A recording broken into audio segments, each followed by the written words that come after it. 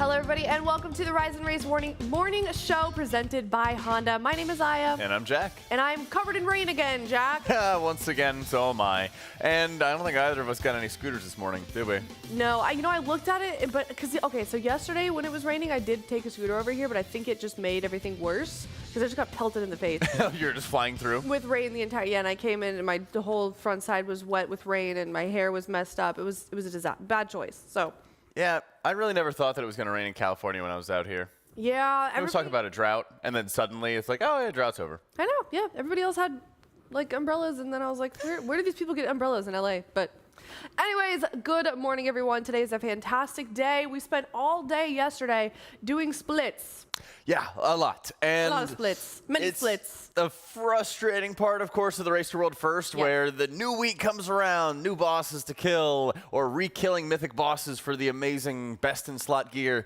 And then we go back into normal and heroic for 14 hours or so. Ooh, yes. The bright side to it is that it's going to pay off in a very big way. There is a lot of very rare items in this raid that might be a little bit lower item level than a mythic piece, but on heroic level, or even in some cases normal level, things like the Jaster Diamond Ring are insanely beneficial for these raiders. And going out of their way to go after these pieces is insanely valuable, and it also really benefits Liquid to go after them if we're expecting the raid to go longer, which it has been so far. Yeah, certainly. And something else that's beneficial, of course, that they're going to be needing, especially if this race does go as long as people are predicting, is nutrition.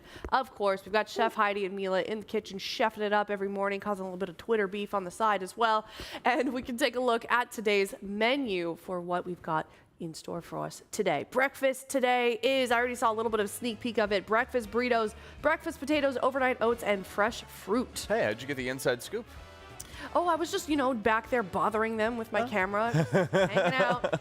Yeah. You were checking them out at Chef Heidi LA. I was, twitch.tv/Chef Heidi LA. Go say hi to them right now. They're planning a little surprise for THD today. Is it the fried chicken bar? Because if so, we just spoiled it. I think we did. Well, actually, it's a little bit better than that. And the cat's already out of the bag. THD already knows about it, so I'm just going to talk about it. They're making. Actually, you know what? Chat, you can be surprised. THD knows. You guys can remain surprised. But yes, Jack, for lunch, we've got the fried chicken bar, lettuce, tomatoes, pickles, onions alongside with ketchup, kettle chips, and mixed greens. I think they do have ketchup as well there, too, if you need it. Probably, yeah.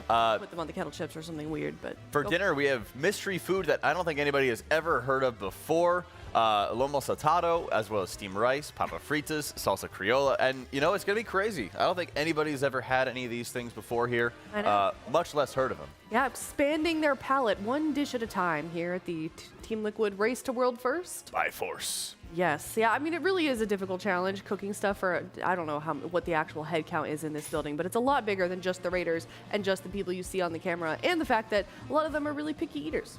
That's right. Who knew? Who knew? Who knew? But the gamers were really picky eaters. Sorry, Trill just looked at me when Yeah, I saw somebody coming in, and I was tempted to, make eye contact with them and be like, who knew? But I didn't see them until they were behind me. There's one of them right now. What of them?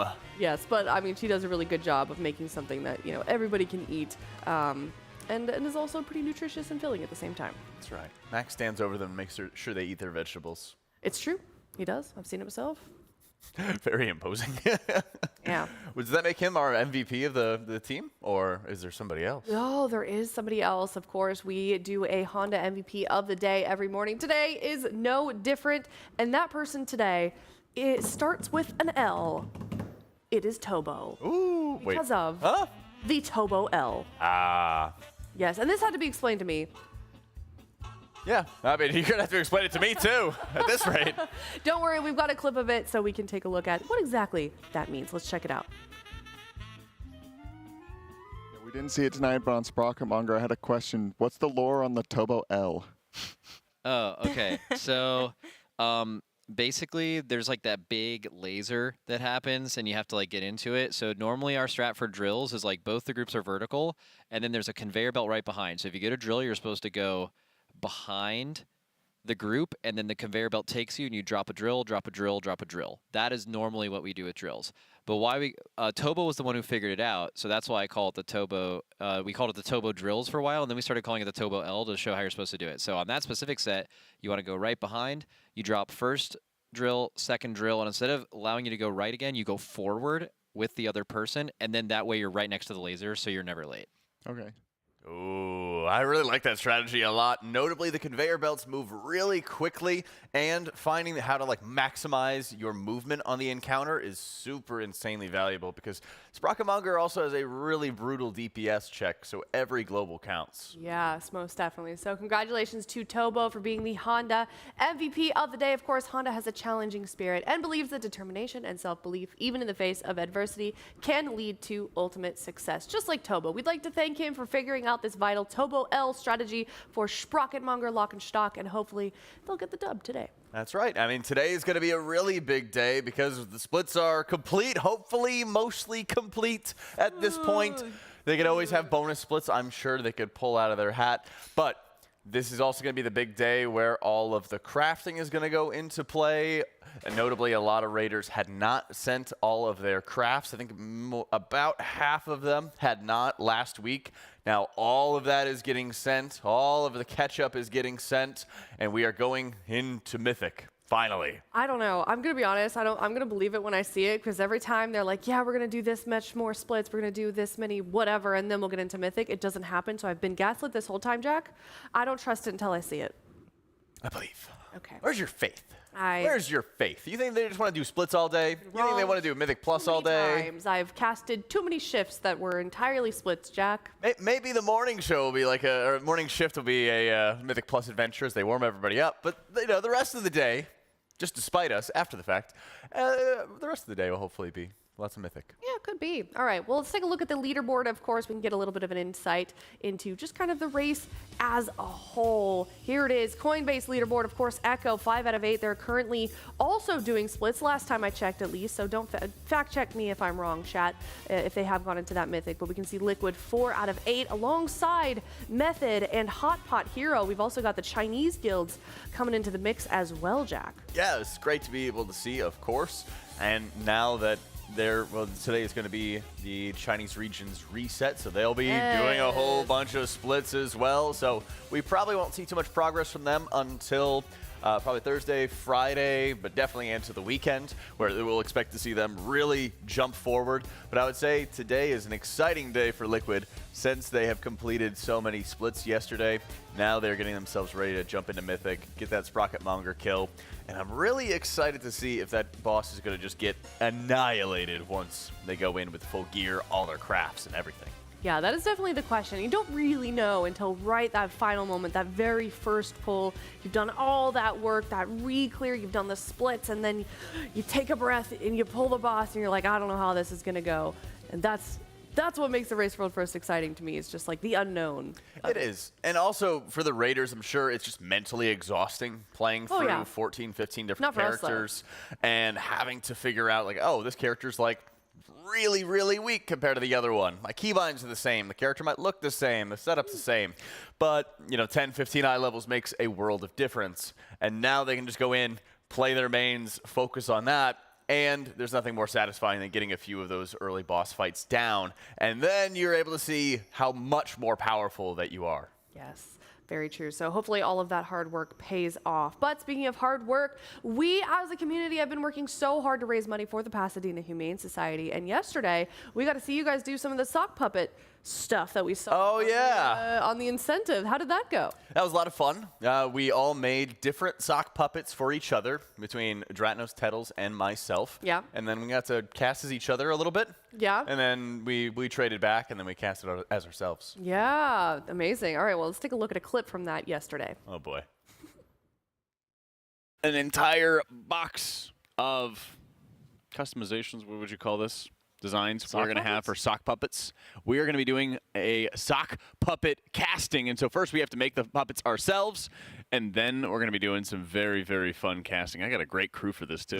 This is going to be good. We already start our cast, and it's kind of cooked. Yeah. Yeah. It's about to get Strap in. This is going to be, once they get back to Mythic, you guys are going to be free from the worst of the fried casting. But for the next couple of hours, they're in Splits prison. You guys are going to be in Caster Sock Puppet prison. So should we make the puppets as if they are ourselves, or should we make them as if they're each other? I'm down to make mine as Dratnos. Okay, yeah. I think we can do, I guess then I will make you, Jack, yeah. Here. Those eyes. What are you doing with the eyeballs? And then Just like that? Okay, I see. Oh, actually, that gives me a good idea. that.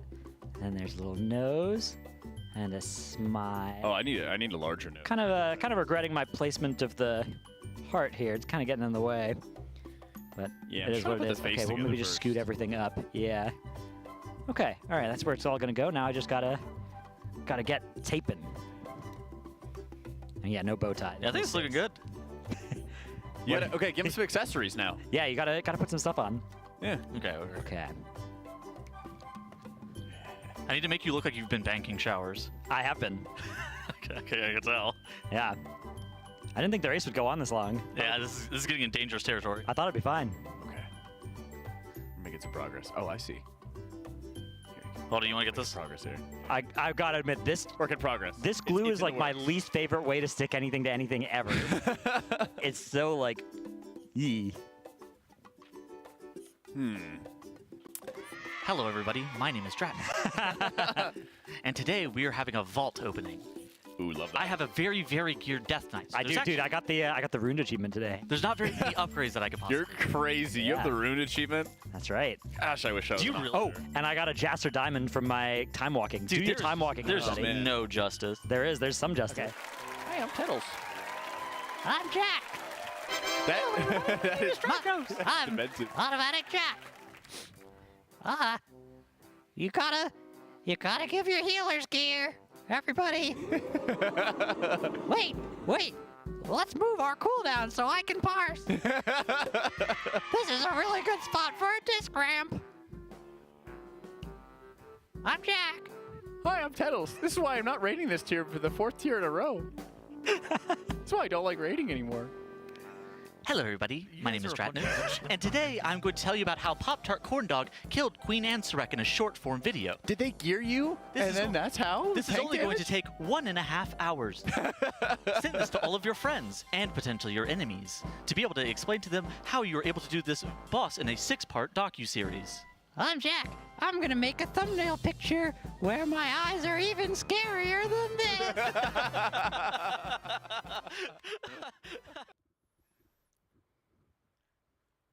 And I think you really missed out on this opportunity. I think this is something that you would have enjoyed in particular. I know I feel a little bit left out now, but honestly, I feel like I get to experience the magic of the sock puppet casting right now. So this is really great. Absolutely. I mean, I think there's always opportunities. That the box that we had, of course, of the extra puppets and stuff was working out pretty well. We still have extras, so you could still create something. Oh, fantastic! You're looking. I mean, this is really good. This is a really accurate depiction of the real Jack. Yeah, apparently the heart, little emblem and everything like that worked out pretty well. Yeah.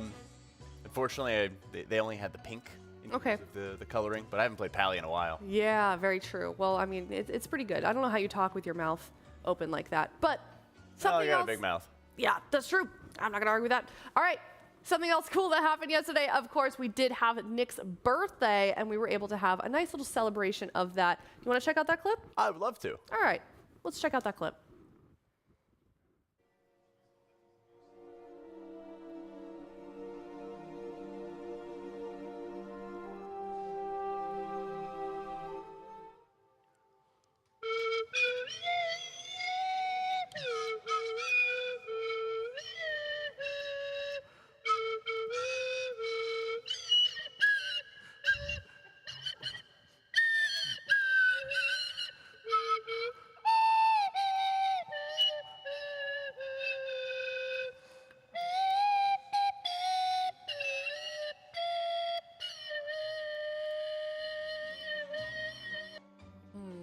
Well, Aw, Oh, so wholesome. Yeah, it's great that we get to celebrate moments like that here at the Race World First during a tier, even when they're so busy. That's right. And there's been a lot of really fun moments over the course of various Race World Firsts. We had a Thanksgiving dinner as well. We had the race run up right until Christmas back in Vault of the Incarnates, I believe. Yeah, Now we get to Christmas celebrate Eve. birthdays. Birthdays. It's great times. Yeah, happy birthday, Nick. Here's some Happy splits birthday. for you. Yeah. For 12 hours. Woo. Yeah. But now he's free. He definitely is free, and it was definitely worth it as well because, like you were saying earlier, there's a lot of House of Cards trinkets on the table now for the guild. There is an insane amount. It's one of the more powerful trinkets for a lot of the casters, and honestly, just a lot of specs in general. It's a 1.5-minute cooldown, giving you a huge burst. I believe it's the mastery that you're getting, and it's super insanely valuable for so many of these raiders.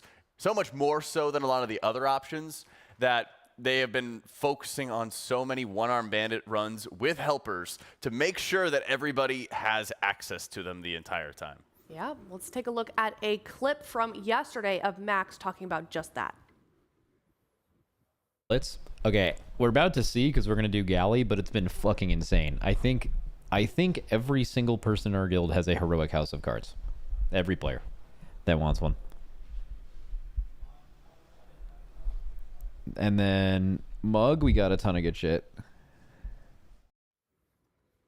Yes, there it is, the variable mastery benefit that you're getting. And of course, it is primary stat for any of the classes in the game. So if you like to play around that 1.5-minute timer for the cooldown, it is so insanely valuable to have access to. So there is a lot for these raiders that they have been picking up lately, and having everybody on board with the heroic level of House of Cards is only going to pay off in a big way later on down the line with this race. Yep, most definitely. And of course, they did also do some reclears yesterday as well. Hopefully we get back into that soon, Jack, but we can take a look at just how that went yesterday. How would you say in your mind? I think it went well. It's unfortunate that there's so much benefit to the splits and so much benefit to making sure everybody has the heroic version of every single piece possible.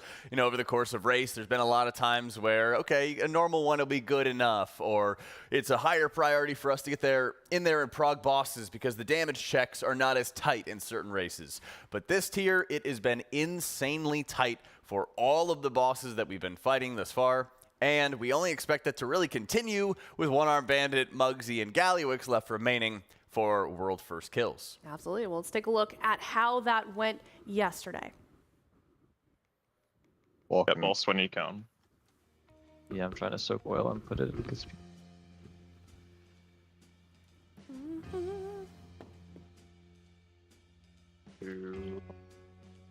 Our whole raid has a debuff right now, except for Zevi, Mark, Shay, Bobo. I don't. What the? Yep. Get all this set. Bank Buster when I can drag on top of them. Guys to the burn after this. Soak next to boss. These might be hard to dunk because they're also stacked. Oh, yeah. I think we're Could good. be okay. Shoot the Seven. bugs. We need to shoot the bug. We got it. W. Not over, Let's hold on. Oh, sorry. Bro, literally Easter's fucking calm down. Everyone fucking calm down. relax, bro. We're just not giving a fuck about that guy. Okay. Dude, get up out of the raid, man. Oh my god. It makes the boss immune, by the way. Dude. Dude, my studio monitor just blew up. Oh, Fight's not over. This guy just meleeed He me. meleeed me, bro. What the fuck? Good job. Wow. Good loot, good loot. Whistle. Shit. Oh, Triple weapon's whistle. Oh, they won't have any stacks now, though. That'll be good. Fucking nether. Everyone hit torque a Little little bit. sketchy. Everyone hit torque a little bit. Hired Up didn't even fucking flinch, by the way. He didn't even think about what I was saying. Nah, Here's a look at Cauldron of Carnage as That's well it. from He didn't yesterday. just fucking not. Yeah, this one's been a lot of fun to watch, and especially with how much faster the boss is dying at this point. Of course, they have to split up Torque and Florendo on the encounter, make sure they're on opposite sides of the room. And one of the biggest indicators of how long the fight is going to go is being on Florendo's side and filling up the entire side of the room with fire. None of these fire pools are going away on the fight, so you're really fighting against the space in the room, because if you're putting the bosses too close together, they become invulnerable and are going to be pulsing a ton of damage on your team. So it's very, very easy to run out of space. Here, THD, I think, is even just aiming it at his buddies just to mess around with them. You can see like the little grin that he has as a result, pushing everyone to dodge a little bit more, but it's not too big of a deal. Definitely not. Also, notably, a lot of the bosses that, well, we're going to see a Rick Reverb, which is one of the ones that got nerfed, as well as Styx, and then Muggsy as well. That's right. How do you Styx, expect that to take effect? I would say, well, Rick should just be falling over no problem. You basically have 3 rounds of these zap mechanics, which you need to use to clear the shields on these pylons. As you can see, they're getting into the intermission phase where they're getting knocked up into the air.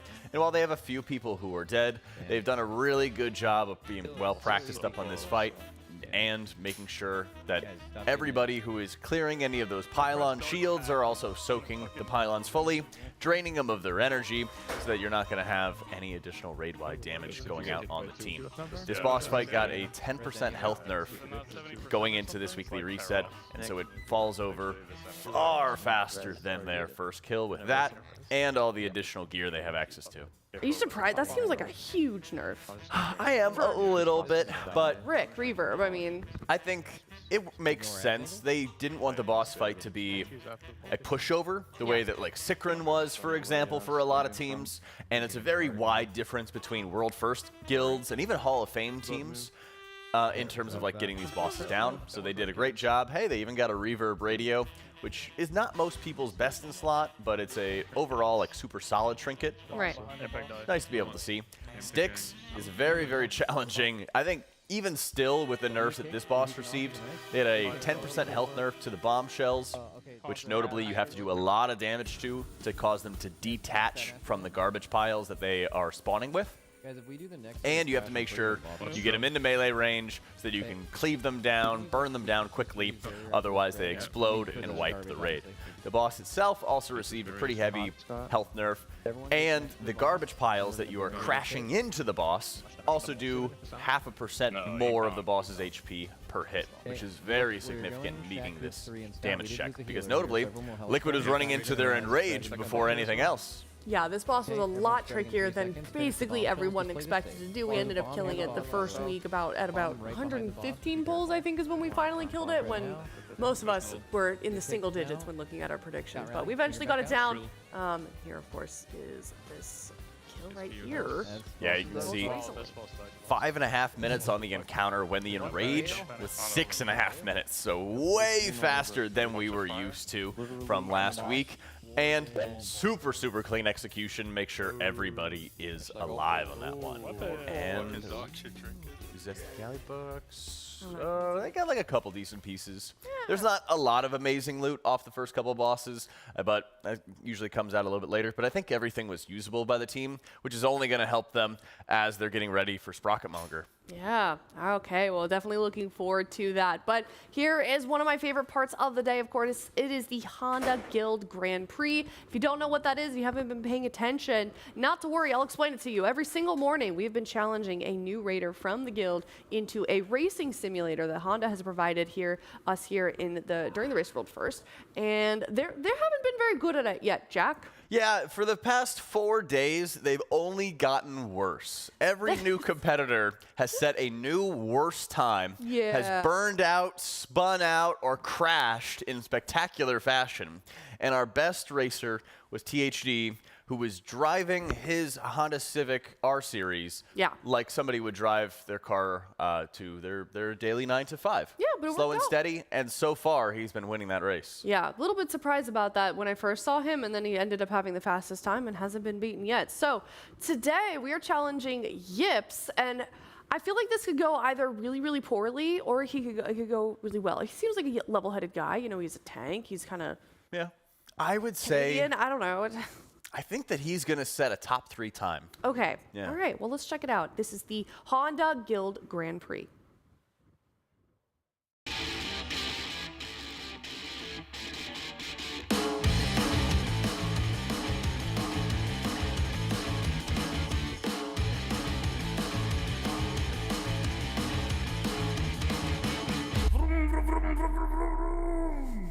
Every time. Yes. Oh my God. no. Okay. All right. I might have to adjust my I think so. prediction. He just fell over on the wall. He just tipped over. Okay. Very serious. Yeah. Locked in. Right. All right, yips. I wish we could see all the other racers in like a little translucent like image a for the ghost time thing? trials. Yeah. Yeah. Ooh, hold on. This is looking promising. So. Okay. Wait a minute. This is good. Look at it. Look at the. Oh, no. Overcorrect. No, it's fine. Okay. Overcorrect. Oh my God. He started off so strong. He's going backwards. Wrong way. We got to reverse now. There we go. There. To get through it. no. Okay. Okay. We spoke too soon. Oh, that's Spoke good. too soon. He ran into the guardrail. Checkpoint missed. Yeah. He failed. Love to see it. All right. Yeah. Oh my God. Oh no. Ah. Oh no. Oh man, I'm never taking a ride from any No. of these It's good for raiders. the No, content, literally you know, not. 'cause Maybe driving teach. is just fantastic. Oh no. Oh no. All right. I don't. Oh no.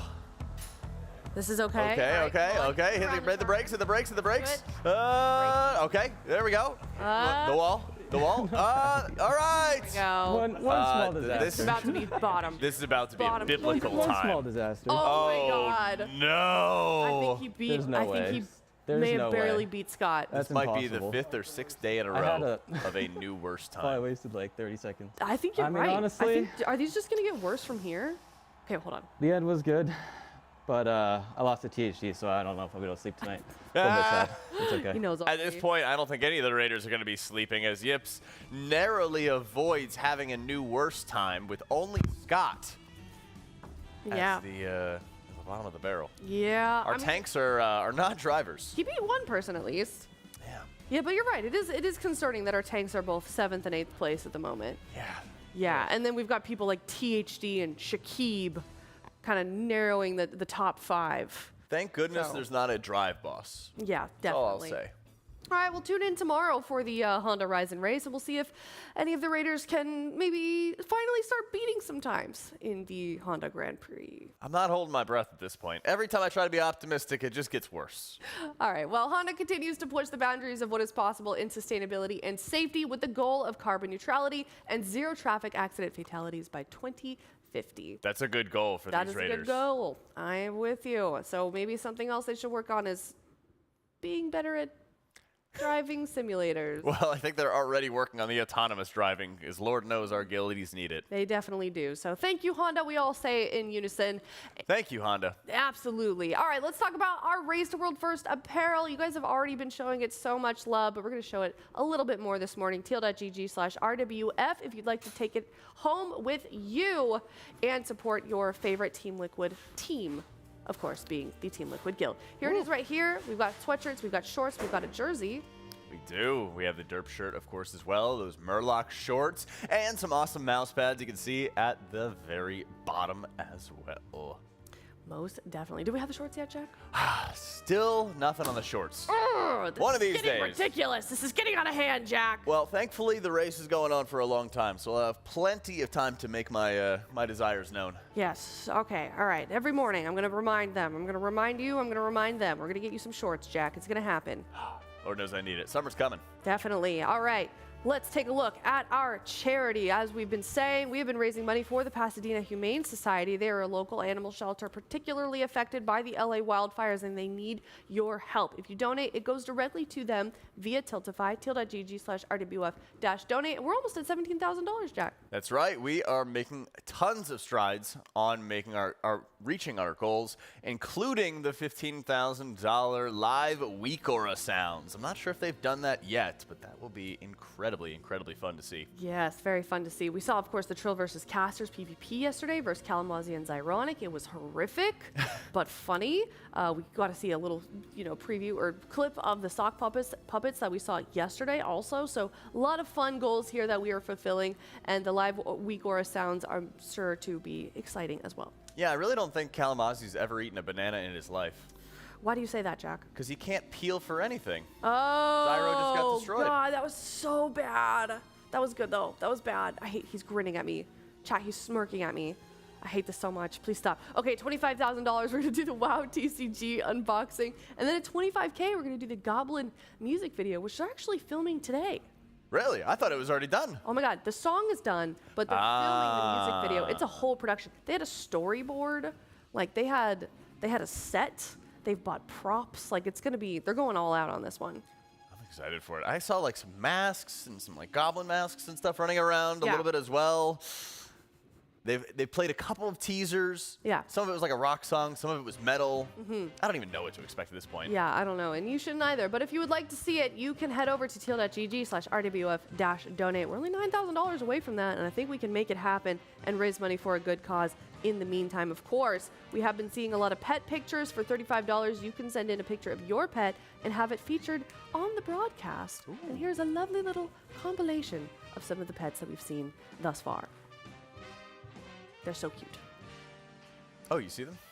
No, just I've seen. Oh, did you? Yeah, we've got some snakes. We got a lizard yesterday. We got a bearded dragon yesterday. I saw there was a bunny as well. Yeah, there's been bunnies. There's the underwater like sea person. The axolotl. Yeah. Sea person. Yeah, it's like a little dude underwater. Yeah, little dude, little Yeah. guy. Yeah, little juvenile salamander. Very cute. Not salamander, but no, it doesn't matter.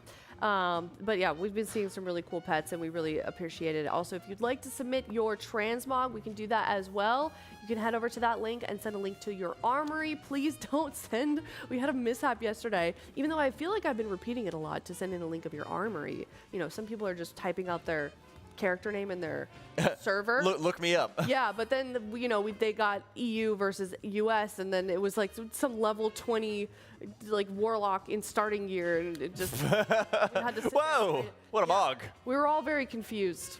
Yeah, I heard you gave some brutal transmog ratings yesterday. Yeah, dude, people were so mad at me because I was giving ones to full sets, and I'm gonna stand by that. Do you disagree? I just think you and Tettles are really brutal. I mean, these people are donating to support the animals, and you're just kind of dunking on them. Listen, I make no promises. I make no promises in being nice. If you're gonna submit somebody else's work for a transmog rating, then I'm going to tell you how I feel. No full sets. Yeah. So if you want to trigger me, you can send one of those.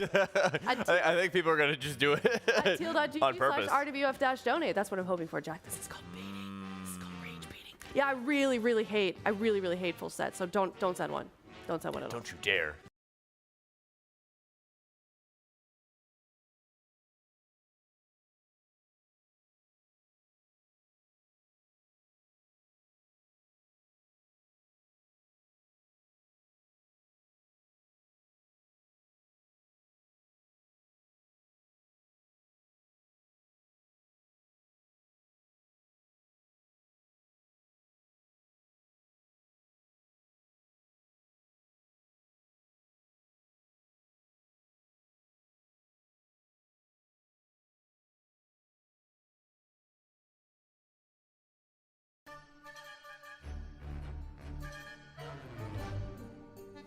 At this point, it's like too late to fix it. All right, don't worry, guys. The power did not go out. We just had to restart some things here. But like we were saying, $35 for a link to your transmog. You better not be a full set or a picture of your pet on stream. And please send it to a image hosting platform and not a social media link. But here are some of those pets. Look at all the emblems, Jack. Oh my gosh, there's so many today. Oh, look at the what kind of dog is this in the middle? I think that's a doodle. Is it? Looks like a doodle. That is a really happy doodle. Yeah. Cute, though. Very cute. Well groomed as well. I was about to say, because usually I'm used to seeing them with all like the fur covering up their eyes. Yeah, because doodles are awful. Yeah. Don't you have one? I have a poodle, Jack. They're very different. They look the same. Yes, but very They're sweet. like fluffy dogs. Okay. All right. We'll have to. Wow. Okay. Actually, it's different. Look at the little guy, the little puppy on the top, though. It's a Saint Bernard puppy. Very sweet. Very guys. I looked at all these guys, and then we got that little tortie, and then we've got the bearded dragon, and this one's like sleeping with a little fish toy. Lots of good boys and girls. Yeah. And the birds. Yes, and the burbs. Absolutely. Surprised they're so close to the cats there. I know. They're well, they look a little scared, Jack. I don't blame them. They're keeping a watch out for each other. All right. Well, TL.gg/RWF-donate if you'd like to have your pet featured on the broadcast. And of course, we are going to be featuring a pet of the day from the Pasadena Humane Society that is adoptable. TL.gg/adopt if you'd like to go over there and see all of the adoptable animals from that organization. That's right. And I think we even have a pet of the day where we're featuring one of the pets they have available at the Pasadena Humane Society. Yes, I am looking forward to it. Oh my goodness. It is a neutered male tan and white Chihuahua, 11 years old. And apparently also a time traveler. So even though they're only 11 years old, they did win the World Heavyweight Champion over Apollo Creed in 1976. That was a whopping 40 years. How many years ago? 50 years Yeah, ago. you just looked at us. Man, that was a long time ago. That was a long 49 time years ago. ago. Well, if you'd like to Don't ask me adopt, to do math in the morning. if you It's not good. have a space for another little animal in your house, please consider adopting. It is such a good thing to do, of course, when you've got senior pets in the shelter as well. 11 years old. This man needs to spend his golden years in a nice, comfy home. Look at Yeah, this at least, handsome guy. at least until the Russians come. Sure. That was a good reference. I got it. I don't have a fancy retort. So teal.gg if you'd like to check out Rocky and all the other adoptable animals. There you go. Lovely little guy. Yeah, me too. And I know that there are also a lot of like organizations that do transportation for adoptable dogs from shelters to homes that want to adopt him. So maybe we could look into that. There's options There are for adoption. There are ways. Get Rocky a home.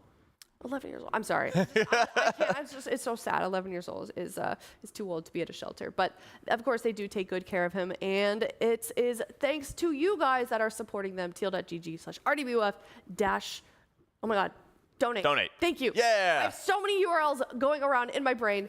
All right. Guess what time it is, Jack? It's time to guess the guildie. It is time for Guess the Guildie. We did pretty good yesterday. I think we did.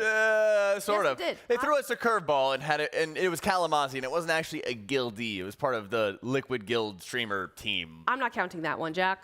All right. I'm Neither am the I. Trill one that we got midway through. We didn't even see all the facts, and we knew it was Trill. Well, you did. You've known Trill for quite a while, I was gonna so let you in on had a that nice one. little advantage. Very true. Credit where it's due. Okay. Well, thank you. Let's check out Guess the Guildie and see who it is today. All right. Roll DPS. That's where everybody spams Nick like yesterday. Yeah. God. No idea. We're Let's gonna see. need to see more. Guess the first Yeah. DPS that walks through the door. Yeah. Who's that? Have we had fired up already? I don't know. guess Fired Guildie? up. We're gonna guess fired up. He just walked in the door. That'd be crazy if that was the first one. Is it fired up? Oh, okay.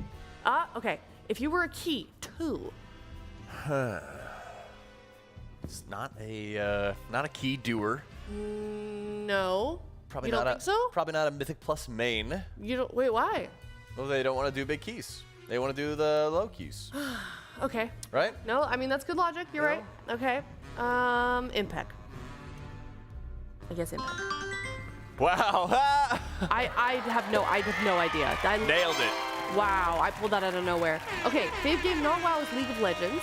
Ideal date, a nice steak dinner into a good movie. Oh, that is base. Fun fact, Wind Fury Totem Prisoner. Yeah. Understandable. You're on a roll. Wow, that's great. Dang. Okay, 2 days in a row. Whew. We'd love to see it. I'm just carrying you, Jack. My bad. Honestly, somebody's bad. gonna have to. All right. Do you want to do another one? Let's do it. All right. I need a little redemption hour. Let's do another Guess the Guildie. See if we can get Jack a dub here on the desk. I mean, Hopefully, we'll be able to have like a healer or something this time around. You know. Stop trying to. Hold on. Don't. I have my I got my specialty, and I kind of exist in this little bubble. Okay. This area is safe. Going outside the bubble, not so safe. Listen, I had DPS and the key 2 to work off of, okay, and I got it. So What? I gave you a good hint. It was they probably don't do a lot of Mythic Plus. I didn't know that Impact doesn't do a lot of Mythic Plus, to be I fair. think you're locked in on that one. All right, well, let's check out this next one. Roll DPS. Sorry, Jack. No cheating today. It's always the toughest. What does this mean? Yeah, I mean, it hardly narrows it down, doesn't it? THD. Do it. Just so that chat can stop spamming. Yeah, literally. All right, let's take We're waiting for him. a look at the next one. TFT. This could be anybody. Yeah, there's a lot of TFT. these days. Is it Makes? Do we put Makes? Yeah. Oh my gosh. Dude, I am on a roll. They keep throwing us. Oh my god. I'm on a roll here. Bruh. Dude. I don't know what to say for myself. I'd like to thank my mom. I'd like to thank my dad. I'd like to thank Team Liquid. I'd like to thank Honda, of course. our amazing sponsor. I couldn't do it without you today. Ethan at home, watching all of our pets. You know, it's just been really an emotional year for me, and this is a big moment. It's a big moment. Did you see her fun fact? Amelia. I'm sorry. You see her fun fact? What? She bruised her hand to get out of an exam. Did she really? That's crazy. Wait, thank you for getting up early so I don't have to do MVPs. That's fair. Fun fact, I once bruised my hand on purpose to get out of writing an exam. It worked.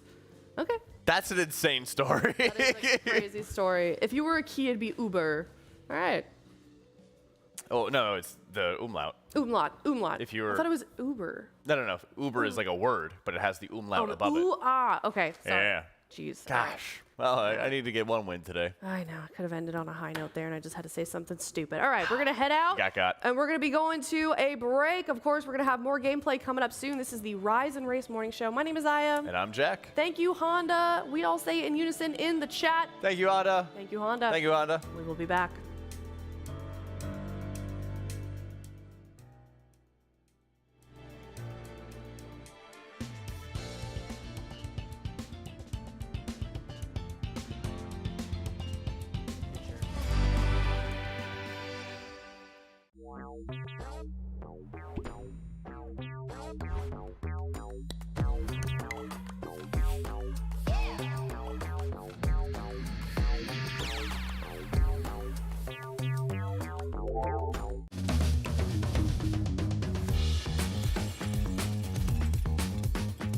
The Alienware Pro wireless headset, it's become my main headset for anything WoW related. The battery life is actually a huge deal for us. One of the few esports that plays all day, every day. 4 days of gaming on one battery, that's insane. This headset is everything that you can ever want and dream of. Without a doubt, this is the most comfortable headset that I've ever worn. I hate headsets that kind of like clamp on your ears or feel like they're pinning against the side of your head. This headset feels really, really good around my ears while I play.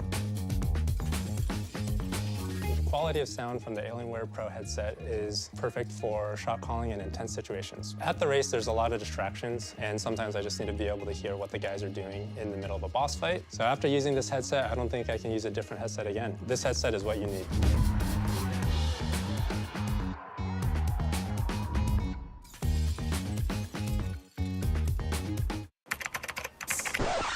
Check out how cool MyBlue is. Mine's way better.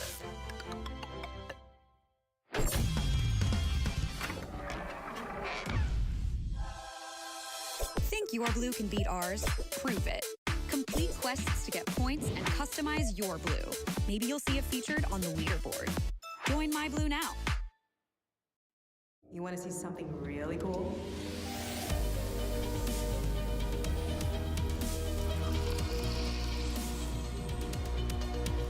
Where else can we go? This is the Honda Prologue. We can go anywhere we want. Listen, we need to have a conversation about apparel. The fact is, you signed a contract guaranteeing certain concessions. One of those being a spot on this broadcast. Well, that's where I see things differently. Contract or no, I will not sell out for an impeccably designed and high-quality t-shirt. I'm sorry you feel that way, but that's basically the nature of the race.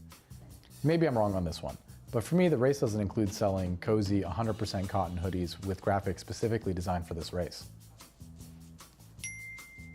No, this is cozy.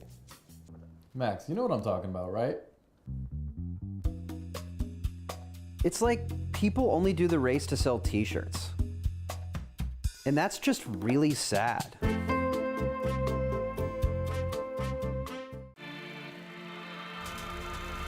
Liquid, from underdog to champion.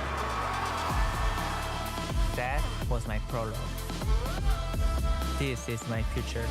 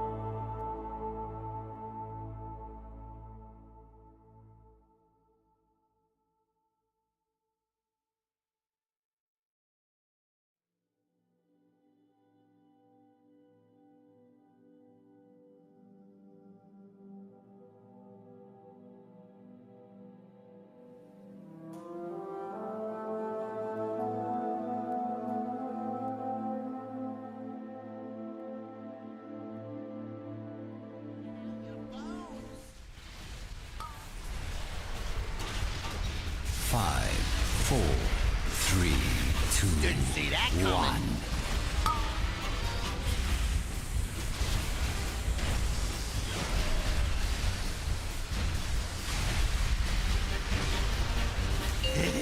Let's try a little experiment. I call this the green noise.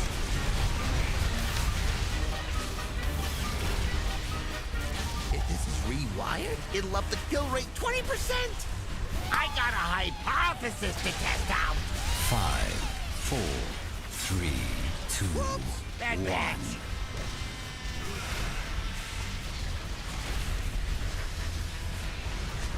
Oh, check out the big bang. Toast into my success. How is this gonna work? Let's try something special. 5, 4, 3, 2, Didn't see that coming. 1. Shaking out your bones. Ooh, that's a new benchmark.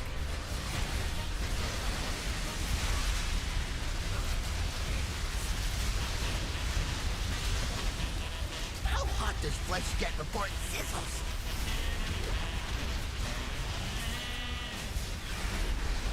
I call this the green noise.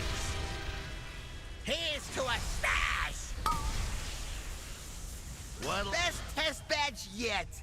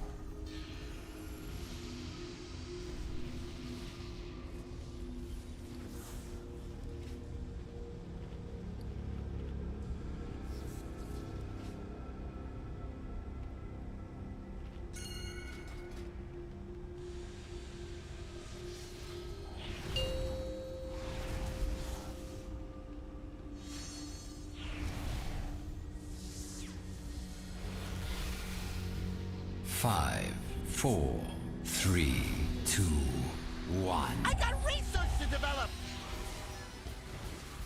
What'll happen if I do this? Shaking out your bones. I got a hypothesis to test out.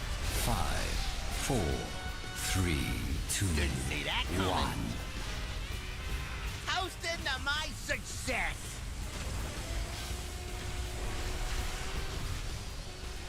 Hello, everybody, and welcome back. Good morning. We are getting some polls in on Sprocketmonger Locked Stock Titles.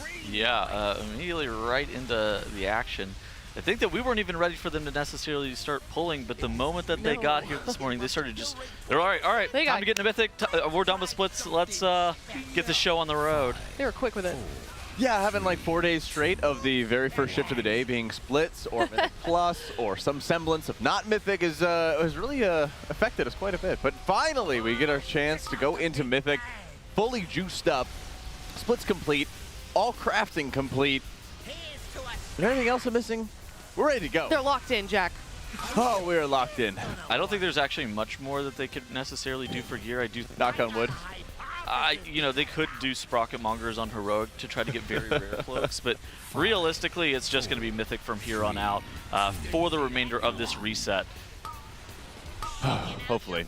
Is there anything else to the rare cloak off this boss? I mean, there's the movement, but the movement's like awful. So the stats on it are really good. You get it spawns in at a pretty high item level. It spawns in at the max of hero track. Oh, right. On top of that, there is an item that's off this boss that I think is valuable for Hunter.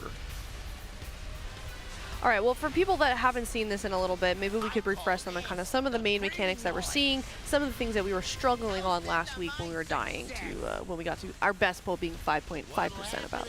Yeah, so by far the hardest part of this fight is actually the last phase. So as the fight goes on, the boss empowers their inventions. The inventions are the missiles that are on this boss, and they are the beams that are on this boss. And so going into phase 2, the beams, after this beta launch sequence that you see right here, the beams widen and they become a lot more deadly. There's going to be some body blocking on some of these comically large missiles that you have to watch out for. And then in the final phase, those missiles are turned into these void orbs. And these void orbs do 6.5 million damage to your entire raid if you hit one of them. And your rate is so low that you basically can't afford to tank one of them. Those are the hardest parts of this fight. Just in general, though, this fight is pretty similar to Heroic. Outside of the fact that you actually can see on screen right here, there are players that are marked with red and blue debuffs, and those are the polarity mechanics. That's the actual name for the mechanic. Basically, it's to separate out the players who have those difference in their colors. In addition to that, there are bombs that are marked on the ground, or mines rather, and players with that color polarity have to soak that color of mine. Now, the mines are preset in the location and the color that they are, so they're using a weak aura to kind of tell them who's going to be soaking what. It's like an assignment style weak aura that's typically used on a lot of different fights, and so that's roughly how this boss has been working. That does cause them problems occasionally.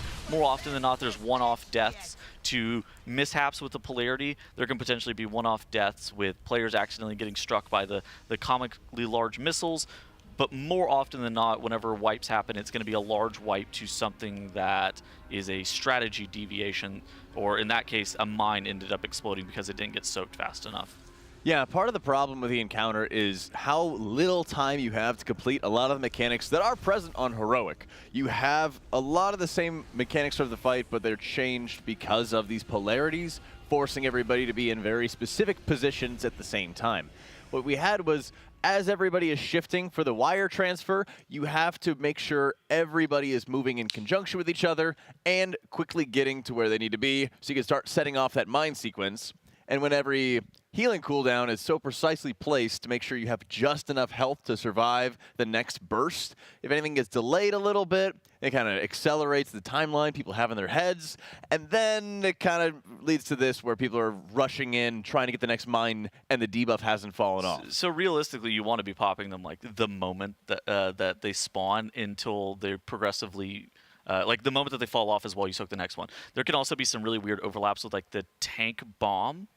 Pyro pack, yeah. Yeah, and I've seen some, like I think there's a set where Tobo has to actually disperse because he's soaking a far mine with the tank bomb like right on top of him. And so he's slamming his dispersion there to make sure that he's able to actually live that hit.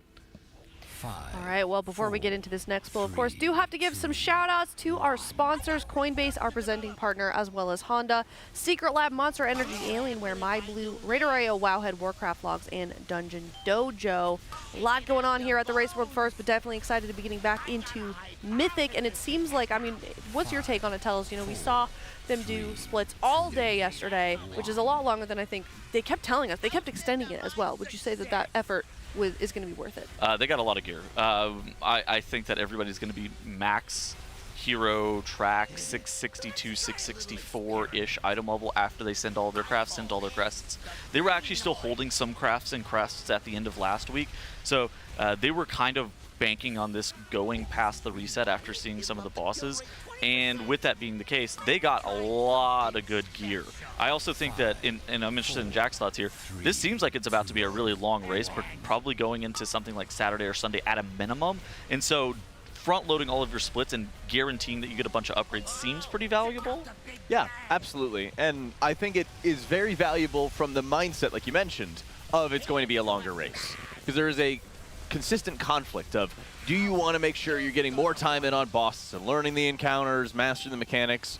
But the trend really over the past few years has been that the Raiders are able to figure out these mechanics quickly, perform the mechanics quickly, but the challenge is meeting the very high damage requirements and doing all of those mechanics flawlessly. And when you have a raid like this, where usually, like historically, all the last 3 bosses take a ton of time, but even the first few bosses are taking a ton of time on top of it, at least a Sunday, if not a little bit later, I think is very reasonable to assume. So you might as well get as juiced as possible, because if you know you have to do those things, if you hit a hard DPS wall, you think you're going to hit a hard DPS wall in later encounters, you might as well just get all of it done out of the way, which also helps kind of orient everyone's mindset that says, the entire week, we are just progging. Everybody's impatient with splits in general, aside from the analysts who are making sure that they're not allowed to be impatient with splits. Nobody actually likes to do them for gearing, but it's been proven time and time again whenever you watch some of these races that occasionally a team will get punished because they don't do enough splits or they're trying to rush things a little bit too fast. And there's, basically if you end up rushing it, you have something that happened like in Sanctum of Domination where Liquid isn't able to kill Sylvanas on reset 1. Echo is because they had an item level over them. So doing those splits, while it sucks to watch, it's very important to optimize because it allows you to just have such a distinct advantage. The other thing that I also want to say too, they high rolled their asses off on their Gallywix. Like every single run had an Eye of Kazan or a Jaster Diamond, and there was like 4 or 5 runs that we saw that had both. Right. They had insulated themselves from bad RNG, so they did so many runs that they would guarantee they would get at least a sum of the items, and then, like you mentioned, they just got really good luck anyway. They absolutely high rolled. I'm pretty sure Fired Up got 10 item levels yesterday. That's I would not be surprised. And actually. they also sent a lot of crafts. They had maybe half the raid that had sent crafts last week or the very end of last week. Exactly. But everybody else did now as well, which also favors the mindset of this being a longer race, challenging race. Oh, and one more thing you reminded me of, Tettles. You were talking before about like, okay, you don't want to be working on the prog on a boss, then you find you need to do splits.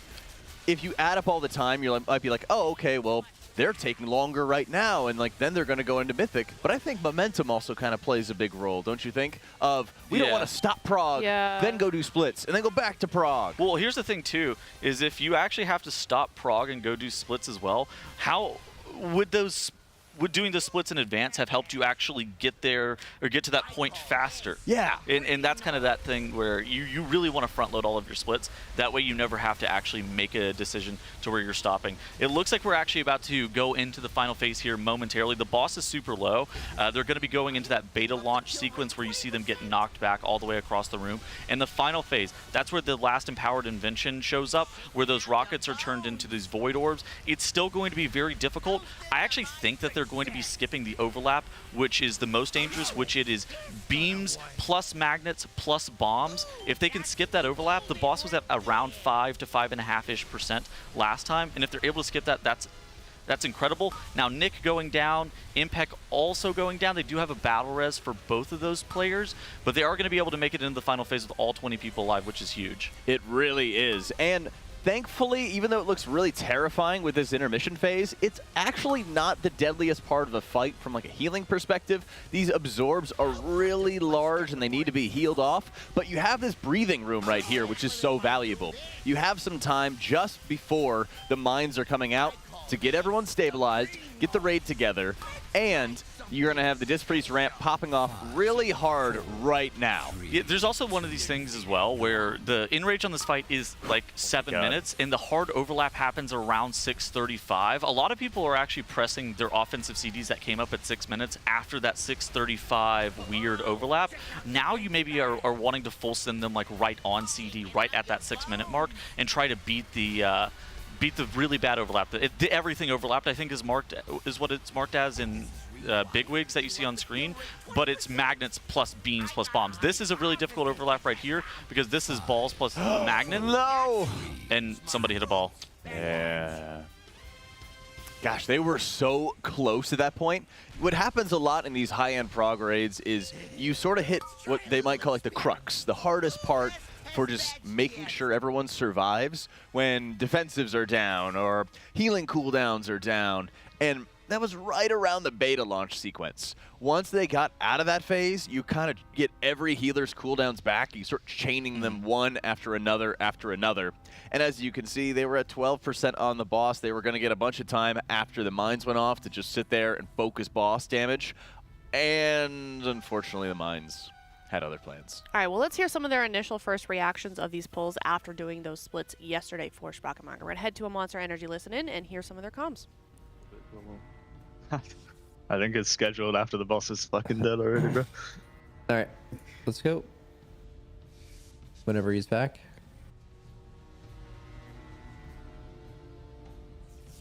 Unless you wanted to press 2 minutes on 5 minutes with second part and fucking destroy the boss, we could hydrogen bomb at 5 min.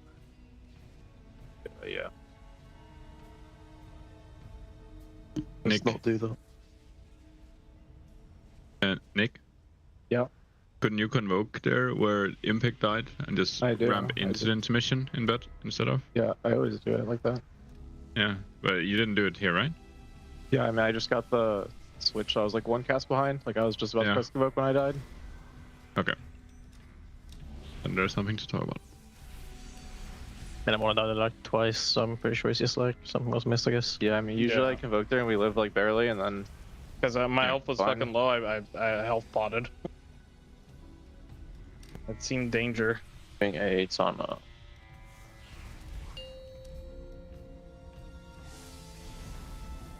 hydrogen bomb. Hydrogen bomb. Hydrogen bomb. I am built like a lava. I think the boss is getting Astro shit on, right? Astro Bird. Polarization here.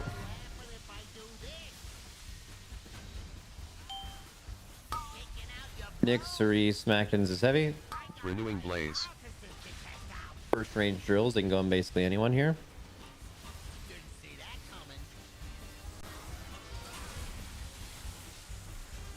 Can't go on melee there. Melee do no mechanics. So true. I'm a warlock. No, you're yips. What does that mean? I don't know. Sorry. I do mechanics. Yips. Yips. Hello, yips.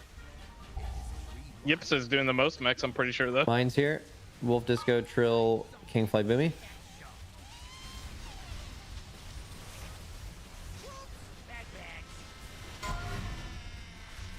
Rockets. Bomba. I can. Good beams and rockets in 3. Okay, we dodge. We dodge, we dodge, we dodge. Polarizing now. Renewing Blaze. Okay, mine's here. Zephyr. Malarcus, KSP, Exile, Shack. You're gonna have a freedom for me. Drills in 3, 2, 1 now. Obsidian Scales. I'll do it when the invention starts. Okay, dodge here, boys. KSP can soak shitty ones. Dodge. Nice. Okay, polarizing in 8.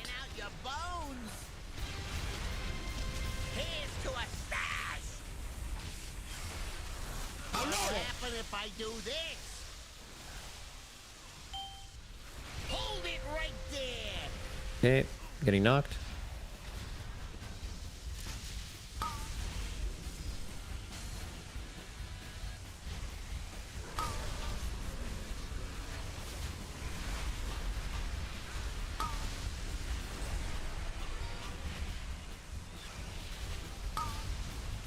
Get him up after. Zero, I'm gonna be fucked. No, it's fine. 3 buffs, 3. DG fired up, Zevi and 3 here. Mines are spawning. And Bay drills already. 5, 4. Drills are in 3, 2, 1 now.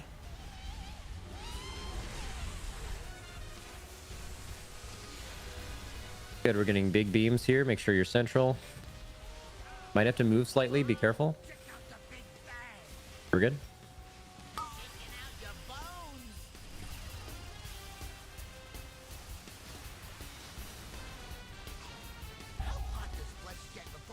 Okay, moving across. City and Kingfly stay. Mines are out now. Popping 1. Popping 2. Good. Drills now ranged. Great. And then we get big beams and rockets here. Yips might be hard for you. I still have a pop. A little bit, 2 pops. I love being hard. Oh. I just can't bait the drill that far. And even then, the pops are slow, right? Yeah, it's because it was making the drills far, I think. Test batch yet.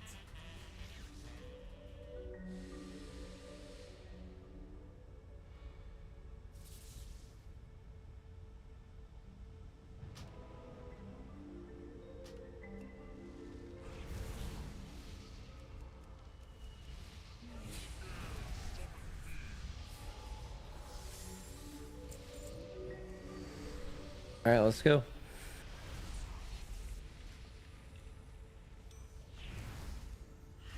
I need 40. Oh, well, 30, I guess. Use that time to stand up if you guys need it. It is early. We need to be ready to go right away at the start of our raid time, or we need to push it back. And then Yips will kill everyone. Yips. I'll fucking blow up. I hope you get some sneakers. Thank you. Hope you get everything you want in life. 15 disco or the XL. Yeah. You think I should? One more. Okay, maybe not. Not as good.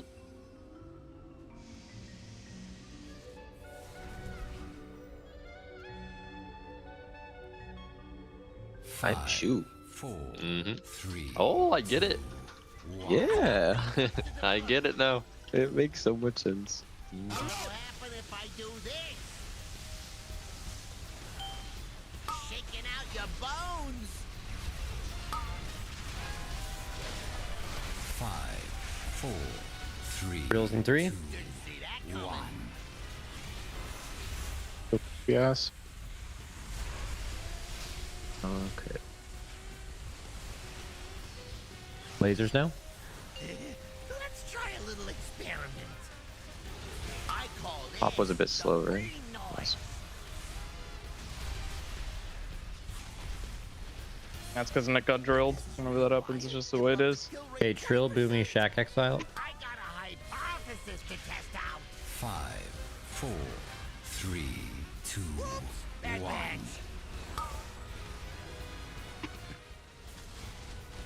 Oh fuck, I wanted to make a change to the weak aura for the last phase. Check out the big bang. It'll help the healers a lot. Okay. Dodge. Okay, polarity. Okay, mines now. Smart KSP Impact Disco. 5, 4, 3, 2. That's too late. Go fast, please.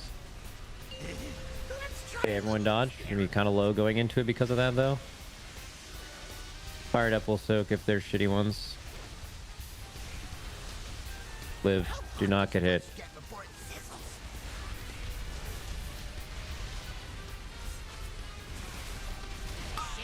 Okay, red is gating, blue is getting knocked. Polarity swap is happening in 3 seconds.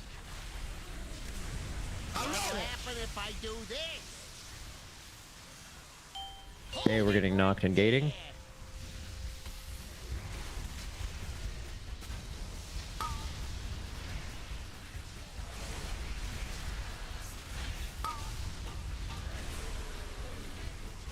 Good dodge, dodge, respect this phase.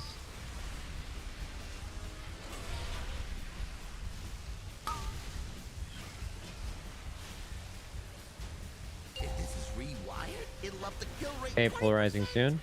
Polarizing now. Got bounce. I'm gonna bounce. I need to build it back in like 2 minutes, so I'm not dying.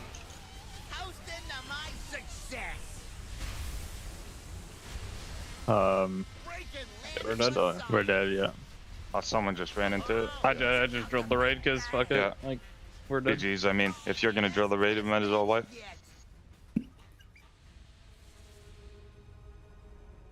You got assigned moon there, right, Sang, and then you died? Yeah, I mean, Okay. at the dot from the thing. Yeah, I mean, I just got like a backup thing, but it didn't actually say anything. I was just like, wanted to make sure I just didn't completely miss it. I'll get some water then, if KSP is okay. Oh, we're just taking a 15? Yeah, let's take a little break. Oh shit, Let's just take lunch. Let's take lunch now. I'll take a break. You get to take lunch now, Shaq? Quick little 5 at least, right? I'm down. Just want to go in the rain for a bit. Is Scott already gone? I'm the only one sitting down in the pro lab right now. Someone should put up the break timer. This is the wildest break I've ever seen. We need to move our start time back. Wait, what? I think we started 30 minutes ago. I think unrelated to that is why KSV has to leave. If I were to guess. He's got a business. I just mean kind of everything. It just seems like it's a slow start, which means we may need to. Well, Yip said starting later is not the right idea, but. Man, if we start starting at noon, I'm gonna blow up. I mean, yeah, I'm also gonna. You don't need to start later. People just gonna wake up earlier. Later. Yeah, yeah. I think the best thing to do is to just. The thing is, the later you start, the more you just get woken up by all the car noises outside. No. You would still wake up same time, but you'd like do a b-ball match or something. Maybe, I don't know. You'd do something. I woke up at 7 a.m. Today's just the first day of the race so far, where like the first 30. We've basically been playing for 30 minutes. It just seems like we're not awake. So it would just be. I don't really know the solution, but that seems very evident in both communication and the mistakes. Morning stretches, morning boost. Look, I have the solution if you need it. Send it, bro. You just wake up at 7 a.m. Then you're awake. Yup. If you wake up, that's what I've been saying, bro. Wake up at 7, chill the rest of the day. Yeah. You start at 10, wake up at 7. Yep. And then you put your eyeball in the sink. Oh shit. Dude. Yeah. That one hits, bro. Mark was up at 2 a.m. He fucking made that shit extreme.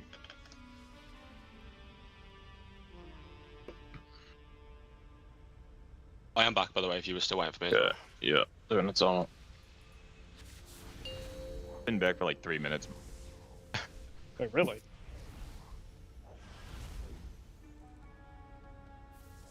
You guys believe Sang's hacking right now? 4, 3, hacking. Dang. 1. It's kind of crazy. So naughty. Polarizing. Hello, everybody. Welcome back from that Monster Energy listen in. As you can see, we are on pull 103. I think the 4th or 5th of the day here at the Team Liquid Race to World First. Of course, shout out to our sponsors, Coinbase, our presenting partner, as well as Honda, Secret Lab, Monster Energy, Alienware, MyBlue, RaiderIO, Wowhead, Warcraft Logs, and DungeonDojo. Also, a quick reminder before they get too deep into this poll, teal.gg/Coinbase RWF. Use that code TEAMLIQUID20 for $20, as well as a chance to win a Team Liquid signed jersey. And for the grand prize, if you're EU or NA, you can be flown out here for the next Team Liquid Race to World First and meet the guild, join the facility, get some Taco Bell with Kalamazoo, all kinds of cool stuff, Tiddles. Yeah, the bell was ordered last time. Bell, yes. We love a man who provides. I was about to say that. I was like, you had the provider there with you at the late night. Is that what we're calling Kalamazoo these days? The provider, exactly. Yes. Dude, we're the biggest degenerate group of casters, I think. There's no way. Well, we're getting hard carried by a couple of us. Okay, and us being me, Kalamazoo, and Dratos. Okay.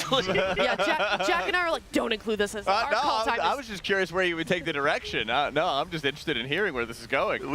We're here until 3 a.m. every day because we're gaming, and then we're LAN partied up and we're ordering Bell. It's great. I mean, I'm gonna be honest, Jack. I can't speak for you, but if we didn't have an early call time, I would be right there with you guys, joining in on the Taco Bell. But I stay late and I regret it. I haven't eaten Taco Bell since last race. Right. Oh, okay. That's perfect. So really, it's not you that's the degenerate. It's just your degeneracy gets activated as soon as the Race to World First starts here. You go full degenerate. Well, that's the thing. You are a product of your environment, so you can have like a nice, clean environment, when you're at home, and then when you're with the buds, it brings out, some fun. I mean, the Race to World First starts and I start banking showers. Yeah, I could tell from the moment you walked in. Pigpen. Wow. Sniffa. Sniffa. Makes just walked by. Should we get her to do a sniffa? No. No? Okay. No, I'm not ready for weird. HR. I'm not ready for it to be weird that weird. Well, I've been enjoying my my time here. I'm not ready for it to end. Fair enough. But you know what is also fair enough? Oh, fantastic segue, Jack. What is that? It was actually pretty weak. this boss fight, and they have been slaying demons. They were trying to get everybody woken up just a little bit, and it's understandable since, you know, they're mostly not morning gamers like us, I would say. Yeah. But we do have the next round of mines going off. Boss is around 50%, and we've already survived one of the beta launch sequences. After this course goes out, boss gets a damage buff that persists for the rest of the encounter and is empowering his inventions, one of which is those void beams you can see under the sides. They're halfway through. Okay, so the boss is at 50% HP at the 3-minute and 5-second mark.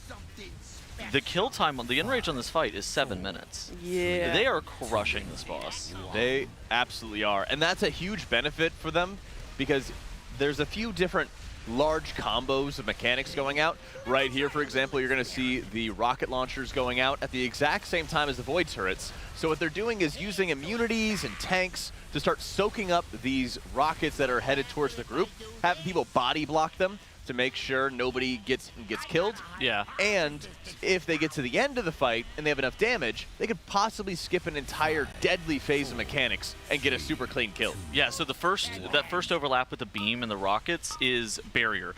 Only one player I've ever seen actually die inside the barrier was Impact. He got hit with like 2 or 3 rockets consecutively and they ended up dying. This one's a spell warding set. So fired up on the opposite side of the screen, or they'll use Turtle, and he is going to be looking to body block as well. Scott actually ended up getting dragged into the beam by the magnet. They do have a battle res available for him, but I think they're probably going to have the battle res after the beta launch. Oh, okay, they actually are able to get the battle res off. It is really difficult to actually res players on this fight just because of how that polarity mechanic works. And so getting Scott up, it looked like it was actually a player from the blue side who was able to res him. And it did happen. So they are actually going into this beta launch sequence where the final invention, those rockets now turn into these void orbs. These void orbs are very, very dangerous, and they do a large amount of raid-wide AoE whenever they're contacted by a player. It does, I would say, around 6.5 million damage. These players have somewhere between 8 to 9 million health, so it's livable, but you're probably going to have like 4 to 5 players die if you contact one of those orbs. That's right, it's livable if everyone's at perfect full HP, and there's not much surplus health to really spare. You're going to see right here the next round of mines going out after the polarization, and this is where you have pretty much the entirety of your healing focused in like the dis ramp, and everybody else is kind of chilling and holding on to cooldowns. They have a very limited amount of extra output to keep everybody healthy through these mine sets, but this is a really key part, as once the dis ramp is over, then they're going to move into revival coming in from the Mistweaver Monk. They do have one more revival remaining, and then they have the Invoke Yu'lon and Tranquility to deal with the last set of mines. So if they can dodge this, they should have an overwhelming amount of healing for the final set of mines to keep everyone super safe, and that is going to pay off in a very big way. So in 10 seconds here, they're going to have the balls and the magnets at the exact same time. They're also going to have a wire transfer that happens. That's going to drop some of these blue zones on this middle conveyor belt, and they're going to have to actually run to the opposite side to be able to dodge the balls and the magnets. So you see that movement right here. Now, basically, this is one of the final hard parts of the fight. Do not get hit here by any of the orbs. And yeah, they did hit one, but everybody's actually still alive. Maybe they're going to be able to through it. But another orb actually gets hit right at the very end there. The raid was all at 15% HP, and it takes pretty much everybody out. But look at how low the boss is. This is a situation where if they're able to actually keep all 20 players alive, they will be able to down this boss and probably skip the hardest overlap of the fight. So right here at around the 630 mark, it's balls plus magnets plus beams. So they have to and a tiny little runway too. They have like a 15-yard like area to be able to actually be able to dodge, and they have to avoid the polarization mechanic from the opposite color players. Very difficult dodge. I think if they have all 20 players alive, they miss that though. I'm not gonna lie, I think it's a lot better to have one person jump off the platform and die than hit that orb. Oh yeah, dude. They had a battle res. Yeah. They had a battle res remaining, and they hit 2 orbs. They survived one of them because they had the Scott's rally cry going out, so they had the additional stamina to survive that hit, and they were just about to be able to heal through it. They didn't really have any healing cooldowns assigned. You can't really assign any healing cooldowns to plan for hitting one of those orbs. And just having that second one go off did them in. Yeah, might be a moment where you just press every defensive as well, and you just are like, well, one of them is probably going to get hit. Surely I don't die if one of them gets hit. Right, but that's the problem, is like they burn the evangelism ramp at the start of that final phase. Then they go into using Revival, and then the monks invoke Yu'lon.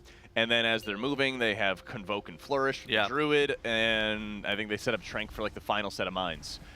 They don't really have any sort of excess output, and what really happens is you have a couple of these, like, I guess I would call them like tertiary damage mechanics, where it's not the main thing that is going to kill you or that you plan cooldowns around, but because most healing is so bursty these days. Oh my god! That's just a little silly. Somebody was on the wrong side. Yeah, unfortunately, people just, you know, misinterpreted the polarity. We're not counting that one. We're in the wrong spot. Unfortunately, not all the gamers are early morning people. They come alive at night. They need to be getting onto one-arm bandit rather quickly here, in my opinion. They do, and I think this is a very key area for the race in general. This is where the splits are complete. They're about as geared as they possibly can be, and we have 4 incoming insanely high execution encounters back to back to back. Yeah. To back. And this is really the area where we're going to be looking at seeing who is going to win the race. And it's a direct result of how well they can execute and make efficient use of their time. Warcraft Logs is a great section for encounter time when they're progressing on boss fights. And that's a key area where you'll be able to see, hey, are people making the best use of their time? There, it was in the back. Yeah. On top of the boss, maybe a melee. It looks like it went through the boss on the. It went through the other side of the boss, and I think that they just didn't see it coming through the boss's hitboxes. Little rewind? A very common thing. I mean, everybody was just so low because they hit an orb right before that, and they were able to actually live that. That second orb that they hit pretty much took out their entire raid. Yeah, maybe we can get. Just look at how low everybody is. Everybody's at 10% HP because of the orb that they hit earlier, and they were able to live that. And that's like the difference that one reset of gear makes. Now look at the boss. There's 2 orbs that are going towards the boss. The only thing that you can do as a melee here is just basically peel out. You're just like, all right, I'm backing off. Like I'm not even gonna hit the boss here. Donkey Gary's getting out of melee. It looks like it contacts THD maybe. But like ultimately, it's just so hectic. You're basically playing free for all. Every man for himself. Do not get hit by an orb. It doesn't really matter on an individual level who gets hit. It's more about like just being able to play at like a perfect level there. Actually, I don't even think it's THD looking at this replay. I mean, it's just impossible. Yeah, that's a mess to see. Yeah. That's the thing. You like you mentioned, you just have to run out of melee. Like hold your hands up for a second to say like, I will not hit an orb.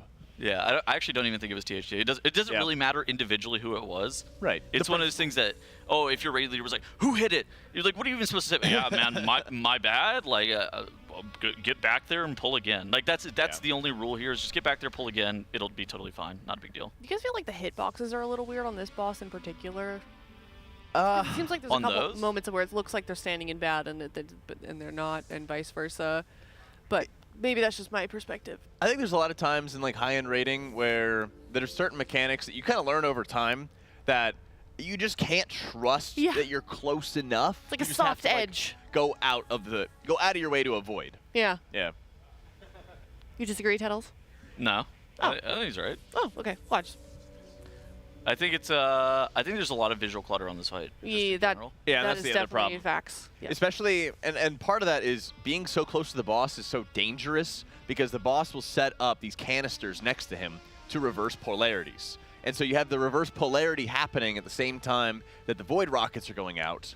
And it's very difficult to start seeing through the polarity shift and see where the orbs are actually moving. Because it went through the boss, which also went through the polarity swap, and then you just can't see it. Which, yeah, exactly. It's just like, what? Like, how are you even supposed to see that? And the purple orbs don't...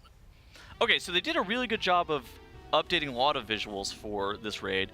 That mechanic in particular is just a hard mechanic to see in general, and it's these slow-moving purple orbs that cross over a battlefield that has 100 different things on it, and you're just like, what in the world? Yeah, you're seeing the explosion of the foot mines, you're seeing the polarity swaps, the floor itself is dark, and so, it kind of have like dark colors on dark colors makes it even harder as well.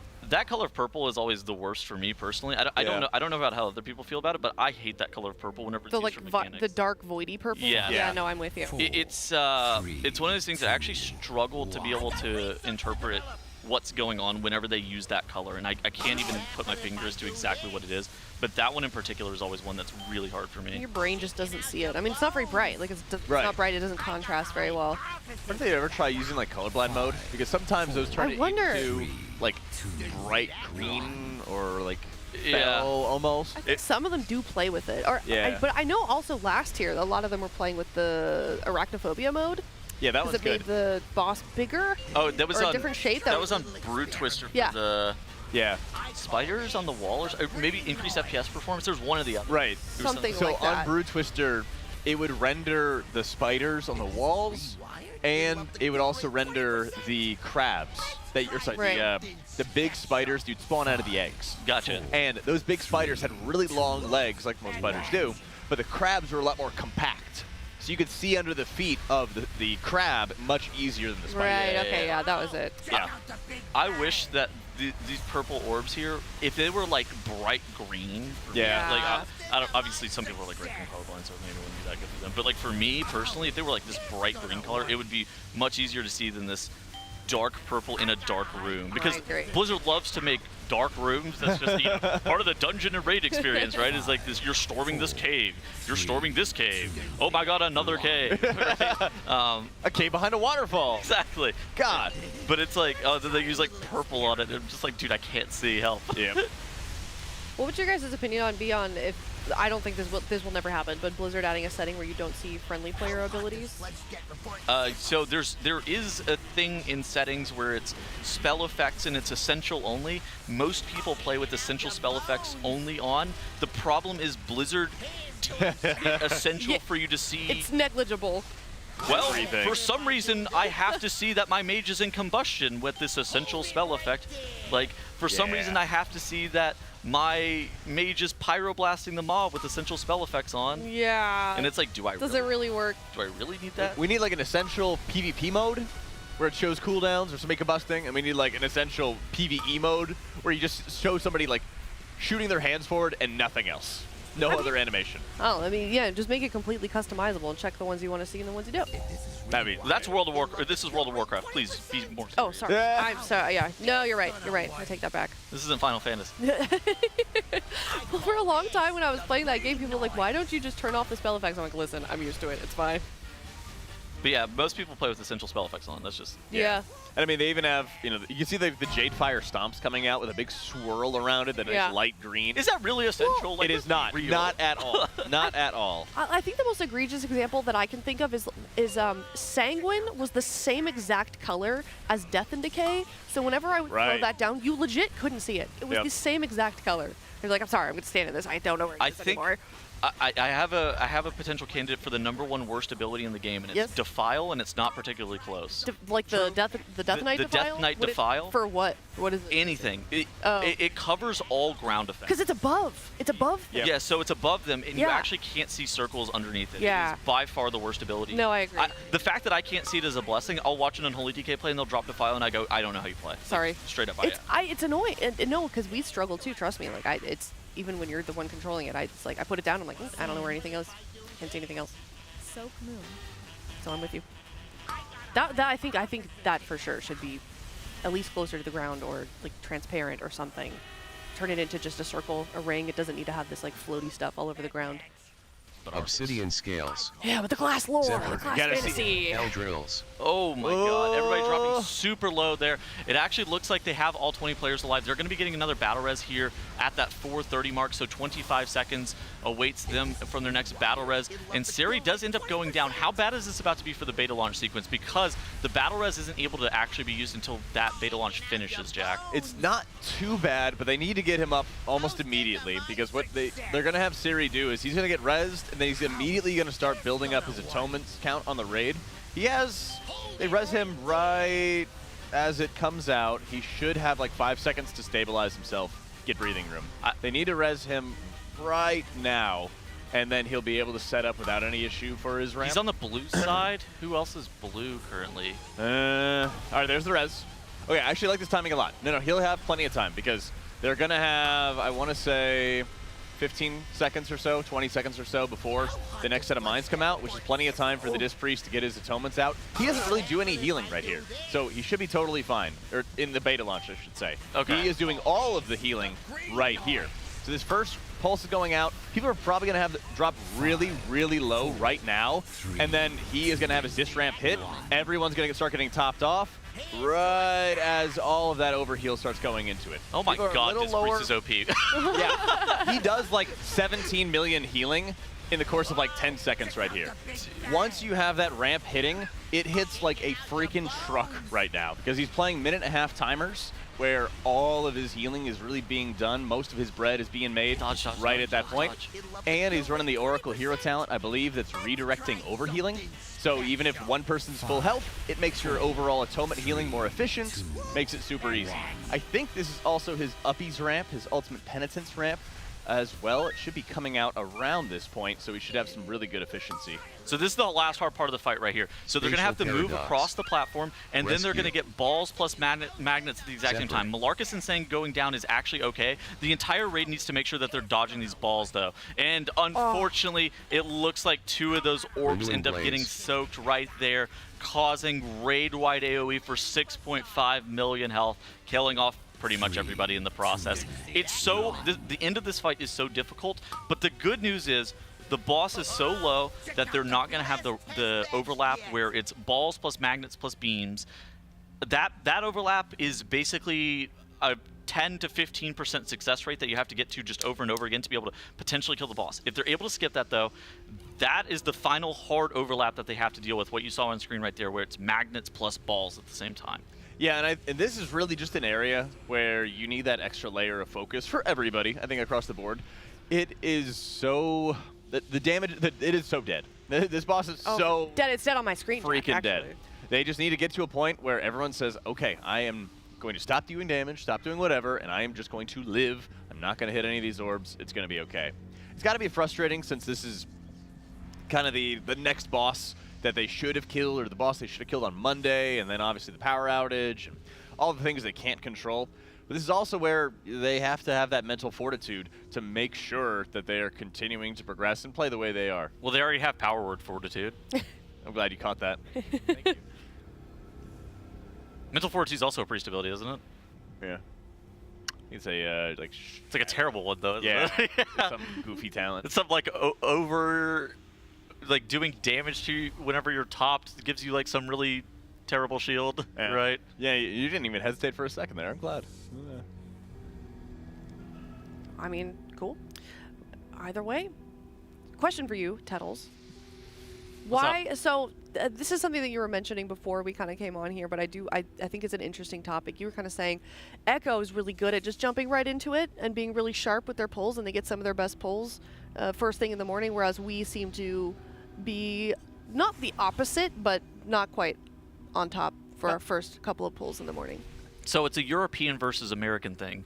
Europeans are traditionally very late, right? So they actually start 15 minutes late every single day, as the European way. Well, and you know this very well because you've casted over there as well. This is, so they don't show up on time? No, they definitely they do, but I'm just making stuff up. I was just going along with it. Tails has been banned from Europe. Realistically, I don't know. I think it's just like a difference in environment. They show up and they're just like completely locked in their first like 3 hours of pulls is always the best of any day for them. Mm-hmm. Whereas Liquid, I think their best pulls happen like right after dinner. Yeah. No, like 100%. Yeah, it's like clockwork. Yeah, it's a bit of a difference in just in terms of like where the guilds kind of hit their stride. Yeah. But I think being able to lean into that is also good. Yeah. No, I mean it's good to know sort of the habits of your guild and play to your strengths, and one is not better than the other. But I mean, despite that, we got less than 1% away from our best pull just a couple of pulls ago. So we're only on, I think, 5 or 6 for the morning here, and they're starting to get pretty consistent. They've died very close to the end on that same set of mechanics, though, it looks like. Yeah, I mean the orbs at the exact same time as the magnets is just a really difficult challenge for them. There was a casting session where Zyro Cams and myself were casting on Monday before the reset, where they had 8 consecutive really late phase 3 wipes, and they kept wiping at that magnet set over and over and over again. Now, they have made it to the very final difficult overlap, where it's the magnets plus the orbs plus those beams at the same time. I think they made it there probably somewhere in the order of like 5 or 6 times, which is why you see their best is like 5.226%. But ultimately, that magnet set is also just incredibly tough to be able to win. How much would you say that armor negates that overlap of mechanics rather than just execution? Armor? Yeah, like I'm just saying that they're splits. Now that they've done splits. Oh, gear. Will so, this so gear? Sorry. having more health. Why did I say armor? Having more health is good. Yeah, I mean that's obviously great. You know, just having a few hundred more thousand HP, that actually allows you. I think in most circumstances, whenever you saw them eat that orb with the magnet set, they were all sitting at like 5% HP. That's 1 reset's worth of gear in difference. Where previously 4 or 5 people probably would have died to that orb, whereas now they're living at like 5% health and maybe able to press Exil or Health Potion through it or alter time back up to full as opposed to just dying. Yeah, and I think they have the breathing room to make up for that minor mistake where otherwise they might have just fallen over. I think right now it's honestly just a patience thing. People need to make sure that they're not trying to... We've seen a few different examples of mistakes where in some cases people try to do too much. We saw, for example, people trying to body block any of the rockets, and they start moving into the void lines to make sure they could go out of their way to hit one of those rockets. But at that point, it wasn't going to go through the group, and they should have let it go.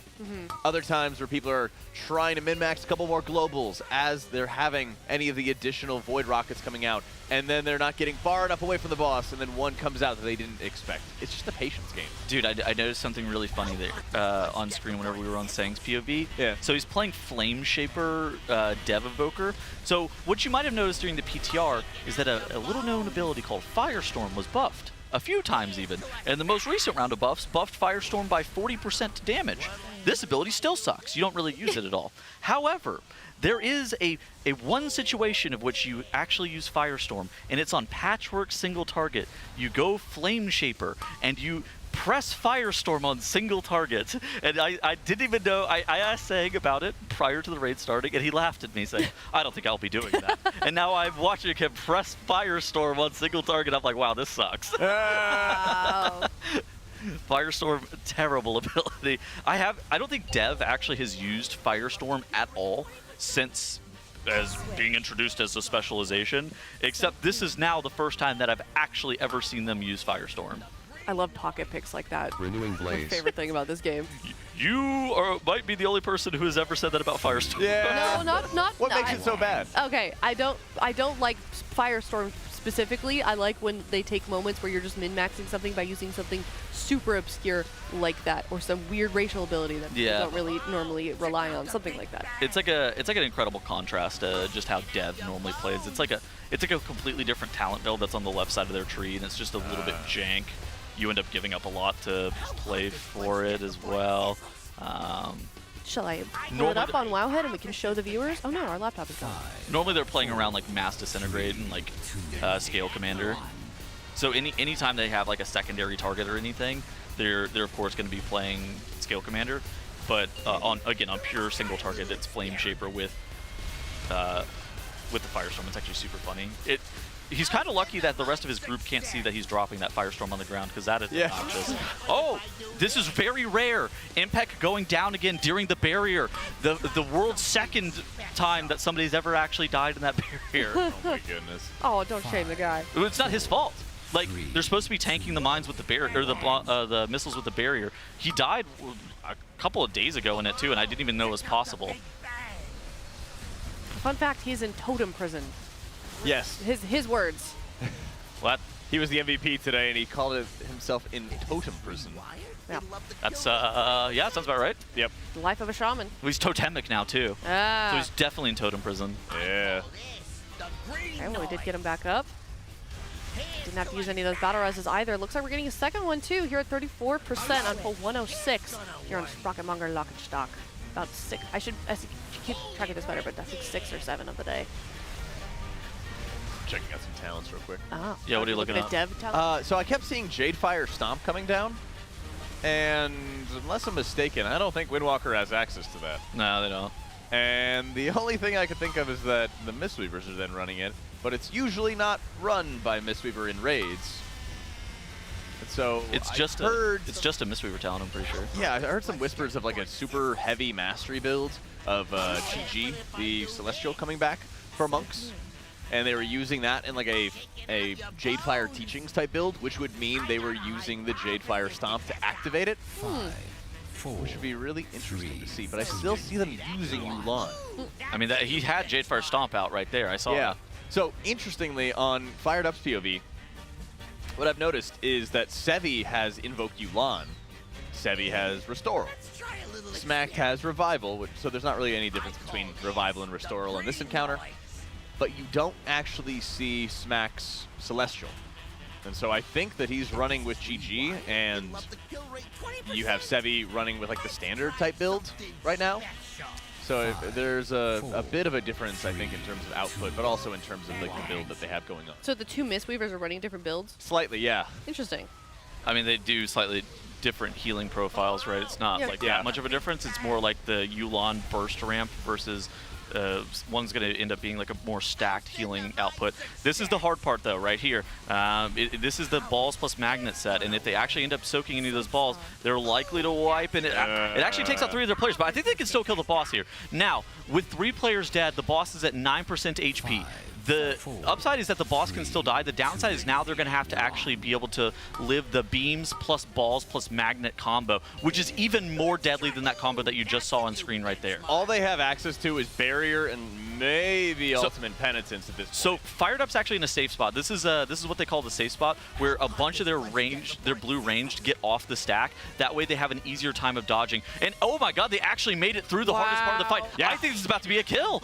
Yeah, 3% left up onto the boss. It's a long time until they have to worry about any other mechanics. It's just a Pyro Party Pack. The enrage is 8 seconds. Already going down right now.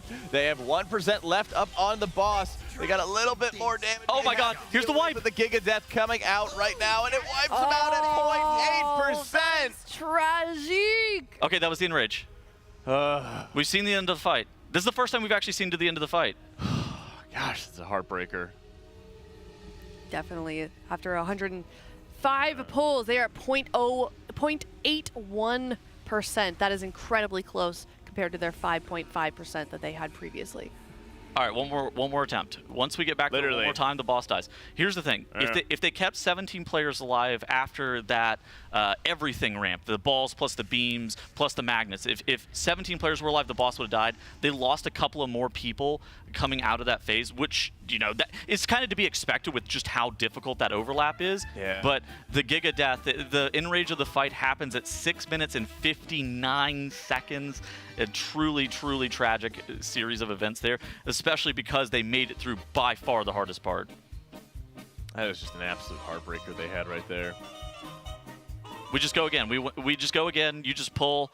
I think that next pull, like if they're able to make it back there, it should be very easy. It should. Yeah, absolutely. And I think we had a good moment where everyone stopped what they were doing. We even saw Melee just jumping out, making sure they were dodging around the orbs before they swap positions. But I think it's also just getting themselves woken up, I guess, just to make sure they're in that right mindset. Take a walk. Get some stretches. Walk around in the rain. They were talking about that. They were talking about that, yeah. Yeah. Was it raining when you walked over here, Tettles? No.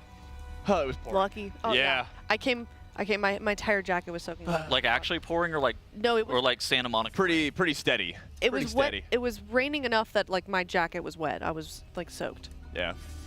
And so was my bag of laundry. That's unfortunate. Yeah. Well, the good thing is the laundry is going to get wet anyway. Yeah, that's true. Yeah.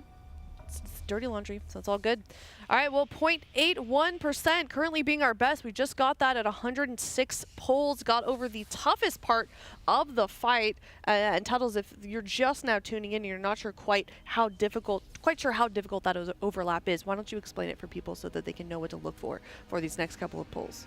Yeah, so basically the boss empowers some inventions, and there's a couple that are in the last phase where you're getting constantly slowly dragged towards this middle conveyor belt. At the same time that this is happening, you are the beams are going off, and these beams put you in like I would say 10 to 15 yard window. at the exact same time, you are also stacked on opposite sides of the boss of players that have your other polarity mechanics. So if space wasn't already enough of a limiting factor, it's even more of a limiting factor because of just how tight the corridor is that they have to stand in. And if that wasn't enough, then it's like shooting fish in a barrel. Yeah. Sprocketmonger Lock is stuck, then shoots these purple orbs at the raid group, and if any of the purple orbs accidentally get clipped by any of the players, it wipes your entire raid. And so it's the hardest part of the fight that happens 6 minutes and 30 seconds into a very difficult encounter. The good news is that most of this fight is actually predetermined, but there's obviously a little bit of variance of like, oh, where did this purple orb get shot to? Which direction did that go in? So it's not a macro level decision that's being made on the player's level. It's a micro level, like individual play, and that's why it's super difficult.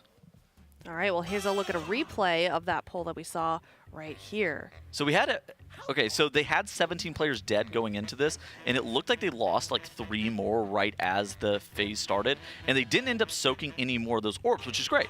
But at the same point, the enrage, so you see that the encounter timer at the very bottom of the screen is at 6 minutes and 45 seconds. The enrage on the fight is at 6 minutes and 59 seconds.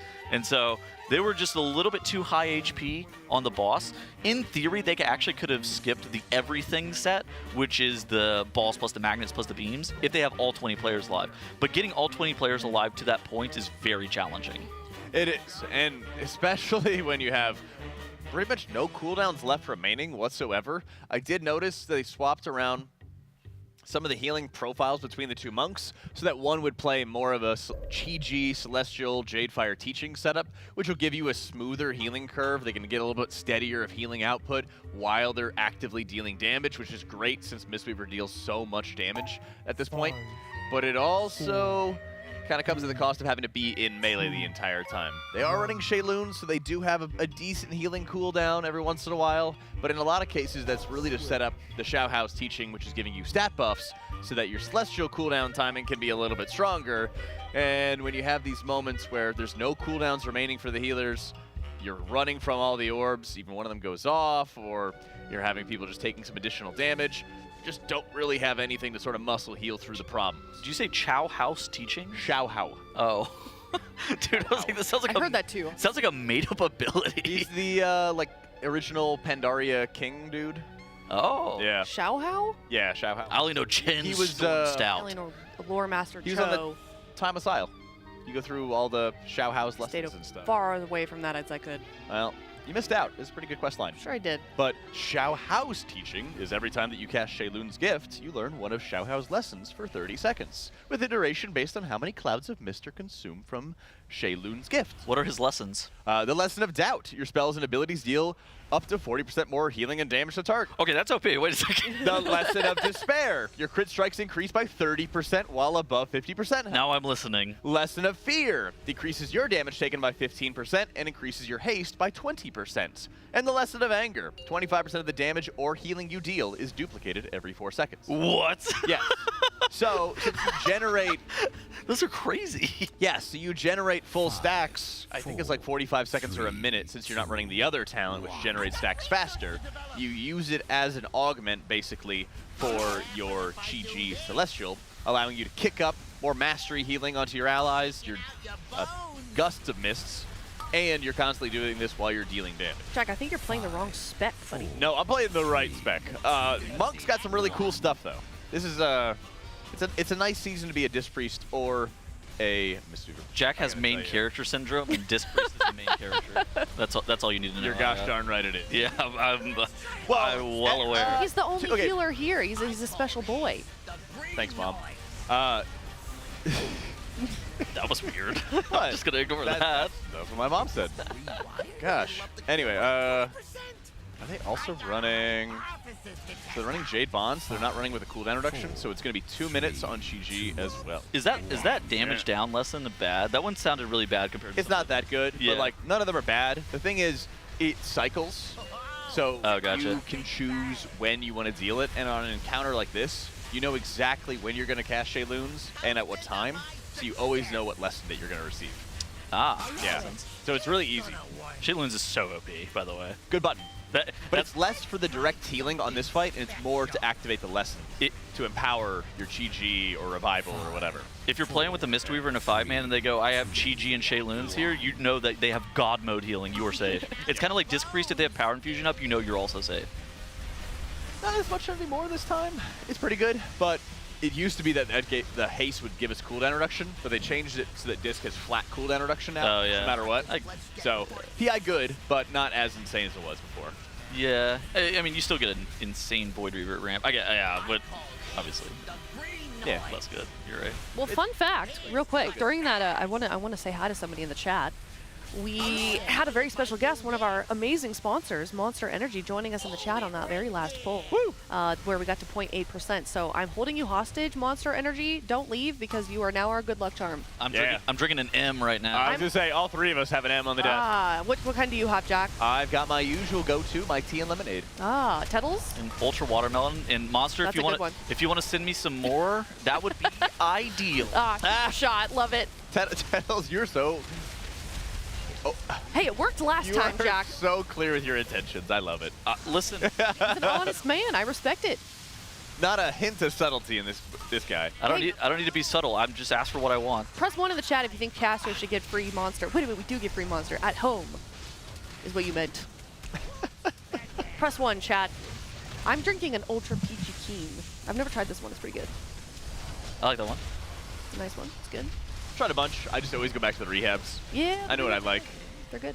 Yeah. I like the Dreamsicle. I've never seen that one. I think there was like, I had a half a sip of one a couple tiers ago because they were a very coveted flavor. Oh, you know what we should do? What should we do? I actually just, this is such a good idea. Man, you know like the left Twix, right Twix thing? Yeah. And they're like, oh, it's a left Twix. Yeah. They bite it and they're like, oh, it's a right Twix. Yeah. We gotta do that for Monster. We gotta do blindfold Monster taste testing with our best Monster expert, and then they have to guess what flavors. That's a good idea. Where you like suck it out of a straw, but it's in a box, so you can't see what it is. No, you blindfold somebody and just give them a flight. Okay, yeah, that works too. And they just take a sip. Oh my gosh, that could be a good night show segment. Yeah. Except it's gonna be right before they go to bed. So. Good news. I think that this Monster plug might be in the highlight of the kill poll. Oh, fantastic! All right. You're welcome, Monster. I don't know, unless you jinx it, Tettles. No, I mean, this is a great poll. They still have a battle res remaining. They're going to get another one up in 40 seconds. They're going to be going through the next beta launch here momentarily. The only thing that's separating them from that next beta launch is this final set of beams plus magnets, where they use spell warding to body block some of those missiles that are coming at them at the exact same time. They're also using Turtle, you see on like the top of the screen, to make sure that those missiles don't take out any player. So it's a great use of immunities at this point of the fight. And so now we're going to be going into this next beta cycle where the players are going to get launched across the room. The red players are going to click, or the blue group is actually going to click the gate. The red players are going to get knocked to a safe spot. If for ranged red players are going to be knocked to the middle conveyor belt. For melee red players are going to get knocked to the far side. It's going to be a really easy task for them because how they're positioning this boss, it's always set up perfectly and it's a predetermined spot. And so as you see right there, everybody's knocked to the correct conveyor belt, and now the boss is empowering the final set of inventions, which is a very dangerous mechanic, correct? It is, and there's not too much damage here in the beta launch. All they have is Convoke and Flourish to heal through it, but the final level of empowerment. Not only is the boss dealing a considerable amount of additional damage, which is going to be nuking the raid every single time the mines are coming off, we also have to deal with those Void Rockets in addition to the Void Beams, taking up all the space around the room. Fat Disc Ramp coming in right here as they're beginning their final cycle of major healing cooldowns to make sure they muscle heal through the damage that these mines are dealing. And they got the Pyro Party Pack from the tank going off right here for another final explosion. Yeah, just a couple of seconds here. I think we're going to be getting the balls. Yeah, so the balls are actually coming across the room. This is the easiest set of these void orbs that are going to be crossing the room. But if one player contacts them, like I've been talking about all morning, 6.5 million damage to your entire raid. That is done with 0 mechanical overlap. The next 2 sets of those orbs are very, very dangerous, and they're going to be done with multiple mechanics happening at the same time. The first set of those balls that has a mechanical overlap is also done with magnets at the exact same time, and a pretty crazy move. And that's a very dangerous one. But the boss is so incredibly low that we might skip the third set, which is balls plus magnets plus beams. Now here is that balls plus magnet set. The boss is at 9.5%. Everybody's going to need to dodge, and it looks like we're actually going to be able to get... my god. Half the raid is actually going down. 0 battle reses remain, but the boss is so low. Maybe if they keep everybody alive, they can still squeak through. The boss does enrage at 6 minutes and 59 seconds. I don't know. But the boss is at 7%. 30 seconds remaining for them to get 6% of the boss left. I don't think they're going to be able to do it, unfortunately. And they are going down. I love seeing Phil be there because he jumped really far out of melee and was waiting for all of these Void Orbs to cross from one side to the other. Once they did, he jumped onto that side they came from and then just sat and waited.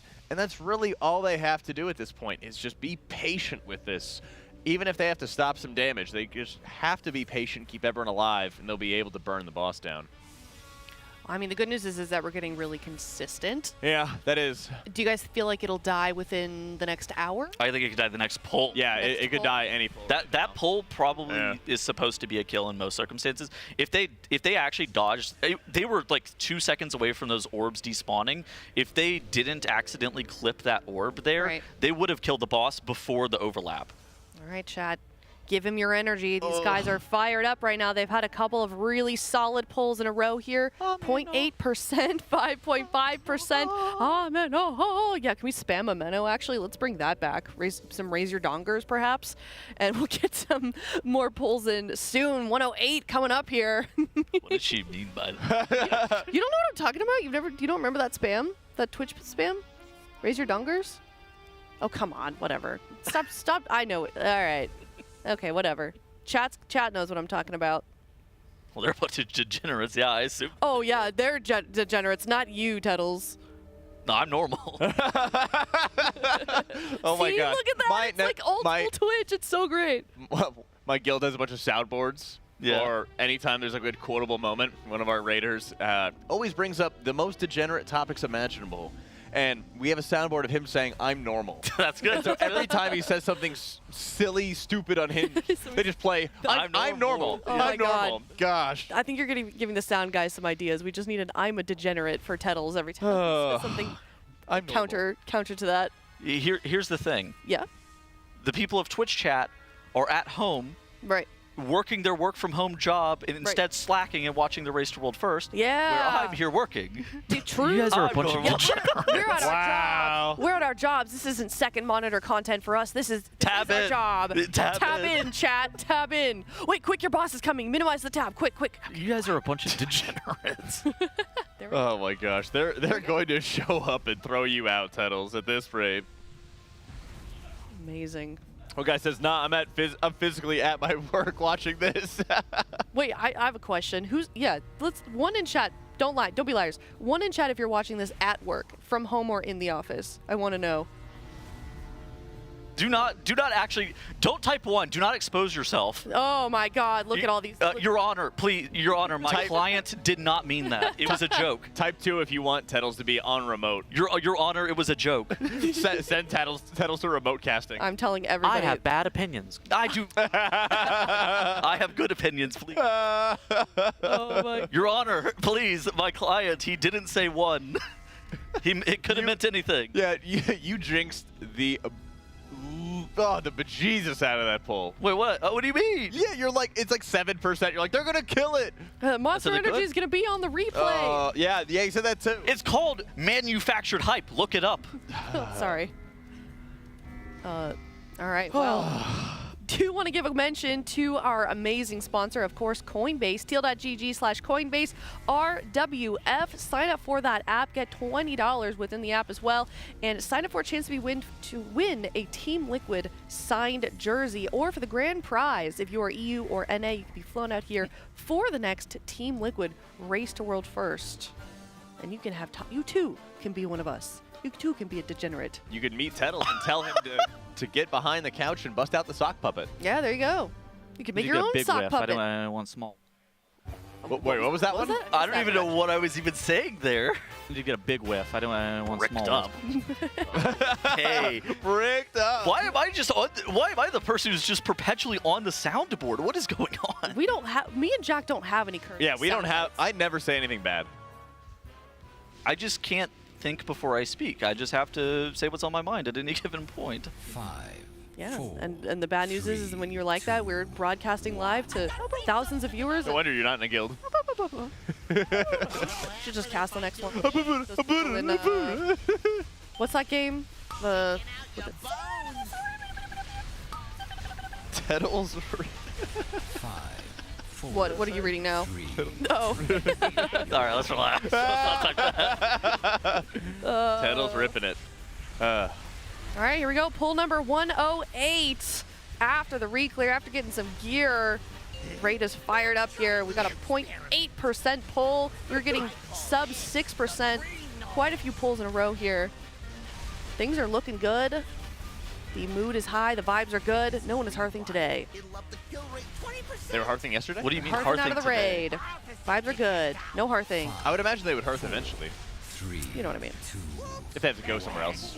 It's kind of an efficient mode of travel. Yeah. Just when the vibes are bad, you hearth and you leave. And then in addition to that, after you make it to the inn, whenever you press your Hearthstone, or like you set your Hearthstone in a location, it always hearths you in the orientation of what you set your Hearthstone. So that way, whenever you're actually setting your Hearthstone in Dornegal, you should be facing the doorway. That way you can immediately start running forwards. That way you minimize the downtime. Yeah, I wish Tettles would face the door here and walk away. Oh my god. I don't know why. I literally just sat, I just explained a good tip, and then Jack Listen, assault. I want no part of this. It is production and Jack that are piling on you. I have been perfectly respectful this morning. I just would like that to be out there in the world. Okay, Aya, we get it. Thank you. Production, can you play the soundbite that I requested? Which one? Yeah, I didn't hear. I did hear him mumbling to production. I don't know what it was. I'm looking forward to this though. Chassis is a stolen ship from Dratnos. Stolen what? Ship? Oh, Tettles stole Dratnos' tips. Tips? It might be stolen. It might be stolen valor. Who's really to say? Wow. Chat knows. I guess I was already in bed by that time. It was from like the Titan Forge podcast like 3 years ago. Oh my gosh, Tettles is a thief. Wait, so you're trying to get them to pull a soundboard or a soundbite from your podcast? No. Oh. You'll see. Okay, I'm excited. I'm looking forward to it. Yo, let me tell you about Joe Nibs. Huh? What was that one? Don't worry about that. Cam's being cammed. You say Bo Nix? I have no idea. The Broncos quarterback? No, we didn't say Bo Nix. Is that the quarterback right now? Yeah. Oh, what happened to Russell? He is. Let's ride. Yeah, he's riding the free agency line. Wait, he's not on a team? Not at the moment. Wait, why? A lot of reasons. Oh, is it not a good dude? Or? No, like he's just kind of washed. Oh no. Yeah. He seems so nice though. Gotta be good at football to get on a team though. I know. That's why this is Yeah. stupid, but this is why sports makes me sad because sometimes they're really nice and then they don't win. It makes me sad. I mean, he won a Super Bowl. Like, most people don't win a Super Bowl, so, you know, he's got a ring. That's true. Yeah. You're right. Dude gets. I mean, Russell might go back to the Steelers. He's got DK Metcalf and George Pickens. Who are you guys rooting for in the Super Bowl? Not the Chiefs. Yeah. But not really cheering for the Eagles either. This is just, you know, kind of like an anti-Chiefs thing. Settles? Yeah. Did you have a horse in that race at all? All right, so Impact running down the 50-yard line here as Liquid actually crosses the 50, and we're 3.5 minutes in. Oh, we only have 3.5 minutes left in this half. We really gotta have to close out. Let's see if we can close out or another caster curse is coming around. They don't have caster curses in football, Jack. 4, 3, 2, 1. I can't follow that up. I don't know football talk. I'm sorry. That was a Romoism. Okay. That bit died really quickly. Yeah. Wow. It's all good. We're trying to distract people long enough before Nick goes down, but they do have a battle res. And we do have beta launch in... Yeah, the thing is that it's really difficult to actually get Nick resed in time. They are going to have a polarity transfer here, so maybe you can get him res. Okay, so yeah, so Nick does get res. Zasevi ends up going down as well, but they're having another battle res show up at the 4:30 mark, so 5 seconds remain. This is totally fine. BRS comes up. So they need to get Nick immediately because his Convoke and Flourish is going to carry this beta launch phase. They are going to be totally fine on this one unless they're standing in bad. They have the healing cooldowns assigned for this specific moment in time. Sevi really kind of just used all of his cooldowns at before they went into this phase. So they really just need to get him after this is over with enough time for Siri to get some atonement on him before the round of mines coming out. This should be totally fine. The only way people would be dying right now is if they're standing in some bad. Are they not rezzing him because there's just no one in range? It's hard to res. There's damage. Okay. There's damage going It's out. not safe. There's no point. The polarity makes it really tricky to actually res players because whenever you're battle resing somebody, it reses them on top of you. Right. And so if you're not the same polarity as them, you can't take it immediately. Like Jack said, unless you're a druid, that you don't actually get resed at 100% HP, and so that can be really dangerous as well if you're not super careful. He'd also res without like atonements or hots on him, so it's not great for him to take a res there. There's a lot that's difficult to res on this fight. I gotcha. Yeah, right now they're getting into like the next sequence of mines and also some of the transfers. They have to really watch out. Oh, they already hit one of the orbs. Oh, 2 balls. Hit a second. Oh my gosh. No. Man, this is just a nightmare. It's like a Chuck E. Cheese ball pit. 5, 4, Wow. 3, 2. And it's a white. Yeah, when they're crisscrossing like that, it does like I try to follow it. I don't know about you guys, but like when I'm looking at that part specifically, I try to like follow where the balls are going, and it's really difficult when they're crisscrossed like that. It's one of those things that it's because they don't have arrows indicating which direction they're going. You have to kind of be looking at them, and I think that what some of the players like Fired Up is doing is like doing a really good job of just completely turning his camera and looking at like where they're being shot from. That's what I would do. And then just trying to be able to figure out where is going to be a safe spot to run through them, because after they're shot, like after the final wave of those orbs actually goes off, if you blink over or you make it to the other side, you're not going to actually have to dodge anymore. So you just kind of have to assess the situation and be able to see like exactly where the safe spot is. Yeah, and unfortunately, there's also some areas where the orbs kind of stop. Have you noticed that? With the conveyor belts? Oh. There's like mid-level conveyor belts that you can see near the bottom of Fired Up's POV where they kind of stop. And they sit there for a second, and then they despawn. Yeah, I think that's when they're supposed to be despawning. It's like they take a second and pause right before they despawn. And it's really... It looks jarring. weird. It looks really weird. Jarring because you're supposed to like predict not only where they are, but where they're going to be and where you are going to be, and that throws off your game so much. Like I'm telling you, while Trill doing has damage. While doing damage or healing. Trill has some of the best movement, I think, in this particular phase because he actually just sits really far back and even got out of melee and missed some white attacks and stuff here and there. Sat back, waited for the void orbs to basically cross the street to go from one lane to the next, and then he jumps behind everything, sits there and just waits, and then he gets back into melee to do it. I think it's a great strategy for the encounter, and honestly, it's really worthwhile to just stop damage, wait, because if everybody survives, they're going to meet the enrage.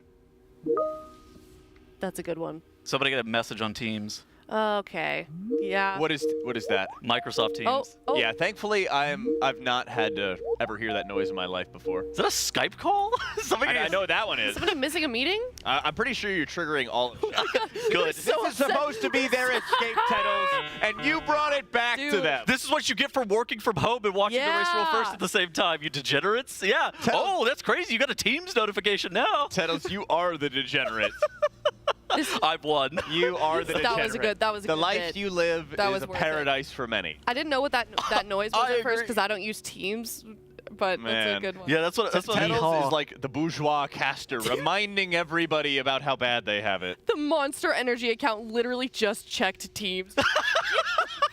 I'm so sorry. All right. I'm so sorry. Yeah, they're going to be messaging their okay, all right, don't send those packages that we were talking about anymore. Teddles in his ivory tower.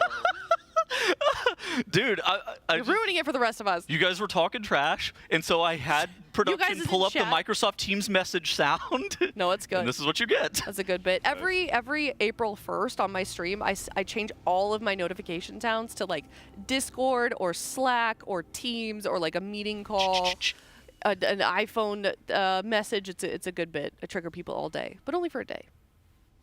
Oh gosh. What are you doing, Jack? Why are you? Dude, he's grinning at his phone. I hate you so much. That's a little throwback to a conversation. Do not pass me that note. You know what? I could have said it out loud. Yeehaw. Yeehaw! Okay. Let's ride! Broncos Nation! Liquid Guild, let's ride! You know what we need? We need the Coinbase intros again. True. Oh, we have my gosh! That's a good idea. That's a good distraction from everyone getting on Teddles. We should play that before the start of day every single day. We should. Jokes on you of watching while driving a school bus. Don't do that. Oh, Stop. no.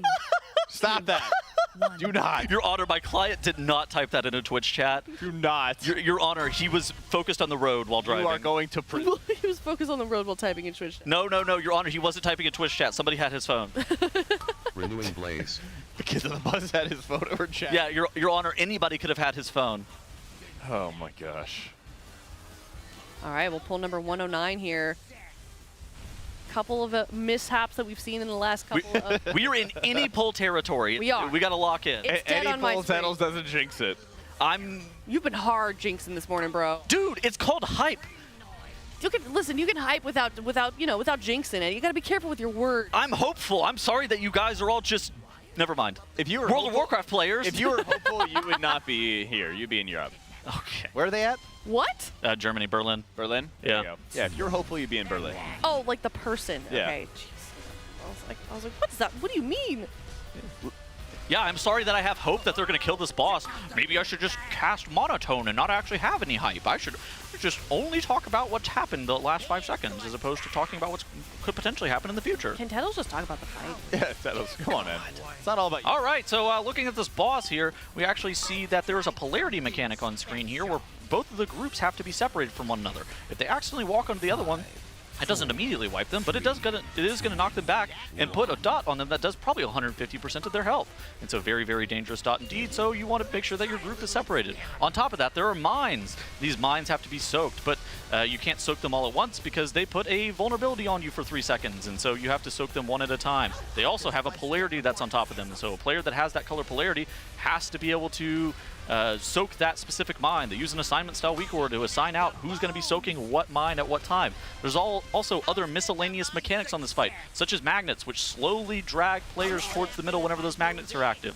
There's also a tank bomb, which you see Yips running out with on screen right here. There's also a wire transfer, which covers the ground in this blue stuff, forcing the players to only be in specific areas of the room. In every intermission, there is an ability called beta transfer. It happens around the 2-minute mark, where the ground is covered in dust, and then the conveyor belts are the only safe spot that is active. The players get knocked back. They try to get knocked onto the conveyor belt to which Sprocketmonger Lock and Stock is going to be standing. Some players are going to be clicking a gate to avoid the knockback. Some players are just going to have to dash and make it to that spot themselves. Ranged will probably get knocked to the middle conveyor belt. So we're having a polarity transfer again. Now, the boss has new inventions because of that beta launch sequence. He's empowered his inventions. It's great. The boss is even harder. Woohoo!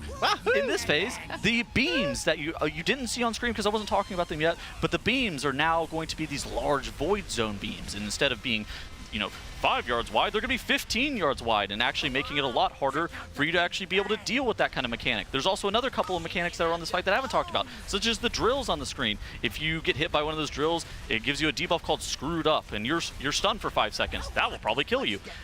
They try to drop those off, particularly on the conveyor belts. That way they don't waste any time on casting while moving. It only ends up spawning on ranged players. They also have a big air horn sound whenever the drills are on them, but you see the players that are eligible for the drills right there, they're supposed to be baiting them, and then they just ride the conveyor belt down to the end there to bait them in really good spots. There's also the final mechanic, which are the rockets, and the rockets come out periodically.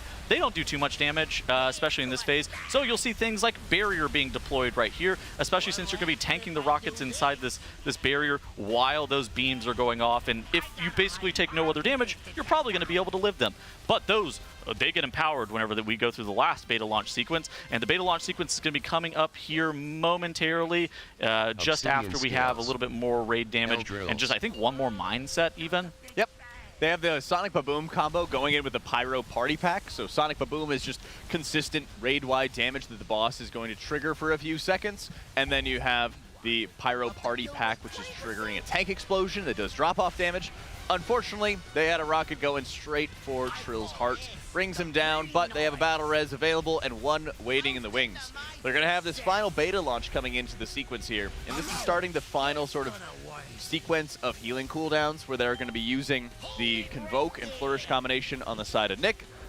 This will carry all the healing that they're going to have to do, which is great because they're going to have constant movement going on during the Bleeding Edge channel.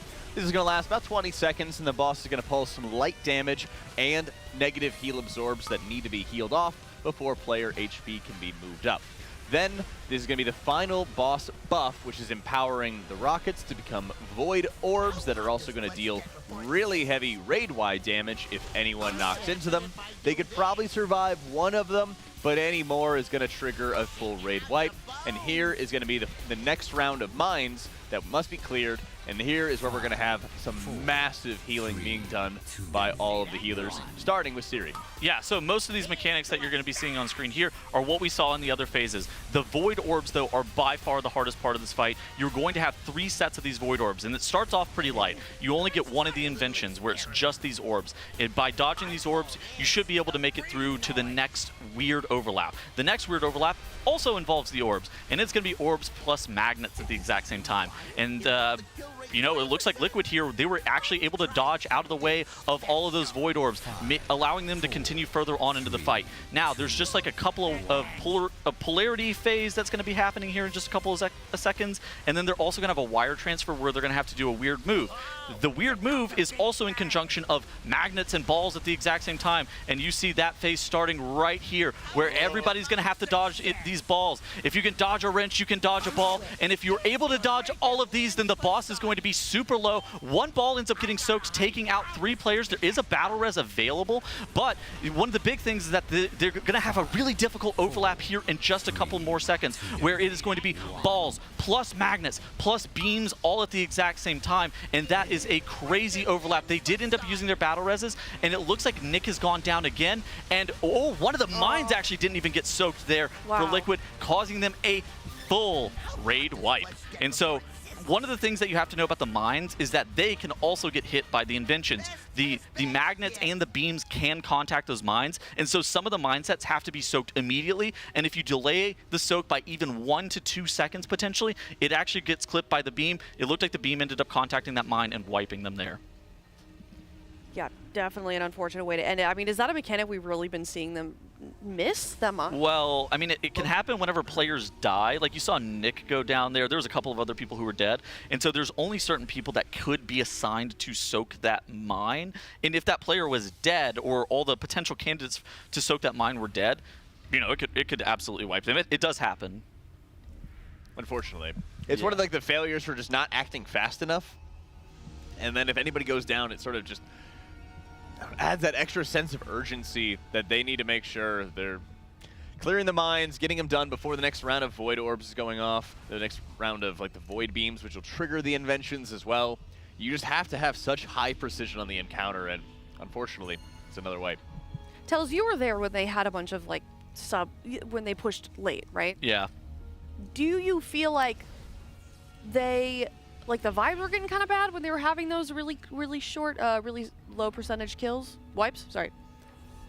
No, I don't think the vibes were bad. Okay. It's more of an issue of once they started getting to the point where they could kill the boss, it was like 11 p.m. It was like 11:30. Late in the day. Yeah, exactly. Very late in the day. Late in the raid day. And so they play their best typically like right after dinner. Yep. But there's kind of this trend where the later on you get into your day, the worse that you end up playing. And so while they were in any pull territory, they started just progressively playing a little bit worse, a little bit worse, a little bit worse, to the point where it just ended up costing them overall. Yeah, so I guess I'm more so asking this line of questioning because, you know, for people that are watching from home and seeing like, oh, we're getting these like really low health percent wipes, like, is this something that they should be worried about, or is this par for the course at this point in your mind? No, I think this is completely normal. I think we're in any pull territory to be able to kill this boss. I think this is not an easy boss to re-clear in the slightest, even though this would be necessarily, like, this would be a progression kill for them. Yep. I think it's just, you know, Nexus Princess Kaiveza last year took a while to kill as well during re-clear. That fight took like 2 hours. If this fight only takes an hour and a half or something like that, I think you just kind of accept that as fine. Yeah, they've been at it for, when did they actually start their raid day? I mean, it was almost immediately, right? 10? I would say like 9:50. 9:50? They were going for it. So yeah, they really haven't been going too long. We've already seen significant progress. Would you say that within this block, they've cleaned things up, tightened things up a little bit, or is this just a repetition? I mean, those last couple pulls have looked great. They just need to make it back there. It's one of those things that you don't necessarily, you know, they are going to be talking about some of the strategy stuff, but they already know the strat for this fight. They've also seen Echo has killed the boss, so they know what the kill can look like. it's one of those things that there's very little for them to actually discuss. It's more about, all right, if you can guarantee that we're making it back there, we're making it back there, we're making it back there, eventually they'll be able to make magic happen just because of how individually skilled all of their players are. And this is an individually very difficult encounter. There's a lot of encounters that are difficult because of the group coordination or something like that. They already have all the group coordination stuff pre-assigned, which is the perfect way of tackling this fight. Now, the hardest part for them are a couple of these void orb situations that we're seeing towards the very end of the fight, which are purely an individual mechanics check. It's not even something that you can tackle as a group. That is just like on a personal level, you identifying that that orb is coming at you, and you moving your character 6 pixels to the left to make sure that you dodge out of the way of it, and then moving your character 6 pixels to the right to make sure that you can dodge out of another one. Yeah, it certainly gets especially chaotic towards the end there. So here we go. We're going to be ripping another pull here, 110 on Sprockenmonger Logenstock. Yeah, and they've had a few different areas where healers have been going down pretty early, and it's such a big challenge with really how the fight's structured. All the healers are basically playing some different variations of ramp healing. You know, the Mistweaver monks, for example, are spreading around Enveloping Mist during their Celestial to spread around Enveloping Breath, which is a healing buff, healing over time effect, and does a ton of output over about a 25, 30-second period. And you kind of have to just individually be applying these Enveloping Mists to the entire party, which means you have to have a lot of accuracy. Same thing with Resto Druids spreading around their healing over time effects before their Convoke into Flourish, which extends the duration of them. And of course, Disc Priest has to apply all their atonements, extend their duration with Evangelism, and then start blasting damage. So there's a lot of like micro that needs to be done to make sure that you're keeping everyone healthy through the mine explosions with how much damage they deal at the end of the encounter, since the boss amps all their damage after every beta launch sequence. Yeah, exactly. And you have to do all of that while watching your mechanics. You can't just sit there and stop healing for a couple seconds and then make sure you do the mechanics properly the way you could when you're doing damage. If you stop your setup, you basically are going to guarantee people are dying to raid damage as the next round of mechanics come out. So it's a bit of a double-edged sword for the healers that they have to really overcome at this point, as they're trying to find, you know, what the right sauce to make sure they're keeping everyone healthy, dodging mechanics themselves, and making sure nobody bleeds out to the raid damage when they have their healing assignments. Yeah, it's that was actually kind of a good point, something I actually even forgot to talk about. Every single time the beta launch happens, the boss gains a 15% damage amp. So in the final phase, it's actually doing 30% more damage to the raid group, which is, like Jack mentioned, an insane amount of damage towards the very end of the fight. And so it's just really easy, and in a lot of guilds, especially if you raid Mythic, you're probably going to have a similar experience to what you're seeing on screen here, where you're going to have a ton of wipes post 6 minutes, probably post like 5:45. You're just going to have a ton of wipes there at the very end because of how difficult these pulsar orbs that are like crossing the room are. The other challenge is that when you don't have as strong of healing cooldowns available to you, you really supplement with having Rallying Cry, personal defensives. And there's some moments where you're not going to hit defensives at all when certain big raid-wide damage is coming, because you have to rely on the healing cooldowns to muscle heal through the problem. And when that has to be super precise and they die, then the entire raid wipes the damage. There's just no room for error. This is a fight that is doable, but barely at 550, 655 item level. But this is a fight that is much, much easier once you get to like 675, for example. Obviously, that's the case with most fights, but a lot of the difficulty of this fight is how much damage that all the mechanics do just make it to the point where you actually can't live through anything, where if you just have a little bit more stamina, that makes it a lot easier. And also, once you have just a bit more damage, you're able to skip some of these crazy overlaps. Like a guild, even like Jax here, that gets to this fight 2 weeks from now, they're basically not going to see a couple of those void orb overlaps that a guild like Liquid is seeing here. I mean, I don't think we kill it this week, maybe, but it's not going to take 2 weeks to see it. We just killed Rick Reaver. Okay, but you know what I'm saying. Richard. Has Echo gone dark at all today? No. There's. I think they slept at some point. Okay. Come on, Tettles. It was right there. It was right there. You're so corny. I know. No, really bad joke this morning. I can't remember to. Oh, this is great. Did you see Trill? Oh, you could. I don't know if I want to repeat a joke. No, go for it, because he hasn't heard it yet. So. Did you see Trill, PvP, Kalamazoo, and Zyro? I did. Yeah, you saw the whole sequence. You saw what happened? They got dominated. Yeah, who died first? Which arena? It was when Zyra was playing Shaman. Zyra was playing. There was 3 arenas. Oh, we saw only one of them. Oh, okay. Kalamazoo died first, and then the second arena, Zyra died first. Yeah, so we watched the one where Zyra died first. Yeah. And I said, yeah, Kalamazoo's never eaten a banana in his life. Jesus. You know why? Because he's I don't know, low potassium. Because Kalamazoo can't peel. Yeah. Now you know. Kalamazoo also was Reina. There was so much to say about those arenas. He literally was spamming Rain of Fire, like as if Trill's not gonna walk out of the Rain of Fire. It's just like there's literally so much. Like, cast Chaos Bolt. Like Chaos Bolt's so overpowered in Arena too. He literally didn't press it. It's so overpowered in Arena. Because peeling, when you're trying to peel for your buddy, he didn't stop Trill from killing. Oh Come on, guys. yeah. Jack had Do a explain the joke PvP. to a bunch of PvEers. My favorite part was when you're playing a rogue, a melee class, and Kalamazoo and Zyronic were on ranged players, and they just like walked right up into his face. Yeah. Kept absolutely no distance between himself and Trill. We were never pressing Mortal Coil or Fear. Nothing. No buttons were pressed. Yeah, exactly. Peel buttons. Yes, those buttons. Could Yeah. have Shadow Furied as well, but we decided to do nothing, and then he goes, "What happened to my Fell Hunter?" That's right. It got paralyzed. He got put in a purple cage thing. The purple cage thing in question, paralysis, by the way. Yeah. Not purple. What happened? What is this ability? What is this magic? Yeah. Who put this voodoo on my pet? What are we talking about, Kalamazoo? It was entertaining though. I think if we ever do that again, we need a full arena comp, and maybe not Zyronic and Kalamazoo. You'd think Zyro would be pretty good at PvP since he had to do it so many times for World First. We were supposed to. Well, he got carried by He Trill, got carried. didn't he? I know the arena team was. Back in the day, they didn't do as many carries. They just did it themselves. No, they paid people to carry them. I mean, I've done that in the past. What does back in the day mean? Like BFA. No, even I felt like he also was doing World First. No, in BFA he was raiding with me. He was raiding in Future. Well, yeah. Yeah. I guess that's fair. In BFA and Shadowlands, though, they Liquid and Echo and all these guilds paid people to carry them in Arena. We definitely did that in Imperative. Yeah. Except for like Miraz and Roger Brown, who are actually good at Arena, and then like Trill, who's actually good at Arena, and they just played. I think the whole arena team helped them actually, if I recall. Like Cito and Mez and. Yeah, exactly. I mean, they were. Or I just said WizKit. Sam I am. Helped.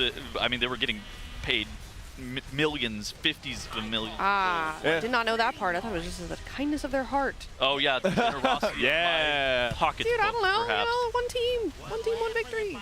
Well, I know Mez is watching. He donated to the shelter. The problem is you need to be to get a rating that is required typically whenever PvP gear is relevant. You need to be able to get like minimum 2100 week 1, which means that you need to be playing with rank 1 players. Yeah. That's like getting 3K IO in Mythic Plus week 1. You need to be playing with people who sweat the PTR. I love sweating PTR. I love sweating the PTR. Yeah. Like, there's like a certain level of player that you can get. You could have gotten 3K IO week 1, but you have to be. Your headbands on. We're looking like LeBron James in Cleveland, like sweaty. Is he not sweaty in LA? Well, he's 40. It's dry weather here. Would he sweat more when he's older? No, because he doesn't have to put 4 other people on his back.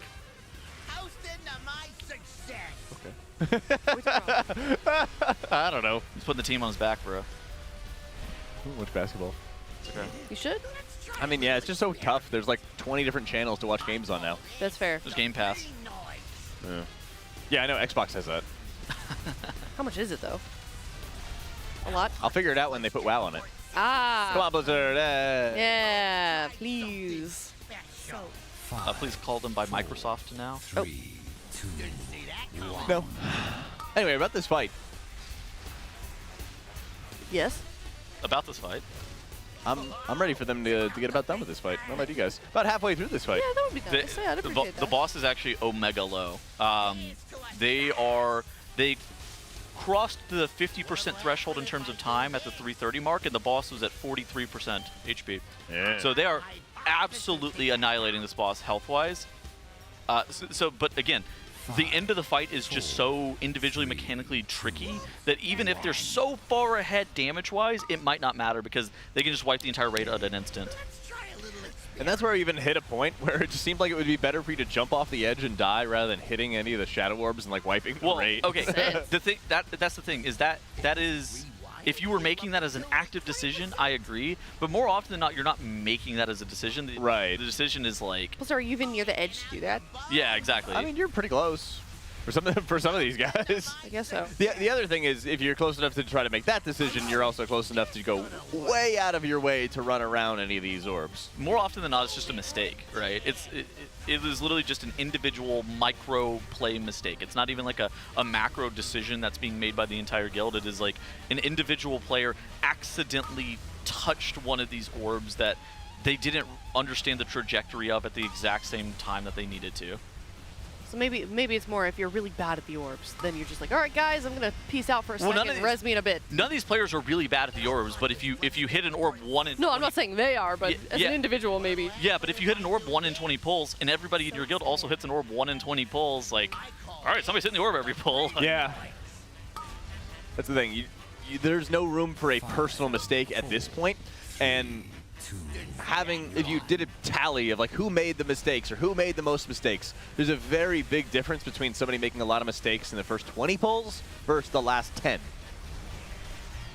So, here's the first set of balls. I was going to change the subject here, but... Here's the first set of these balls that you need to dodge. These don't have any inventions with any weird overlap, so this is normally the easiest set.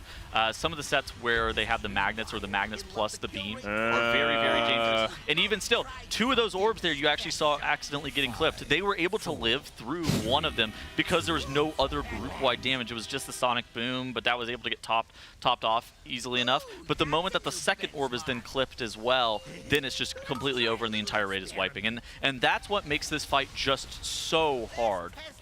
To visualize the difficulty of this boss, this might be an unhinged question, but it might be fun for people watching from home. If you had to draw a line of the difficulty of this fight as the time goes on and the phases progress, what would the line look like?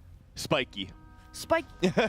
Very, very spiky. But more spiky towards the end. So yes. The second the Void Orbs come out, it pretty much is one of these, you could wipe it any time the orbs are out. Then, honestly, most of the time, the easiest part is some of the polarity swaps. When it says, there's nothing else happening, polarity swaps go out, you just shift into position, and then you're good. But we do have some polarity swaps happening, and then Void Orbs are reaching the group.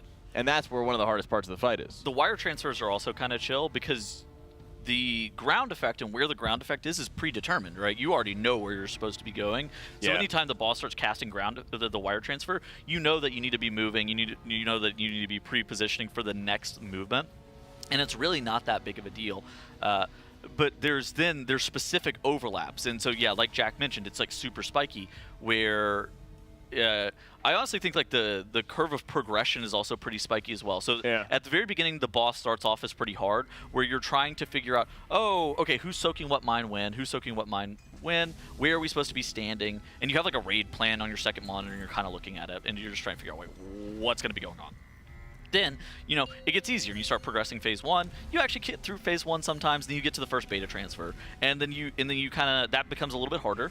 And the first beta transfer, you kind of mess that up a couple of times. Somebody gets launched off the edge. A couple of people get launched to the wrong spot and blow you up with their polarity. And it's like, okay. But then eventually you figure that out and then it becomes a little bit easier. And then there's some parts of the middle of P2 that are pretty difficult, but more often than not, the P2 stuff is really not that bad. It's more or less just like P1, except the beams are a little bit weird, and you have to learn some of the overlaps. So P2, generally for progression, was not that bad. And then Phase 3 starts, and then the boss makes those Void Orbs cleave your entire raid, and then every single time the Void Orbs spawn, that is 4x harder than anything else you've done in this fight at all, and it happens 6 minutes into the boss, and it is crazy difficult. Yeah, in a lot of cases, the smaller rockets or like the comically big rockets are a lot easier to maintain because you plan around soaking them.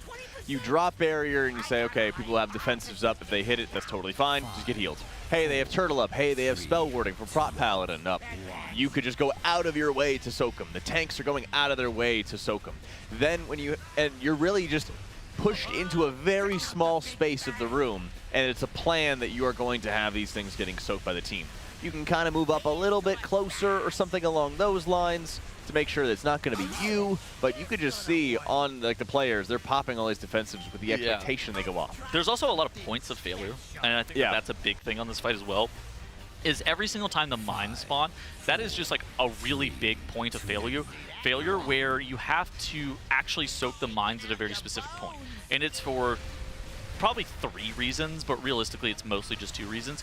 First and foremost, you have to soak the mines because if you and you have to soak them really fast, because if you don't, then it's going to overlap with a really weird mechanic, whether it be the tank pyro pack, whether it be the beams coming out wiping you. And then the second reason that you have to soak them either fast or slow is because if they end up actually getting clipped by some of these other mechanics that I was talking about, like the inventions, it just wipes you immediately, or you're not going to be in position for something else, like a polarity or whatever else, and there's like weird individual player positioning that happens.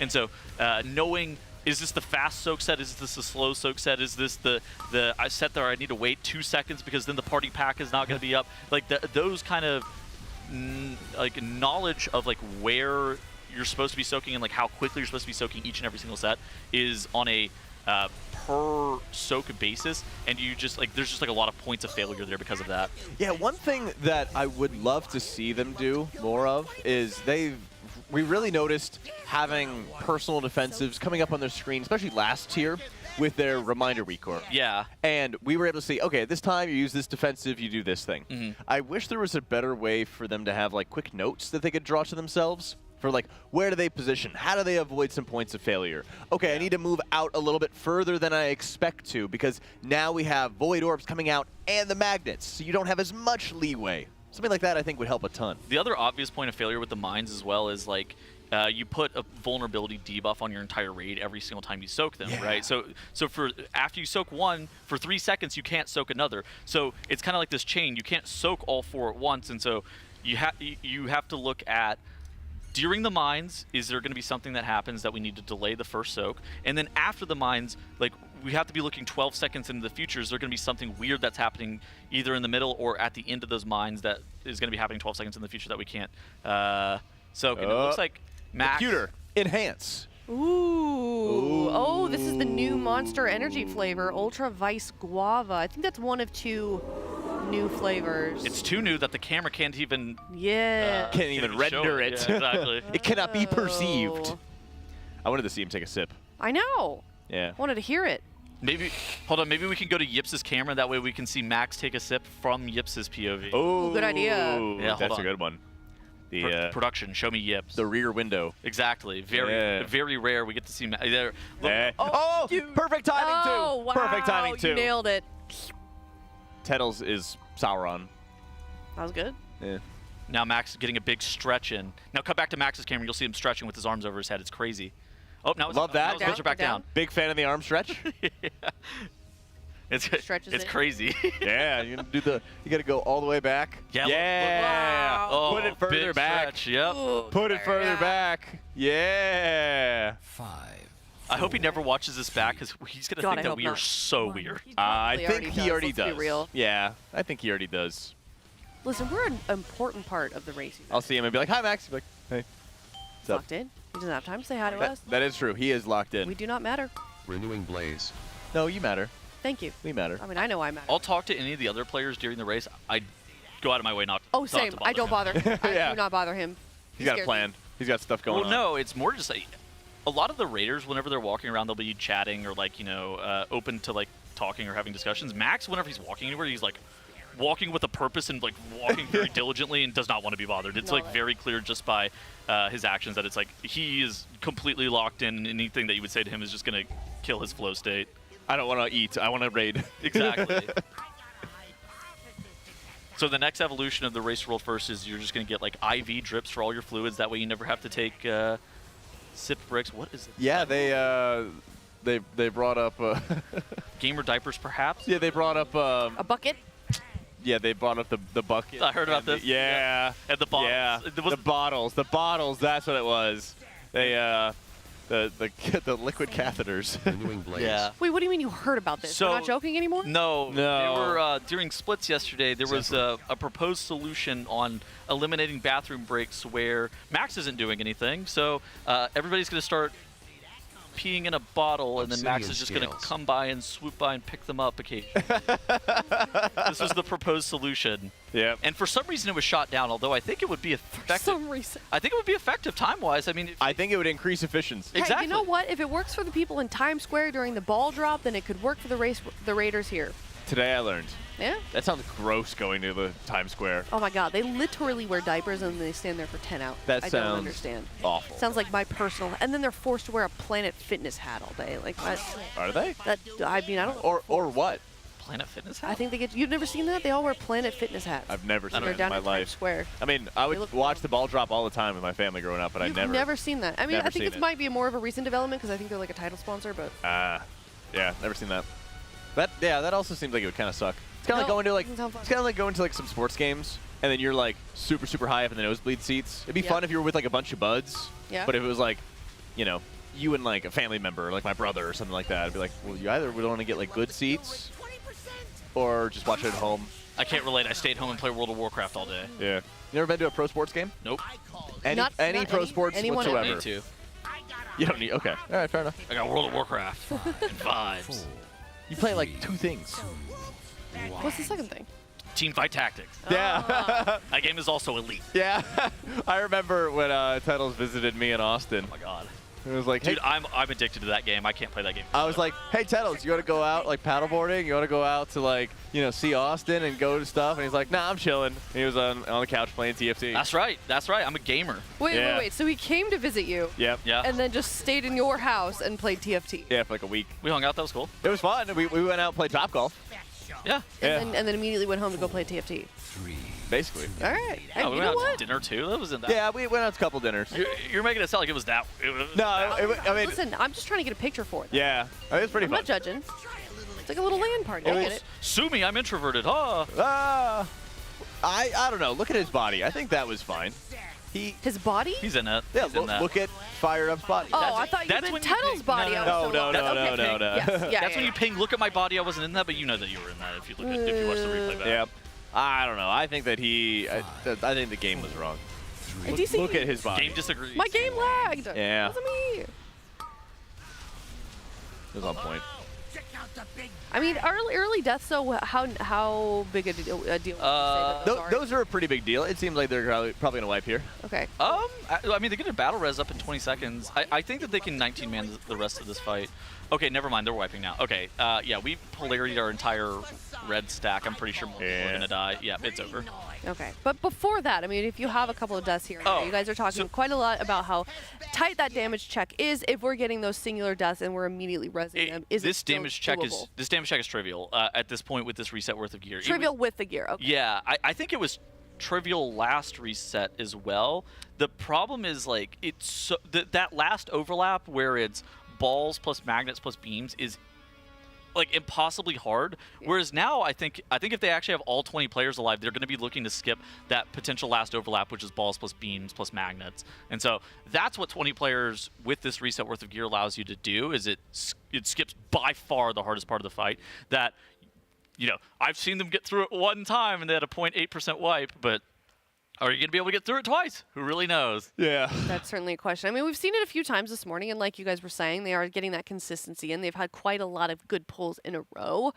So I imagine if you're in the actual raid, Jack, what do you feel like the attitude is for them? Do you think that they know that this is doable any minute now? They do, and I think there's a bit of, you know, kicking themselves for some of these wipes and some of these failures. And it always kind of comes down to a personal level because everyone sort of has this micro where the most important thing that they might be doing is the part of their rotation. You know, from a healing side, there's an urgency of if I don't do my ramp correctly, everyone will die.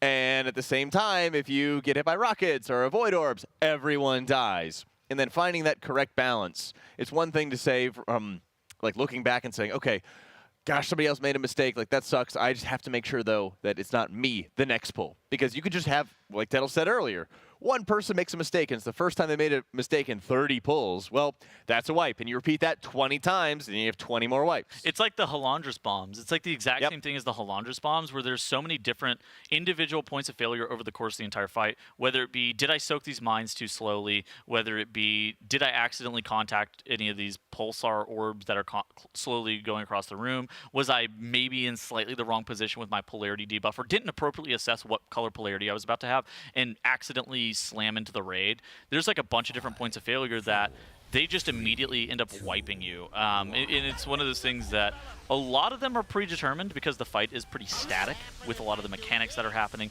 on the timings that they're happening. But some of them are, like you were talking about, the micro. It's the dodging of the pulsar orbs is a micro play where one individual player making an individual mistake, moving their character too far to the left or too far to the right, comes back and has immediate ramifications, where more often than not, that would, oh, okay, I missed a cast, and that doesn't really punish you. Yeah. But this is like, oh my god, I've wiped the entire raid. And it's kind of, with Halandras bombs, it's, oh my god, I didn't press my stupid extra action button. No, right, man, this stupid bomb. Well, I was talking with Trill a couple of days ago while they were still progressing on Styx Bunk Junker, and he was saying that that boss was the most personal responsibility he's ever seen on a boss in a really long time.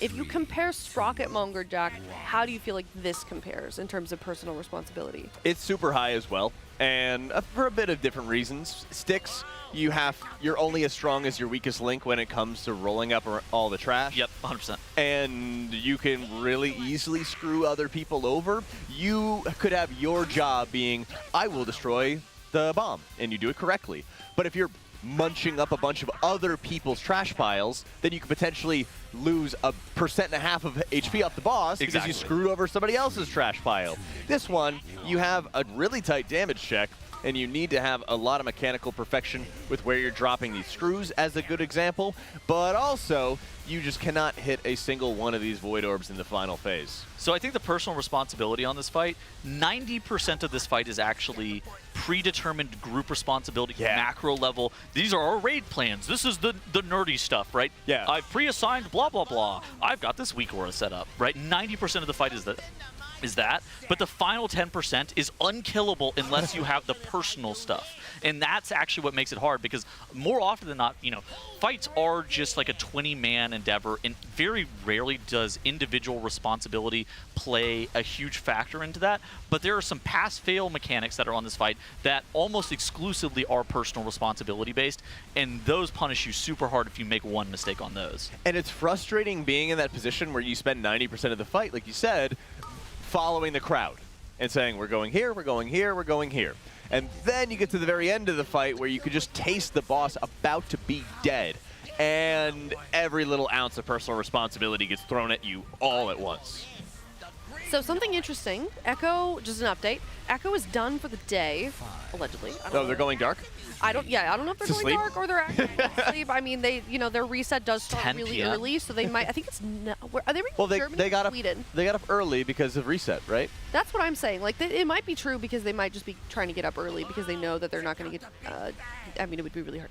I doubt they get down one-arm bandit at the end of the night, so they probably know that as well.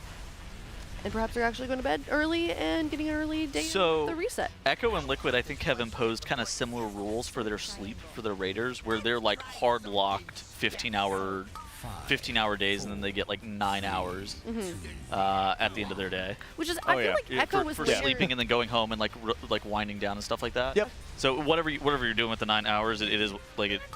Like if you only need 7 hours of sleep, totally fine. You can spend 2 hours. Yeah. You're taking a shower, hanging out. I think that's smart. 2-hour shower? Well, that'd be fun. Well, an hour and a half of hanging out. Half-hour shower. Yeah. Is that what you do? No. Oh, okay. I'm just curious. I was just gonna say, like, I haven't paid too math. much attention to what they're doing if they are done with their splits, or sorry, if they're just done with the day, and if they are going to be pulling offline, or what exactly their plan is. I'm not sure. I had a buddy who would always take a bath after every raid day. That's based. I love bath. He did not have a shower. He's just like, going to take a bath. We're like, all right, have fun. Bye, Larkin. Baths are elite. I can't fit in baths. I mean, you could just stick, your feet You're out. just cheap and not willing to purchase one that fits you. That too. Yes, let me go get a custom tall bathtub for my apartment that I rent. You're about to get this race to world first money, so. Oh my goodness. Yeah, spend it all on a bath. There you go. That's an investment. All in the For tub. taller people. The tub. That's an investment. Yeah. A lot of resale value. There's a lot of good benefits of baths, Jack. Like what? Name 3. Warm, skin, mental health. Good vibes. Shower and got products for that, and it's cooked already. Fair enough. Okay, go ahead, Tuddles. I think I'm going to talk about the boss. Oh, boy. Here comes the wipe. We're in the final phase here. We are 19-manning this fight, but kind of like I was talking about earlier, the fight is definitely 19-manable towards the end of this boss. It's going to really be about the final invention upgrade, where these rockets, these comically large rockets, are being turned into these void orbs that slowly go across the screen. That happens 3 times, and that is by far the most difficult part of this fight. With Cinny being dead, we're going to have to actually get through the combination, and they call it the everything combo, where it's beams plus magnets plus balls all at the exact same time. And now this is the first combo, and we've seen them wipe to this probably 4 or 5 times today, where it's just the balls themselves. And the balls are very, very dangerous. You see Fired Up even blinking. Shaquem going down. I actually didn't see exactly what to. He might have accidentally walked into somebody else with the opposite color polarity, putting a hefty dot on him. It looks like he's actually really far away from the rest of the group, so it could be anything. But the damage is still here, assuming that we are going to be able to keep 18 players alive. And so now we're going to have to do this wire transfer where the magnets are going off at the exact same time the balls are coming out. And this is by far the most wiped 2 point of this boss. Ooh, one player actually ends up hitting a bomb, but the 17 players are still alive here. So now the everything combo, and the enrage is still on the table. So the enrage happens at 6 minutes and 59 seconds. The final combo of this fight, where it's the beams plus the balls plus the magnets are happening here in just a couple of seconds. It's going to be 15 players, 14 players, 13 players, and it's going to be probably a wipe. Jack. Yeah. I was worried, even if they kept everyone alive right here, if they would hit and rage. Now it's just... It was going to be quite tight, but with even more people going down, they are going to hit the enrage. You're going to see the final pyro party pack of the fight, and then again at the 6 minute and 59 second mark, the polarization generator is going to happen, and then the Giga Death full raid wipe mechanic happens. And boop. Yep. It's close. We're close. We got to get back. We got to get back. Yeah, we got to get locked in. Vibes are good. Vibes are good. I mean, you can still see, I like how Nick immediately gets up, gets refreshed, walks around. I've been seeing a lot of that lately. A lot of the guildies just like taking a breather between pulls. I don't know if you guys have noticed an increase in that. Well, what happens is like your mental just gets drained by doing all these splits. Yeah. Because they're in some cases, you need to have like really high mental focus as you're like under geared and you're trying to do bosses on your like 639 rat character. When, you have like 660 main character that's way stronger.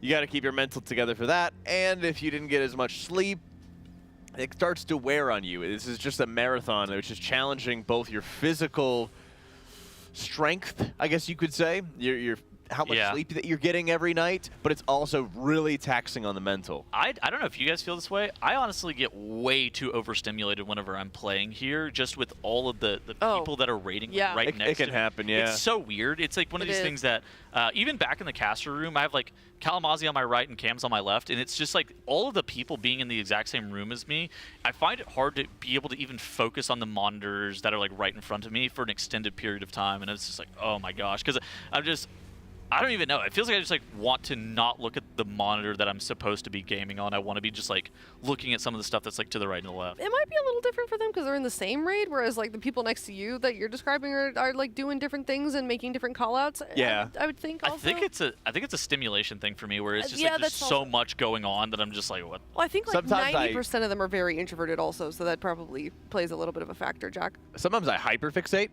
And I was so focused on my game, Kalamazzi came up behind me, and I didn't see him or notice. He taps me on the shoulder, and I jump right out of my chair and, like, scared the living daylights out of me. Why is the cameraman bothering THD? That guy's got a raid. That guy's locked in. We love him. If you also, what you guys maybe don't know is that THD has Chatterino open at any given moment, and if you type THD or THD lock, don't distract him. Then it'll ping him. And so if you just go THD lock and say nothing else, he'll get a notification about it, and he'll be like 1 million notifications in the Team Liquid chat, and he'll show up maybe eventually. 5, 4. I know that was also a reason that Max moved. He used to be, back when we were with Complexity, in the same room as Fiori and some of the other raiders. And I think it was like the overlap in comms, because he's the one making the call-outs. Right. Got a little bit distraction. So that's part of why he's in his own room. It's not just because he's Maximum. It was more just like, put this guy by himself because he's the dude that yells. And I know that's something that they switched over to a long time ago, and it definitely helps out. And also, I do get a lot of questions also about what their assignments are, like their room assignments. And from what I know, it's based on a couple of things: temperature preference, light preference, and then I think the last thing is like the role that they play. Yeah. There's kind of like a healer room that is sort of dedicated to it. They have like tanks and some range, some melee. It does kind of like vary a little bit. But it's definitely like a vibe as well when you start seeing some of the raiders are like, we'll go talk to some of their friends or the people they're closest with. It does make quite a bit of a difference. I think it's nice though, because you don't want to have everybody all kind of piled in, because like you said, the sensory effect. Yeah. Some people are going to be like wanting to walk around and move around, and other people are just going to like sit down and be locked in. Like the spot that like Impact or Shaq are sitting in, I find it to be like, I would find that to be almost the optimal location. Where like THD, I feel like I would not be able to focus with this big glass wall that's right behind my computer monitors, and you can kind of like see everything. I would feel like I would just be like, my eyes would be wandering the entire time. I'd just be like looking at everything that's not on my screen. Yeah, I would 100% just like lose it being in that THD seat, because you see everyone walking around you, and then if anybody behind you is moving around, that would be tough too. Shakib, like all that he has behind him is like a wall and just like a bunch of monitors. Like if you go to Fired Up's POV, I'm pretty sure you can see Shakib in the background just like look. He's literally, it's just a wall. Like that would be, for me, optimal. He doesn't. I'd want to be behind the partition. Well, those monitors aren't hooked up to his computer. They're like a... They could be. Well, they also have a note on them that's like, do not touch. Yeah. It's we're missing out. It's supposed to be a display, like just like a rotating sponsor roll kind of thing. Well, I think that's where one of the league coaches sits. So he puts all the POVs of the players, I think, on there. Oh, sorry. You can hear that. We've got Sammy is very excited to see somebody that she hasn't seen in a while. That is really loud. Yeah. And they are howling. They're excited. They're locked in. They're hyped up for this boss to die as much as we are. Oh, they got the treats. Yeah, they're getting treats. They got the treats. Down. Not to worry. What the not to dog worry. doing? That is a good question. That dog is advocating for themselves. Yes, most definitely. It is International Women's Month, and they are here for the excitement. But we are on pool number 115 here. Looking good so far. Battle Res available 1 coming up in 150 also, and it's looking pretty clean so far. What would you say, Jack? Or did I just jinx it? You gotta be careful with that. No, I would say it would be clean so far. And this is the expectation, is that it should be clean at this point. And I think it's just making sure that there isn't any sort of hesitation as they get into that final beta launch for some of the positioning. Because what I find whenever I've raided like really long hours, whenever I raided like 12, 14 hours a day when I was in Imperative all Shadowlands, is you basically get like lost on a fight. It's probably the best way to describe it. Where things start looking the same, you feel like you're in the same position, doing the same things, you see the same floor, and you're staring at, you know, your health bars, for example, and you have to make little movements like Nick just made right there, where not only was he actively looking at his frames, putting up hots onto his allies before he hits a flourish. I believe he was about to hit it, but he also noticed underneath his feet that somebody else had screws right underneath him. He made a quick movement, quick adjustment, and then followed that player to get into position. So that way, even if it's not something that you expect to happen, you're still aware of different changes that might happen from pull to pull. It's kind of interesting. I actually think that ranged healer is the hardest job in Raid more often than not. I do think that ranged DPS, depending on the fight, can be a little bit harder because the Blizzard does this thing a lot of times where just mechanics will not target healers, but any fight where it's all the mechanics that go on ranged also go onto healers, I think that ranged healing, particularly like a Resto Druid or a Disc Priest, is like insane work. Right, because you have to stare at your frames, make sure you set up your healing. I mean, Druid and Disc both have to individually stare at their frames for a very long period of time to precisely place the healing where they need it to be, and then they need to make sure they're still doing mechanics, because if they don't hit it properly, they're just going to die. Something with the polarization happened there. I actually didn't see what happened. Somebody contacted the entire group with the polarity. Yeah, I think they kind of just jumped into everybody, or they were letting like the drag move them in. That's what I mean. People kind of get lost. We got to lock in. You know, at some of these points. And thus far, I think it's just been kind of a rotating scale of like, okay, this person makes a mistake, then this person makes a mistake, this person makes a mistake, and it's been pretty uncharacteristic of them thus far. The guys got to lock in, though. It's one of those things that it's not that big of a deal that they've wiped to Sprocketmonger Lockenstock for a little bit, but they need to get the re-kill, or they need to get the kill here kind of soon. Otherwise, you're going to feel like you're wasting time. We have a long week ahead of us, right? We have one-armed Bandit, Muggsy, and Gallywick still ahead. So, you know, there's still a lot of race left to do, but they're going to have to kind of get into gear and get this boss killed off probably soon. All right, well, let's get an insight into what's going on behind the scenes. We're going to go to a Monster Energy listen in and see what they're talking about.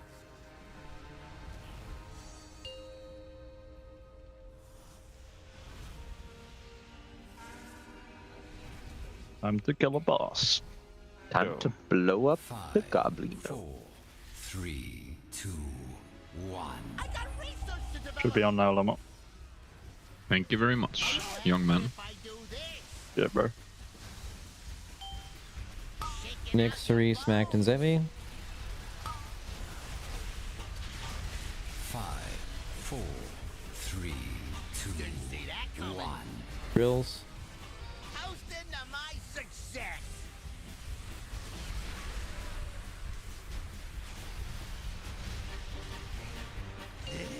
Let's try a little experiment. I call this the green noise. I'm out of mana pots. Same. I can't get you any of those. Trill, Shack, and Impact. I got a hypothesis to test out. Hope we got more, Peter, by the way. Yeah, I'm sure. Hey, Shack here. Just not can use me with the mana pot. No. Different color coming over. Here's to a stash. How is this gonna work? Okay, KSP fired up. Wolf Disco Tobo. Let's try something special. 5, 4, 3, 2, Baiting drills. 1. Shaking out your bones. Dude, Tobo, that was a wild pattern. I love it. Thanks, Okay, bro. fired up is soaking here. Made it up. Can't actually, just dodge. How hot does flesh get before it sizzles? He needs to be up now for the tank bomb, right? I can do that as well. So. I call this the green noise. Toasting to my success. Okay, polarizing. What'll happen if I do this? Hold it right there.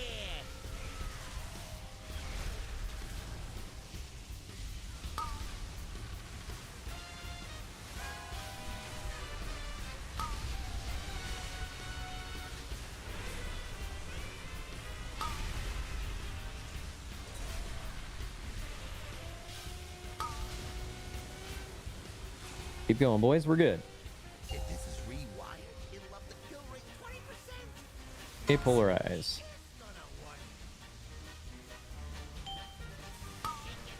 Okay, mine's now. Kingfly Mark. Suri and Zevi. Bait the drills. Do not bait drills in a bad spot here for our movement.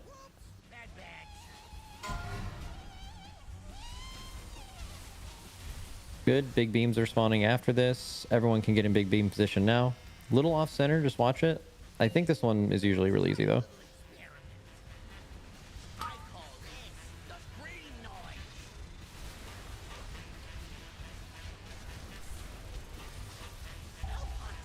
Okay. This is Impact, THD, Smacked, and Nick. Sorry, Impact. I've never gotten this one before. I mean, this is faktiskt soaked the blue one. I can grip you, Impact. I mean, what's happening? This is just the white man. I didn't realize it was over here. I've not gotten it. Yeah, I see the soak that too. She could have soaked it. Yeah, I guess I could have, but like, I mean, I know it's awkward, but I didn't even know I could get that one. Yeah, usually it's me that gets it. But yeah, that set sucks to do. It's a fun one to get, bro. So let me see. Okay, so this is a problem. This is a problem.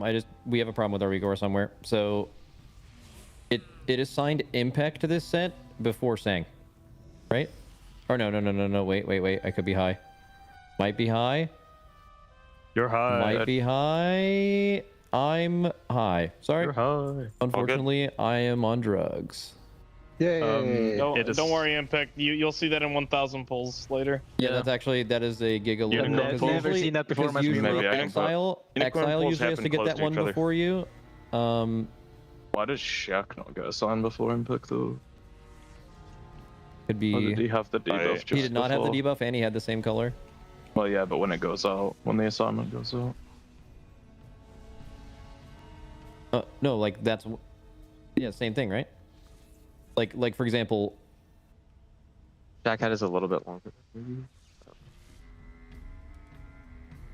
yeah, that's really. Oh, maybe because impact is closer to the ranged priority. Yeah, that's why. It's, because it pulls from the back. Yeah.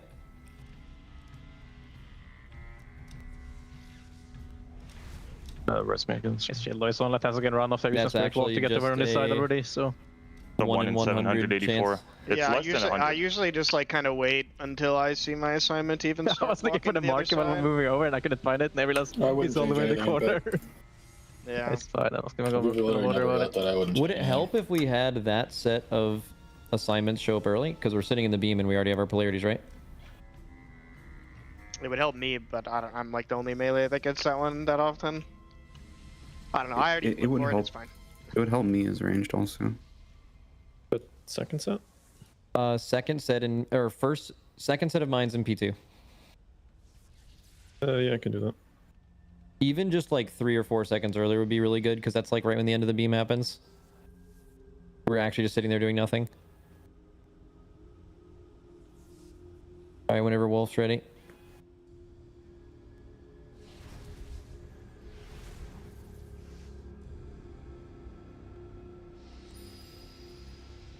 Is he at his desk, or are you waiting till he... He's not in this chair. I'm trying to look, but I don't see it from here. He's approaching. He's on the way. B minus. Come on, bro. I have He can hear us as well. He can hear us. Got 5 M's take already? organized breaks so this shit doesn't happen. Not the 6. No, we should, yeah. Feeling guac? I don't know. How's this still not a thing?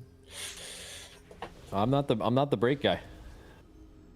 I'm organizing. Who is the break guy? I mean, when people are discussing stuff and someone is going for a piss, I don't even think it's that. But I don't know they're going for a piss though, right? What if Sari becomes the break guy? No one knows how long the yap is gonna be. No one knows how long people are gonna get randomly AFK for. This was deliberately designed to not be my job, by the way. You know. Yeah, it's not mine either. Low key. Or something. Alright, I nominate Fired Up. It's your job. Dude, Sari can be the break guy. Sari is literally the break guy. We're taking lunch now after I don't that, like yeah? responsibility, Exile. I don't know about that. Me neither, bro. I feel you. Yeah, we talked about taking breaks being good, but... Are we all here? Might as But well I'm- not take I am breaks. not the We've been one on a to do good it. trend.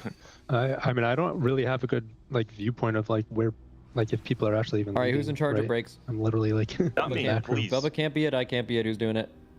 Let's just talk about it in officer chat. Fuck I'll it. do the breaks. I'll just We're not next taking a time I break now, see- right? We're ready to pull. I think. Yeah, we just took a break. We just took a break. That is the whole took a break. We were all Time for a walking weak through. aura. Hans, when you want to break, For the break, in when you game. want to break, Hans, do a break 5. Oh. Wait. 5. What we talked about doing is when people felt like they needed a break, people would type it in the Raider officer thing, and then if there was a few, we would do it. But that also just hasn't been happening, so we just need to do a new. People can type it if they feel like they need a break. People just can't leave their chair though. If we're doing that, right? Yeah, during breaks you don't leave. Yeah. I can do it. Yeah, sure.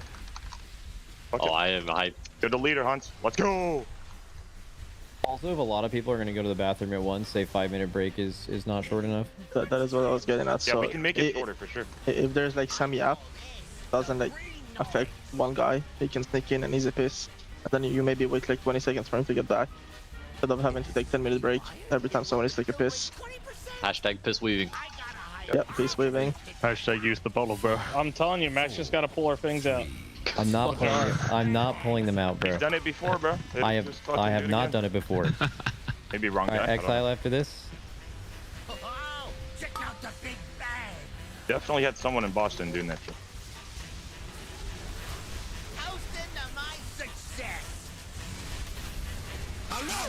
This gonna work. Let's try something special. Drills in 10. Kingfly, then Impec and Tobo. 3, 2, Drills now. This is an L. What?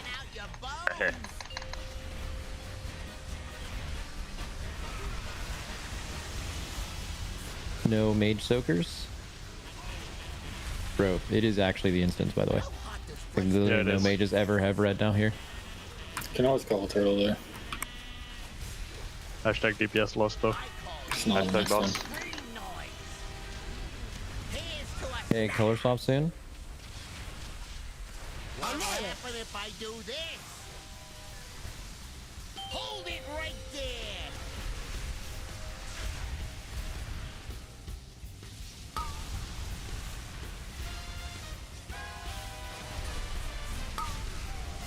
Respect the circles. And the traps.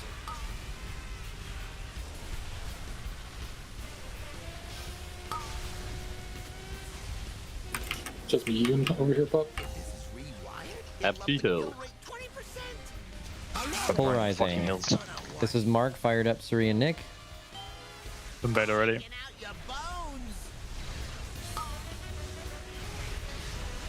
5, 4, 3. Okay, drills in 3, 2, 1, drills.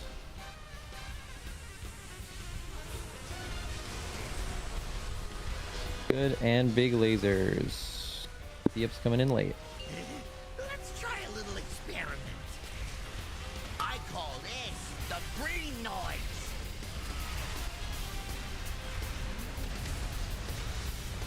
How hot does Okay, flesh get Cine, THD, Zevi, and Smacked.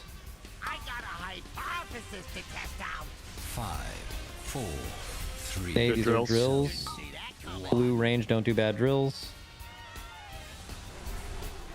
Good, and lasers spawning, get in for lasers, get in for lasers, and this is a barrier. And we're polarizing at the end of this. We may have to give Scott room. Okay. Nice. This is a Trill, Boomy, Shack, and Impact. Do not be late. Tobo L drills here. 4, 3, 2. Spellware fired up, please. Okay. And lasers now. Get in. Fired up will soak. Fired up your spell word expiring in 3, 2, 1 now. Okay. Watch the missiles. Last missiles. Good. Get in position.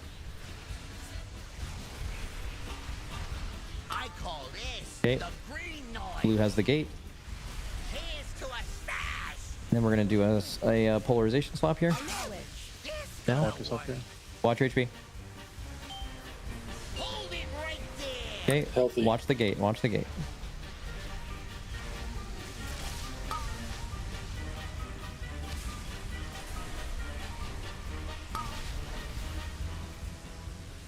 Holy respect.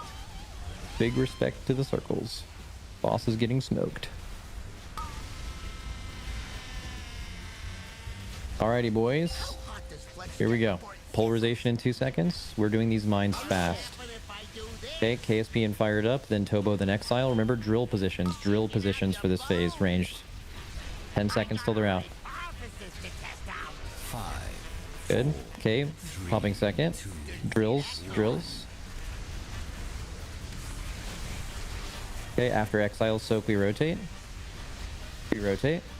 Now we're dodging balls here. We're not using any personals on this one, so you just simply cannot get hit. That's the rule. You have so much time to transfer too. It doesn't happen right away. Okay, dodge. We're moving in 3, 2, 1, going. Pop Exile, please. We're alive. Just res Trill and Exile both. Get them both. They're both blue. Who can get them? This is TFT first, then Kingfly. Good drills Bait on good the drills, side. bait good drills. Please res them. Good. Free buff. Okay. Nice. Now we're gonna move over in 3, 2, 1, go. Now listen, dodge balls, all personals now. All personals now. Polarity swap in 3, 2, 1. That's down here in potion. God. Just spread out, we're fine. Keep We going. can run maybe. 3 balls, I think. There's a red and the blue there. Can we win or no? Can we keep trying? Keep going maybe? Yeah, I don't know. What is the pop with blue trap? It's Yips is assigned. Then Cinny is there. Now we're fucked. There was a red inside the blue camp there. What's up? I put my reminder like directly on the blur. I so couldn't see what see the happened to me. bolt of the darkness, bro. Don't drop darkness there. Yeah, I could not. I Lumble literally could not see it. but I was about to DM him that it's like really bad. Yeah. Bro, I have a fucking makes it rip really POV, hard. man. I'm gonna move it back to the last thing, Lumble. Like the. I didn't get hit, but it definitely made it. Oh, No, I mean even got I hit. don't like it. But I did get hit. Dude, who got hit on the first one? Where we It was lost 2 me, people. maybe. But they died to drills, I think. Yeah, I died to drill. Okay, then after this we get second one. We're over. We pop all Percy's. Someone hits one. Someone hit one super early, right? I think that was Yips running back in, right? What? Or was I it was the people got hit. That Paul was. I don't think so. You should watch Wolf's POV. I think he leapt over me. Was Wolf saying Sari and Trill who got hit that Paul? Yeah, I was in the mid, like hell. I mean, that's with the just darkness. we're not like if we hit 4 balls in the last phase, we're never killing it. Did you even notice that, Wolf? I think he leapt over me. Yeah, I did. Okay, so Scott's moving his reminder, or one of the weak auras, right? It was just a yeah, P- I had to UI play diff. the text. I just had to text the switch at the same time. It said switch. You can reload if you want that one timer to show up early. Okay.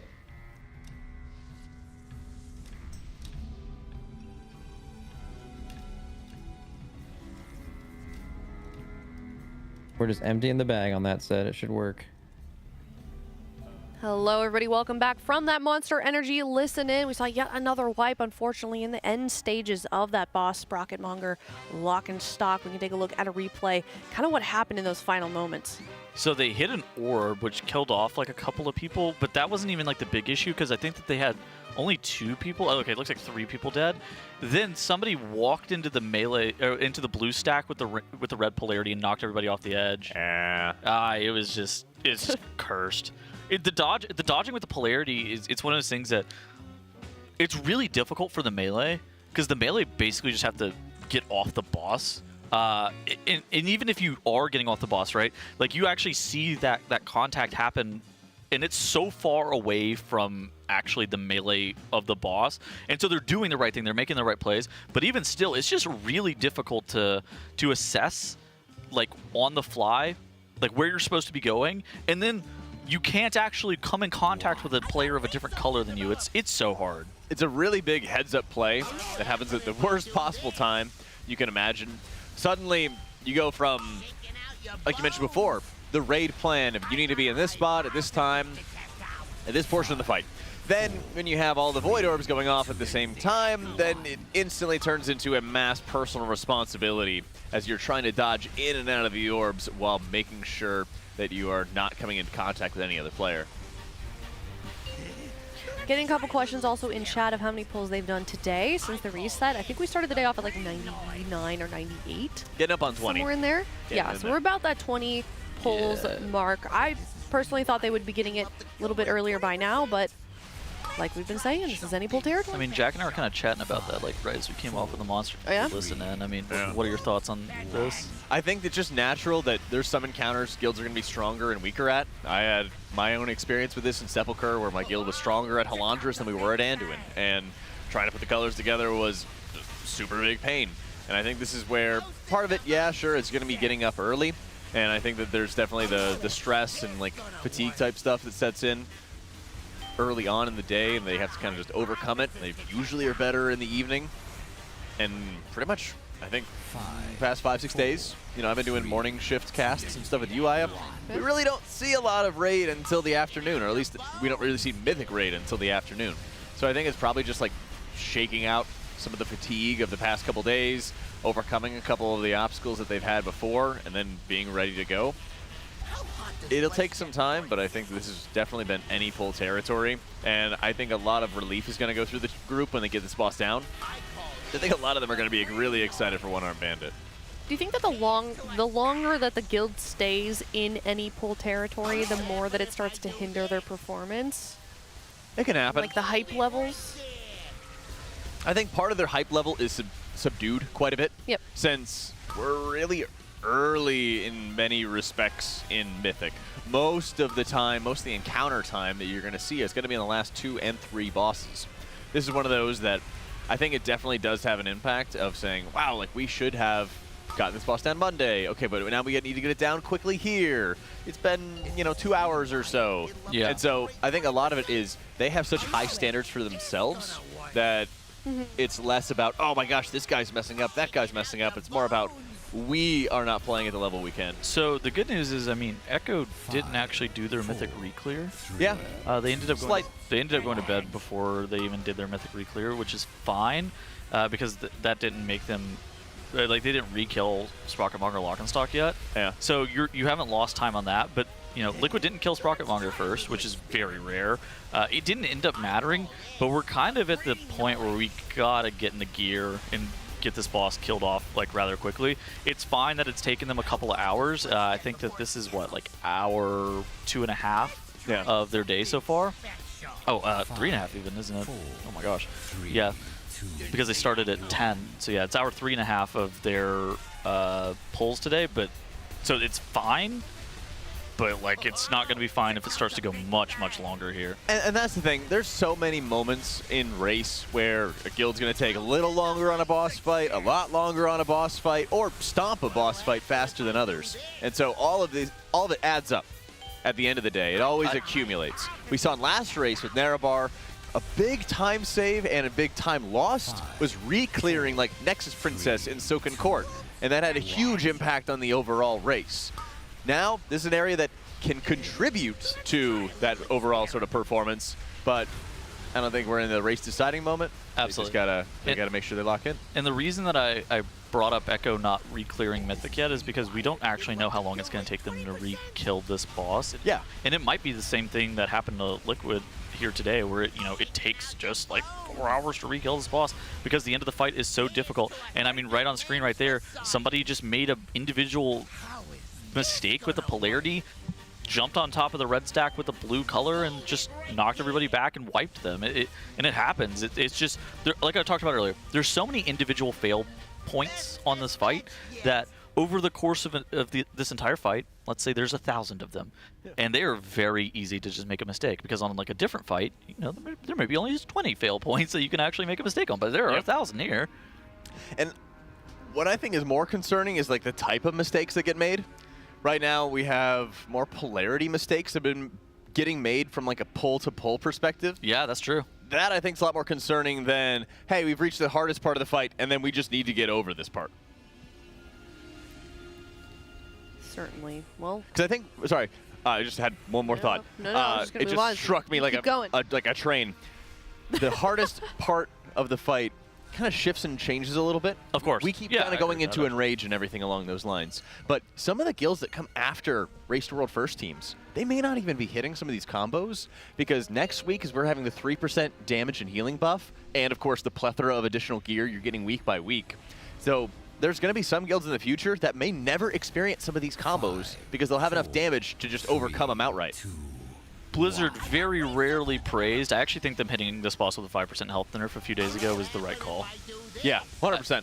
It's one of those things that, like, whenever we saw it for the first time, we were like, why in the world did they do that? But after having seen how it's played out, I think the 5% health nerf makes a lot of sense in context. And I think it was actually appropriately timed as well. I think that they actually were spot on with the 5% health nerf to Sprocketmonger. Yeah, I think it takes a little bit of the perfection requirement away. If you had to have a perfect pull, this boss would literally be 350 pulls. Yeah, absolutely. I agree. Like it would certainly be killable with 5% more HP, but it's still hard with 5% less, and I think that's kind of the Nexus Princess Kaiveza effect. Exactly. Where we then are no longer trying to prog the boss. We're trying to gamble the god. Yeah. And that's a very different experience. And that's an awful thing to have for a not end boss, not penultimate boss. You can even debate on the whole Mid-boss. penultimate. Yeah, it's a mid-tier. They had to have a god pull on Ansarek, but that was cool. Yeah, that's the thing. Like that's the hardest fight in the freaking game. Yeah, makes sense.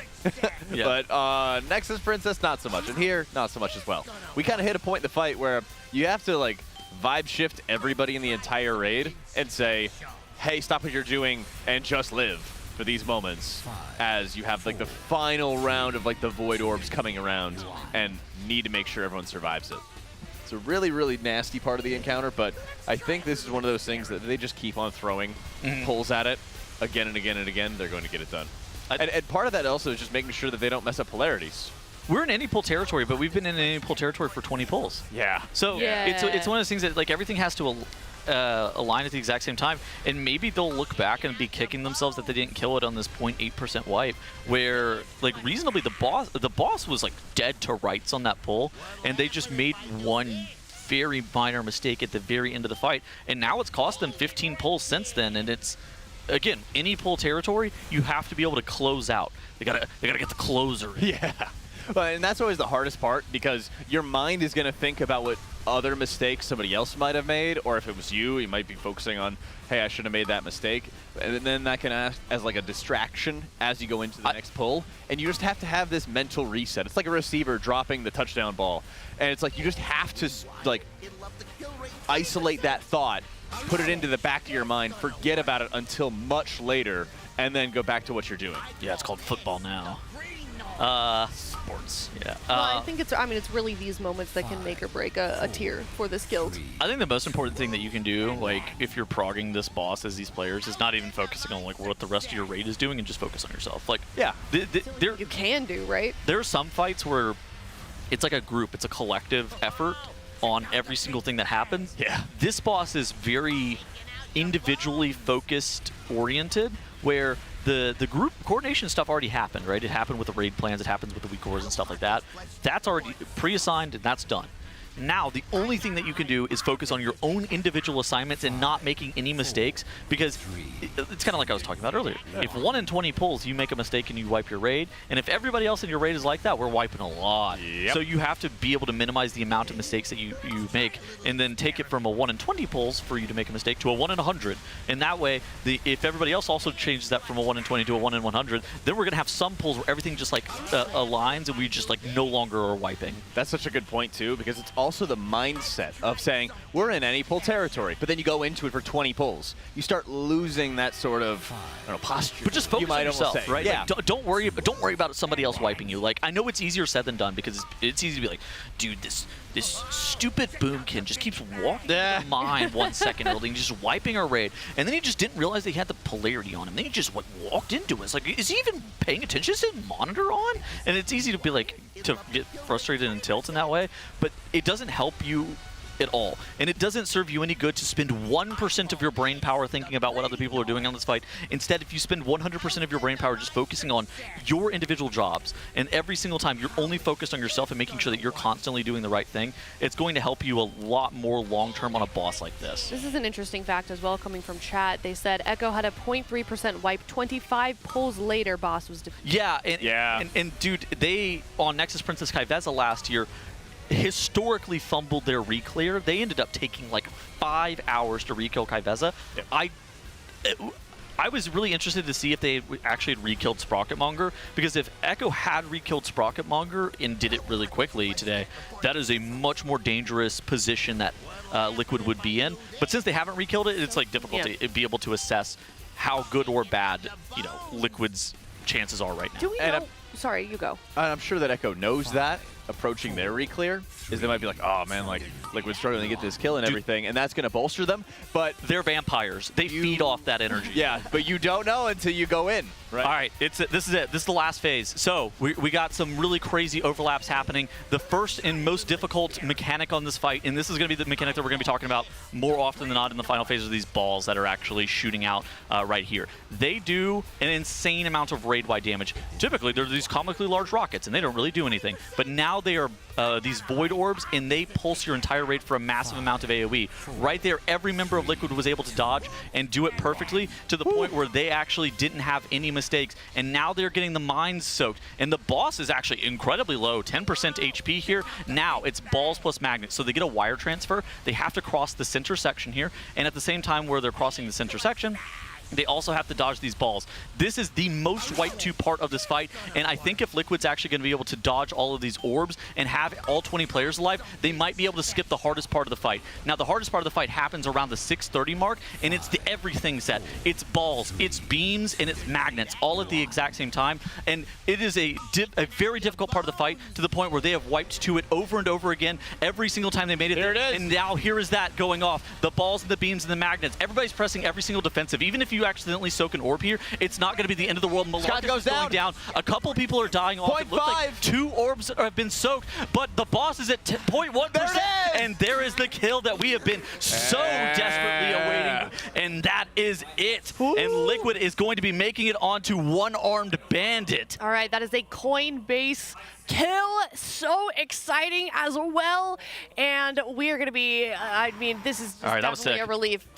Whew. Oh my Definitely God. a relief for the guild. I'm out of breath. I didn't take a breath. Yeah, you were carrying that. Oh my goodness. I mean, that's got to be such a relief. And as you're not seeing everyone jump up and scream and raise their hands, I know they're excited, but this fight is so insanely exhausting for the Raiders to get down, and it's got to come as a nice relief, especially right before lunch and the break. There's a reason that they're not yelling and screaming. It's because that this was the expected outcome a while ago. Yeah. And, you know, if they'd killed it on Monday night, they would have been running around the facility. But since it was so much later, they know how much this kill means, and they have to lock in for one-armed bandit. There is a lot that's going to be going on with the one-armed bandit encounter, and they just have to focus on what's ahead of them because that is going to be more important than being able to celebrate the Sprocket Monger kill. Right. And the nice side of it, it's going to be a brand new boss. It's going to be a brand new environment. And this is going to be the area where they can start making up some ground. Because sometimes it happens. Like these fights are just not going to be as good as they're going to want to. They're not going to be as good at them, or they're not going to be as consistent at them, and they're not alone because, as we mentioned before, you know, Echo had their like 0.5% wipe before, and then it took 20 pulls later. We had a very similar situation happen with Liquid just now, and they've got their world's second kill to move on. Just in time for lunch, also. That's right. Oh, look, we already got Alice moving around. Hi. Yep. That was it. Hello. Yeah. Awesome. Okay, well, now kind of the question is what next? Because they've got lunch coming up. They've got about 15 minutes before they usually go to lunch. I think you need to slam some one-armed bandit pulls. There's a couple things that we need to see on one-armed bandit. Yeah. So, first and foremost with one-armed bandit, add HP. Trying to figure out how much health these ads are going to have, these attendants, the coin attendants, I think are the names of them. I think they are the coin. They're attendants. Yeah, okay. So the attendants, trying to figure out how much HP they have. And then there's also kind of a question, this happened during PTR, but it could be different if it works on Mythic. So the icons that are above the coins are random. So it's like coin, fire, skull. And the positions of those are random on a pull-to-pull basis. Right. But the guild is going to want to kill them in a very specific order. Now, it's a question as to, are those actually going to be random on Mythic or not? They were random on Heroic, and they were random on Mythic during PTR testing. But that could be changed to lower the amount of variance on a fight like this. But that's probably something that they're going to need to test on stream real quick right before lunch. And then that kind of gives you a little bit of knowledge as to what's going to be going on. They can use that 30 minutes as like a working lunch is how I would describe it. Kind of when your boss expects you to be working during lunch. Oh my gosh, here it comes again. The bosses expect you to work through lunch, and this is going to be one of those today. All right, well, real quick, while we are letting these Raiders celebrate the hype of that last kill, do want to give a quick mention, of course, to Coinbase, our presenting partner, teal.gg/Coinbase RWF. If you'd like to win a Team Liquid signed jersey, since we did just get down a Mythic boss, that means we will be giving away another one. So you have more chances if you follow the prompts that you see here on the screen. And then if you are eligible for all of that and you are NA or EU, you can win the grand prize, which is being flown out here for the Race World First next tier. And we are definitely relieved here on the desk. I imagine the Raiders are as well. And we are setting up ourselves for a good spot here as early in the day. Everything went according to plan. I was personally, I gotta say, I was getting a little bit worried there on that 0.81% poll that we got a little early in the day that the vibes were going to start to go down. But we did get it down, and we're looking at our Raiders now. They got the loot. They looted the boss, and they are moving on to the trash. 3.5 hours. And it looks like we're going to be hopefully seeing some one-armed bandit. Okay, so I don't think 3.5 hours skill Sprocketmonger is great. No. I'm gonna level with you guys. I don't think it's great. But you're putting it real. I appreciate it. I think it's a really hard fight, and I think that other guilds could take equal to longer, potentially even to kill it, because that last overlap is so sus. Even they were so far ahead of the damage check, but they still could have wiped if they could have. So one orb got contacted there, and it took out well over half their raid. If a second orb gets contacted or the boss isn't as low as it was, that causes them to wipe there for sure. Well, I also, on Echo's kill of the same boss, I think like half of their raid was alive as well. So it's not like they had a tremendous pull as well. If you're making it to that last overlap, that is going to be your kill. Like that is just what your kill is going to look like. You're going to have half your raid. Limping till the end. Yeah. So I mean, that'll really be the true question of like what the differential is going to be is Echo when they do their reclear of Sprockenmark, which should be tomorrow. I'm definitely curious of what's going to happen there. Well, I mean, again, that's going to be the thing. It's not great, but I don't think it's going to be great for anybody. It hasn't been clean for everybody. Nope. Does Shaq have a tennis ball on his desk? Yeah. All right. Little fidget toy. Does have that golden retriever energy. Certainly does. Yeah, I saw him do his walkies earlier, and then he was walking towards me, and then he kind of just did a 180, and I was like, what you doing? He's like, oh, I'm just going on a walk. All right, we're going to take a look at a replay of that mythic kill, world second on Sprockenmonger Lock and Stock. 4, 3, 2, Fuck it. 1. Why not? To develop. What'll happen if I do this? Shaking out your bones. 5, 4. 3 nicks, heavy and smacked. 2, 1. Drills.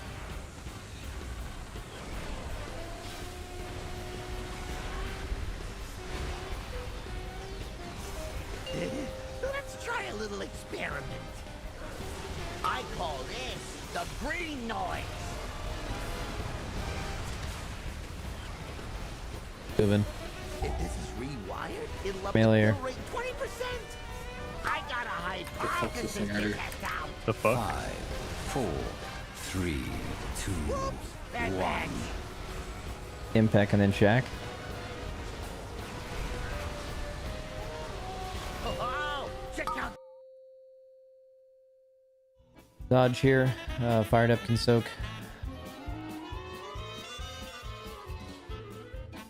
Switch. Polarity swap. Kingfly, KSP, Wolf Disco, Tobo.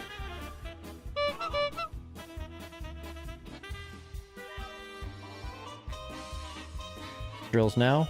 L.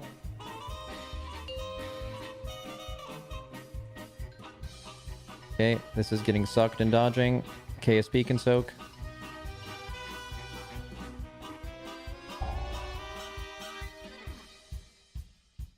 Okay. Red is gating, blue is not. It's further back. The gate is, yeah, watch the gate. Do not miss the fucking gate. Polarity here. If you just swapped over, identify where the gate is.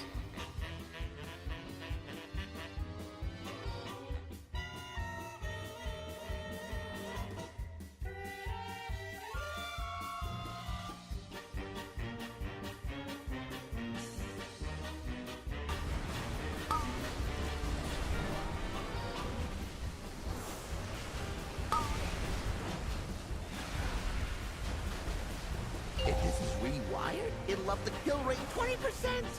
Hello. This gonna Polarity. They drill so Mark saying it's going to be in the nick. These are good drills for ranged here. 5, 4. Don't put them on the conveyors. 2, 1. Now. Toast into my success. 3 and Nick are both hopping, and they both got drills, so out. beware. Good. Lasers. Check out the big bang. Shaking out your bones. Be aware, Blue, they're right behind you. Cine and Fired Up are staying. Mac and Zevi will be when we're far. Do not run over the mine when we go over. Okay, electric ground. Continues 1. 5, 4. Okay, these are 3, drills. Blue 2, range. Do not put it directly 1. behind the group. Okay, and then big lasers coming up in 5 seconds. Fired up. You want to get in. Let's try a little experiment. Barrier.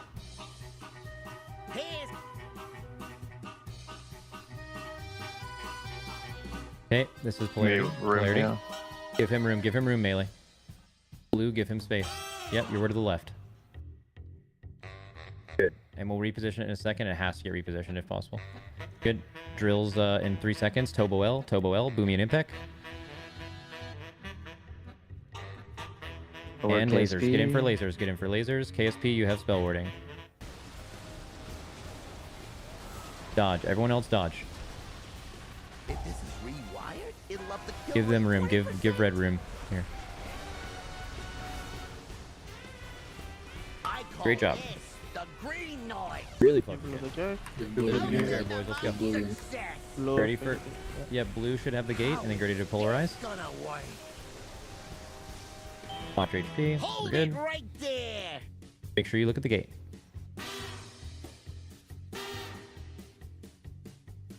Watch King fly. Nice. We just used 2 externals there too, including PS, so we just need to be careful next phase.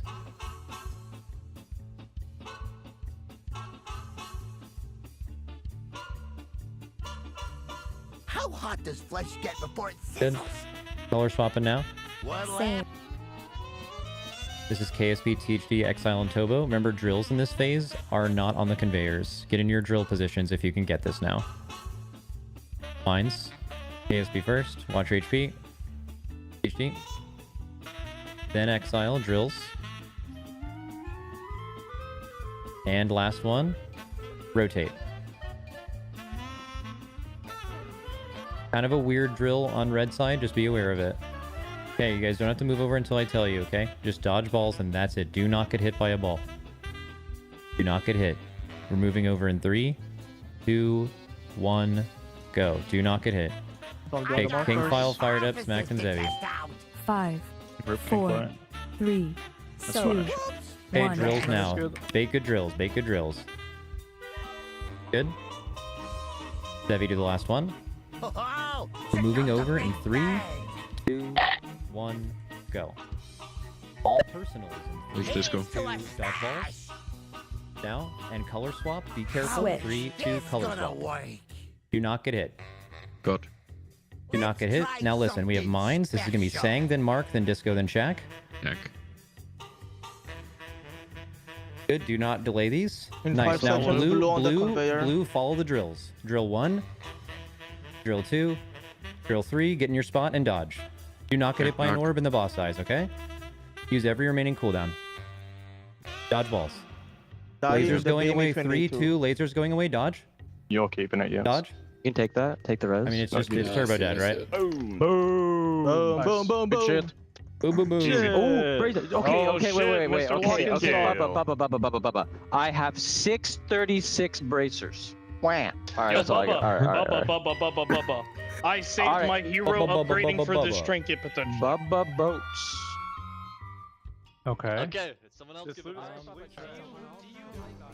I saw Liquid just get the world second full eye. Okay, sorry. Yeah, you did. Here's a look at our Coinbase leaderboard, of course, and where we currently are. Echo, 5 out of 8. Now Liquid, 5 out of 8.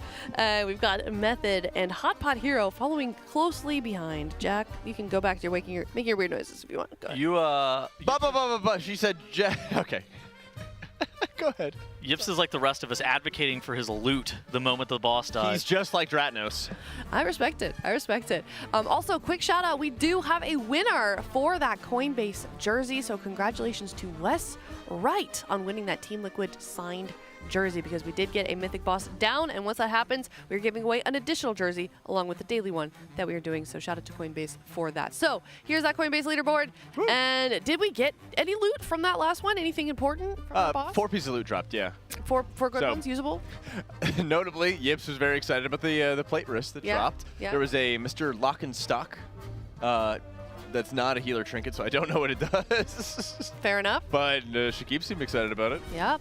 All right, well, now the question is, what is going to happen for the rest of the day? We can take a look at our boss progress. All of the bosses that we have killed and the ones that we've got left. That was a 5 out of 8 boss that we did just down. We've got 3 more. One-armed bandit, of course, Muggsy. This boss did get nerfed a couple of days ago. Well, with the reset, they announced the nerf a couple of days ago. And then Gallywix Tettles as the final encounter in this tier. Yeah, I mean, I think that there is a high chance that this raid concludes somewhere in the Sunday to Monday range, just with how these fights are going to be starting to look. And I think that One-Armed Bandit's really going to start to tell us a lot. I think, like, kind of like you were talking about, if One-Armed Bandit is somewhere in the 100 to 150 pull range, and Muggsy also kind of matches that 100 to 150 pulls, we could also be looking down the barrel of a reset 3 potential Gallywix kill. Ooh. So I think that we're really going to be looking at One-Armed Bandit. What is the difficulty of this fight looking like? How fast is Liquid going to be looking to progress an encounter like One-Armed Bandit? This fight should be insanely difficult because there is a really tight, hard enrage timer, much like some of the other fights we've seen before. And there is a damage increase mechanic that is also at their disposal. It's called High Roller. Whenever any of the coins from the boss are spawning, it's a cast called Payline. It's a nice little blue line that gets spawned coming in from the boss. Yes. They're able to stand next to that coin, not on top of, otherwise they get smushed. But they get a 10% damage and healing buff. This one is going to be super insanely important to min-max. And they kind of already have a decent idea of how the final phase is going to go, because it doesn't look like it's been changed too much from Mythic. Now, from Heroic. The issue of that pay line is on Heroic, you just get stunned for a long time. Yeah. Mythic, you get one-shot 100-0. So yep. That'll be an experience that we are certainly going to see. I think that there's also some variables of like RNG as to spawns on the ads, what spawns they're actually going to be getting on those ads. Those are like the huge deal. What are the main changes from Heroic to Mythic, though? It's this Dark-Lined Cuirass. It's the DLC, and in order to remove this armor effect, they can't be damaged below 25% health unless they get run over by one of those Payline chips. Yes. Coins around the room. So they have to have the entire raid basically stacked in position to roll these coins into the assistants. This one is insanely difficult because if anybody's out of position, then they roll to the back of the room, then you have to aim them back at the attendants, and you probably are going to miss the timer because if you don't cash the coins in fast enough, it's just a raid wipe. Exactly. And in addition to that, there's the big hit, which you would think is actually not that big of a deal because, you know, just additional ground effects doesn't sound like that big of a deal. But there are a couple of different strats, position-wise, that you could actually put your ranged in to be able to drop those void zone circles that you're going to be seeing. I think they're like static field circles. Yeah. The first strat is the range play in the middle of the room. That's like pretty standard. I kind of expect that's what they're going to do. The other strat is to potentially have all of your ranged and your DPS actually playing up against the wall. That's what we did during PTR testing. I think that's probably what's going to happen. What did you guys do during PTR testing? Did you also do that? We had the boss really close to the wall, and then we were kind of just off to the side. So it was kind of like a right angle that you would make to try to be in like, I mean, you're in a circle, right? So you're not really making it in like a corner, but trying to do something pretty similar to that. Wow. And I think that's probably what they're going to be doing. Tab in. As the attendants are spawning. Tab in, the boss has been pulled. So we're seeing the first pull of One-Armed Bandit, and it looks immediately like they're just playing in the middle of the room. So for now, because the attendants haven't spawned yet. That's true. Yeah, okay, you know what? That's fair. They could in theory make a really big move. I think you would probably want to start spawn up against the wall. So what you're going to have is that some of these attendants are spawning when the pay line is coming from the boss, and some of the attendants are spawning when you're sending the chips back. Okay.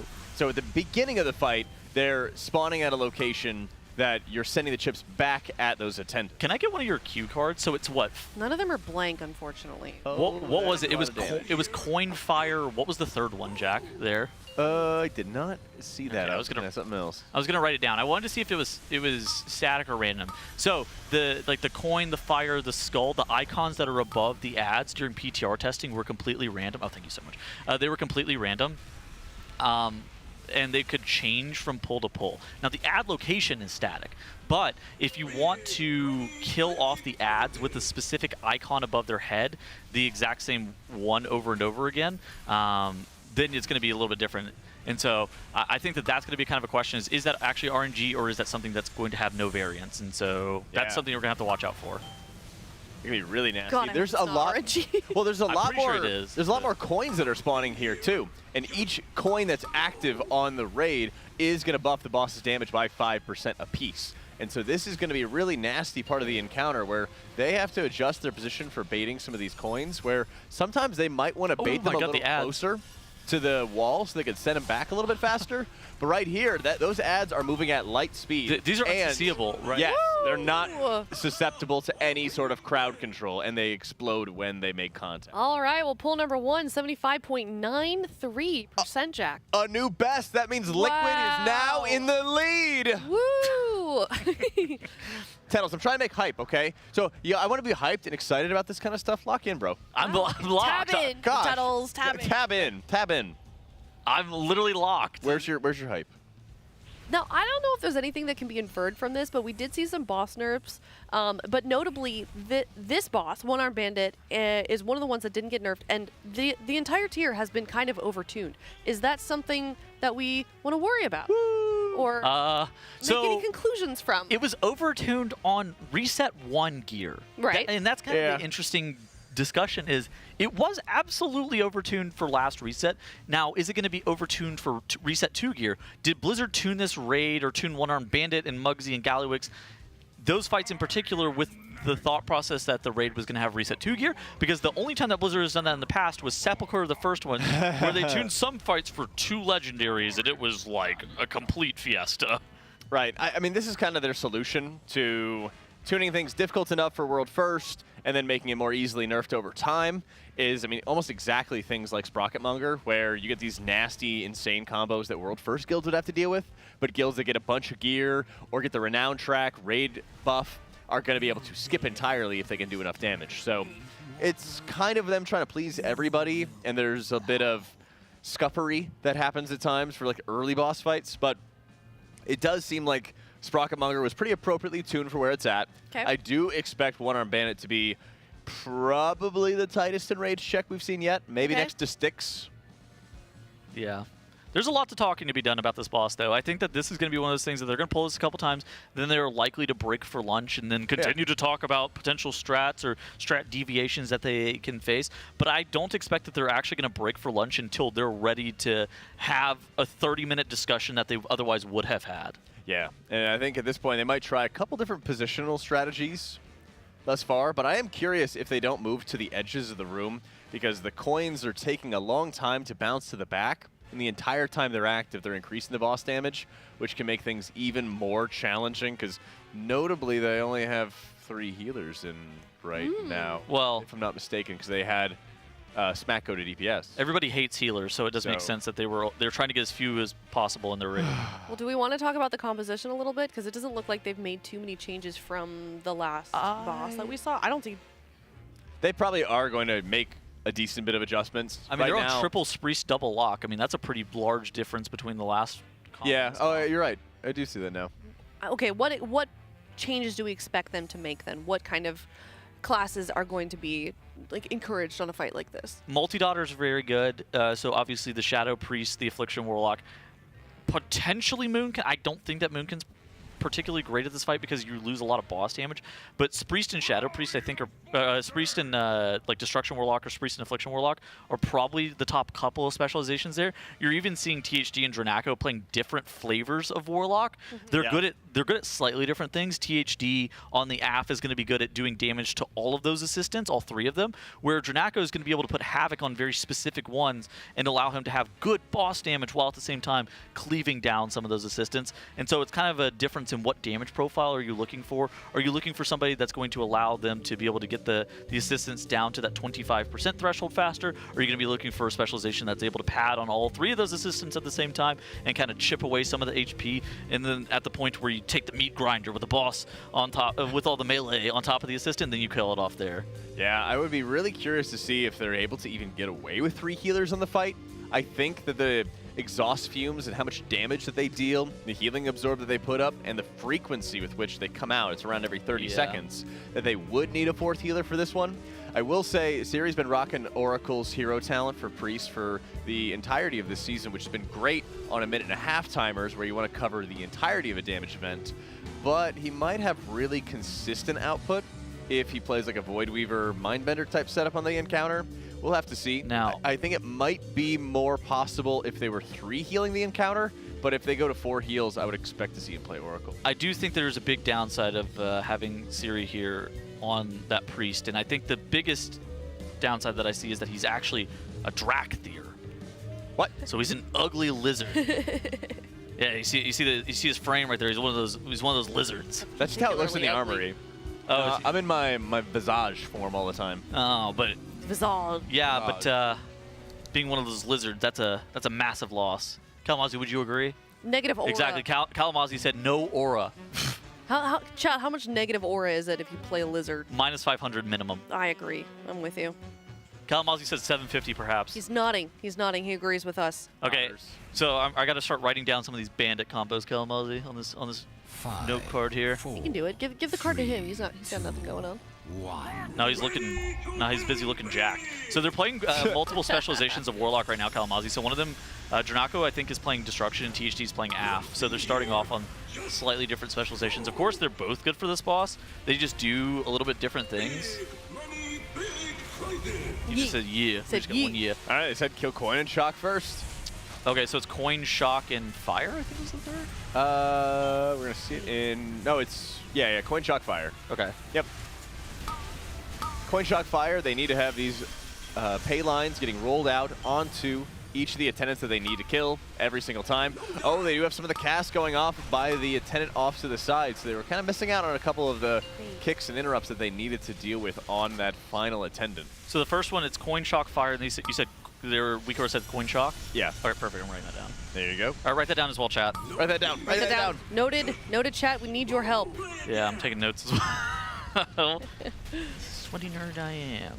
I mean, that's why we are. I mean, the lights are pretty pretty warm, Tails. You might have to take off the hoodie. Nope, I'm cold in here actually. I'm also chilly. I forgot my blink. I am similar to a lizard, and I need a lot of heat. I got bad circulation. You got the heat going on in the hotel? Yeah, of course. Me too. What do you have it at? I don't know. It didn't look that hard. Oh, that's crazy. That hot. I just put it on cold. Really? Put up a bunch of blankets. Yeah. Warm up. You have extra blankets at the hotel? You improvise. You adapt. Okay. Put on some hoodies if you need to. You sleep in a hoodie? No. You could like drape it on yourself a little bit. I gotta like warm myself up real quick, and then I get too hot, and then I take layers off. This is the weirdest cool down. tech I've ever heard of. Jack also. No, I don't. Jeans, I've heard. That I do not do. That would be insane. Okay. Yeah, he loves. He told me that how would you know that? Well, I've been in your apartment knocking? I've slept in your apartment before. I've never slept in jeans in my life. Jack told me that he loves the stiff fabric as well. He likes to get his jeans starched. Sort of the crunchy jeans. Yeah, exactly. That sort of rumble when you walk around. Wranglers only. Yeah. Like a real American. Let's go gambling. Yeah. Let's go gambling. Yeah. Be financially responsible. Oh, dang it. All right, pull number 3 here. That's being 75%, that first one. The one on Bandit's got elite voice lines. It does. I honestly, the entire tier, but yeah, I would agree with you, particularly the one on Bandit. Big Great job. money, big prizes. You're such an RPer. Yay! Are you an RPer at heart, Kettles? Yeah, he's a role player. I am, but I don't like to be. What does that mean? All right, so, anyways, the ads have spawned. Nice we're looking for coin and shock. So we're not looking to kill any of the fire ads here. Well, you eventually have to kill them. Yeah, so you have to kill all the combos. As you can see at like the front of the room, there are combos that are illuminated, and whenever they kill specific combos of these ads and these icons, then the combo like gets removed from that front stage area. And so that's kind of how you can tell what combo you have left to kill. And if you accidentally kill a wrong combo, then you immediately enrage the boss in white. That's right. They always have to do a unique combo throughout the encounter. Otherwise, fraud detected, and then the entire raid is going to wipe. The amount of coins they still have, they have 3 coins active right now, is having a really large stacking buff up onto the boss. Some of these you're going to have to hold on to for a little while because you're going to want to hold them for attendant spawns, because you're going to see some of the coins are getting launched at the next wave of attendants. Yeah. But part of their min-max is they're going to have to time when attendants spawn and start sending those coins off a little bit earlier, because I don't think they're going to be able to 3-heal it if they're leaving the coins up for such a long time. So their second wave of ads, they're coin, bomb, and shock.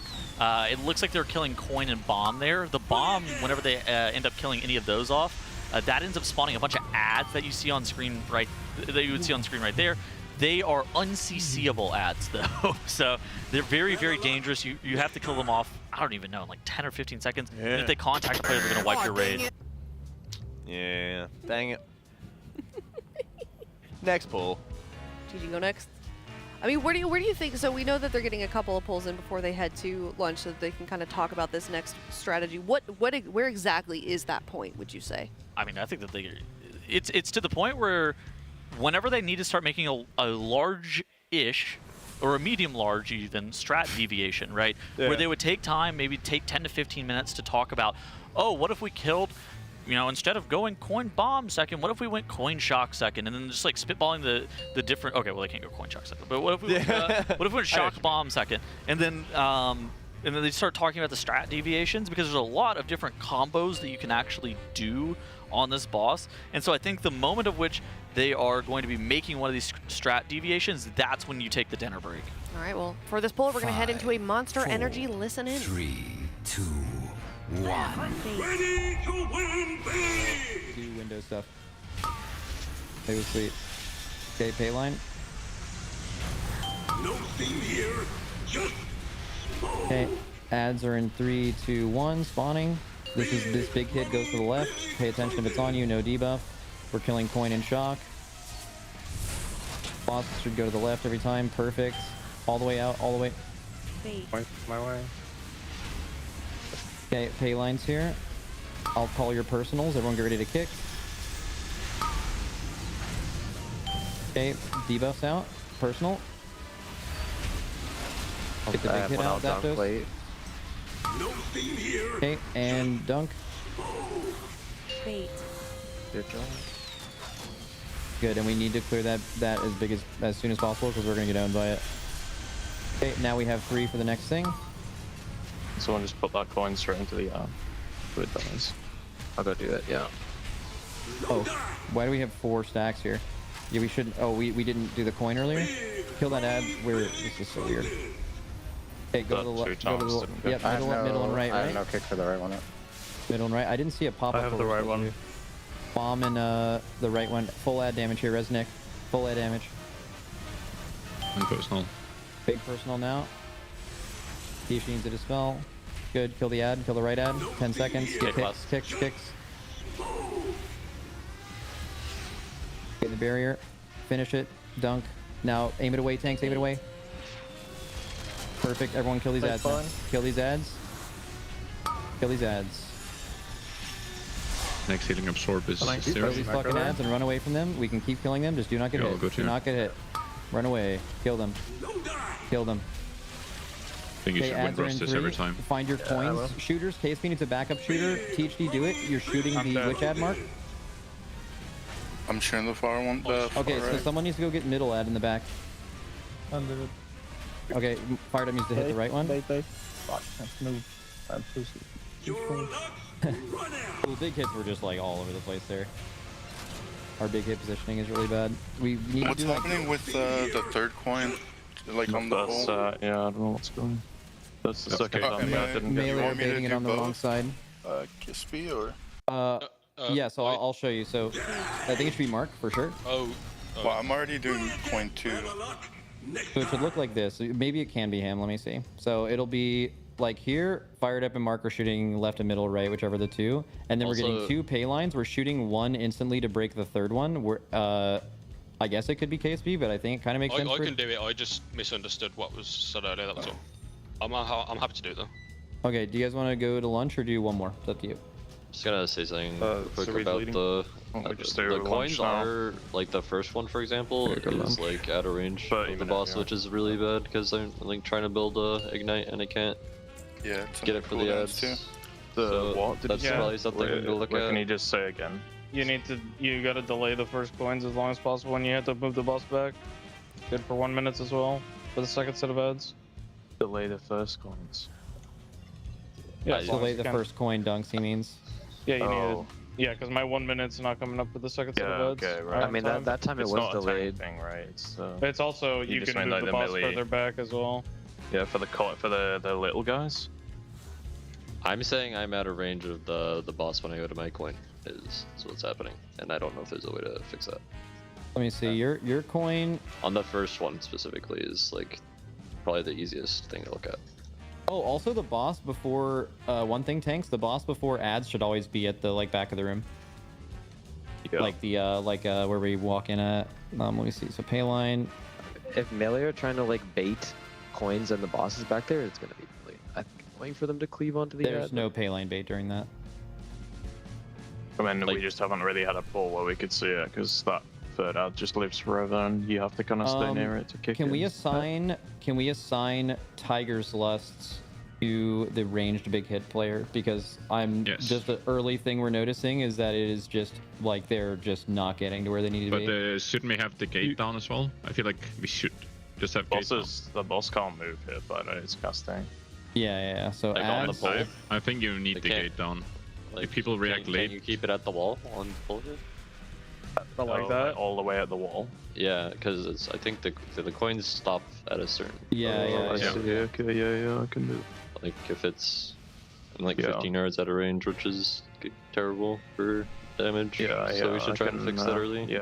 Hello, everybody, and welcome back from that Monster Energy listen in. As we can see, we're getting some early progression, some early pulls before they head into lunch on the one-armed bandit. Tettles, you got your note card down there. Early first impressions. Yeah, so I mean, they were during that listen-in, we kind of talked about what they were the struggles that they were facing. They were basically talking about the sequencing of the pay lines, in particular, who was going to be shooting the coins into the ads, what color ad you were going to be looking to throw it into. So I mean, right now I just basically wrote down the combinations that they were going into and what the possible assistant combos, what the icon is that's above their head. They're going to end up having to do all the combos at some point before the boss enrages. That's just how the fight ends up working. But what order they're doing things in and kind of why they're doing it in the order that they're doing it in is going to be super interesting as we continue to progress through this fight. Yeah, I'm really excited to see how they might adjust some of their positioning to bait pay lines, since initially it's going to come from player locations from the boss. Yeah. Aimed at those spots. It goes against the wall, kind of clatters, does a little AoE that you can stand out of. Then you have to click it again, aim it back at the attendants. Now, while they're active, the boss starts dealing a lot more damage. It's 5%, I believe, per stack on heroic difficulty. The big thing here is you need to aim 3 coins at the attendants. Yeah. In order to make sure that they knock off that DLC armor. And the attendants aren't always spawning at the exact same time as the pay lines. So sometimes you might need to have them against the wall and have them sitting there buffing the boss. Other times you might even want to have the positioning be really close to the wall so that they can just clatter, get the pay line buff, launch them faster. I think as the fight goes on, the shock zone, the shock zone ground effect is going to actually be a pretty big deal. Yeah. And making sure that you don't clutter up the wrong spot of the room. You saw a couple pulls there. They accidentally dropped that zone on top of where one of the ad spawns. That is at some point that's going to get banned.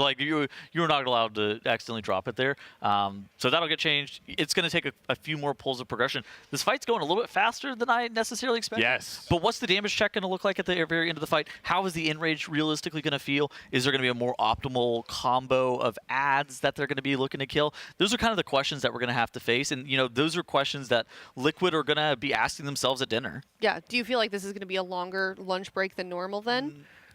I mean, no, I don't think so. I think that they're hungry to get back in there. I don't think they're necessarily hungry for lunch, although they might also be hungry for lunch. I think they get a little opportunity just to get a decent idea as to where they want to position a little bit, see if there's any adjustments to weak auras or obvious issues with weak auras that they want to make sure that they fine-tune before all the Raiders get back into it. And then it's going to be a question of actually if they're going to be able to 3-heal the fight, because the first 2 minutes of the fight, you can burn all your cooldowns to get a little bit further. But this fight's going to last for a decent bit of time, and there's also a really hard enrage check at the end. I think starting with the 3 heal is kind of interesting, just as I liked it. Like a starting point. It's, in my opinion, a lot harder to go from we were 4 healing this and now we need to drop a healer to get a DPS check than starting the other way around. And if they think that the boss is going to be 3 healed for whatever reason, that's a huge deal. That's their starting point. Yeah, and thankfully, the other problem is that they haven't actually hit the flame and coin combination yet, and that is mass raid AoE that can often combo with exhaust fence. And so they haven't done that combo just yet, and they're comfortably 3 healing. They might be doing that just to see, okay, is this going to be possible? But that's going to be the most deadly part of the fight. in addition, or before at least they hit the last phase, where they're going to have all coins going out and fire lines going out and just crazy raid AoE. So the fight wasn't a super meme, like we're not one-shotting it or anything like that. Yeah. I think that this is going to be... I don't know what the damage check is going to look like. I think that getting through all of the combos of the coins doesn't look like it's going to be that insane, especially since we're already halfway through the combos of the coins. Yep. So we only have 3 more that's left to do.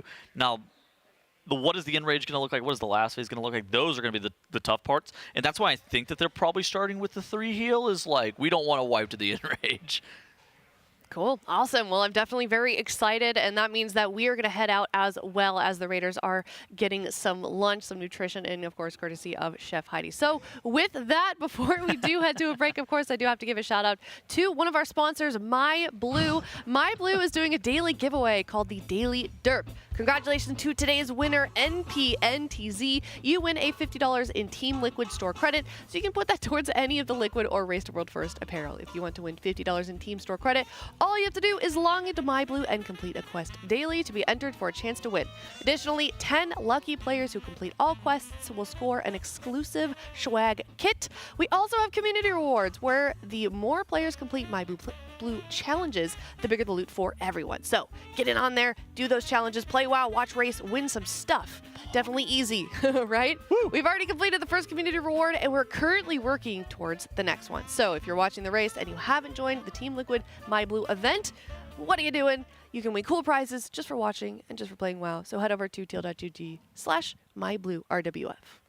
We call it prize maxing. Yes, prize maxing. That's a much better term. We'll have to pass that along to the marketing team. So thank you so much to MyBlue, as well as the rest of our amazing sponsors, of course. Coinbase, our presenting partner, as well as Honda, Secret Lab, Monster Energy, Alienware, MyBlue, RaiderIO, Wowhead, Warcraft Logs, and DungeonDojo. Thank you guys so much. Well done to Liquid for getting down that boss. Let's do another one. See you in a bit.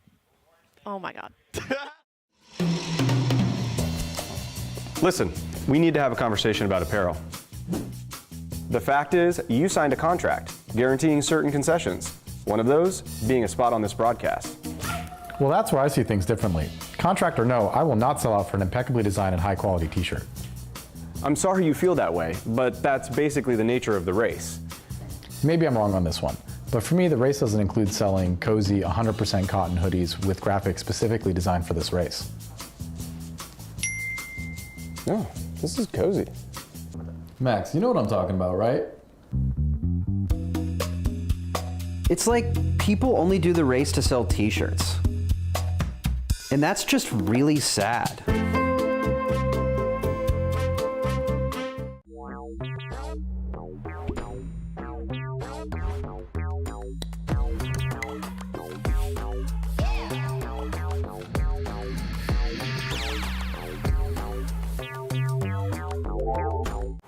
How about this to celebrate our spring championship?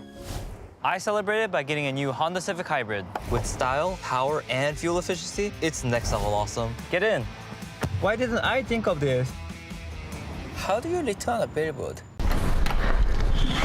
Max, hurry up, they're behind us. Just a few more tweaks. Hand me that tool. This better be worth it.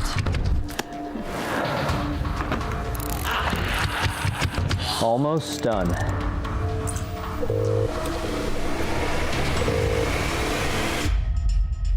It's beautiful. We gotta get out of here.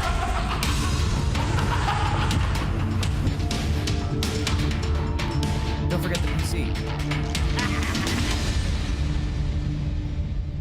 This is Max, and here is the exact moment he saw a custom plush toy we made of him from scratch. Wow, it's got, okay, so there's a lot going on here. We here at Team Liquid have spent months turning all of our friends, family, and any famous people we can find a public address for into their own custom plushes based off our mascot, Blue. Which means we had to make one for everyone's favorite raid leader and WoW streamer, Maximum.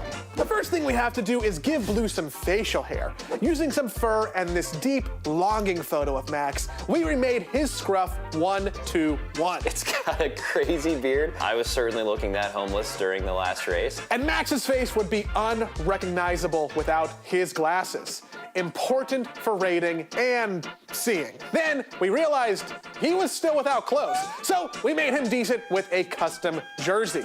And at this point, he looked a little less Max and a little more Seth Rogen in a t-shirt, so we added some memorable WoW items, Ramornia and the Gift of N'Zoth, both 3D printed and painted to match the game. Finally, we delivered it to Max to capture his reaction. Look, he's real cute. He's got my little Harry Potter glasses on. I get to keep this, right? You can make your own. You just gotta go to tl.gg/myblue and you can customize it however you want.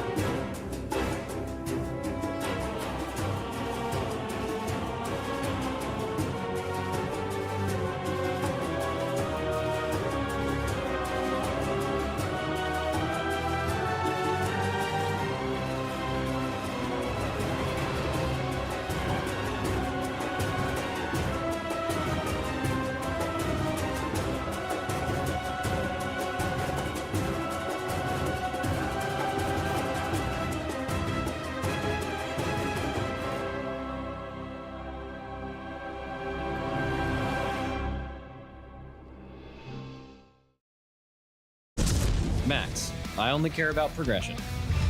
Jiminy Bellini, Khadgar's assistant.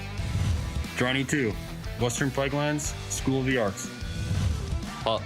No one does it like Pop.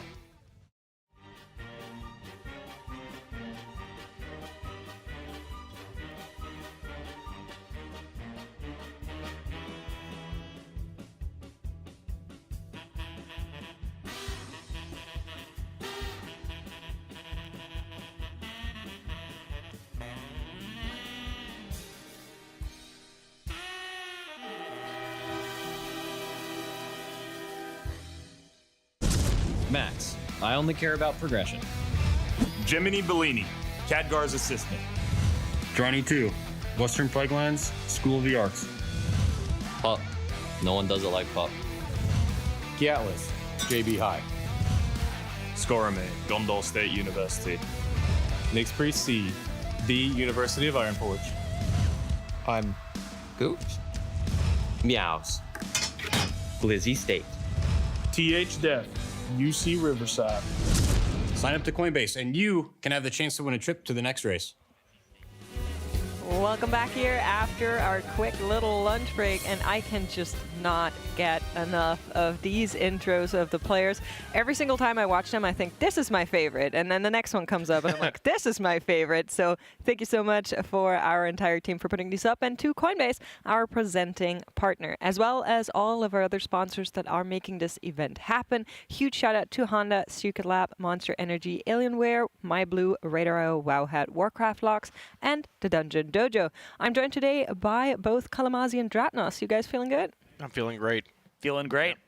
I was able to yoink one of these rare, new, yes, ultra blue Hawaiian monsters. Okay. Hearing rave reviews about that from our Monster Energy You can try it if listening. you'd like. Have you tried it? Have you Pour it in your mouth. Don't put it on your lips. You sure? Yeah, yeah, Okay. yeah. Oh, God. All right. Do a little waterfall. Somebody get the close-up. This could get ugly. Closer. You need to get closer. He's got it. He's got it. He's got it. He got it. What do you think? How is it, Dratnos? That's nice. It's different. That's but it's I good. realized Yeah. I didn't have my mic here. but I yeah. was going to Crisp. say. That's nice. Tropical, you know. Yeah, it's Hawaiian blue. Like the I like it. Perfect. I'm going to get into my rehab in just a second. But before we go there, there's another thing that's really nice, and that is our Coinbase giveaways. So if you head on over to tl.gg/Coinbase RWF, you can sign up for our signed jersey giveaways. They're happening at the end of every night and whenever the guild kills a mythic boss for the first time. So one has already fallen. But we are hoping that when our bandit is not taking too long either, you also get $20 if you sign up with Team Liquid 20. And then, of course, Kalamazi, there's a big prize on the line here as well, the grand prize. There is a grand prize to come out to the next Race World First and hang out with us. Yeah, we can try the monsters, order Taco Bell. But only if you don't put your lips on the can. Well, I thought, okay, I don't care if Dratnos puts his lips in the can, to be honest with you. When I said it, I was like, oh, this is a little weird. I feel bad. I like Dr. Atnos, yeah. No, it's okay. I understand now where we were. I understand, we're not at that point yet, and that's okay. It's progressing. No, it's fine. It's all right. It's okay. No rush, it's fine. I would so tell Tettles to not put his lips in the can. Yeah, of course. That's a bit too much. I mean, that's just smart, yeah. Right, we're getting there. Yeah. We're getting there. Hey, Tettles. How's it going, buddy? What's up? Good to see you. Walking by. He's talking shit? Yeah, they were. No. Yeah. Have a nice lunch. Enjoy your lunch, Tettles. They can't hear you, man. Nobody knows what you're saying. It's unfortunately true. But as I was trying to say before we procced our rare titles there, we arrived at one of our bandits. We got a couple of tries in there, and I was kind of looking on my second monitor trying to follow along, but I do think visually it's a little bit of a busy boss in terms of visuals, so almost like this is a trend in this entire raid. Yeah, there's definitely a lot going on.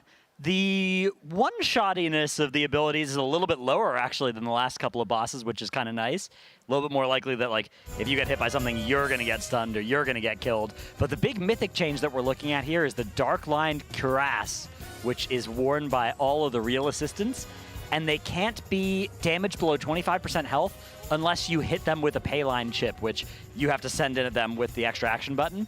Now, they've had like Fired Up always kind of shooting one of those right away at the start of these phases because you can save some from previous spawns of the payline chips. It seems like that's the strategy that they're using against this particular ability, but it's also nice because it stuns them when the payline chip hits the assistant and removes that buff, so you can stop them from casting for a little bit, which will lower the raid damage. Yep, the last ability being that big hit also makes 2 players drop that shocking field, essentially. Oh. So you're going to run out of room pretty quickly in this fight, and that could be part of that soft-ish hardened rage at that 30 to 0% as well. Maybe you're just not having enough room to navigate everything that's being thrown at you. You've got the fire bombs coming out, or fire waves, I should say, multiple shock pillars coming out, and that beam between like the shock pillar and the multiple beams, you walk in there, it's over. You're one shot, right? So it could be Area of Denial meets a DPS check in that last 30% as well.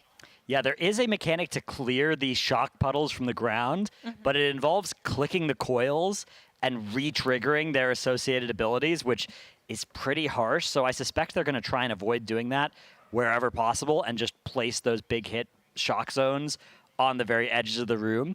They were trying to figure out how to do that, but it's pretty tough because it doesn't give a debuff aura on people's frames. Okay. So they've been trying to assign Tiger's Lust to it, but that's not going to work if you can't see on the raid frames who you have to Tiger's Lust. And if you don't have a movement speed increasing effect, it's very hard to get out in time to actually drop it out there. So yeah, I wonder what they're going to do. I suspect over the next hour or so, we will see them try and solve that. I mean, they could do something we saw in previous races where they utilize a macro. Yeah, and then that light would a be the frame worst up, case. Right? That's kind of the circumvent we've been seeing for a lot of those hidden auras whenever they proc up. So this also seems to be one of these cases. I'm curious if there's another idea that they have to maybe deal with this, but I don't think the macro would be the worst option. Yeah. It'd be like a fallback option in a sense. It's very odd to have like a debuff effect like that just not apply to a character either. It seems like in the options you have for hidden auras this rate, it seems like a very odd choice for one. Yeah, it's more like nothing's actually happening to you. You're just being targeted for something, and it doesn't have an associated debuff. It's weird for sure. It's going to be kind of annoying because if you try and solve it with a macro press, you're not going to have an awful lot of time to do a macro press and a Tiger's Lust and getting out. You have like 3 seconds to do all of that. Historically, when we have the things we solve with macros, you want a couple of extra seconds to be able to do that.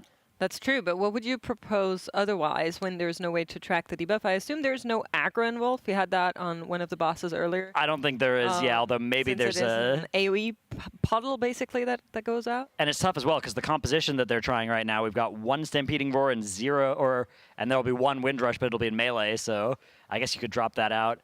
Something like that would maybe be a way. Another option would be a Warlock Gateway. You could have a Warlock Gateway in the middle of the room just always to one out. of the sides, and then the rule is just take the gateway if you get targeted. But then you're going to be gating into the puddles, so you'll need a defensive as you do that. Right. May be better, may be worse, I'm not sure. I mean, I think you could just have right now we have two Warlocks in, so you could just have the gateway be close to the puddles but not all the way. Yeah. So you take the gate and then you just have to walk outside, and there's like a rule of don't goop the portal. Yeah. Yeah. And then replace it if necessary. Which I think I'm sure the Warlocks will love that. They love replacing I gateways love moving multiple gates 10 times for to fight. Yeah, it's so great. Love it. Love it. Your love favorite it. thing? Monger, love it here. It's why I'm in the raid, though, right? We have no utility besides that. We do bottom of the barrel damage, so well. Why else would we taking you along? Healthstone? I don't know. Yeah, Hellstones, pretty nice. Soulstones, Gateways. Yeah, can you believe Shadow Priest put themselves below Warlock and Max's tier list, by the way? What disgusting behavior that is. Yeah, Wow. especially because you were trying to get Warlock all the way down to the very bottom of the list. Yep. Right? Yeah. Every single time I get called Typical. out. Every single time ends up being true. Look at that. Yeah, very true.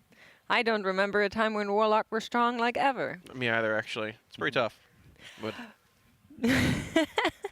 Well, we do have one more thing we want to shout out while we are waiting for our raiders, because we're getting closer and closer to our, surprise secret charity goal here on the 17K marker, and then of course also closer and closer to the 20,000 marker.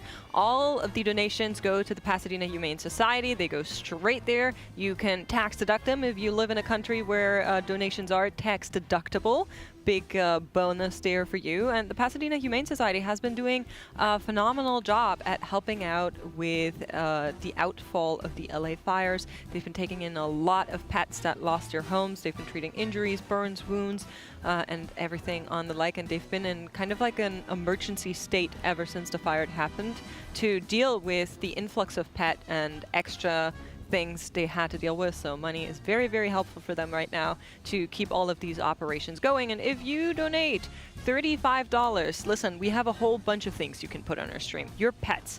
We can rate your transmog. We can rate your UI. We can rate your warband. We can rate your desk setup. Listen, there is a lot of possibilities. I'm sure there's something you like. If you send in your pet, I will request an extra fun fact, though. I love reading about what pets are doing. Okay. Yeah, sounds good to me. Yeah.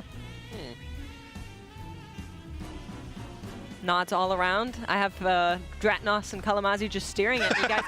I don't know when they're starting to pull. We're waiting for them. They're in that raid. You see it on the right-hand side. They're probably doing some strat talks. I was digging through old pet pictures last night to send in. Okay. And I'm trying to decide between 3 or 4 of them. Just send them all. Send them all, yeah. Yeah. I mean, I could, but You're like Rich. What do you mean? I want to send like 1 or 2. I don't want to, you know. Maybe on our next break, I'll get you all's general consensus, and we'll send it in. And then we send all of them. Yeah. We do usually, we'll show 1 or 2 or 3 if you send them in. You can do it in one dono. We usually give you a little bit of wiggle room there. Yeah, to, you know, don't get crazy with it, but if you got a couple of pictures, different ones, and you can't decide between them, just send them both. Yeah. All right, there we go. It's for a good cause. It absolutely is. So thank you so much to everybody that has already donated. We're at a crazy amount already. I feel like at the same time it is day 9, which it doesn't feel like that for me. Are you guys like? It still feels very early in the race right? because again, there's still 3 bosses that we have left to kill. 9 days into this tier, that is an unprecedented amount of bosses. The last time this many bosses were alive this late in a race was Sepulchre of the first ones. There have been a lot of races that have ended by this point, and there are still probably about half of the pulls that we're going to have are still in the future rather than the past here, although it depends. There's a little bit of a speculation on what the DPS check is going to be like on One-Armed Bandit, whether it's going to be tight now that they have an extra reset's worth of gear. You know, maybe that check was going to be tight if they had reached it last week, and now with a little bit of extra gear, maybe it'll go down a little bit easier.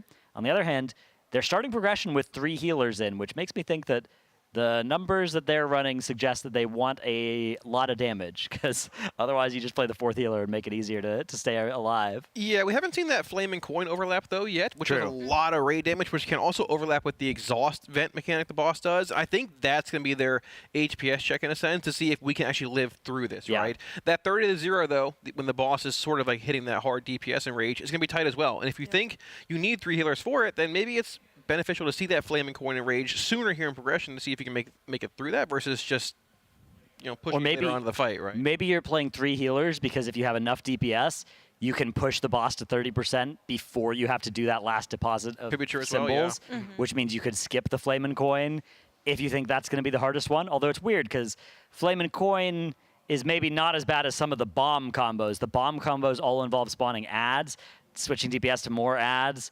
That, I think, is something that, in Heroic at least, you save all 3 of those till your last 3 activations.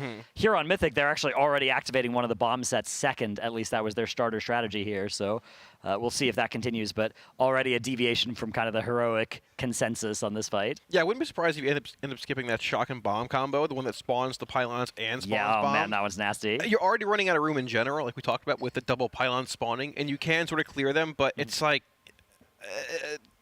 it's sort of it's a headache, right? It's very painful. So you actually could be correct. They might be trying to skip that 6th set there too, which seems quite plausible as long as you can 3-heal this fight. Well, we did hear from Max yesterday night. Basically, everybody in the raid has an Eye of Kazan. Everybody that wanted it has the other trinkets that they were looking for.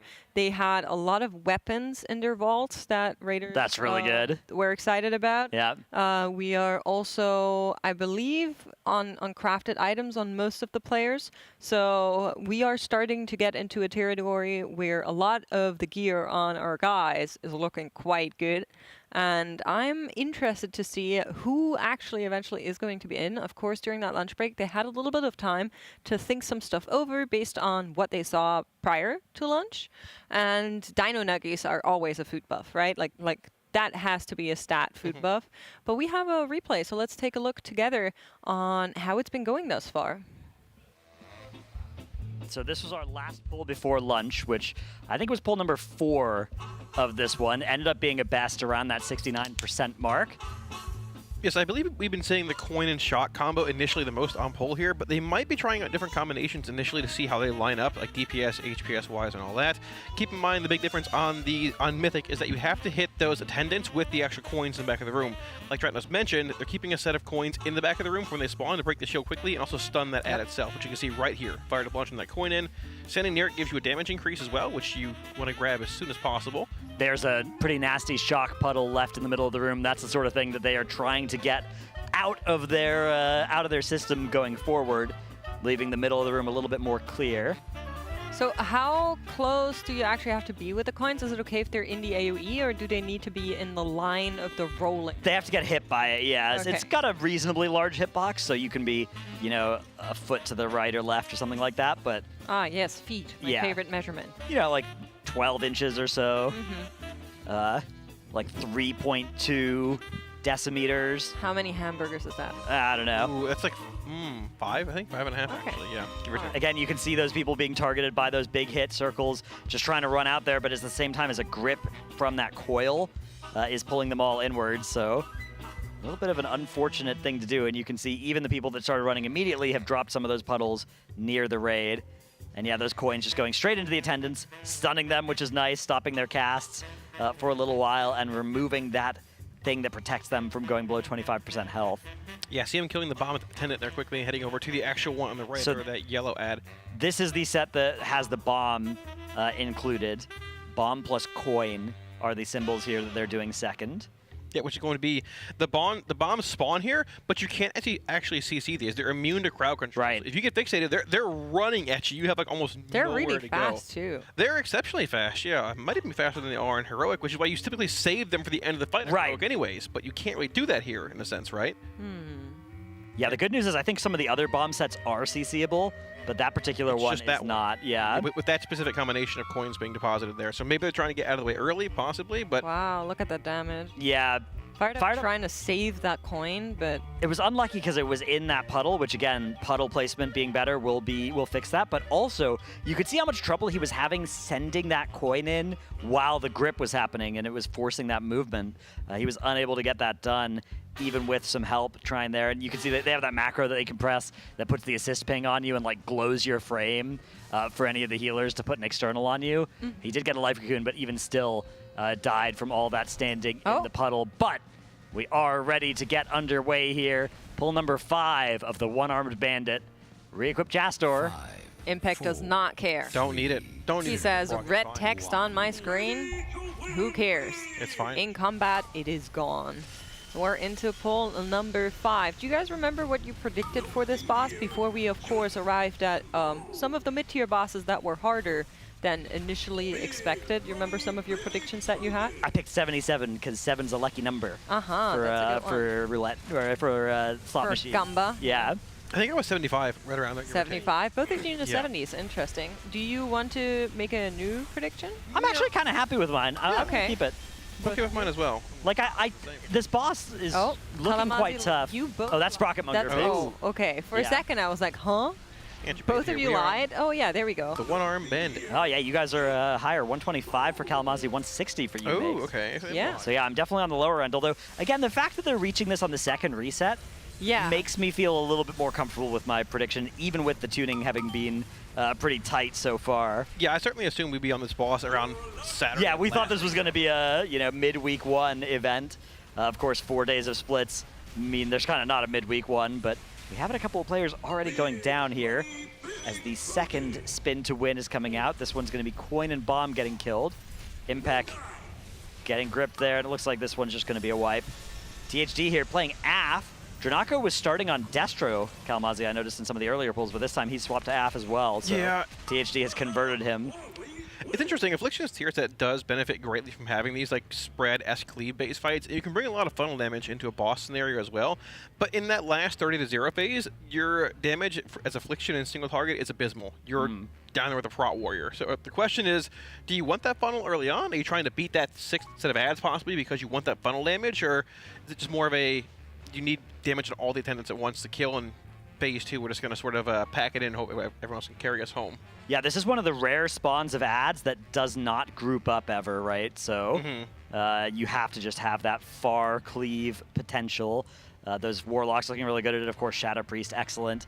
I was going to expect Dev Evoker to look pretty good at it too, but not currently near the top of the meters, although it's early pulls still. Yeah, they've changed the cadence on the ad spawns in this fight from Mythic as well. On Heroic, they're a minute apart, pretty much exactly. On Mythic, it's around 45-ish seconds. Those minute profiles are not as good here. They're still decent if the ads live for a while, but if you're being fast on your coins, breaking the shields and such, you don't get those minute CD profiles every minute like Affliction or Destro have, or other classes of the sort, right? So with them that being grippable, stackable, and having an odd spawn timer, you might see a shift toward Shadow being more relevant here than Affliction or other classes like that. Well, while you guys are talking about Warlocks, I bartered a new deal for chat because Blizzard has given us codes to give away to use for you guys. You can win a Grizzly Hills Packmaster, an Auspicious Arborworm, or the Winter Witch Bundle. It's open to NA and EU. All you need to do is type hashtag Undermine in chat to be entered for a chance to win. And of course, keep an eye out for what our mods are writing into chat. They're always having a little bit of a toughy time to find the winners and then to be able to DM them. You need to be in chat and responsive in order to claim your prize, so please don't give them a harder life than needed. And good luck to everybody that is entering here in our Blizzard code giveaway. I'm entering right now. You both immediately pulled out your phone. I still need a Packmaster. I haven't picked that one up yet, so could use one. Free things you should enter too, man. Yeah. Control now. You're casters. You're not allowed to win. Well, that wasn't included in you had said like. That reminds me. That like triggered it in my head. I had a dream Tettles won the excursion to come out here next time from Coinbase. Oh, that's good because that's the only way he's going to be here next. Yeah, that's true actually. You mentioning that made it. I remember that. Holy moly, that was last night. You are so mean. I woke up like really stressed out and having nightmares. That must be the reason as to why I felt that way. You're like, oh my gosh. Oh my God, Tettles is going to be back. For a third. Oh my gosh, a third race. I can't take any more of this. Yeah. He's not here, actually. You're insane. Tettles is a beloved individual. All right. I am looking at the comp, and we were, of course, just now talking a little bit about the Warlock specs. Did we change anything like major besides bringing in that second Warlock? I guess we're exchanging one of the hunters for the Warlock, but that's about it, right? I think that is the main shift being made here, which. It's interesting. There are a couple of specs that I thought were going to do exceptionally well on this fight. One of the ones that I was really looking at was Dev Evoker, but we'll see how Sang ends up doing over the next few pulls, because I thought they would be really good at those attendants, but it seems like they're doing a pretty good job of just focusing down those attendants really quickly, maybe not having a long time for the Dev Evoker to really get good mass disintegrate value onto all three. The boss is being dragged to the far ones as well, which is probably not as good as if it was being kept in the middle for those Dev Evokers, and instead the Warlocks are just kind of getting to do it all for free. I have a proposition to make. Okay. Do you know Demon Hunter is pretty good right now? Yeah. And they're, of course, highly mobile and rather tanky. Yeah, and what great single target if we just as well. play a lot of Demon Hunters, and then they can carry out a bunch of the puddles into the goop, and no one will be none the wiser, as we are taking a look at our rate composition that we're running right now. Yeah, a lot of players reaching that 660 eye level. Some as high as 662. We talked about them sending a lot of their crafts at this point. Some a bit lower at 657, but there was a mention of heroic Gallywix splits yesterday, giving us an incredible amount of loot. We got a lot of Jasper Diamonds, a lot of Eye of Kazans. Yeah, we are maxed out as far as like trinkets and rings go from Gallywix. So that eye level jump is significant, but we expected it to be that way. Coming in to reset with more crest, more crafted gear, and everything else. So, yeah, I don't know if Dev is actually... Can you cleave all three with Master? Yeah, you can. You can hit all of them or all but one of them. I think it depends on the boss position a little bit. Okay. And what you're primary targeting, but I think if the boss is near the middle, you can be hitting all of them, or you're at least getting full value on your Mass Disintegrate, and you can hit all of them with your Eternity Surges. Interesting. Okay. 3 Shadow Priests is still a bit surprising to me. Yeah, one cool thing about that is there's a different hero talent being played by Cinezard versus the other two. Cinezard on that Archon, that more 2-minute oriented version, whereas the others are on the Void Weaver, which is more of the 1-minute-ish version. Oh, maybe that's the other way around. It's because Archon's the one on Halo, right? I believe so. Think so, yes. yeah. So maybe it's actually the other way around. But the Halo seems good on this fight because you're gonna get a lot of value from, again, these ads that don't group up. But Halo is still gonna hit all of them. Right. Imagine if they were, you know, just a little bit grippable. You could have a good time. Yes. It would change this fight drastically, though, right? You have some of the more classes. Yeah, they're just like stat cleave based, right? I mean, Demon Hunter would be a bit stronger. Maybe Fury Warrior would be so good for that 45-second spawn cadence you were talking about. Would be exceptionally good for Fury Warrior. The reason we don't see any DPS warriors in this comp right now is that those ads do not stack up nicely. So Warriors not good at damaging that at all. The melee have largely been cut down to just the bare minimum, and then a bunch of Windwalkers because they do a lot of damage. Yeah, I'm curious if you do see a comp swap later on, if you're in that 30-0 time frame, or that health pool, if you actually end up swapping somebody out for a warrior for the execute profile. We Yeah. a lot, but I mean, like you said, it's hard to just get value out of it on this fight like this. The comp, to me, it looks like they don't think that the DPS check is going to be too dependent on the 30-0 damage. Like, maybe the overall fight damage check they're worried about here, but at least initially, it looks to me like they think, okay, maybe Lust is just going to get us over the finish line, like it kind of does on Heroic. Because, yeah, they're really not indexed into execute classes aside from the Shadow Priest, which you get a little bit of benefit. Shadow Priest is really great at this fight as well because you get that Twist of Fate every single ad set. Yeah, there's a lot of funnel-based classes. Like you talked about Aflock, Shadow Priest, which might be the reason why Dev is looking like solid in this fight, but not bringing that funnel great, profile, yeah, right? and kind of counterproductive, right? It's kind of pulling in a different direction than those Shadow Priests, than those Warlocks. I just quickly want to point out that we are running ads on Twitch regularly because we kind of have to. And if you want to avoid them, now would be a great time to send your Prime subs or a regular sub, as we do have a hype train incoming. Just saying, a lot of value on getting that sub. You do not want to sit here when a boss is close to kill and then get hit by an ad. I promise you, we have no control over that. So that is just how it is. And you might be thinking, oh, 9 days into the Race to World First, there's only a couple of days left. I'll save my Twitch Prime. But no, fear not. This race is going to go quite a bit longer in all likelihood. We still have 3 bosses alive here. 69.64%, the best here on One-Armed Bandit. As pull number 6 is going to begin, a little 5-minute strategy session after that last pull, which is common on these early pulls of the boss. There's a lot for them to learn, even figuring out who's going to call what, who's going to manage what. Although, of course, they do have initial plans for these. Fired Up, going to get this coin into that left ad. He's basically always responsible for a coin going into the left ad. That's a really good kind of assignment to have early on. I'm also seeing some other weak auras on the screen here that show us, of course, when Shock Flame and Coin are, I guess, ready? Is that what it's showing here with the percentages on the left-hand side? Yeah, so the far left aura is the health of the various ads, it looks like. Okay, I see. And then it goes away once we've actually done any depositing. And there was definitely a list of the various combinations as well. And I think it had highlighted in green the combinations you were allowed to do there, which is not an especially important weak aura probably, because that would be useful if you had to react if there was RNG to which one spawned, but there isn't. Although, I'm not sure if there's RNG to which one spawned where. I think here Coin and Bomb were spawning on the right before, and it looks like Coin is over on the left this time, so maybe there's still that RNG that's from Heroic of where each of the symbols spawn. Yeah, I don't think it's a static spawn for each set of being like Coin, Bomb, and Fire in there. I was kind of hoping there would be on Mythic, because I don't like it. There's quite a bit of variance then from pull to pull that we might be looking at that might make one pull way easier or harder than another when you have to do this really long boss movement. Right, exactly. It leads to a bit of awkward, maybe a bit of awkward funnel initially off the bat, depending where the boss is positioned when these ads spawn in.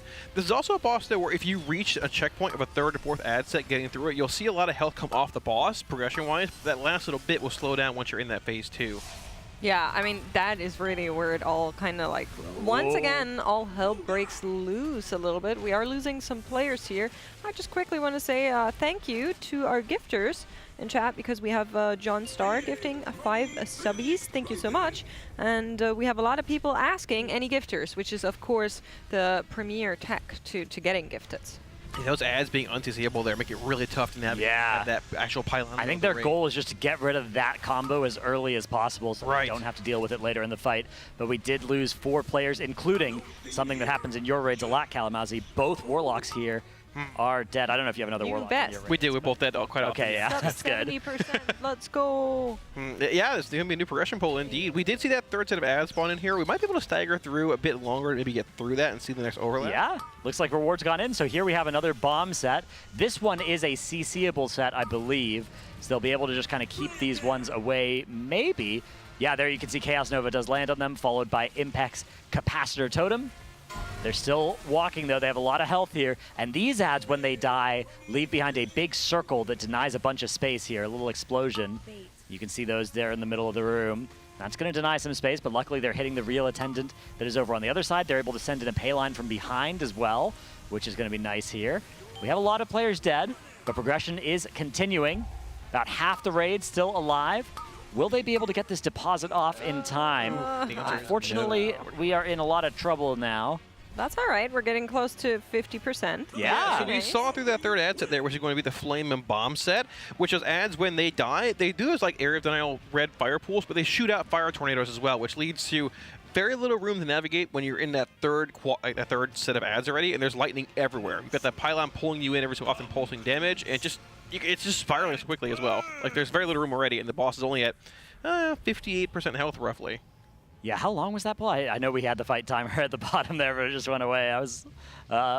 We could see sort of what we're doing relative to the enrage, because, okay, so we need to get the boss pushed below 30% before it's done its 7th attendant cast, right? Because the 7th one, you can't live. So if it's every 45 seconds, it's roughly around there. Then it would be like 5:15. Pull out the calculator. 5:15 would be the 7th attendant spawn. So like 5:45 would be when you'd wipe to the fraud detected if it works that way. I think they're well on pace for that. I mean, they were already more than halfway to 30%. Of course, you need to save damage. You can't send those last sets of cooldowns because you want to save them from 30 to 0. So that might hamper damage a little bit. But I think they're on pace. I think they are too. The boss has only 12 billion health, which is actually like... Yeah, that's less than Styx had. Less than Sprockamonger, I think, as well. Yeah. Pre-nerf, even post-nerf. So, but the question is, have they changed the cadence of the abilities in Phase 2 on Mythic? Do you have less time for each of those all shock, all fire, all coin sets? I wouldn't be surprised at all if that's the case. If you have half a minute less in that 30 to 0 enrage, that's what we really need to see. And that might even dictate if you want to change to 3 versus 4 healing here, if you see that overlap of the exhaust fence with that more flame and coin damage-based deposit set we have as well, which is probably coming in the 5th set, I would assume. 4th or 5th, depending on if you can squeeze it in between an exhaust overlap. Like Jack was talking about, 3 healing this fight's going to be exceptionally difficult if that is a phase that overlaps with an exhaust event at some point. I mean, we kind of also have to mention a little bit of the elephant in the room. Of course, Echo, prior to the ID reset, killed Sprocketmonger. They had a couple of tries on One-Armed Bandit, of course, while they were dark. We have no idea where their progression point sits right now. Today, they have been doing splits on their end, same as Liquid has been doing yesterday. And I'm not sure how many hours they got in total on One-Armed Bandit, of course, because we don't know how late they went.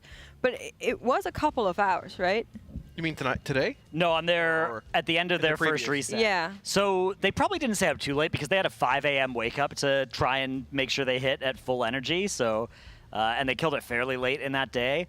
I suspect they probably are at about this same point that Liquid are at now, if not maybe even a little bit. Like they probably, because you probably only give it a pull or two. Everybody's pretty tired at that point. You are energized when you're reaching a boss like this and you want to get information, but there's not a whole lot of information that you can get from like the 3rd minute of this fight that you can't get from the first 2. You get a lot of information from just the first 2 minutes of this fight, from the first minute even. And then much of the really important stuff you're going to need to actually just prog the boss for a long time to think about. Yeah, because you can pick and choose what combo you go with first and second, right? It's almost, it's similar to like Fallen Avatar in a sense, which is, I'm older, it's back in my era. He's looking at me like, what are you talking about? Where No, it's okay. I enjoy it when the grandparents here share their stories at the campfire. You could essentially skip to like the last part of the fight, which is sort of like this fight, a little bit different, but you can see various aspects of how things flow, how you might want to change one wave in the second wave into third wave. So I wouldn't be surprised to see that maybe the cadence of what sets they choose change over the next hour or so, depending on what they think is like the most threatening versus least threatening. But yeah, we're getting there. If I could change my poll prediction, I'd say 70 at this point. Okay. Dr. Atno. Oh, You're thinking it's going to be a quick one. I think it dies tonight. Wow. As long as there's not some crazy enraging fight. I was just doing some numbers here, and if it's still the same length as Heroic from 30 to 0 in terms of how long you get, the DPS check here is only about 36 million DPS that you need across your raid from 30% to 0, right? So you need to be able to sustain that for about 1 minute and 40 seconds, which means you only get one set of 2 minutes, but you have less potions there as well. You need all your DPS players to probably be averaging like 2.2, 2.3, and then tanks and healers contributing as much as they can. Now that's a lot, but it's not a lot. It's not like unreasonable amounts of damage to be doing on a single target with this level of gear. So I think this is a pretty feasible 30 to 0 burn if they can get there with everybody alive, and if it's not too different from Heroic, because as far as we know, it's pretty similar to at least from the Dungeon Journal, it seems like there's not really mythic mechanics involved at that spot in the fight besides the big hit dropping extra puddles under extra players. But aside from more mythic numbers on the raid damage, for instance, I think it might be fairly doable. I was going to think that you said easy, but I think doable is probably a better term here. Of course, we are a little bit in a position where the two bosses before that took them 114 and 119 tries, and now they're coming here with more gear, and it is going to probably be less than what we saw there. Unless, of course, it is super tight, and we're going to be fighting really hard to squeeze out any damage percentages. I do think there's a little bit of figuring out to do here in terms of execution, and you were mentioning it, Kalamazi. There are different options guilds can do.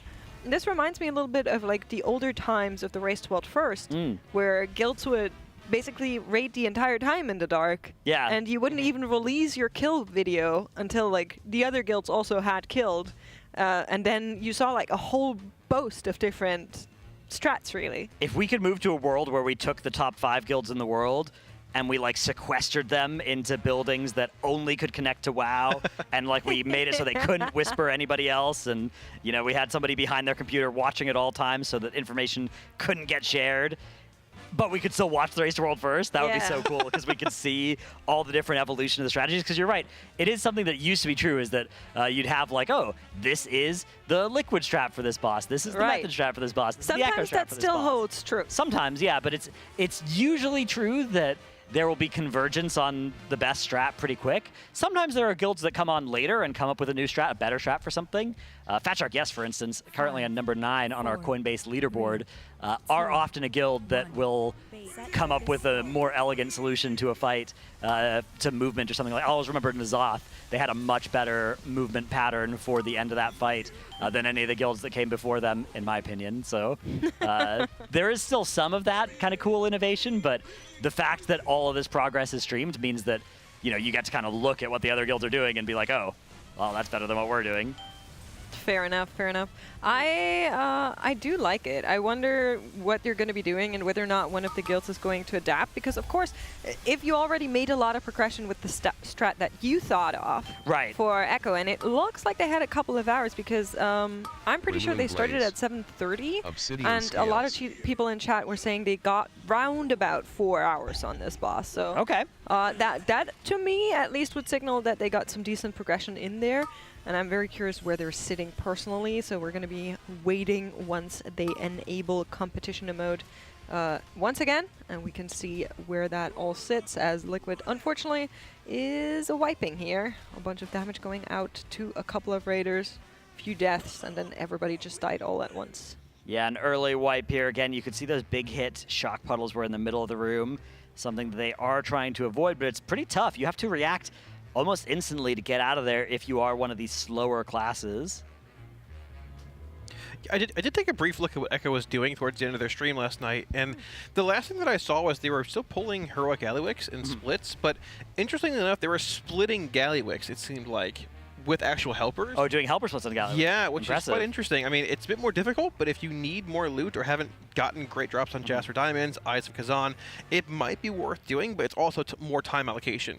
True. Helpers in the raid. The boss takes longer, a bit more difficult with having people in to sort of, help along the way versus having a full raid of your actual raider. So, yeah, I'm curious as well whenever they turn on competition mode if they've made it to like that 30% in this fight or not. But I'd assume if it was 3 to 4 hours of progression, they're probably around a similar mark, like you mentioned, as we are, give or take. But yeah, they're probably ahead if they had 3 or 4 good hours to pull.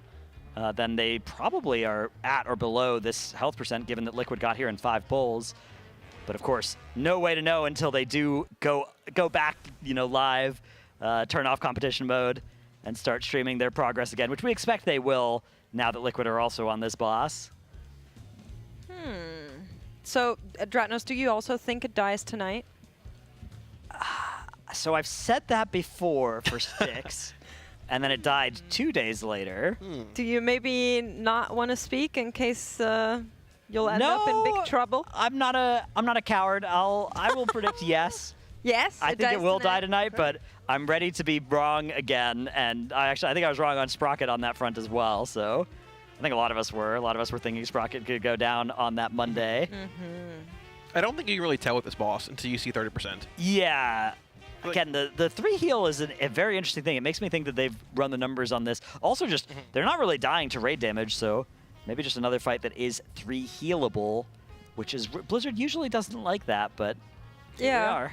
Interesting. A lot of these dis raid, it feels like. Yeah. I just did a quick math, and we should have around about 9 hours in the day left, right? Yeah. And if you kind of deduct a dinner break, more or less around 9 hours for Team Liquid to go if they go to their standard time of like 1 a.m.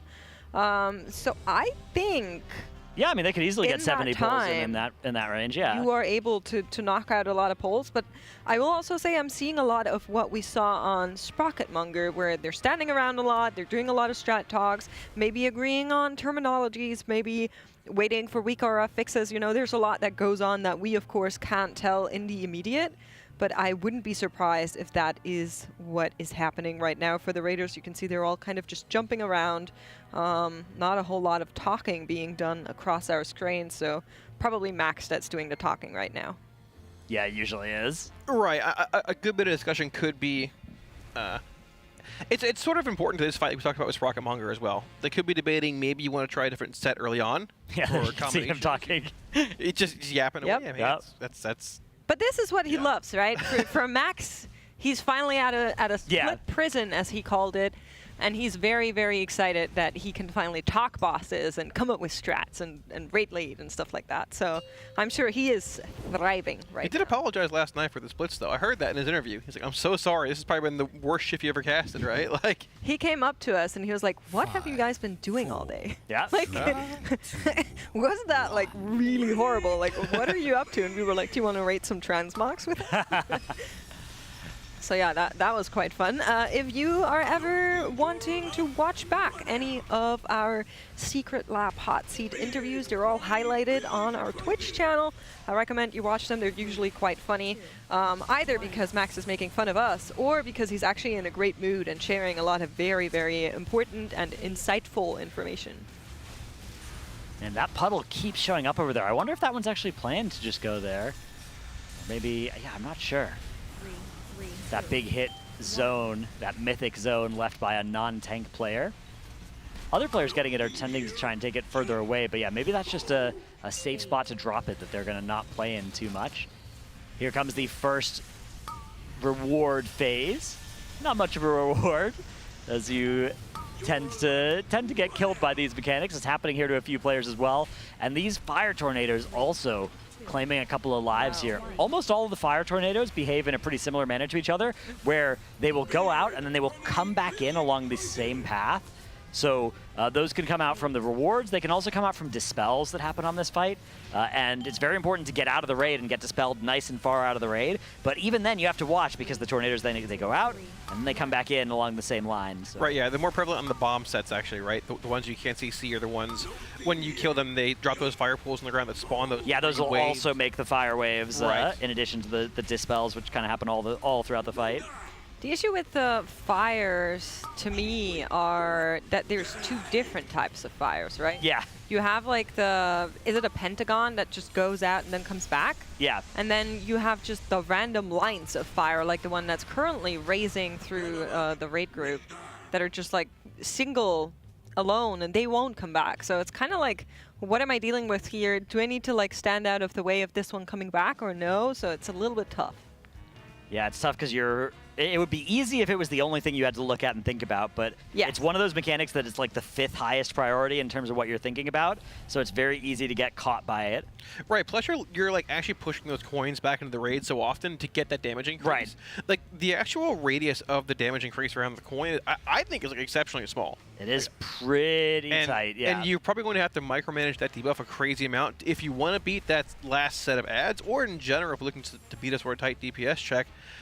Having a high uptime on that, I've noticed in my own raids as well. Being at the bottom of the meters here every once in a while, but missing a coin. It's very impactful. And yeah, aware of. I think it's a 10% damage and healing increase that you get for 15 seconds, and it also comes with a 30% movement speed buff. Having that movement speed buff can be really nice for if you are targeted by that big hit circle. 30%. That's going to get you over 3 seconds. You're getting 30% further than if somebody didn't have that. That could get you to the wall when otherwise you maybe couldn't get there. So definitely something to be trying to maximize, especially if the DPS check on this fight is tight. Especially once we get below 30%, they're going to probably be trying to get as many of those buffs as possible. Yeah, I think so too. I'm so curious on how the tail end of this boss fight looks like, because of course that will determine whether or not this is a very tough boss or a moderately tough boss, which I think are two options right now. I mean, 2.3 million per player is still a good bit of damage. You will have Lust, you'll have Potions, and most CDs save for that burn, but it's still a decent, as long as Dr. Atnos' math is correct here, which he's double-checking. Oh, of course. His name is Dr. Mathnos. Yeah, exactly. It's still a very tight DPS check, even if it's somewhere around that general vicinity, because you're not just standing still and hitting the boss. You've got flame lines going out, multiple coils, a lot of lightning lines coming out. You've got the bomb mechanic going on as well. There's just a lot happening in that final phase. And it's hard to maximize your damage if you're constantly moving. You're looking for coin buffs and things of the sort too. So yeah, I'm apprehensive. 2.3, like 2.2 even, I think is probably good enough from your DPS players. Depends on how much your tanks and healers are contributing, and I suspect your healers are going to be pretty busy in that last phase, especially after the first like 30 seconds of it when the boss starts getting more of those abilities and doing even more damage. But yeah, the number looks reasonable with Lust and Potions. There are coins in the last phase. There are. Yeah, so there's just less than in phase 1, I believe, or how does that work exactly? I think it still shoots out the like 2 per set. I don't know how spaced out the sets are, but yeah. I bet you could manage it because you have to shoot them back. Right. And you could use that to extend your buffs, so I bet you could get pretty close to full uptime on it if you weren't also then trying to dodge all the other mechanics and stuff, which that's going to complicate things because, sending one of those coins through the raid is good to maximize the amount of people that can get that buff, but also it increases the risk of somebody getting rolled over by it and getting stunned, which is an absolute disaster if that happens in the last phase. It's a one-shot. It's over. Yeah, even on Heroic, it's exceptionally high amount of damage it puts out. It's a long stun, I believe, as well, so... It's like 8 seconds, yeah, it's nasty. Yeah. So depending on the cadence of coins launch in phase 2, it might be like a possibility that they just stagger them so you can maintain that buff for a while, trying to optimize damage, but we shall see when we get there. We shall. We just saw, I'm fired up here, taking a look at the timeline reminders. Gave us a little bit of a glimpse of the cast bar cadence that we know thus far. Of course, all of that info is basically being gathered right now. Some of it exists from the PTR testing on this boss, and they are just trying to see as far as possible. We also saw him adjust a little bit there in the bigwigs. I believe a countdown was turned on. That might just be for the puddle placement. I'm not very sure, to maybe show other people where we are. We're going to be keeping a look out for that. This time around, I'm fired up actually not going for the left. Yeah, so they've changed the strategy now. He's always targeting the left target one, I think. And that, or maybe they're just always shooting one of the coins closer to the wall into that leftmost ad. No, the leftmost ad doesn't have the shield still. Didn't get one, so they're trying to kill the other two first, I think. Yeah, that left one is flame, which they're not doing here, so I guess that is right, yeah. So he'll just stay there and do some electric blasts onto the raid. Until, yeah, now the stun has landed on it, so now it can eventually get cleaved down, but yeah, they have adjusted that strategy a little bit. Now Fired Up is having to identify the ad set, and if the leftmost ad isn't one of the targets, then he has to instead shoot the middle one, so a little bit of extra work, a little bit of extra brain power, but Fired Up is the kind of player that can handle that often.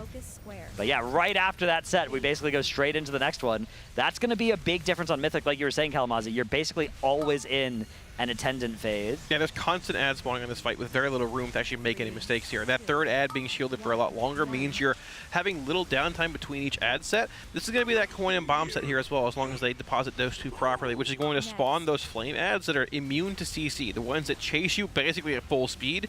And there's very little room for a mistake here. Once those fire tornadoes spawn and you're targeted, it's going to lead to a lot of just constant movement errors that are now spawning in. All right, fifth set of pay lines coming here. Yeah, that one ad in the middle of the room there is left up. Oh. Ooh, was that a coin that hit him? I couldn't tell.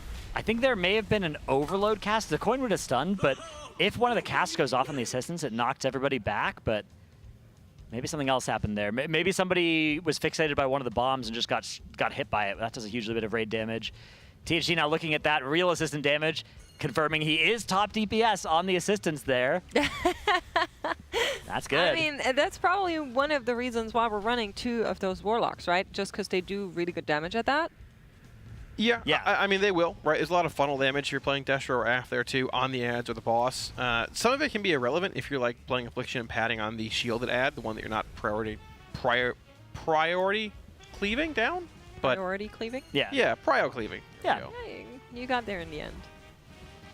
That's all that matters. Don't.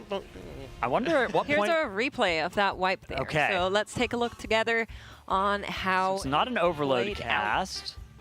I don't think. Oh, okay, wait, no, maybe it is. Maybe it's not overload cast in the middle. No, okay, it was kicked. Pay lines coming out. Fire tornadoes as well, perhaps. Oh, it was a dispel in the raid. Dispel in the raid, right. I see. Or somebody with the dispel dying.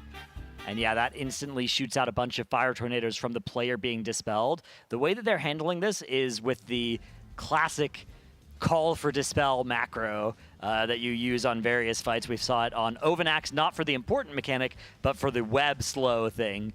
You would just press a macro, and it lights up your raid frame for your healers to be able to dispel you once you are outside. So the responsibility is kind of on two parties for that.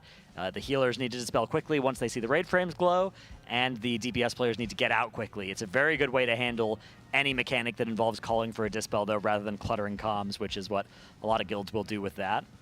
Yeah, exactly. I've had a couple mishaps on my own. You also imp dispel yourself if you're a warlock or somebody that can have that around for a bit of extra utility there. But you also want to have kicks, which, one or the other. Yeah, you cannot have both if you're a warlock. Right. Yeah, we can't have nice things. Well, yeah, Warlock's underpowered. We need to give him more pets. Nope, I don't think so. Yeah. It's almost like they're D class with the most utility, personally speaking. But let's take a step back, because yesterday was Reclear for Echo and Liquid, both of them kind of going through their splits, Echo today, Liquid yesterday, and a lot of discussion that always comes up around that reset day is, did they extend or not? And there is a hair-thin scenario, a tiniest of nichest, where an extend would potentially make sense. But other than that, it is basically always safe to say that they do not extend, they go for the reclear, because that is so much player power, right, Dratnos? It's almost never going to be correct to extend in the Race to World first. Yeah, the cases where you'd extend are if you're like a 6-hour-a-night raiding guild, a 6-hour-a-week, 9-hour-a-week raiding guild, you're deep in the tier, reclearing would take too much of your time. But in a situation like this, the cases where you'd be tempted to extend would be like, okay, you're on Gallywix. You have Gallywix at 5% health. You think you can just extend and kill the boss with an extra set of vaults and, maybe a buff that comes in next week, something like that, right? Like we're all getting the 3% buff next week. So you think, okay, we'll do a quick heroic clear, get our stacking raid buff, get our vaults, and then hit the extend button in to kill the boss. But the thing is, even in spots like that, The extra gear you get from reclear, if you can reclear quickly, if you're playing well enough to kill Gallywix, you're playing well enough to reclear quickly, and then the reclearing quickly will get you more gear that will make the Gallywix kill more likely to happen. So even in those cases, guilds will probably be reclearing rather than extending. The only case where you wouldn't is if there's a boss that's like, that you don't know if you can re-kill easily. Fetid Devourer in Uldir was part of why Limit at the time extended in that raid, although of course a lot of people will think that was a mistake. There's another scenario that kind of can play into if you know you don't have enough time. Right. If you see that Echo are at 2%, yeah. Only has like an hour to go until they would kill, and you log in. Yep. Then you also hit the extent of you think you can do it faster. Then that would also be a scenario. But we're currently on boss 6 out of 8. Yep. So still plenty and far away from any potential kill on Gallywix here, so nobody extended, and generally it is safe to assume that the Race to World First guilds do not extend unless you are in a scenario that is extremely niche, so usually safe to assume. Right, it wouldn't be a conversation you have until Monday, basically. It would be a week from now. And it would only be on Gallywix, and you'd only ever see it on the last boss, with the last boss being like under 20% for both guilds. Those would be the spots where you'd extend realistically. Yeah, right.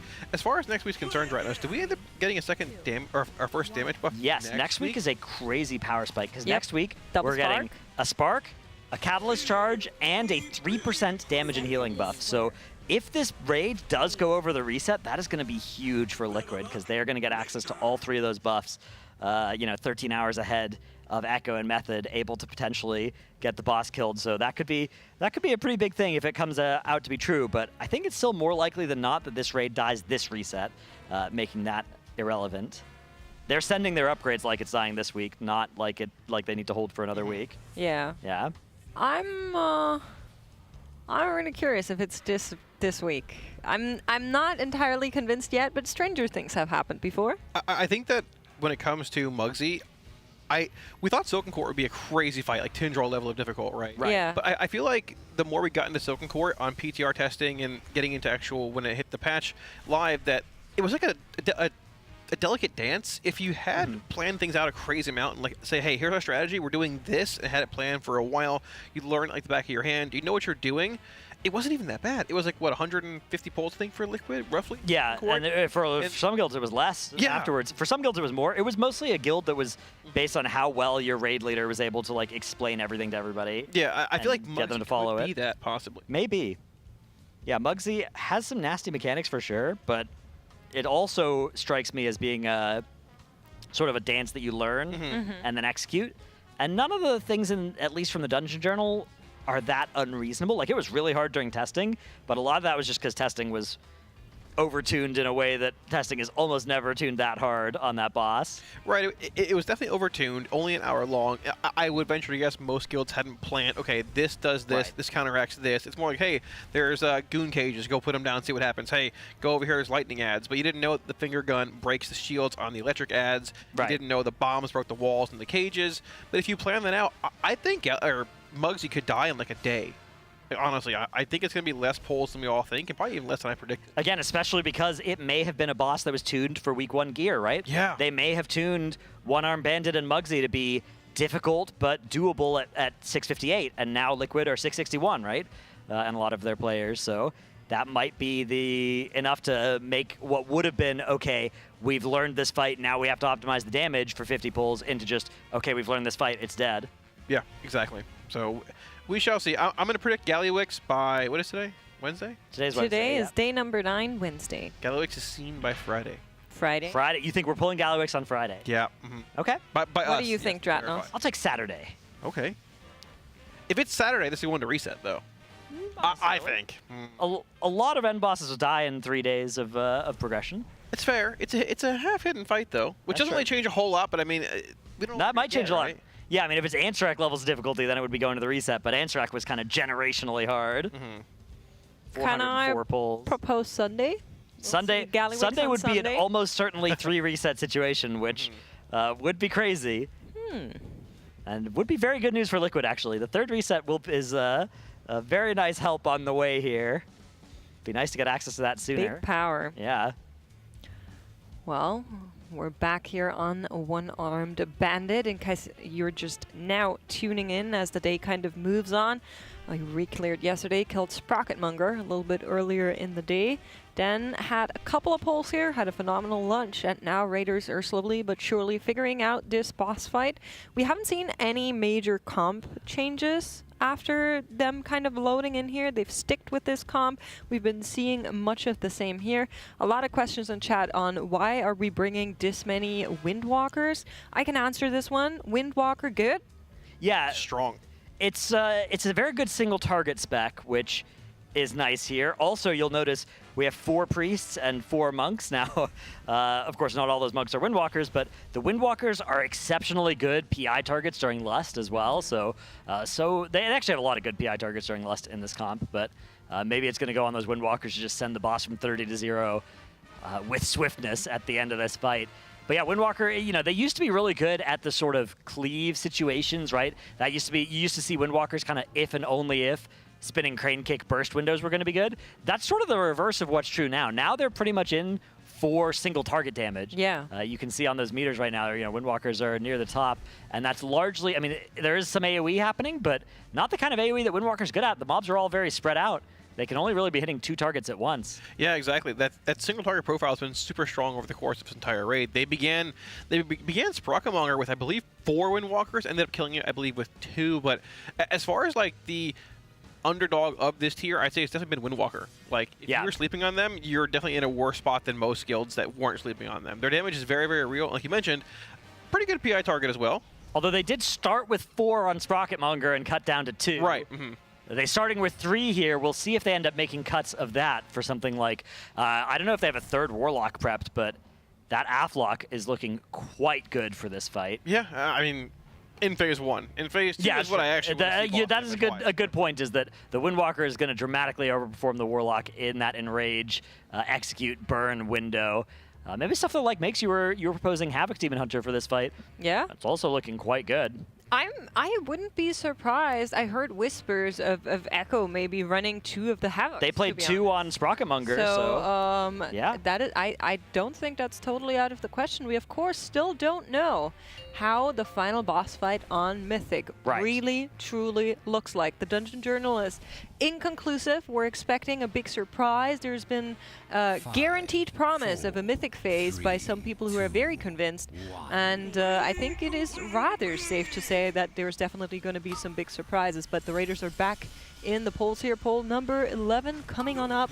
We made it rather close to the 50% marker, and they are trying to get this one down. A big challenge has been where these puddles go, and then of course the dispels with the fire. There's a lot of fire that kind of scoots through the room. You'll have to dodge it sometimes on just the way there, and sometimes on the way there and the way back, while also dealing with everything else on this boss. Yeah, so we had that first set of ads spawning here. You're going to get the actual coin and shock being deposited here, the far right ad and the middle ad, leaving that left ad up. It'll need to be hit by a coin momentarily to stun it and break that actual shield. It does need to die, seeing it being launched in from the left side right there. Yep, hits the ad, stuns it, and that shield is broken. Both are going to be deposited here, and once they are, you're going to see that first mechanic coming out, that pull from that pylon there.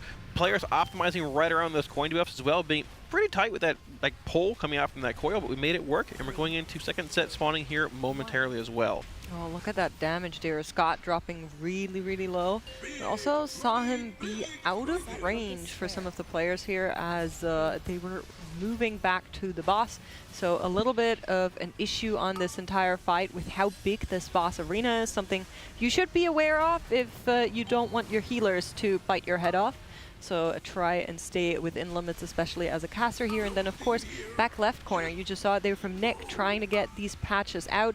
A big exclamation mark on the player that is being dispelled coming out there as well. So everybody can get out of the way, away from them before that dispel hits and not be targeted by the fire. A lot of coordination that's happening.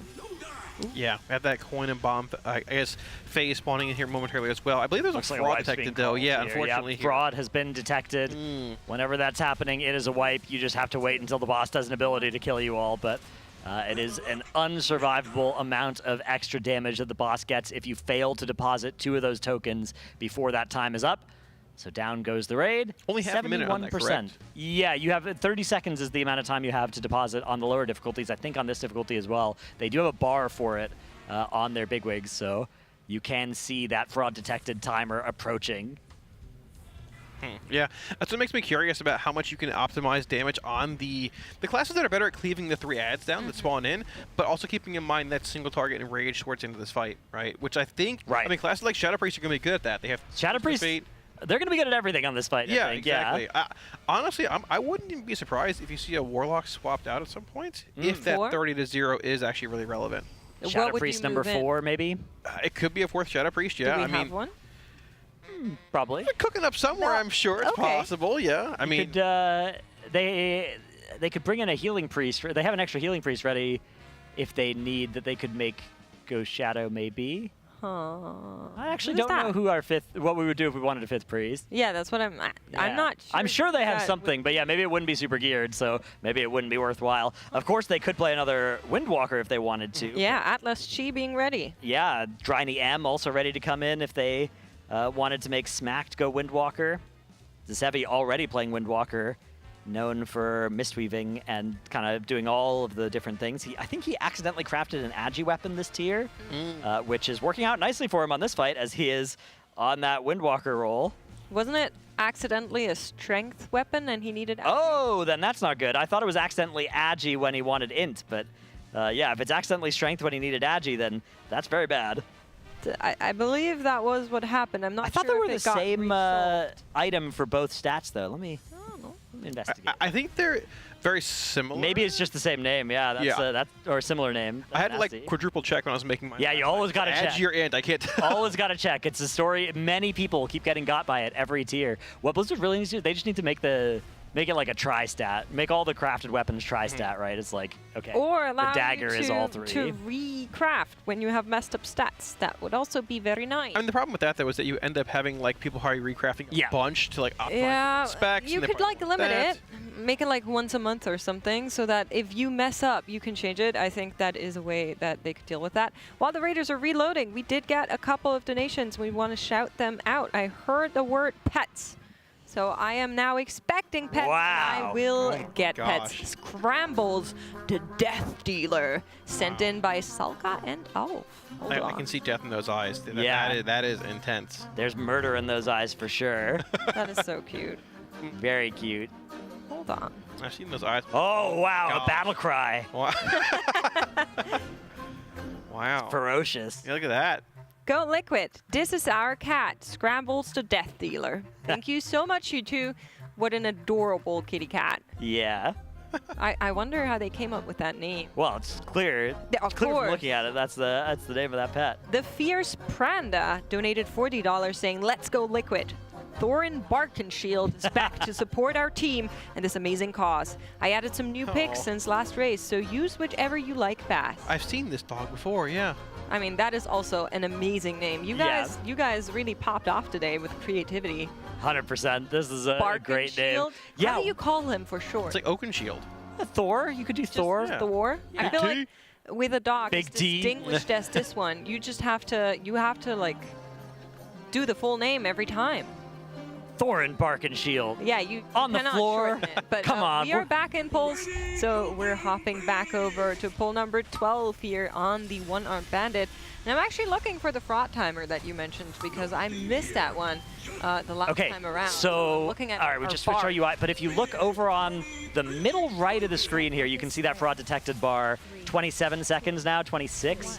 25 Second until bar that at the comes bottom. out. Yeah, the blue. Yeah. It's blue right now, Yeah. just above the next 19, ads timer. 19, all right. Yeah, so they have to kill off 2 of the attendants and then deposit the tokens that they drop into the slot machine before that timer is up, or else it is all over. Here comes the big hit. They've got these puddles out of the raid. Tornadoes now coming through the raid, and now they need to deposit these next coins in. There they are. Here comes that first reward, coin and shock. Pretty easy to deal with as they're all getting gripped into this little pylon here. And yeah, that token rolling right next to them. Ooh, health bar's looking a little bit sketchy here. That healing absorb on everybody is pretty nasty. Somehow they're able to survive. But yeah, Boomy was on 2 HP there. Yeah, well, that's just calculated. Yeah, right. Calculated and tactical. Speaking of that, the next hit here is going to be Coin and Bomb, which is going to spawn those fire ads that are immune to CC as long as we can get through there. Ooh, looks like maybe 2 coins went into the same target. It's okay, though. We have an extra one. So we have those tokens, rather, rolled into the attendants. Now we can kill them off, hopefully in time. You can see that timer for fraud detected. 7 seconds to kill off and deposit these tokens. It's getting close, but they actually have the token now. They're just holding it. Need the deposit. Depositing now. There it is. Beautiful. Perfectly timed. Milking every last second out of that cast. All of these ads now being spawned into the wall here. And they brought the boss even further to the wall to get even more distance here. And yeah, you can see big AoE coming out so they can kill off as many of those ads as quickly as possible. That's looking so much better than it was on the first few pulls. Scott gets that big hit, drops it off over at the side of the room, and charges back into battle. Yeah, we used that rest there to pick Turbo back up. Did go down eventually real short, but they are back together as 20, and they're trying to keep it there. Looking good. 15 seconds to make sure that we are not ending up in fraud area. These ads need to die, and we need to get their points. And we need to get that flame and bomb. Okay, this is bad news. 5 seconds until a fraud is detected here. This ad needs to get killed and deposited right away. They've locked in the flame, but the fraud's detected. They didn't get the other token in. I think they killed the other ad, but they didn't deposit the token in time there. So this is not going to be a new progression pull, but it was so close to being one. Yeah, it looked really good up until that point. It is a little bit unfortunate that these ads are always spawning like near far and wide, because you just lose so much potential damage trying to focus them down, and you don't have a whole lot of time to do it. So that is definitely a challenge that will continue to be a part of this fight. Yeah, I'm curious what they're going to end up going with like the 4 through 6 combinations here. That one's Flame and Bomb, which is spawning the bombs in, which you kill like the second set, but when they explode, there's that big area of denial, and all the tornadoes start flying. Yeah. It makes it very hard to dodge when you have that is so brutal. Stacking lightning pools and the big hit and things being even more relevant in the fight as well. Because it looks like if you get hit by one of those fire tornadoes, you are basically dead at this difficulty, which makes sense. It's very fair, but that's a lot of stuff to be looking out for at the same time, especially because so often you're getting randomly gripped towards those coils as well. Pulled. Yeah. Yeah. I'm wondering a little bit about how our other combinations are going to look like with 3 healers. It's right now it's an execution issue, right? It's a DPS issue. They need to make sure that they're not dying to like swirlies and grippies and puddles and all of that. But I'm not sure if we can do the whole fight with just 3. If you look at our healing meters, we do kind of have a 4th healer. If you add together all those Shadow Priests, that's an extra 1.5 million HPS there. So that's another half of a healer coming from our Shadow Priests through those Vampiric Embraces if they're using them at good times. Well, you guys have been donating more for us to show some of your pets. So let's take a look together here at Sadie. Oh, wow. And Midnight, donated by Queen Hatter Liz. And they said, Sadie used to play WoW with me up until she passed in 2021. Aww. Midnight doesn't like to play. Go Liquid. I love the Void Catch, so you're right. Yeah, it looks like Midnight. Is that a decoy chair for Midnight? I know that's tech with Looks the cats. like it, yeah. You got to get the decoy second chair. Yeah. Oh. What a cute little fluff ball. Do you have any pets, Stratton? See, Midnight Midnight will probably start playing in the next expansion. Yeah, exactly. I was going to make a weird like pun there. Yeah, exactly. Yeah. It's a Void Cat, Midnight the expansion. Yeah, that worked well. We'll get there. We'll get there. Surely they'll come around. Thank you so much for your generous donations. It's all going to a great cause. We're very close to the 17K. And then, of course, also the 20K, our next goal on the charity liner. You guys did the sock puppets yesterday, Dratnol. Yes. I told Max about that also. How did you like it? It was pretty fried, yeah. Fried? Yeah. Is that how you would describe it? Yeah, it got weird fast, but, you know, that's what people like, so. True. Well, we're back in a poll timer. If you want to send in your pets, it's $35. Link is in chat for our charity. It's tl.gg/RWF-donate for the Pasadena Humane Society. All right, poll number 13. Lucky number 13. I got a good feeling about us seeing some progression on this one. Yeah, possibly. So we're still doing that first coin and shot combination here, which is not too difficult to get through. It's going to spawn that pylon in the back of the room. It's going to periodically pull you across the room. Shaq here not even switching to those ads as they spawn. He's just staying on the boss, and they are letting the people that are more specialized at killing these attendants do it. Shaq just focusing on single target damage. Although he does need to make sure that he tags all the mobs for Chaos Brand at least. Yeah, very true. It's going to be a fine balance of finding the right DPS on the boss and the ads too, which is why we might be playing those 2 locks and 3 Shadow Priests here. True. We do lose Ravens, unfortunately. We can get him up momentarily here. Yeah, we got the first deposit in here, so we should see that coral spawning in the back of the room momentarily also coming up. Those 2 pay lines coming out for a bit of a damage increase. Yips does go down here, unfortunately, as well, so we're going to have 2-3 exiles. Ooh, okay, lucky number 13 not going to work out this time. Yeah. Looks like, okay, all right, lucky number 14 coming up soon, though, don't worry. That's how it is, right? Yeah. 14? Yeah, exactly. Yeah, I'm not sure what led to the wipe there. I didn't see if Fraud Detected went off, but looks like once Rivens went down, a lot of the others started to die too, but he's not a healer, so I'm not sure exactly how that happened. I'm not sure either. I'm just looking across our POVs to try and find one that is a good range POV so we can maybe get a better look at our range cluster and see what's going on our second monitor, because we're losing a lot of ranges, I feel like. Yeah, if you look at the damage meters on that pull in particular, at least, it looks like maybe they're figuring out how to optimize the Dev Evoker on this fight a little bit better. As you can see, Sang on that Dev Evoker, Zapdos in third. He's a big name guy. He has a lot of very good dragon names. He's got Zapdos, Firewing, Sarkareth. Sarkareth, yep. He has the character Sarkareth. It also looks like Sarkareth. Yeah, it's got the full Mog. I fully support the RP engagement there. So, do you think that the Evoker as a class is needed in this fight, Dratnos, for like Blessing of the Bronze, Time Spirals, and... Blessing of the Bronze doesn't really do all that much. Right, that's what I'm saying. It's not like one of those require raid buffs, No. right? Do you think if they're going to swap somebody out, it might be initially, or? I think he's definitely one of the candidates to be swapped out for sure, because it doesn't... I mean, on that last pull, he was doing a lot of damage, though, so maybe it was just a case of the early pulls really optimizing it, because it was not showing up near the top of the meters on a lot of those first pulls, but... maybe in those later pulls, because the other thing the Evoker's going to bring that's really nice is either a Spatial Paradox or a Time Spiral, both of which I could see being good on this fight, but especially the Spatial Paradox in that last phase, allowing your healers to do some healing while moving. You're playing a healer comp of, first of all, 3 healers, so your healers are all under more pressure than usual, and both the Mistweaver and the Disc Priest really benefit from a Spatial Paradox if you can give it to them, especially that Mistweaver in the last phase. If they ever need to kind of get out of melee, are really going to appreciate having a Spatial Paradox available. We saw that being the use case for the Evoker on Sprocketmonger. Yep. Right. So I wouldn't be surprised if that's a lot of what it's accomplishing here as well. I believe the quote that Max said in one of the Monster Energy listen-ins was, "What are the healers doing there?" And then the answer was one of them actually gets the Paradox, and Max said, "I bet the other one is hating their life." Yep. So that is pretty much true. Although on a lot I of can these see movement bosses. Time Spiral on... I can see Sam's... I don't think it's that relevant on this one as much as it was on Sprocket. In fact, it looks like this is a Time Spiral right here on this Grippin, maybe.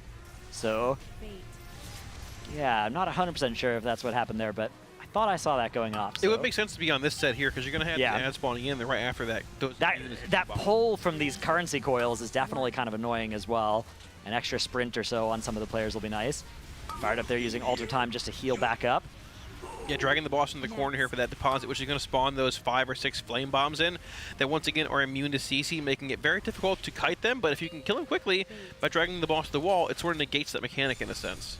Yeah, this is a nice timing for Fired Up damage-wise as well. He's going to get his combustion going right as these ads spawn, spreading a huge ignite onto all of these ads. And you can see Fired Up actually shooting up the meters there.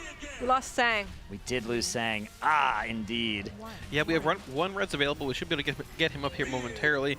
And this next combination here is going to be the Flame and Bomb combo, which is going to spawn the bombs that then, when they die, shoot fire tornadoes across the raid, which, in conjunction with that pylon pulling you in every so often, this can be the check-in to get past to see more progression. Yeah, they've landed those first pay lines in now to both of the targets that they want to kill. There's an extra shock out over to the side that just needs to get interrupted on this overload cast. That's done. Coming out. And we still have a few seconds here before Fraud Detected. 5 seconds to deposit these tokens in.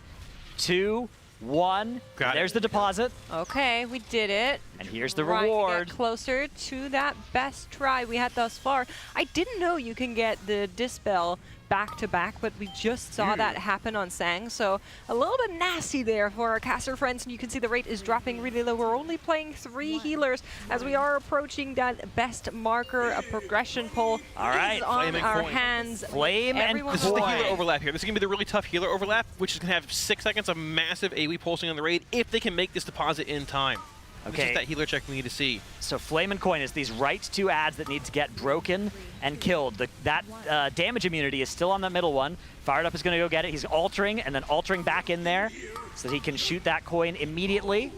And they Look break at how it. low they're dropping. They're starting to die off. Yeah, Sam impact has gone down. Sarah trying to keep himself alive. Ankh is available. Deposit goes in now. We're going to have the pulsing damage coming out here, which Darkness comes out from Shaq to try and keep everybody alive through this. Waiting. A lot of that for the rate damage. And this is going to be followed up maybe with a heal absorb soon as well. Yeah, here come those heal absorbs. And the raid is just absolutely getting murdered here. Down goes everybody. Yeah, I bet Automatic Jack is in the caster room right now smiling and being like, yep, bringing that 4th healer. Healers. But they are making really good progression. I'm still a little bit upset about how the Dispel mechanic apparently works, because that is really tough on your ranges. If you're already moving out for the first Dispel and then you are trying to get back to the group and then you get hit again, that is a toughie. But we are seeing further into the fight than we did before. Nick trying to keep it here alive as they get it to 47.38. And we are proccing a quick little break, which is great for us because we got more donations from you guys for charity. And then I think after that break, or at the end of that break, we can take another look at that replay of how that best trial played out. I do quickly want to mention a couple of these because Runan donated $10. Anonymous donated $25. Thank you so much to both of you. And then we do have Transmox and Pets here in the queue. And Aya actually donated $3.50 and said, sent pics to Fies. And then she sent 35 and said, I forgot a 0, which I love Aya so much. That's good. She's trying to scam the system, actually. I don't know if she actually forgot a 0 there. She did. Okay. She put that in. Yeah, she gave an extra 350 as well. She could have just done like a 3150, you know, to round it up. But that's fair. She gave some extra, so thank you, Aya. So we did see towards the end of that actual pull there, their 5th combination is going to be Shock and Bomb, which is going to spawn a Coilet and release Bomb ads. So depending how far we can get in, maybe next few pulls we can see that actually overlap. But a couple transmogs here. Cause Winao, though, right? Oh, we had that one already. We already had Big K? We did. 8.2. Right there, done. Coswinata. That's yeah, right. That's a cool name. Cool character. It's like a vampire. It's got that that's Nihilotha Mythic helmet, which not a lot of Mogs can use that nicely, but I think this one is doing a good job of it. I give it an 8.7. Okay. Did you were also here? He was when we 8.2. had it? 8.2, 8.2. Okay, okay. Well, we also had the Monica. Production's like, what the frick? Demonica the Beloved. This is like a, who's that guy? Rathion, like a Rathion Mog here. Very much a Black Dragonflight transmog. I think this is those Zaralek Caverns greens on a lot of those pieces, which look really nice. Interesting staff with those that kind of scrolls on it. Is that a fall staff, possibly? Yeah, it's very cool. It might be. Looks like it. I'm giving it an 8.1. It's not bad. I'm not a huge fan staff of the too. Zaralek stuff, but it's okay. It flows well. It looks a little bit draconic. It does, yeah, exactly. Yeah, like the overall look is like a draconic. It's like an block. Aberrus kind of tier, right? Yeah, it is. I think this is Aberrus Outdoor World, like the Outdoor World greens during that patch. I think are these ones. So yeah, I like this a lot. It is pretty much a full set, but it's a full set that I don't see very often, right? It's not just one of the tier sets. It's a set of greens. So, and I think that they've paired it well with a weapon. I'll go with a 7.5, but here is 7th Seal. Oh yeah, 7th Seal. Interestingly enough, they sent in $25 earlier today saying, I sent 10 yesterday, didn't see it was 35. So Legion Artifact Offhand, cause Warlock. All right. Yeah, I mean. What does that mean? It's likely the Demonology skull floating around somewhere above the character. Yeah, maybe our render. Yeah, there it is. There it is. The Demonology skull kind of far away. It's a nice He was one. just on a little journey of its. Yeah. Yeah, there we go. is. He's doing his thing. Yeah. I like the shoulders here. I think those are priest mythic shoulders from a Mirdrasil or Aberrus, and this is like the recolor or the off pieces of it. So Right. I think that goes really well on Warlock, though. It's like Shadow Priesty, but I think it works really nicely on Warlock. And I think that's Warlock Tuba Sargeras helmet, right? Yeah, it is. I think, yes. Yeah, it is. It's a purple one, but it's more like PvP from Tier 3 or Tier 6 era. That is Tomb. Yes, indeed. Yeah, that is nice. I mean, the colors go really well together here.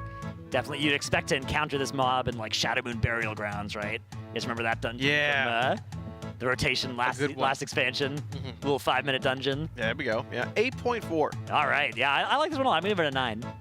All right. A 9. Yeah. I think they've melded some elements really cleanly I together. also think the matching is done well. I don't love the overall shapes, I feel like. Fair enough. I'm going to give it a 7.3, and that is 1 point deducted for Warlock. Okay. Yeah, I mean, pretty good. I forgot to take off points for Warlock. Oh, wow. Here's Landlubber Ploppers. This is very nice. Old Ploppers, in all caps, sent this in, and all they said in the note is, Old Ploppers. Old Ploppers. RPing in it. That's good. This is a character you find at the end of a rainbow, huh? With a pot of gold. Or Goldshire late at night. Can you do your best Irish accent? Oh, a pot of gold. That was pretty good, yeah. Or at the end of a rainbow. That's good. Wow. Kalamazi's genuinely impressed. Yeah, Kalamazi, having notably never heard an Irish person before, No, never. is impressed with that They're impression. not in Florida at all, actually. Yeah, I'm it's like- not. You said it. Yeah. I like this a lot. This is an 8.8 from me. This is good. Yeah, I'm giving it a 10. That's very good. You gave it a 10? Yeah. Oh, wow. Okay. I like the stupid Mogs. Me I too. don't know what to tell you. Listen, I have sympathy for old ploppers. I'm going to give it an 8.2. Turn that sucker around. Oh. Like the hat. Where's the hat from? I have no idea. No clue whatsoever. Oh, here's a pet. Miss Cricket, Sent up in to no by- good, caught in the act, trying to escape. Mihet sent this one in. Thank you so much. All it says is Miss Cricket. We appreciate your donation, and that looks like one large cat. It's very fluffy. Very fluffy. It's a Maine Coon, no? Or is it a Norwegian? That's just a gray cat. I think it might be Right? Norwegian. Definitely a cat, yeah. Yeah. Yep. A cat of some assortment. Yeah, Alright. very nice. Just a cat. This. Exactly. Can you guys do a cat meow? I just did. That was your best meow. That's good. Dratnos. I'm not going to do it because it's going to get added to the soundboard. Oh, yeah, If I do it once, it's going to keep getting played for the Do it. rest of the show. No, I'm not doing it. Do it. I'm not going to fall for your trick. You have to catch me a little bit more unaware than that.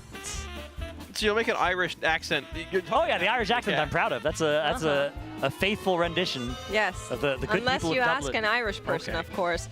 Here's Aya sending in Fisher. Oh wow. Thank you I very spelled much. the name wrong though. Fisher. That's the German spelling. Oh, is he a German dog? Was this the dog? Is this the fried chicken dog from a few days ago? It's not. This is a different fried chicken dog. Okay. Yes, this dog lives with Aya. Yeah, it's very nice. I see. What's on its? It's got like a handkerchief. Yeah. What is it? It's a ghost. Oh, it's Halloween. Oh, it's a Halloween one. Oh my gosh, look at that. Production, can we zoom in? I'm blind. Wow, look at that. I need to see this dog closer. It's got a whole like dog seat in the car too. Look Just at like that. enhance.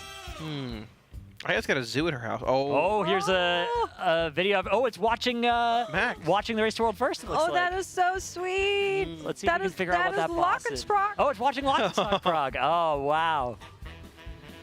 There's a kitty there as well, I think, behind, It or is, another dog.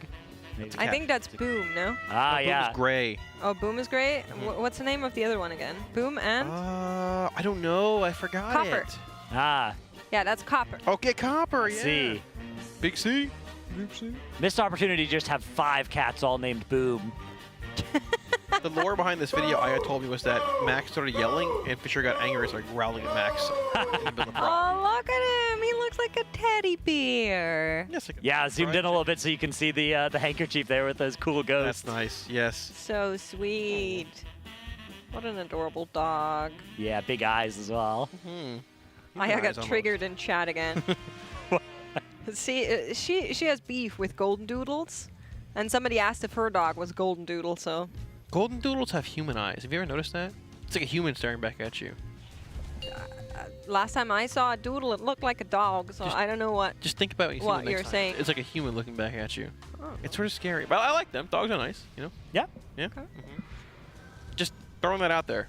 I plant that seed in your mind. Now, next time you see one, you know. Yeah, I'm gonna be on the lookout for one. I will pay attention to it the next time I see a fried chicken dog. I like the fried chicken dog. I do too. Thank you so much for all of your donations. We are back from the break here that the Raiders took after their newest best try, and it all seemed to fall apart at the very end there due to a lot of incoming damage. But thus far, I am at least not seeing any changes in the roster. Now, it could be that one of the monks has changed to healer, but I don't think so. Zasevi would be the one to do it if somebody had to, but we can see from the cooldowns next to the raid frames, there's still only one life cocoon there, so we still haven't made any swaps in terms of our composition just yet. Now, just because you wipe the first time you see a healing overlap like that one we saw, doesn't mean that you can't heal through it, right? Right. It just means that you weren't ready for it that time, but they might be able to allocate more cooldowns, more personals to it. Even just being ready for it for the healers is something where maybe that will be enough to get them to survive it. And the hard part is, you not only have to survive that coin plus flame overlap, you then also have to heal up enough to heal through the next raid damage plus healing absorb damage, and then you have to heal through those healing absorbs to heal up the next raid damage after that. So it's kind of like 30 seconds of big healing that is going to need to be sustained. Luckily, they have a healing comp that's pretty good at that. That's where the Resto Druid can really shine, providing that, you know, anytime you have healing absorbs, your mind should jump to Resto Druid as being especially well suited for just chewing through those extremely efficiently. Yeah, and after that, they're going to have that shock and bomb combination we saw pop up on the screen there, which is going to spawn a coil that releases bomb ads. And so the question is that coil going to be up against a wall somewhere? Probably. You're right, to spawn those bomb ads similar to the first set where you AoE them down. And the last one is also going to be a coil drop that spawns fire waves. If I had to guess, if they cannot skip that phase, right? If I had to guess, it's going to be back right for the for that bomb coil, and then it'll be like, so back like over by blue world marker right now is probably where they'll spawn that up against the wall, and then they'll probably be back over at the front left of the room, so over that skull world marker for that last coil, and then they'll take the boss to the entrance of the room before that 30% push so that they can milk it for as long as possible as it runs to the middle of the room to start that 30% cast. So that is my guess for how this might look. Although not sure. I mean, boss was at 47% when that fifth set was spawning in, so... Honestly, I think there's a good chance we're going to skip the 6th deposit, You might, yeah. A handful of players had died in that 4th drop, too, with that big 6-second channel on the raid. I think it's a good chance you can skip that. I agree. Or 4 heal. Maybe you just can play the 4 heal and make this safer and still meet the DPS check. Although, again, the DPS, you have 2 DPS checks on this fight, right? You have to push to 30% in time, and then you have to do the 30-0 push in time. On Heroic, the 30-0 is way harder than the 100-30. So if that's true on Mythic as well, then maybe they can't drop a healer, even if they could for the 100-30 push, because they need it for the 30-0. And correct me if I'm wrong, but I believe if the ads spawn in from a set and then you push to 30, you don't need the deposit anymore, but the ads still are You do still have to kill alive. the ads. Right, which have the shields on them, which is going to be exceptionally awkward when you're trying to like just full-on push into But you could spawn ads and then push with like 5 seconds left on the fraud detected timer. Right. And then not deposit and just be finishing off the ads during that time. You know, you still switch them, you still damage them, and as long as you can push before that fraud detected cast finishes, or starts rather, then you are in good shape. But yeah, we'll have to see what that looks like. Again, their damage should get better from pull to pull as well, right? This is often on these bosses, it's like, oh, we're not sure we can make this in Rage from the numbers early, but already with just 14 pulls, it looks like the numbers are there for them, and they're only going to get better as they get more practice on this. Yeah, this is a really odd raid with tuning, man. You've got 114 on Styx, 120 on Sprocket Monger. Right now we're at sub 50% with 14 pulls on One Arm Bandit, which was presumed to be one of the tougher DPS checks in the raid so far. Well, if you guys like a little bit of Gamba, you can sign up over to Coinbase and take part in the signed jersey Gamba that we have going on there for you. TL.gg/Coinbase RWF. Every time the Raiders are killing a new boss, we're giving away one signed jersey of the new jerseys. Dratnos is wearing his today. It looks phenomenal. Thank you. And of course, at the end of the day as well, if you sign up with Team Liquid 20, you also get $20 just like that. And if you fill out the form at tl.gg/RWFBTS, you have a chance to win the grand prize and get flown out to the next Team Liquid race to world first. Exclamation mark Coinbase in chat if that was all a little bit too much for you, or just use your phone and scan that QR code. And you definitely want to get your hands on one of these jerseys. They're very cool. They you don't need to wash them either. You just can wear them every day. They have new tech that makes it so they never smell. You just keep wearing them. Yeah. That's what I've been doing. Okay, well, yeah, I'll have to give that a shot, actually. I have my own in the hotel room I'll wear tomorrow. It's good tech. I just want to point out that I sit next to Dratnos, and that will be my only comment about that. What if we change? Your chair's gotten alarmingly far away from me as well. What's been going on with that? I'm down to chain the jersey till the end of the race if you are actually. Just every day chain the jersey, yeah? Yeah, you can. No. Nobody will tell. And that's what I'm saying. It's got there's sweat wicking technology or something in these jerseys. It's crazy. Wow. Very cool. Yeah, even if you don't win one of the giveaways, you should pick one up from the apparel store. Listen, guys, we have a laundry system here. Don't believe anything they say, but the jersey is very nice. I do think it's actually one of my favorites. It has that new and prestigious Team Liquid anniversary logo on it for the 20-year anniversary. So 25-year, actually, right? Yeah. Yeah, 25-year anniversary. Cauldron of Carnage depiction as well. Yeah. In the raid, very, very That's cool. right. You get the dinosaur eating your name on the front. Exactly, yeah. Very nice. Yeah, a lot of very good apparel available this tier featuring that Cauldron of Carnage fight. Very visually stunning fight. Made perfect sense to make a lot of stuff with it. So you can get a mouse pad, you can get some hoodies, all kinds of stuff with that fight. They have swim trunks as well this time. Ooh, We do. Yeah, it's good. And hey, it's going to be summer soon. So. I'm in Florida, yeah. We'll go They have murlocs on them. They're so cute. I'm actually thinking about getting one. Yeah, you're in Florida, Kalamazoo. The beach might come to you. Wait, yeah, possibly. I mean, I haven't been in 20 years, but if I, yeah, could be. TL.gg/RWF to check out all of the apparel. You can see the jersey there in the bottom of Rel frame. I'm actually wearing the derp shirt today. I got the little dinosaur going, and I believe you're on the King of Trade. So we're all wearing the new apparel here. Yeah. I'm also the King of Hydro, in case you didn't know that. Just like Dippy, the King of Tyke. King of Tyke, yep. We're going to have a clash at BlizzCon in a year and a half, apparently. Ooh, yeah. Next BlizzCon. Hey, they announced BlizzCon, I think it was yesterday or something like that. It was going to be. Yep. I saw it, and I was like, oh my god, September. And then they put the 2026 I at the bottom, and I was like, oh wow. Oh, wow. That's different. But it's nice to know this far in advance, you know? It is, yeah. We can make extra plans. We can rent the whole arena out for the clash. Yeah. That's right. Do you guys see the new house post? Yes. Post? Yeah, player housing is coming with the decoration system. Looks so good. It looks absolutely insane. Maybe if they take a little bit longer after this try, I can pull it up and we can take a look together. It was posted 6 hours and 15 minutes ago if you want to check it out on Wowhead, but maybe after this poll we'll take a look together, depending on how long they take here. But we are in poll number 15. We already made it sub 50%, but this is not a lineal boss progression curve that we are going to be looking at. The fight does end up being a lot more difficult towards the tail end of it, and so we will need to be very careful for that one.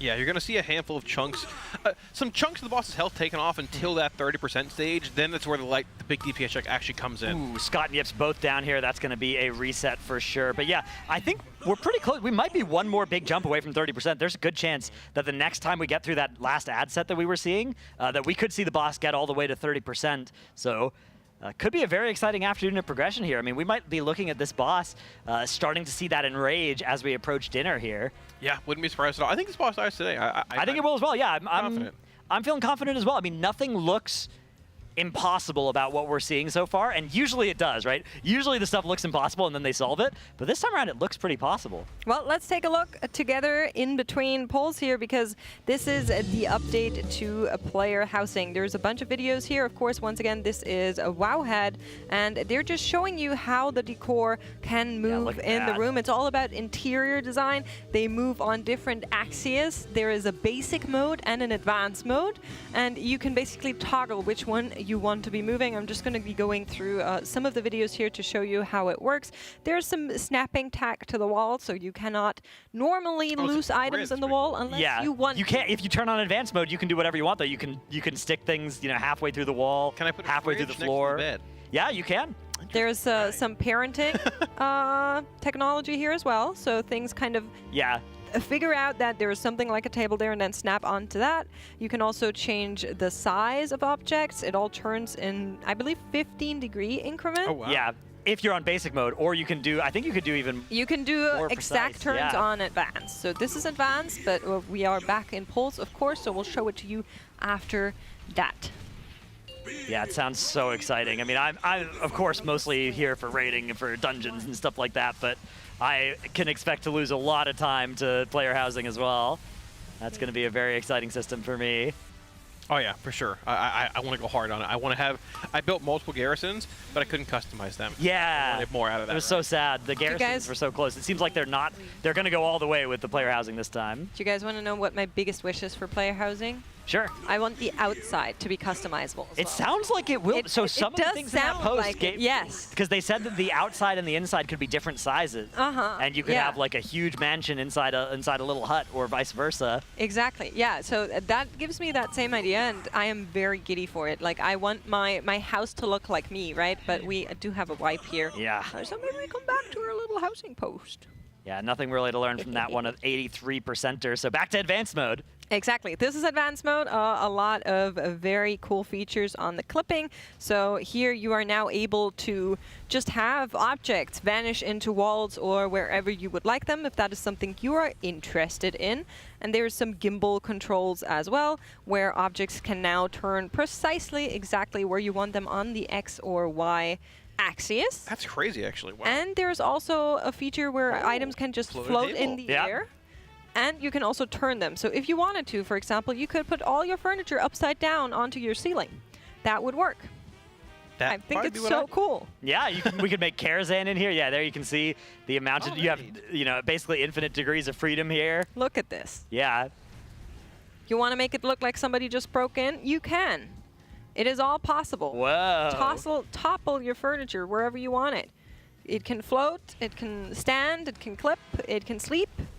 And then you can also change the size of things, because of course if you're a Tauren, you probably want bigger objects than if you're a gnome, but we're getting back to a pull timer, so we'll show you the last big thing on this after the next poll, because I'm very excited for that very last thing. All right. Very cool. Here comes poll number 16 of the one-armed bandit. Lucky number 16, as I've always said. You're right. That is a common phrase that people use. Yeah.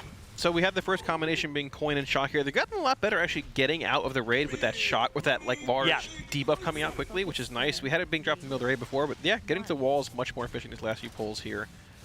Yep, right there. See it coming out. One left, one on the right here. Heading over to that coin egg, getting it down here quickly before that soft enrage comes in with a half-minute deposit. And this phase is going to spawn that coil in the middle of the room, which does indeed pull players in periodically over the course of the encounter. It looks like these pay lines may target one melee, one ranged every time. We saw at least that time it targeted one melee, one range, and maybe they're using that to control so that they'll have like predictable payout coins in specific locations, like in that wall, so they can just send it right into one of the ads as soon as it spawns.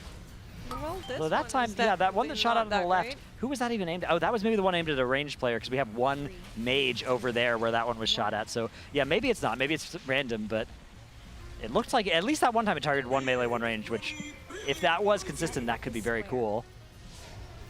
All right, let's see. I'm fired up there in the back. Okay, bait Step wall. into the puddle real quick. Let's see, that one's a melee, that one's also a melee. Okay, so. Oh wait, no, the one that other line was that was the existing one. That was an existing wall one that was being shot. So that could still have been one melee, one ranged. Hang on. Pause champ. Pause champ.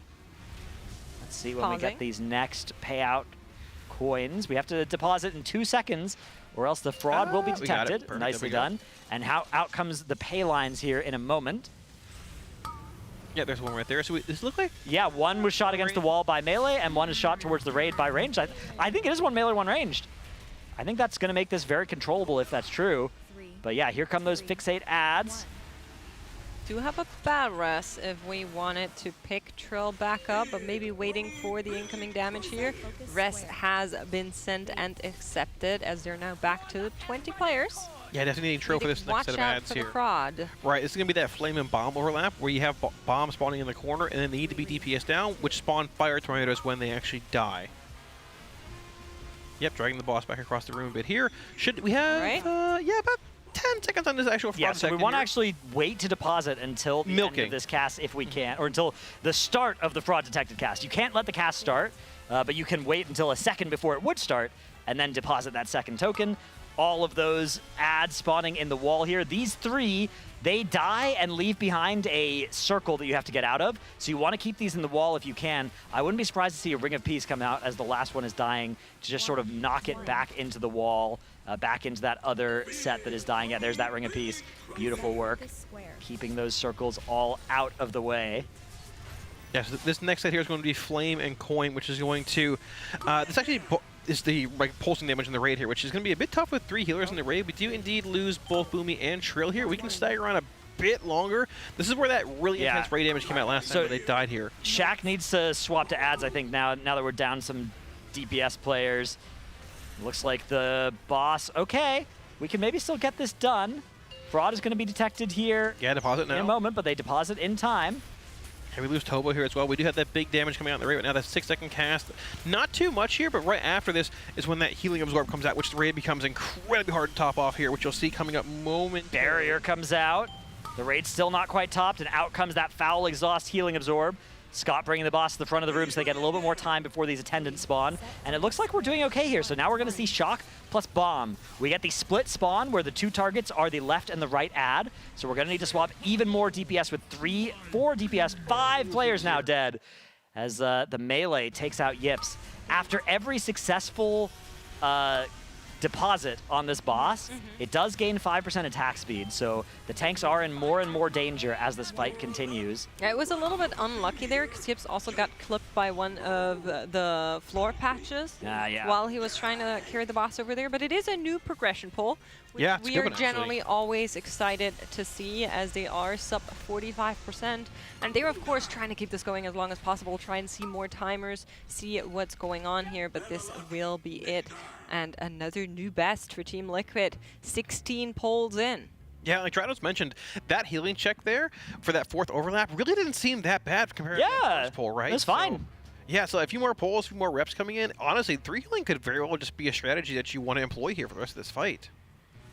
Yeah, we have to see what the Enrage healing looks like, because that last phase of the fight, one of the last things that the boss does about 30 seconds before you wipe is an ability called Scattered Payout, and that does raid damage for the last 30 seconds, just consistently over that time. Plus, there are those fire lasers being shot out as well. So during that window, it might be really hard to survive with 3 healers, but usually 3 healing isn't a problem for living a short period of time, right? It's if you have heavy sustained damage over a really long period of time that you're going to be in the most danger. Yeah, and that actual 4th overlap there is a 6-second channel on the raid, but it's followed up by that foul exhaustion. Right. Yeah, it's Flame and Coin, and then I think it did a payout line, and then it did the foul exhaust, which is pretty tough, but not impossible to deal with. Well, we'll take a look at the boss a little bit more. We're going to be here for a little while, but I do just want to finish this one out because this is my favorite feature. So over on Wowhead, they announced a housing update, and this is the coolest thing ever. Yeah. I am begging to make this a thing for transmogs as well.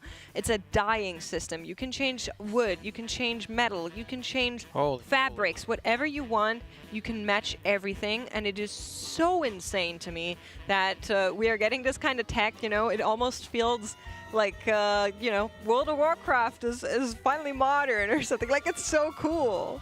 Yeah, it's very cool. I like it a lot.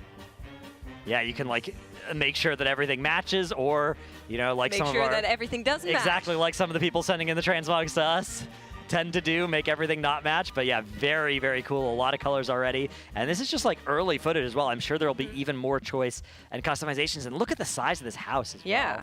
So you can customize wallpaper, ceiling, flooring. You can mix and match is what they're saying. And like Dratnos mentioned earlier, you can also change kind of how big it is apparently, or how many rooms you have in your house. And this is the part where they talk about the outside. And of course, there's still a bunch of questions that a lot of people have, and us included, but I'm just really, really giddy to see these kind of updates and see what they've been cooking up, and I love it so much, so thank you so much for that update on player housing there from World of Warcraft and from the Blizzard devs. Yeah, very cool. I'm excited. That's coming in the pre-patch? Did they clarified yet, or is that just something I think it's coming with midnight. Okay. Was my understanding. Yeah. Right? It was announced as like a main feature of midnight, so we're still a good bit away, right? It was on the roadmap this year, which like even before midnight, so maybe it's been moved up. But I know it was originally announced for midnight, like you said. So I don't know. I mean, I think it's one of the features where it's probably they probably still don't even know exactly when it's going to come out. But of course, the sooner the better if it's ready. Yeah, and there's some interesting stuff there. As what happened to Nick there? I mean, he got life gripped. That didn't look like his fault. Too much damage. Well, he was getting life gripped. I think he got life gripped through something that killed him, but I'm not 100% sure. Maybe he did just die to ambient damage while that was happening, yeah. But it looked like he just got 100-0 during a life grip, which is unfortunate. Yeah, we do need to make this first deposit here. Coin and shot coming in. So as we know, this drops that pillar. Sort of like a bit of an RNG position, but sort of like right behind the boss there, actually. So that'll be the point you're pulled to for the remainder of this encounter, as long as that coil's active. Isn't too hard to optimize around pay lines at this point. Pretty used to it, but the more mechanics come in, the more deposits you get. It's going to make that conduit a bit more annoying with different overlaps on bombs and things of the sort. Second set coming in here is going to be coin and bomb, which, as we know, when these die, you're going to get those ads spawning in the corner that are actually immune to CC, which we should be seeing right towards the end of that actual fraud detected cast, which is coming out in about 15 seconds, I believe, here, give or take. Yeah. Let's take a look together. We do have our patches coming out. Seconds. Dispels coming out there as well. And they are waiting until the last second to deposit that second token. They do have it ready already. And then 1 second before, they failed to deposit it this time. So there's that fraud detected cast, and that is going to be a wipe. That's a little oopsie. Yeah, that's something we rarely see. Usually they just get it right then. They have to learn as well, though, right? Yeah. If you are trying to min-max your damage, then you always need to deposit it really, really late. Yep. And if you do that, sometimes that can fail. So it's good to get those practices in also to make sure you know how close you Here's can the actually cut replay. it. I saw, though, in the death log what happens here. So he's running out. He gets in the corner, and then this is the life grip, and look at that right through a token. That's tragic. That's kind of nobody's fault. That was, I mean, obviously, like I guess technically it's the life gripping person's fault, but it's still that's something that just happens sometimes. Bit of smile from Nick. No. Yeah, exactly. That's one of the, whenever you die after you get life gripped as well, you're just it's always a funny thing. Not a big deal at all. There used to be guides on that. Do you guys remember? Like on how to wipe your raid or kill individual players with life grip. No, like back in Nighthold, that used to be a thing. I was playing disc back then. There was a interesting. whole PDF that rated how difficult it is to execute that life grip. To and kill then somebody on each fight. how mad your guild is going to be at you and how big of an impact it will make. Like some of them were just killing individual players, and then some of them where you wiped the entire raid. It is pretty easy to wipe. I think in this tier, it would be very easy to wipe the raid with life grip on most of these bosses. Like you think about Sprocketmonger, you just grip somebody of the opposite polarity as you into the group. Easy. Sticks, bombshells. Yeah, well, I don't know if you could grip the people on their balls, but maybe you could. You could grip somebody into some fire. Into a trash pile, yeah, sure, that'd be great, perfect. That'd be fun. Actually, you'd grip somebody with fire into trash to burn it. This could be Jack's new video. Yeah, it could be. Big clicks, actually, yeah. Jack, hit me up. Revenue sharing, let's go. Yeah. I just want to point out that I raised this topic, but sure, run with it. Well, yeah, but you didn't talk about it much, yeah, you see? You know, it was already yoinked. The idea was already taken. I used to have great fun with these. It's very fun if you grip someone and they don't immediately realize what happened, and you're just sitting there giggling to yourself, but you can only do this and like farm and not too often, otherwise your guild will get really angry. True. Yeah, doing stuff like that, very fun during farm. You will get yelled at during progression. As Shaq goes down, that's going to be their first res here. That looked like another coin token rolling over. Yeah, a pay line going over him. A little unfortunate there. Fortunately, we do get the deposit coming in here momentarily with this coil spawning. Yeah? I'm just always so scared how close these diva placements are. Yeah. Scary indeed. There's so little time on getting these out of the raid. And of course, it's also like area of denial, or denial of area, rather. where after a while you just won't have any left unless you want to deal with these coils. 2, 3, 1. Yeah, exactly. It's going to just, I mean, it's going to ramp further and further into the fight as well, as we see 2 more coming out here, both being placed pretty well, leaving a bit of an avenue there to drop later, but hey, 2 do indeed clear at the same time. Next set of ads coming in here, we're going to have Coin and Bomb, holding those 2 coins to the very end of that fraud detected cast, right before it goes off to deposit for a bit of extra. Oh, Suri goes down. The boss, yeah, we do lose Suri here with no res available. We can push on for a bit longer here, but 2 healing this fight's going to be pretty intense past this next set of coins being deposited. I don't think we got our res back in time to do that overlap that they've been doing as well, because it's usually been around that 4-minute, 10-second mark. You don't get your battle res back until 4 minutes and 30 seconds have elapsed here, so they're going to have to try and 2-heal. No barrier will be available to help them recover and prepare for that heal absorb afterwards as well. So this is going to be very hard if they can even make it to that point. Even the regular damage of the rest of the fight is starting to take lives here. Tobo, THD, and Zasevi going down, and now we are on still just the 2 healers, but we are also down 3 DPS. Yeah, pushing on a bit further here. We're going to have that flame bomb combination here, which is going to spawn more bombs in once they're defeated in about 25 seconds here, if we can even make it that far to begin with, though. Seeing both paylines coming out here, being sure to optimize your damage, grabbing both that flame and bomb coin, breaking the shields and the ads when the coins do indeed hit them. I believe we have 1 coin picked up here. Yep, this ad should be going down, the flame ad momentarily, depositing both coins right before the actual cast begins to milk a bit more damage out of the boss. We should see that happening right about now. Yep, reward, flame, and bomb coming up, which should be spawning those bombs towards the wall here as well. Yep. And these ads, once defeated, do spawn fire tornadoes, which need to be dodged, or they do indeed one-shot. You can see how little room there is sometimes with the coins and the flames just all rolling about.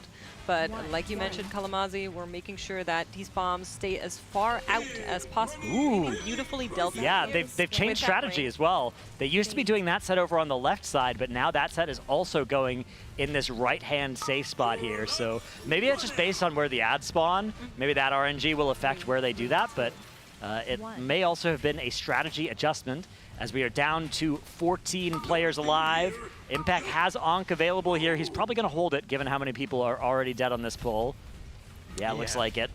Yeah, we did make it to that 4th deposit, though, which is would be that hard. Yeah, this is going to be it, right? Yeah, there you can see flame plus coin. Flaming, yes, and then into venting, correct. So you have that raid damage into that raid absorb coming out. Yeah. You can see the health bars getting destroyed by this cast. Now the pay lines, and now another foul exhaust cast. Those heal absorbs. Yeah, everybody is bleeding out here. The 5th set of ads coming out. And yeah, it's well before that battle res would be available. We're not even at that 410 yet. Yeah, this set would indeed be shock and bomb, obviously spawning another coil, but they do go down before then. But we're getting semi-consistent, say, right? And like, I think we're seeing that 30% within the next hour and a half or so here. I've got a good feeling about it. Yeah. I think so too. This fight's not what I thought it would be. But it's still very cool. Yeah. But for 15, 18 polls at this point, I thought this would be a lot more challenging. I think a lot of it is the week 2 thing. Like pulling this boss with that extra gear, I think is going a long way towards making these transitions much smoother, making it so they're not going to accidentally have the fraud get detected because their damage is just much higher. I do think a lot of the difficulty on this boss is also just what we haven't seen yet. True. I think that's going to come in once we actually reach that 30%er. And I think from there on, probably progression is going to be slowing down just a little bit, and they will probably, take a little bit longer from there on out. Yeah, I think you're right as well. Sprocketmonger was a great example of that, where there was a boss that getting it from 100 to 15% was pretty easy, and then getting it from 15% to 0 was almost impossible. This may be another fight just like that. We do have 2 pets we want to show. I heard in my ear that they are very cute. So here is Wee Cat from an extremely poggers Gamer Brands. And they said this is a wee cat, was a stray until about 6 years old, which is why her ear is clipped. We befriended her, she got very sick, we adopted her. Seeing her go from scared to curious to house cat over time was an honor. Help animals. Yeah, that's exactly what we're trying to do. Thank you so much for your generous donation. Aminals, I like that. Aminals. I like her pattern. Yeah. A calico, they're good luck. What are they called? Calico, yeah. Oh, okay. Very cute. Very nice. Very cute. Thank you for sending that our way. Yeah. And then we also have Hades. Wow. Big Dave. This looks like an edited photo, but it's actually it's just in the snow, right? That's like the exposure. I think so, yeah. Yeah. Cool. I like that. I love the Imposing. big blooper ears. Yeah, the ears are like as big as his whole head. I like that. Oh, there's another one. We do have a text with this one. It's from Big Dave, and they said, Hades, god of the underworld, in his own words, Echo, best world second raiders around. Holy moly. Well. Throwing shade. Oh my gosh. I mean, if he looks like that, can you even be mad? At the Burger King hat? I think he might be. Maybe. I don't think so. Very different vibe than that first photo, huh? It could be his birthday, just like THC today. Listen, sometimes you need to be a little bit silly. That's just how it is. Always. Oh, very nice. All right, 5 seconds until this pull comes out. Sang is going to go for it. He's going to go for the reload with 2 seconds left until the pull starts. Let's see, unless this gets canceled. Risky on, move. Yeah, Come is on. he going Come on, to reload back in dead? Oh. Nope, they waited for him. All right, nice. Oh, the quick details reset. Love that. Love that for Hate it when that happens. Gotta He love gets it back nice and quick. Pops open his... Timeline reminders. Exactly. Great add-on made by our dearest Bart. Yeah, You buy him very a nice. coffee, you can get it also. Or a monster. Or a monster. Yeah. Poppin' in. I'm still enjoying my lovely How would you rate it? The what is Ultra it? The Blue Hawaiian. Ultra Blue Hawaiian. My apologies. Yes. Yeah. Zero sugar. Get it right, Very nice. Dranos. Yeah. It's good. It's crisp. Crisp. It smells like the ocean. Okay. Well, it's very nice. It's Smells refreshing. like the ocean. Yeah, the ocean smells good. You know, like a Hawaiian flower kind of Things Florida people say. Yeah, it does. I can smell the ocean. It's nice. See, I make Dranos laugh, I win. He's taking a zip, nodding. It's like blueberry. It is. The ocean tastes like blueberry. Well, okay. If you ever come to Florida, Okay. you'll figure I'm planning to. there's a distinct nice sweet smell with the ocean. I guess it's hard to describe. I don't know. Like I've never been to Hawaii, but I've seen something like that. I don't know. Yeah, we need, I guess the next Race to World First is going to be here at the Alienware training facility, but because that's, of course, where the winner of our Coinbase giveaway will get flown out to. That's on that slide. But we should do a Race to World First Hawaii edition. Oh, we Yeah, we that'd be should. nice. Yeah, we should. Just That make could be the a Race vibe. World First travel so we can be in a studio in different places in the world. We just without need to going open up outside. We need to open up another Alienware training facility in Hawaii. I mean, well, hey, that could be good. You can pitch the idea to We could get the Monster Blue Hawaiian straight from the source. Presumably, they probably they get the coconut trees and they get the Monster Energy out of the trees or something somehow. Out of the Yeah, coconuts. it grows on trees, right? Yeah, something like that. I'm not sure exactly how it's harvested, but I would imagine it's something like that. Yeah. All right, here comes another pull. Pull number 20 of the one-armed bandit. We've got Impact's Shaman perspective here. They haven't made any changes yet to their composition over these first 20 pulls. They're feeling confident. Whenever you see that happens, that means that they're feeling confident that their PTR idea of this boss is lining up with the reality, which is always good.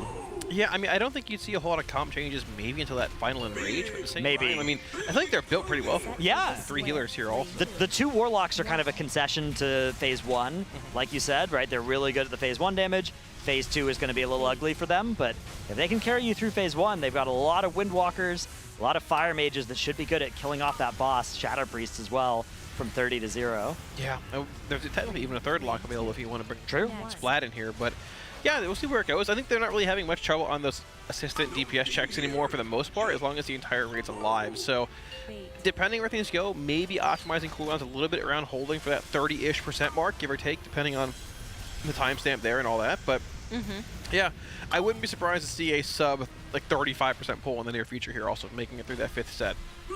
That's the next Prague checkpoint. 44 to 35. is what you're Give or thinking? take, the last set of deposits possibly. We do lose Big Poppy here, unfortunately. Commit a rest to him. He's back up in time for that next set of ads coming in, which is going to be the coin and bomb set. We're heading to the far left ad here. I believe it's far left and middle ad we need to kill here. Deposit them before that actual fraud detector cast goes out. Once again, optimizing damage, standing close to these pay lines. And those pay lines do need to be shot into the ads to break that shield to make the ad killable itself. The interrupt there comes in just at the end of that cast by Impact. Nicely done. You can see they have the interrupt tracking weak aura on these ads. They do a cast that, if it goes off, it's pretty annoying, but one thing that's really nice that they're doing is leaving that kick until the end of its cast, because once you kick the overload, they'll go back to spamming that uninterruptible zap that does raid damage. So really good to save the kick until the end of that cast. and thereby prevent an extra cast of the uninterruptible ability afterwards. Yeah, exactly. Yeah, very important to pay attention to that, but we are getting a new set of ads. And once more, name of the game is make sure these are getting their armor broken here before the fraud can be detected. Looks like both of them are broken.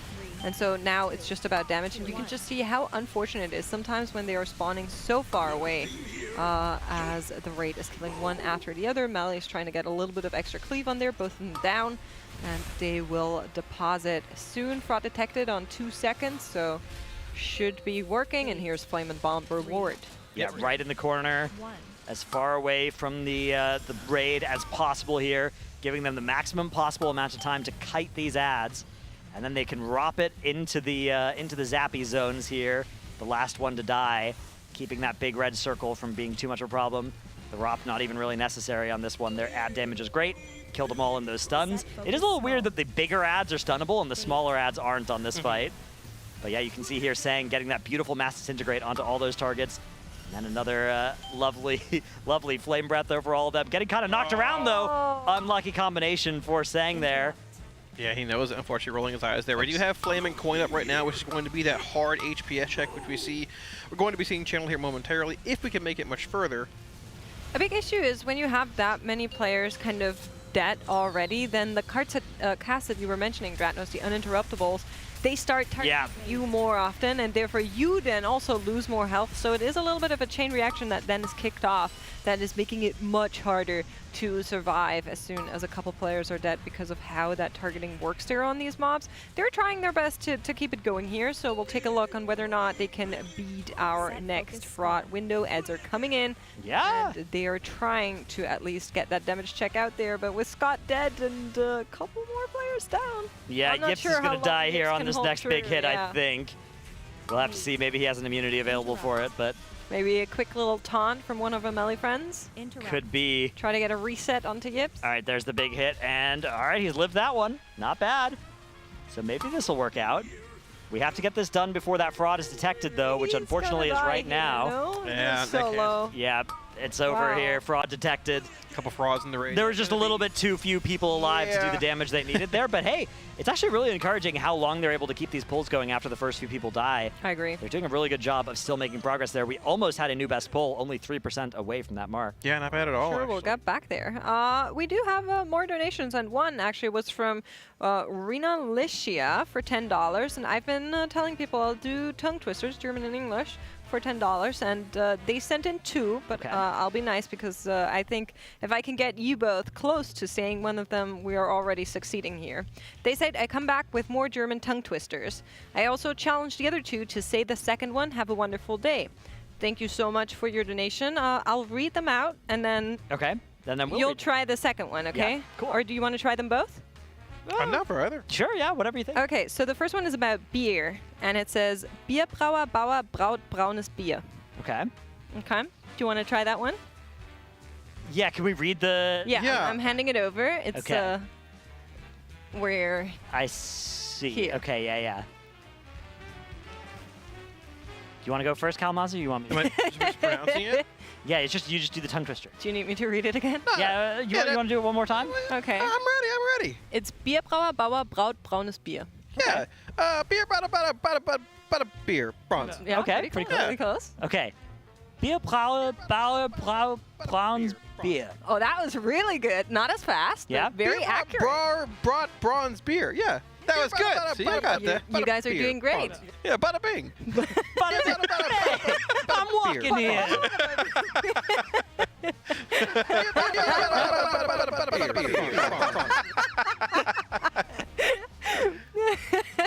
Okay, let's try the other one. That's hard for me, I think, too, because I don't know that one as well. It's all one word, okay? This could go on for a while. I need chat to understand this. It's one single word, but it's Hottentotten, Pottentotten, Tanten, Attentat. Okay. One word. I got it. Nice language you got there. It's not very normal. It doesn't make like a whole lot of sense. Pottentotten, Tanten, Attentat. Yeah, there we go. So now they can play it back. I got to fully. You guys want to try Fully embrace my Dom Vito for this. What do we got? Okay. Where are we? So it's this word. the long one. Oh, right, of course. Oh! Hotten, totten, potten, totten, totten, totten, otten, tot.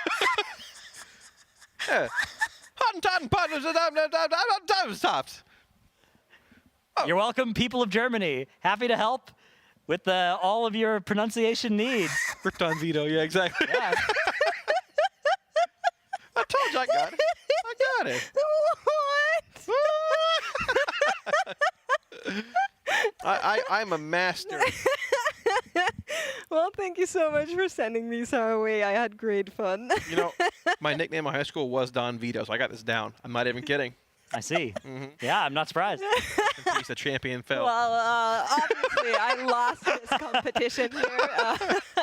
We shall not linger any longer. We're going to be going into a quick Monster Energy listening. Thank you so much, everybody, for watching, and thank you to Coinbase, our presenting partner here at the Team Liquid Race to World First. And, of course, a huge thank you to all of our other sponsors, Honda, Secret Lab, Monster Energy, Alienware, MyBlue, RaiderIO, Wowhead, Warcraft Logs, and the DungeonDojo. We continue to raise money for the Pasadena Humane Society. One more time. We'll see you after that break. Let me find Fire's PV shows it perfectly. So it's when we're killing Coin and Bomb. I believe it's like probably right here. When do we kill Coin and Bomb? Right here. Okay, so because we're getting this refresh here, right? Okay, now Payline is being baited while we're killing the SAD. Okay, so this Payline should be baited directly in a line towards both of you. Okay, cool. So, well, one Payline missed, but usually they both like go right over here. I was saying to kite to the door. Would you guys... Half of you went door and half of you went left. If left is easier, we can go left. We just have to do the same one because look what happens. I call door because that's what we talked about before. Left is easier because there's never going to be a coin there. Yeah, the coin is on. Okay, we're going right. Cool. So we kite left and everyone has to go left though. You guys cannot split up. Just always we can also bet the coin more to the right then. No, but if the fire is also like towards the door, there's a fire is also going to the door. Yeah, you're right. Okay, so we bait to the left for and the coil's also on left too, so that's where we want to be. Yeah. I think killing that set without lust is going to be very hard. But maybe we will get better at it as we keep going. I'm ready to break up on this set. I don't know if you needed lust in the last phase. Where's the demolish at, Scott? I mean, currently we think we won't need it in the last phase, right? Because if we're not getting it to 30%, the last phase isn't even the damage from 100 matters, right? My mouse died. Fuck. Or do you think we're getting it to 30? Look at the pop. Okay, we should get it to 30. It was when the ad spawned. I couldn't do anything. I was fucking looking at the boss. DPS. All right, we need to brick up. A bolt on. That's right.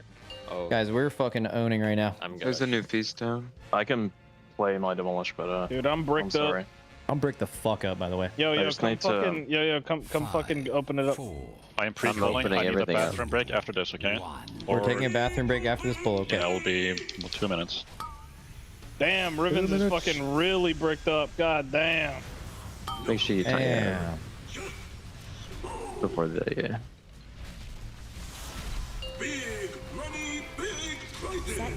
Okay, left and right, or left and middle. Sorry, left and middle. Terrible call. Me. Bro, I actually am like not fucking 80 years old, so I forgot I have to face the target to block. I just fucking ran out for the big hit. Payline melee.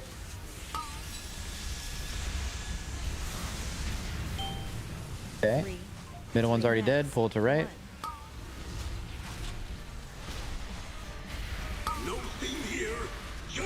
We get a spell on Mark here.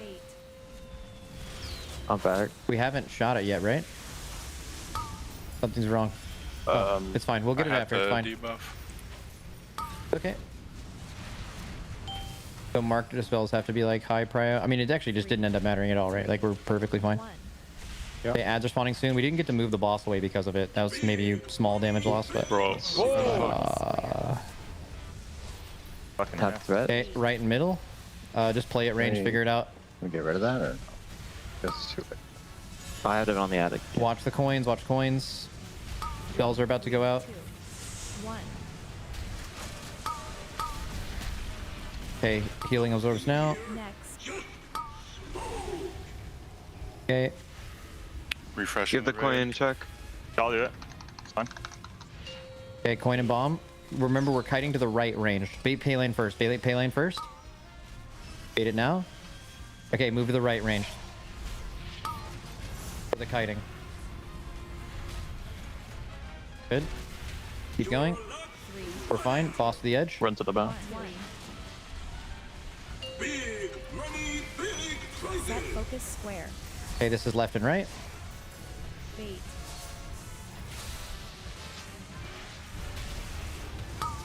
Need the right hit immediately, or left hit immediately, right? Because it's not broken Coming, yet, and it's we need to coming. kill it. Okay, it's fine. Finish the left one, guys, here.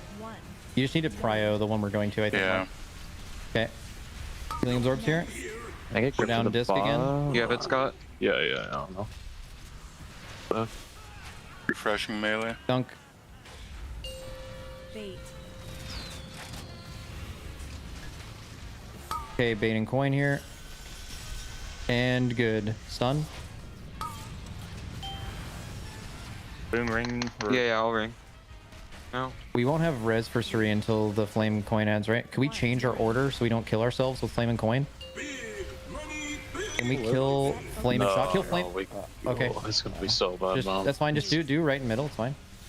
I mean, we could just do flame and shock though and not wipe without a healer. Though. Like it is an option. Yeah, he's gonna play like a completely different Watch fire thing. coming back.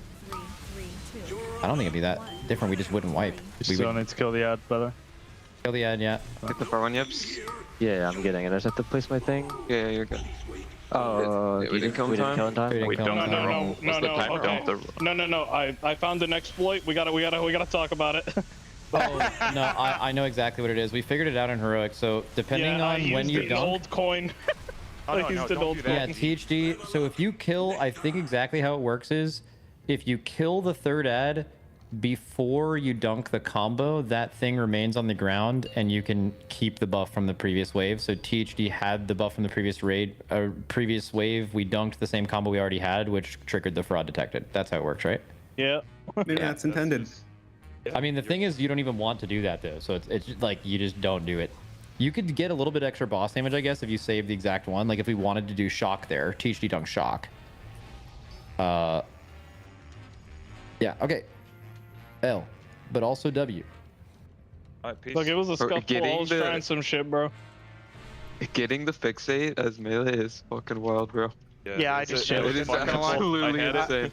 I've gone it's the to instant the it comes up on my pulse. screen, I just vanish. I think there were 3 fixated on Mark Deppel. The boss knows who to go for. Can you melt? Would that work? Not in raids. GG. You can feign him if you want.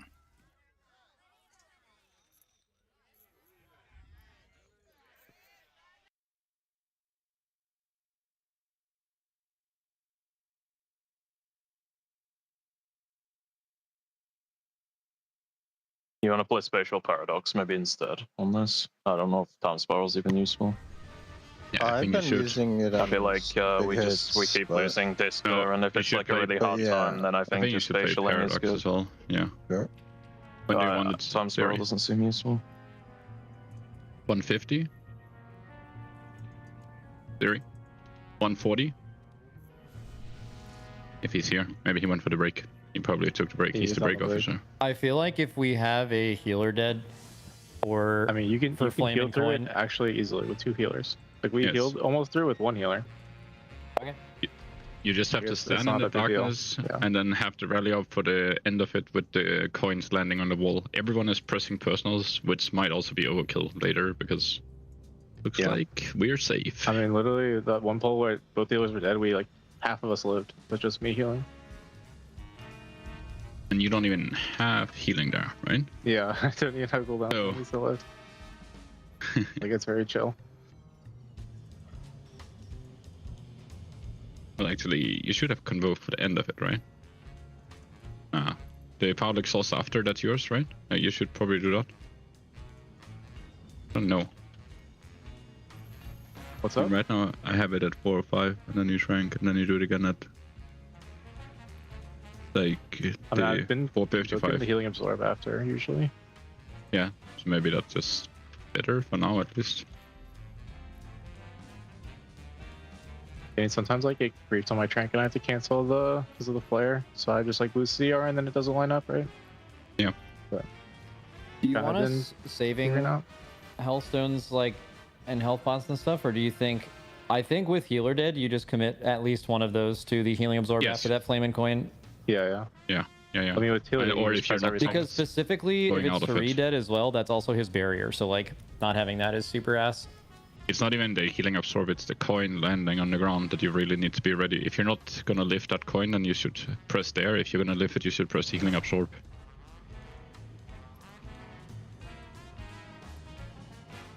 That's right, when they buy the buff ends, the coins come out of him, and then they land on the ground. Like 4 seconds after.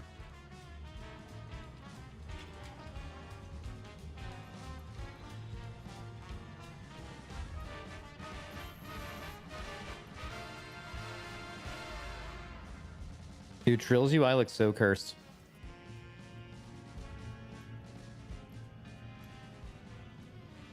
I mean, it looks Dude, like look- right now that you will have Look in defensive current almost Raiders, bro. everything. Are you guys reacting to that backup kick assignment right there? Well, it's text to speech, so Yeah. you can hear it. I don't look Like, it at doesn't really those at matter where all. it is. I just listen. Yeah. And then you have the macro.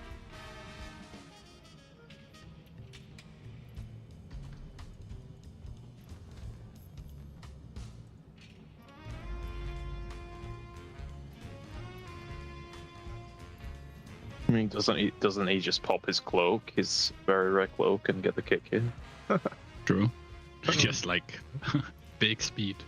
Cloak is kind of good here for the fucking the circles. people Oh, shit. actively We're using doing that pocket though? splits now? No. Yeah. Everyone needs the cloak. It's like a need for Galavix. Secret phase. Right. Like, The very rare one. yeah. Dude, I was using that on Sprocket. It, All right, we're on it's time. actually so good. Oh, Sprocket is OP, man. Guys, I don't think I've pressed the cloak once. I think I have like 200 Is it pieces on keybound that. though? It's better be Sprocket keybound pulls. at least. Actually, it could be keybound. My cloak is keybound, but I Actually, don't think I've ever pressed it. My normal cloak keybind is since been replaced with soar. So Here, now I just need to let me press the Okay. cloak, watch me fucking drift. Siri. Paradox, Yeah. 140? Do you want it at 140? Yeah. Or when do you... Yeah. I mean, I would type for that cringe movement. Yeah, Mid so round. then Sang can do 140. Put it on your reminder. It's either that or time spiral pre-pull, in my opinion. That's true, actually, because if you think about it, he only has 80% uptime on hover already. So the remaining 20%, he could like fill the gap in. Bro, my hover uptime is not that great, man. I need the 3 times barrels. Are you not playing Scale Commander? Isn't it like 70 to 80 baseline almost? It's like decent, but yeah, they are being used a lot on this fight. just breaks 'cause it's over. fucking Let's go. everywhere. How is Quite it using excellent spatial? break, if I may add. I'm confused. What's the problem? Yeah, yeah, sorry for We're doing a exploiting spatial last pull, trank, guys. right? Spatial Wait, does- trank? Yeah, spatial trank. Does Oh, Dev have is there that? any is there like Yeah, any spatial trank. roars or wind Spatial. rushes that are good for anything here? I was trying to think They're in of the Hornets. the coin and bomb. Yeah. Are you and you're using it there? Yeah, I'm trying to remember too, but Kogi overload. Okay. Send everything into a fucking out. real assistant there. Good Use job. the fuck out of him. Good shit, Got a top rail assist. Yeah. Make sure you get the melee, get a refresh here. Yep. Okay, killing left and middle. Middle's like Astro dead. You can pull it to the right one when this dies. Big hit on the right here. Next. Or just, dude, can we remove left and right? I feel like ranged big hits just need to get out. I don't know if the sides matter as much. Yeah, so I was saying earlier. I feel like it's Yeah. kind of annoying. Also, it's like Think kind of about. relative based on like what the fuck's going on. We have a very weird coin and shock. Oh boy. Oh, fuck me, man. Time to get fucking grifted on. Time to get sucked. Big hit, get That the is fuck so out far. here. Big hit, Gary, to get out. Yeah, this is gonna be so bad actually. Time to take a little What ride. spawns that? Right in middle. It's just where the tank Oh, is. at least the ads are here. Okay. Pay It's line. RNG, bro. Looks like melee are RNG, baiting in bro. the wrong spot here. Yep. KSP, go back to what you were doing before. Mark, you only need to shoot middle and right on the next set of ads.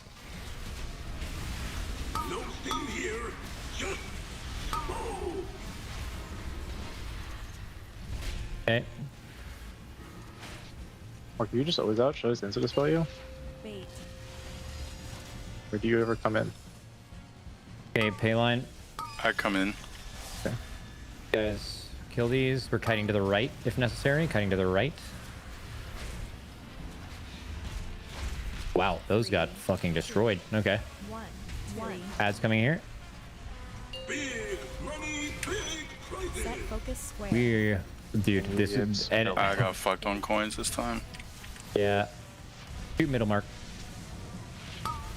Yeah, good. Good. Big hit I'm ready to get out. one. Okay, it's fine. That's actually good for the raid damage. Oh, a lot of hits here. Big raid damage. You picked it up, Zevi? Yeah, I got it this hunted. Okay. For the last ad. We gonna pick it up the. Refreshing and melee through range. Flame and bomb. Okay, keep them there. Healing absorbs here. Big hits ready to go out. We really need to put more big hits on this right side of the room because that's where the coin is, if that makes sense. Range. You need to send these big hits need to all go right. 3, 2. Right now, range. Get out to the right. Right.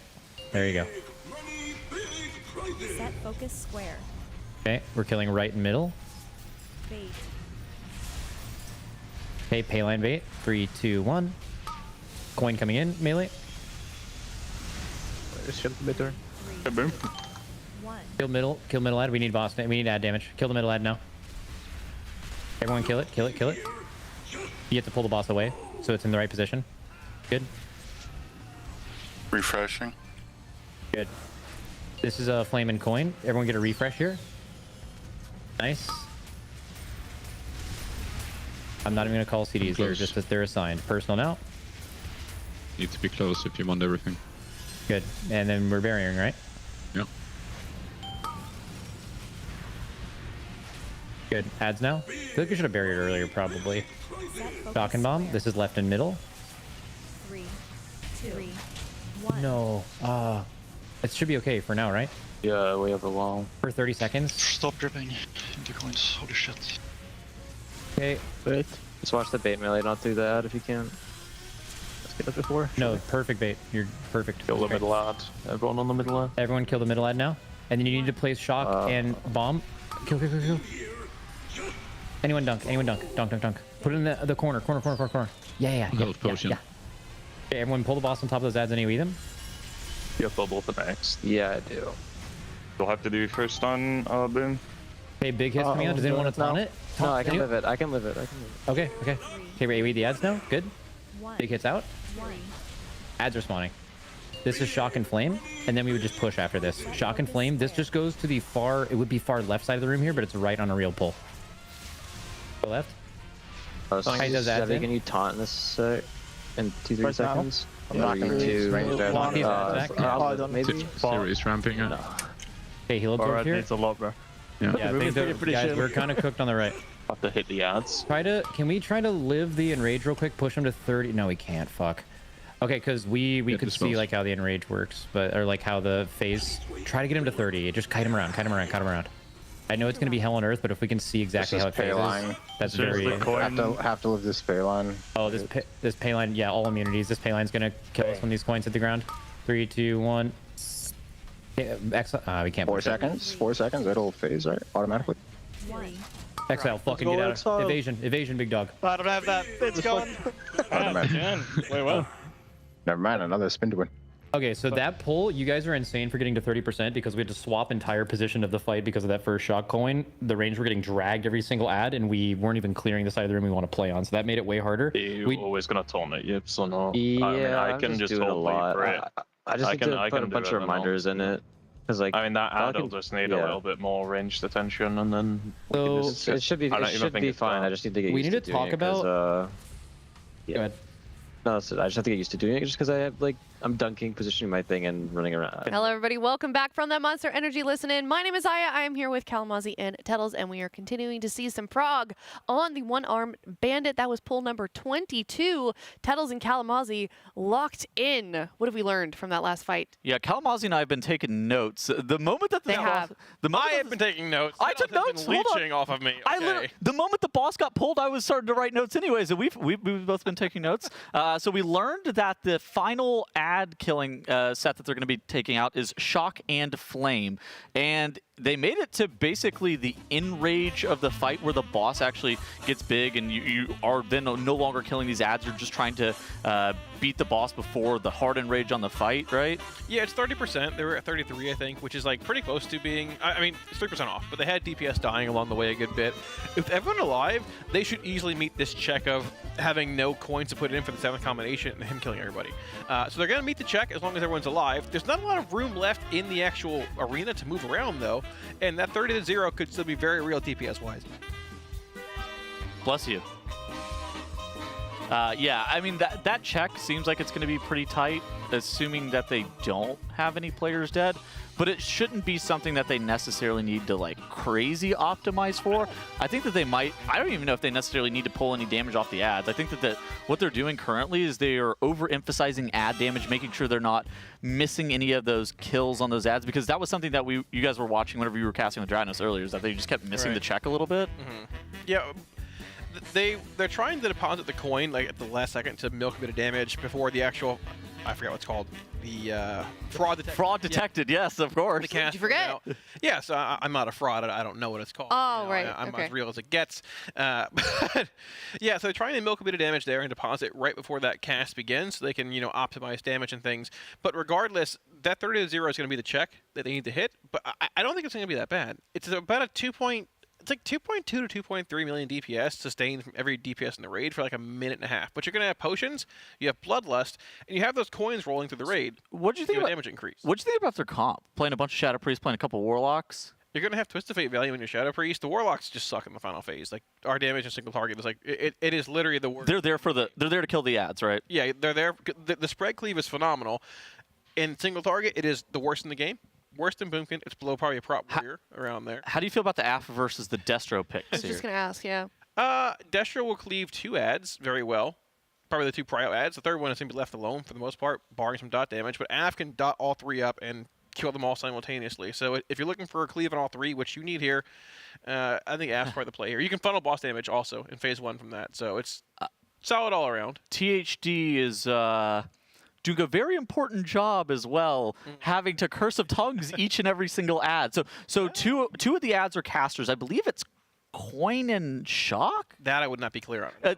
There's two of the ads that cast periodically, and he has to Curse of Tongues those every single time whenever they spawn. Yeah, and you have to launch a coin into them as well to break their shield on Mythic, which also stuns the ads. So it's like a pseudo kick in a sense. But until you hit them with a coin, if they reach 25%, you can't DPS them past that. They basically shield. So we'll see the 2 prio ads being hit by the coin first, and that third one being hit a bit later on. But yeah.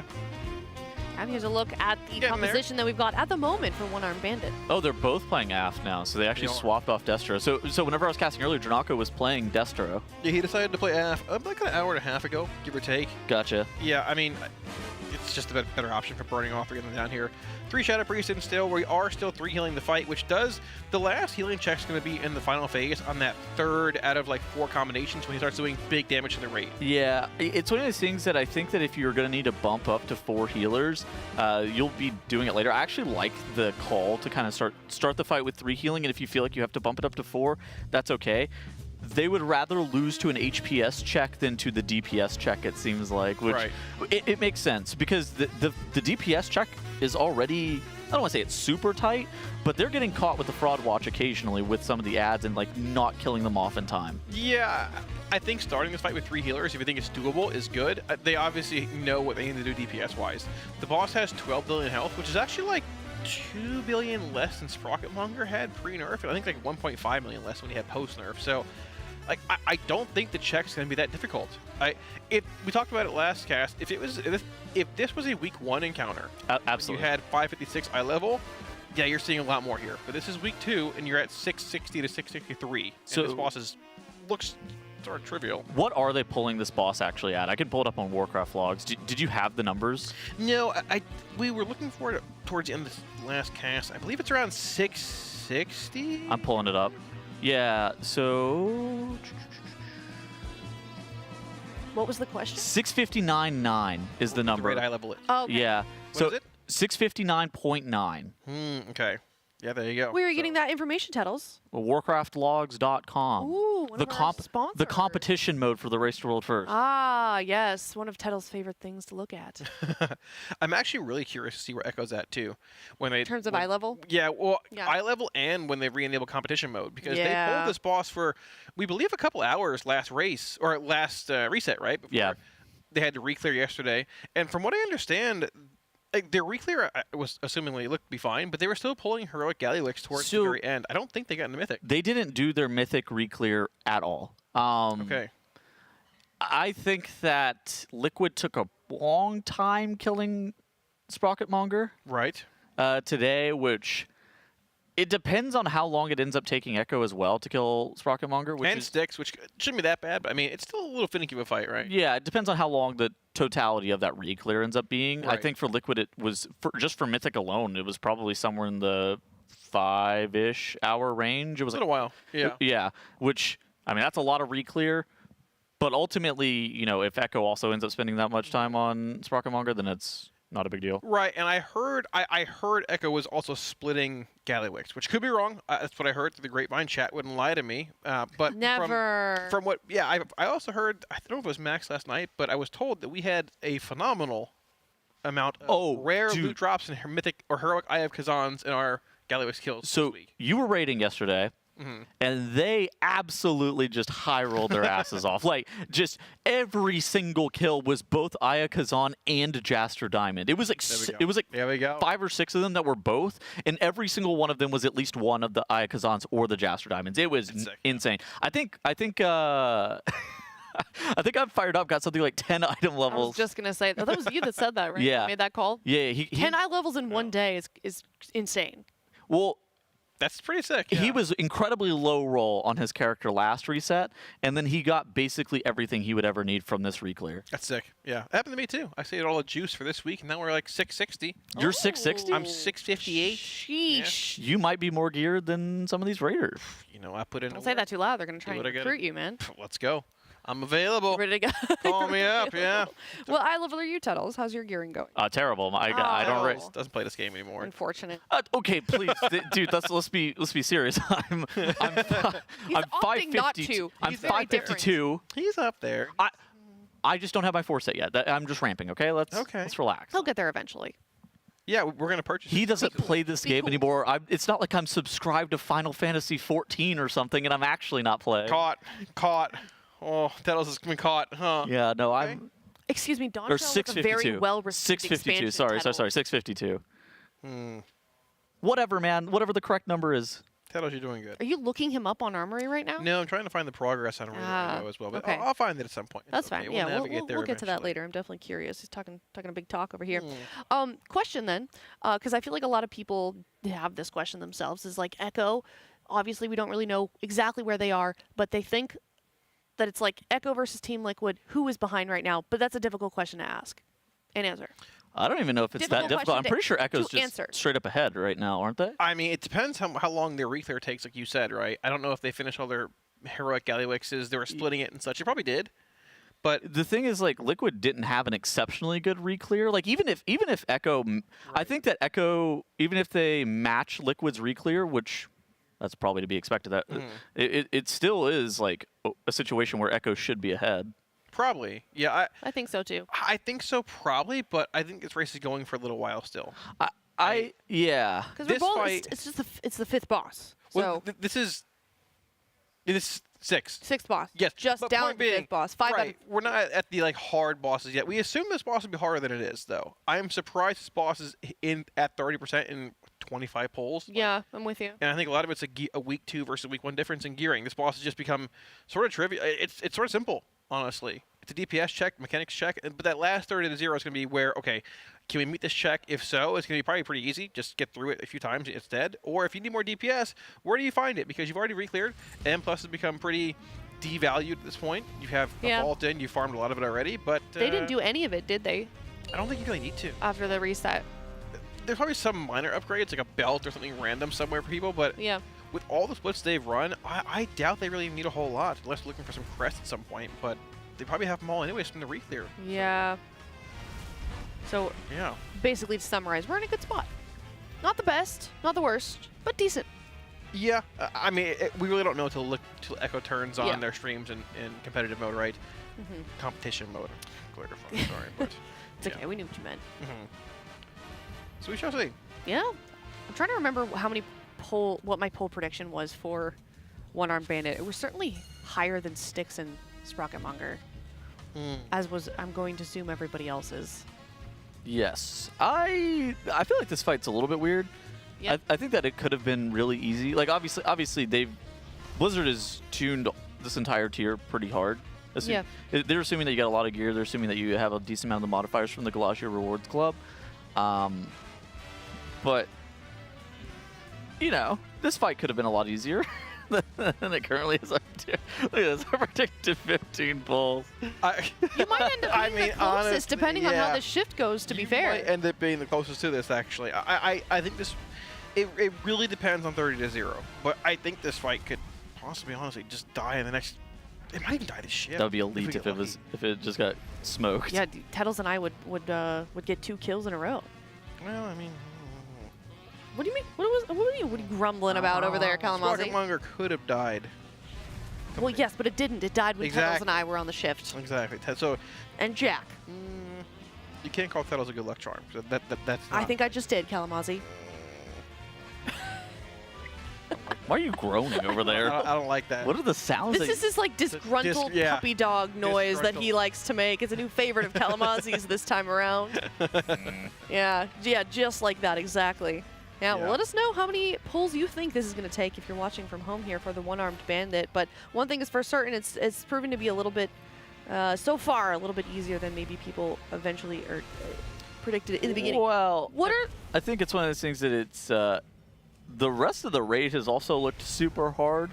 Yep. So this, of course, is going to look a little bit easier in comparison. That's fair. But we don't even know if this is necessarily going to be easier because, like Kalamazi's mentioned a bunch of times, we haven't seen what the damage check looks like for the final phase. That is. How is that damage check really going to factor in? Because it could be one of those things that it needed to be 3 healed, and which Liquid starting off on 3 healers ends up paying dividends for them. And even with 3 healers, it could still be a difficult damage check. Yeah.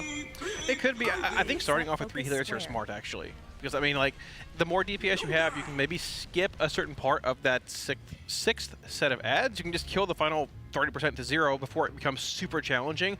You're probably going to hit that hard HPS check on that 3rd out of 4th, like, combination or ultimate combo in the Enrage, but you're able to heal through that 4th combination they've been doing here, which is the Flame and Coin. Oh, yeah. Which then, when deposited, gives you that reward of, hey, 6 seconds of the raid being barraged by the boss, bit of an HPS check, followed by the actual venting, which is an HPS or healing absorb in the raid. But they made it through. So as long as Phase 3 works out, it's not just a crazy overtuned HPS check, it seems to be benefiting them. How have you been feeling about Coin plus Bomb? Coin? The immune CC ads. Oh, I mean, they've been dragging the boss into the corner, like far from the raid. They basically just like to have 2-minute CDs, fire defense can bust on those, and they just sort of blow up pretty quickly. Okay. We've had a couple of mishaps where it's been, oh, we didn't get them dead in time, and someone just died randomly to it because they just charge you like full throttle without much leeway there. Yeah. What do you kind of expect? So this was the first time that last poll, whenever they made it to 32.14%. That was their previous poll. That was the first time they saw the 6th set of ads. What are you thinking about what they're troubleshooting here? I mean, they're... Because that was a pretty long break for Liquid standards. That was like 10 minutes. Yeah, I mean, I doubt they're changing anything as far as like the cadence of coin deposits are concerned. They might just be looking at like a bit of a VOD review saying, hey, this 5th set, in between 5th and 6th is where our last like trouble point is.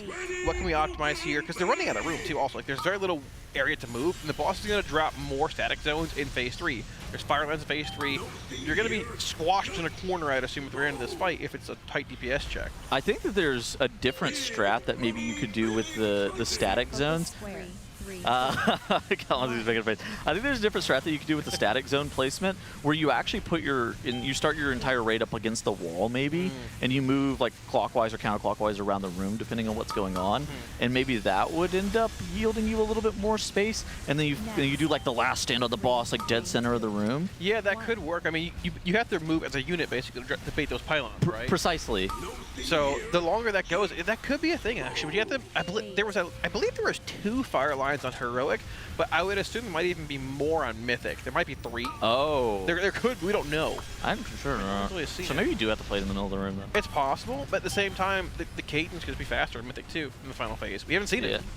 They're doing a really good job optimizing this pay line though, which would be really difficult if they were standing up against the wall. Right. So one of the things that's not super clear with the pay line, it doesn't really telegraph that well, is that whenever you stand next, like adjacent to the pay line, you gain a damage amp. So every single time that blue circle goes off, you really want to kind of be standing nearby it. Like THD right here, he's going to be standing right to the left of it. You see he gets that damage plus healing amp for 15 seconds there. It's 10% damage, 10% healing. And so you're trying to min-max that. Realistically, if you get to this boss a month from now and you get some of the Galagio loyalty rewards program, you have a little bit more gear, you might not have to optimize it as hard. But for the Race to World First guilds, they're going to do basically everything in their power to get as high of uptime on that as possible, including THD right there, walking up, trying to get that buff, the entire raid as well, just making sure that they're going to stand as close to the pay line as possible. Yeah, exactly. Oh, there's a CC immune bomb that we were kind of talking about How many times can you get that buff per fight? The damage amp? I mean, is it for every pay line? Yeah, it's every pay line. You can also, like, it doesn't extend, but you have it active for a good portion of the fight because you're constantly throwing coins back into the raid. Yeah. The boss put 2 out, and they land in the back of the room, and players launch them back at the boss, or at the ads, I should say, Yeah. to break the shields. So you can Exactly. simultaneously stand next to them. Oh, you're kind of standing both in a sides. line, yeah. Yeah, exactly, but the radius is super small. You can Yeah. be like 3 yards from it, or you don't get the buff. Yeah. So you could get hit by. The thing is too with the pay line, he was talking about it being launched towards the ads. That's the main mythic mechanic that you see on screen right there. Is that ad is shielded. When it cannot be hit below 25% HP until it gets the shield taken off with that coin, and so that's a really big deal. In addition to that, those coins, those big poker chips, as they roll out of the boss.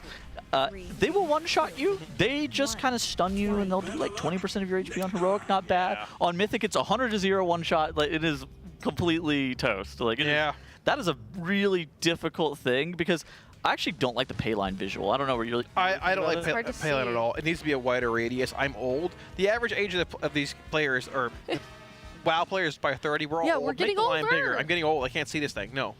Tettles, go ahead. I had to complain a little bit. I think you're right, yeah. Listen. Okay. You said it? I'm getting older, yeah. I'm getting older. Mechanics are getting smaller. I can't. You got gray in your beard now. I know. Getting a lot of comments about that this year. Yeah. It looks good. Some nice salt and pepper action out of you. 1 foot in the grave, but I am a warlock. It's okay. I mean, you've had 1 foot in the grave for a hot minute now. That's true. Oh. That's true. Health's not out of it, bro. I am hungry. Bro. Production, can you order us some Bell? Yeah, chat. We actually added an emote here. If you type "Live Moss" in chat, there is a. No way. No Yeah. Oh way. yeah. Was that ironic or did production do Yes, that? ironic added it Of last course. night. Yeah, there it is. Live Oh Moss. my There we God. go. Wait, is it all Wait, I one gotta word? see it. Yes. All caps. Live All Moss. caps, Live Moss. chat. Let's see it. There we go. Bro, that's crazy. Dong. Could you imagine if we get a Taco Bell sponsorship out of all this? Dude. I think we could. I think have so one. too. We get some Baja Blasts up in here. Yeah, we could. So you've got all the combos of the slots. You've got the order Yes. of what they're doing it in. Do we want to go over that and why they're doing it in that order? Okay, Or so do we know? So the first one is Coin and Shock. Kalamazoo, what does Coin and Shock do together? Coin and Shock.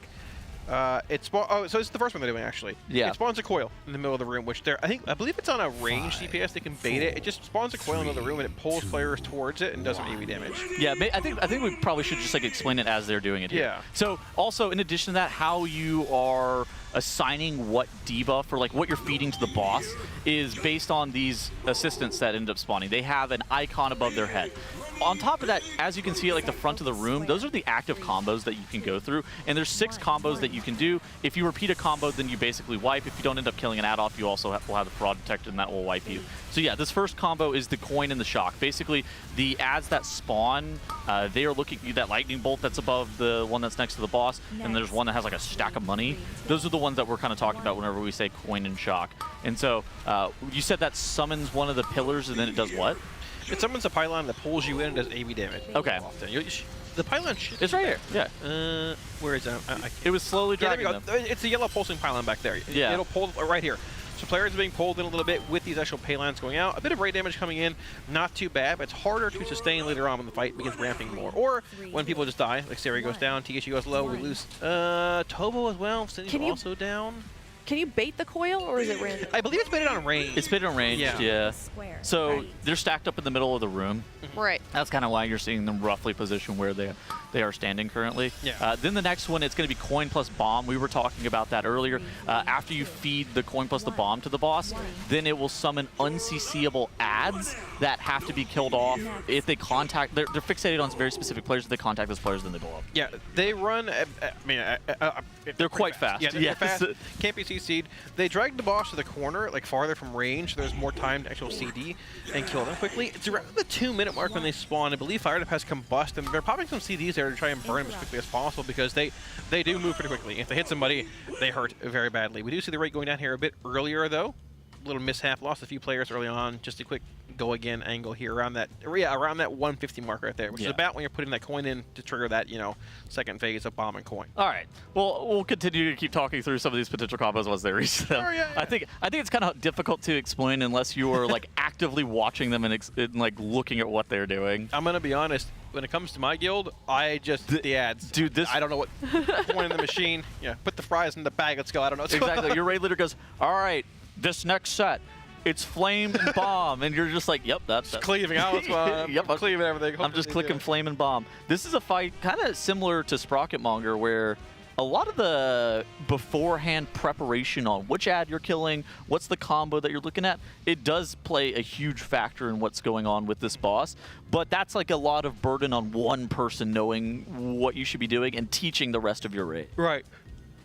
And then as an individual player, your job is don't get hit by the pay line. Right. There's also like visual indicators in the back of the room around like the edge, which show, I believe it shows what combos are still available. That is true, yes. But I mean, there's weak wars for this stuff. There's even weak wars that we use to just put a marker over the ad, say kill this and kill this. The thing is like, you're not going to ever YOLO it though.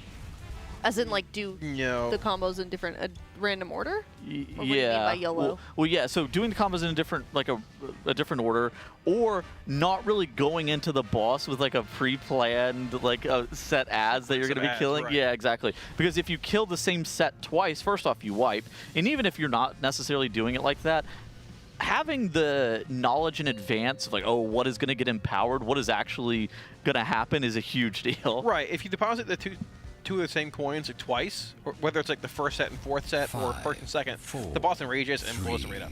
So there's that plus just like the general sequencing of the fight.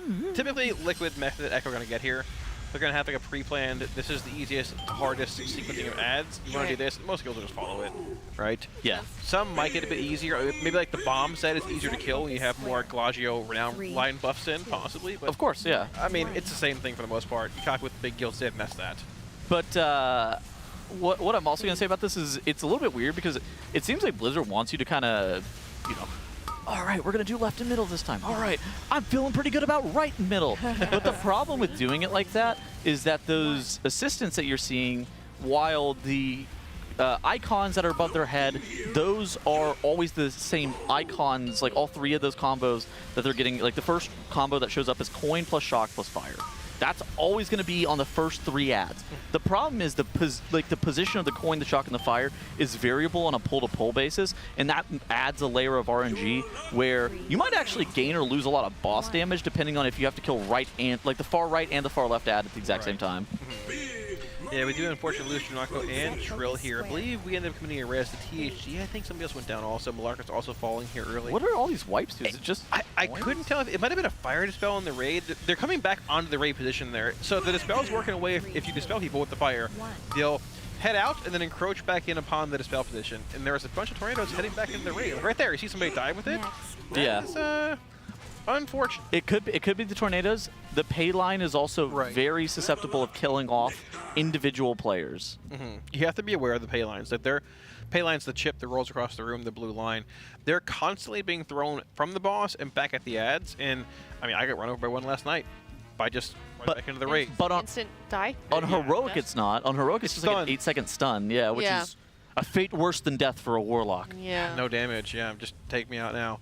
But on Mythic, it's going to do a tremendous amount of damage. And if it doesn't kill you, well, you're probably going to die something else anyways because it's a long stun too. Yeah. So this fight is a bit confusing. All right, well, we are real quick. Do want to give, of course, a shout out to our presenting partner, Coinbase. Teal.gg/Coinbase RWF. If you'd like a chance to win a Team Liquid signed jersey, go ahead and follow the steps on your screen here or scan that QR code.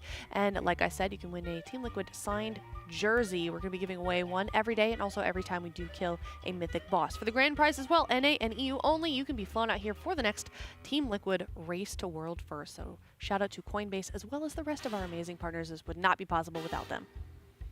Coinbase probably a fan of the one-armed bandit. Oh yeah, it's coins flying around. Very true. Got a lot of coin-themed boss. Exactly. Yeah. Very smooth. Spin to win. Yeah. Hey, listen. Yeah. Come out with us. Pet the dogs. Eat Taco Bell. Chef Heidi's food's here. Yeah. I can smell it right now. Teddles is here. Maybe he'll be back next race. We don't know. Teddles will be present. I mean, that's. Well, you know. Well. Makes is here. If as he gets well. rehired. A lot of people are here. You know, come meet us all. Have a good time. Max is here. The dogs are here. Yeah. Shaq Hamhawk's here. Yeah, Shaq's here. THG's here. Who's Hamhawk? The dog? The dog. That's the dog. The dog, Hamhawk? Yeah, that's Chris's dog. Ham Hawk. Well, I've known him as Ham. Where did the Hawk part come from? That's his full name. Oh, yeah. my bad. First my name mistake. Ham, last name Hawk. Yeah. Right. Yeah. Okay. Ham Hawk. His full legal name is Hammond Hawkington. Yeah. Ah. Sir Ham of Hawk. Ah, the second. yeah. Twice removed. Yeah, exactly. Exactly. Goodness gracious. Yes. Spiraling early here. Boy. It's a good day. It's always a good day whenever we're able to cast together, Kalamazoo. That's true, Teddles. I appreciate you taking my shift this morning too. Also, I was a little tired and. Yeah. It was very nice. No problem. Yeah, thank You just gently patted Teddles' leg. Thank Dude, Kalamazoo comes to me. He goes, "Hey, Teddles, do you want the first shift tomorrow morning?" And I leave here at like 3 a.m. to like 2 to 3 a.m. every single day, and I go, "No, not really." He goes, "Will you take it?" I'm like, "Yeah, I guess I will." Do I really want it? No, not really though. Well, he proposed a trade beforehand, so this is like me saying, "All right, I'll do this for you. You got to do this for me, though." Right? I think that's reasonable. What did he do for you? Or what did you do for him? He swapped a Saturday shift for me, like one of the ones that was in the middle of the day. To be fair, I would have done it regardless, but you know, it was very nice. I took your morning shift on Saturday too that day. Did you? Yeah, and then I needed because I needed that one that was in the middle of the day off. Week. Yeah, and they just copy pasted, didn't they? Yeah. It's fine. It's all good. Dude, the amount we swap our shifts around, I feel bad for production. I feel like keep up with us. It's good. I feel like it's only Kalamazoo and I that swap our shifts around. I swapped my shift with Makes was supposed to be here in this shift, but she graciously switched with me. So. Oh. Yeah, I didn't want to be here till 10:30 because I got to be in the building. Makes them want to hang out with us, basically, Teddles. Yeah, well, that's. I mean, I wasn't going to say that part, but yeah, basically. That's okay. I forget. Yeah, she's like, that's too much of a degenerate cast. I got to be on with the real casters. It's understandable. I've been called worse. Spatial Yeah, like what? You want to talk about it? Not right now, no. All right, let's talk about the boss instead. That's okay. They did commit lust. Were they just doing that to get further into the fight, I'm assuming? Yeah, I was going to mention that. I don't know when they moved it exactly, but lusting on pole is interesting. I don't think they're lusting on pole. No, they're lusting on coin and bomb. Oh, they listed the set actually, which is interesting. Yeah. That's actually the set that you have when the ads spawn in that aren't CCable, which is very a unique place to lust. It'll give you more damage in phase 1, but it also means you have no lust for phase 2, which is 30 to 0. If you think the damage check on the boss is trivial 3 healing, then I think it makes sense to have more consistent wave 2 ad killing sets. Like that would be something if you're like looking to prog this boss like a few weeks from now with a lot more gear. That could be an easy way for you to make this fight more consistent. All right, so wave 3, it's flame and bomb. What does this one do? Flame and bomb. This is fixating bomb spawn, releasing fire waves on death. They do. So they're going to spawn behind the boss right here. There's 3 of them. Whenever they die, they're going to put these big circles on the ground, and then tornadoes spawn out of them. Nice. You have to dodge. Nice oppressing roar there into a shockwave to kind of leave those stunned underneath the boss. Double ring knockback into the very corner here. The very edge of the room, giving you more space to dodge. These tornadoes are spawning momentarily, but you lose Malargus, come in to res. He's back. Okay, flame and coin. What are we doing with flame and coin? This is going to be the HPS check. The boss, when you deposit these coins, about 20-ish seconds here, looking at that fraud detected timer there, is going to put a bunch of damage on the raid, which is not terrible, but it's followed up by the vent mechanic as well, which puts an HPS absorb on the raid as well. This is a big healer check for your 3 healers in the raid. Okay, so are they going to be pressing like all of their HPS cooldowns? Is this going to be the big Disc Priest ramp, perhaps? I mean, you're going to see it coming in right about now. See, yeah, Flame and Coin right there. Coin. So the 6-second channel begins now. Here's that pulsing ray damage coming in, and then right after this, you should have that vent as well, which is going to put more HPS absorbers in the raid and make it even more difficult to live through. After this pay line, I believe here. Okay. Comes out. We get the double soaks here, double buffs here, whatever you want to call it. And there's that raid damage coming in with those absorbs as well, which they heal through pretty easily, honestly, with the whole raid alive. Yeah, I mean, that didn't even look that bad. Shock and Bomb is next. What are we doing with Shock and Bomb? These are going to be the last 2 sets we have here. They're going to spawn a coil. The coil also releases bombs at this point in the actual encounter. So you're getting a coil over here. Oh, God. No biggie. What's that? I said no biggie. Yeah, I mean, they're saving these 2 for last for a reason, right? Right. You have about 10 seconds to deposit the coin here on that fraud detected cast. We're going to get this buff and these paylines coming in. You should see this boss being, like the coin being deposited right Where's about now. the coil? This big hit. There's the foul exhaust. It's going to be deposited. Oh, here it is. Yep, right there. Right in the middle. Yeah. So here we go. Here comes those shotgun bombs. The coil should be coming out momentarily, and they're going to see bombs coming out of those as well. That should be what's happening here. Yep, here they come. They're fixated from the back of the room. These need to be DPS down. They can be CC'd, though, which is good, unlike the first set here. Wait, do they all fixate on you? They fixate on random players, Random yeah. Okay, fixates, but yeah. one each. Yes. Okay, I thought it So- looked like all of them were coming for Trill for a second. Last is Shock and Flame. Mother coil spawn. This one shoots fire waves out, which is going to be incredibly important to try and get through here. This is going to be the last deposit they have. The boss is at 37% though, which is really, really like super low. The question is, can they push the boss below 30 before this coin deposit is needed? If true, they can skip this fade. I don't know if they're necessarily going to be able to do that. It looks like they're trying to play it a little bit safe. They're actually killing off the ads here. Maybe with a little bit more gear, they would have been able to do it. Oh my god, the boss is enraged, isn't it? Not yet. I don't think so. So he has about... where'd the fraud detective cast go? It's pretty angry. He is? They killed off the ads. Yeah, we're at...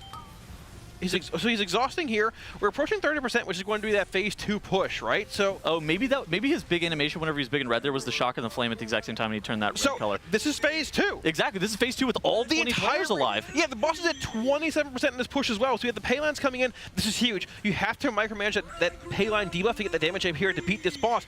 It's at 26% already, though. Okay, here's the first wave of these ads that are spawning. It looked like they immediately dropped a binding shot potentially on them, but they ended up running straight through it, being the CC immune ad wave. Yeah, super important here. The raid needs to stay stacked here also to bait these coils, which are going to spawn around the room with even more air denial. Two coming out here. These are those lightning debuffs. Need to get them out for more air denial and manage it quickly. Here comes one coil spawning in as well in the back part of the room. That link will one-shot. You cannot cross through that or it will spell disaster. The next mechanic here is going to be the fire overlap. The boss is at 20% already, though. Yep, we need to take care of these bombs quickly. We lose a handful of raiders here with the second coil spawn coming in as well. We should see fire lines beginning to come out momentarily here as well with those beams coming in. Yeah, the beams should be shot out right about now. Yep, those 2 beams there. So that signifies phase 2 of 3. The third phase is going to be all coin, which is a large healing check on the raid. And that's going to be the big 3 heal check if we can get that far here. The boss is sub 13% though already. Oh my goodness, dude. This is like without lust as well. This is honestly an incredible pull. They had all 20 players alive going into that last phase. It looks like they're going to wipe around the 10-ish% mark for Liquid. And dude, Kalamazoo, I think if we get back there like, what, 1 or 2 more times, they might even just kill the boss straight up. Yeah, look here. Here comes that explosive jackpot cast out. This is going to be the raid one-shot coming out about 2 seconds here. This is the DP check they need to beat, which they're not going to do this time, but that is the check they need to beat. Okay. 9.5% on the ball. Around 7 minutes, 5 seconds is when that explosive jackpot's going to happen. Yeah. It's a little bit variable depending on when they push the boss to 30%, but it's not going to be that variable because if you don't kill the ads in time, there's a couple of reasons that it could be a little bit variable, but right after that wave of mechanics is when that explosive jackpot cast begins. So you saw them lust the second bomb set in phase 1 there, which is interesting. I don't know what happened on the last deposit set in phase 1. It seems like they had the mechanic coming out. I didn't see it actually occur with the third coil. We might have missed it though, but I don't think they were able to skip that in time. Okay, so I don't think that they were able to skip it in time. I think I saw the boss get big and red, and I actually thought that they got the fraud detected cast. Yeah, I saw that too. That's what I thought the fraud detected cast was, but I think it might be shock and flame on the boss, and the boss just turns red to notify you that they're casting shock and flame. All right, let's take a look at the replay from that poll that we just got for our new best. Okay, so do you think they need to move lust? I think that's kind of a question that I have. I mean, it depends. Do they even mean to put lust there? I was doing that to get deeper into the fight. Or is that going to stay there? It's not accidental, but it's Not accidental, but like I'm saying, is that a permanent thing? Doesn't matter. It depends on the boss damage, realistically. So this is the last ad set, which is Shock and Flame. We need to kill the middle ad and the far right ad. You see him doing it here. Watch the boss and watch the fraud detected timer, which is going off in 15 seconds. Both coins need to be deposited by then. 13 seconds on that cast, and we can see what happens here. So we have one ad dead here, second ad's dying under X right about now. All the ads are killed off in time. So the boss is red here, right? But he's not enraged. You have to deposit basically right about now, which they do get. They get Shock and Flame here. Is there a coil that spawns somewhere in the room? I'm looking around. I mean, there's a coil. There's a coil that's like dead center, but that's not the coil for the Shock and Flame, right? Yeah, I don't really see a whole lot here. So they actually get the Valve exhaust right there, which is a bit of an HPS absorb in the raid. And the boss pushes right here. Can we back that up like 20 seconds? We gotta find this coil. It might be that coil that's in the middle of the room, right? Because it did cast Shock and Flame whenever the second ad got that deposited. So right there, it's casting Shock and Flame. Where is the coil? Yeah, I mean, it is that coil that's like right under the boss right there. Right. I'm curious. So, it's in the corner by the map, mini-map. It's shooting once you fight. Oh my God, you're right. It is in the corner by the mini-map. Okay, it's actually not the one that's in the middle of the room. Yeah, they spawned it way in the corner. That is okay. That is optimal. I don't even know if that's intentional. Can we rewind again? How did it get there? So is that coil active already? I mean, how long does the can coil we go back? last? Can we go back and get like 5 more seconds here? Okay, so where is? Oh, is the coil over there? I'm wondering if it just activates the current coils and shoots fire out of them instead. Because that would be a tank or a player debuffed by the lightning effect dropping the pool in the corner that spawned that coil. Yeah. I'm actually not sure. Yeah, so the Shock and Flame comes in right now. The boss is basically casting it. The boss is casting it, but I mean, look at the top right. The coil was already there. Interesting.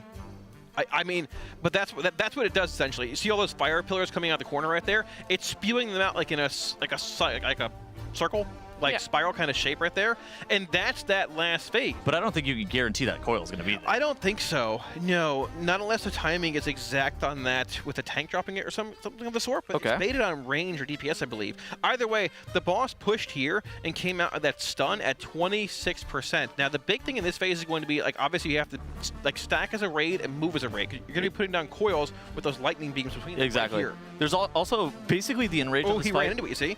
Oh, that's what ended up killing him. Impact off. Okay, so it makes sense.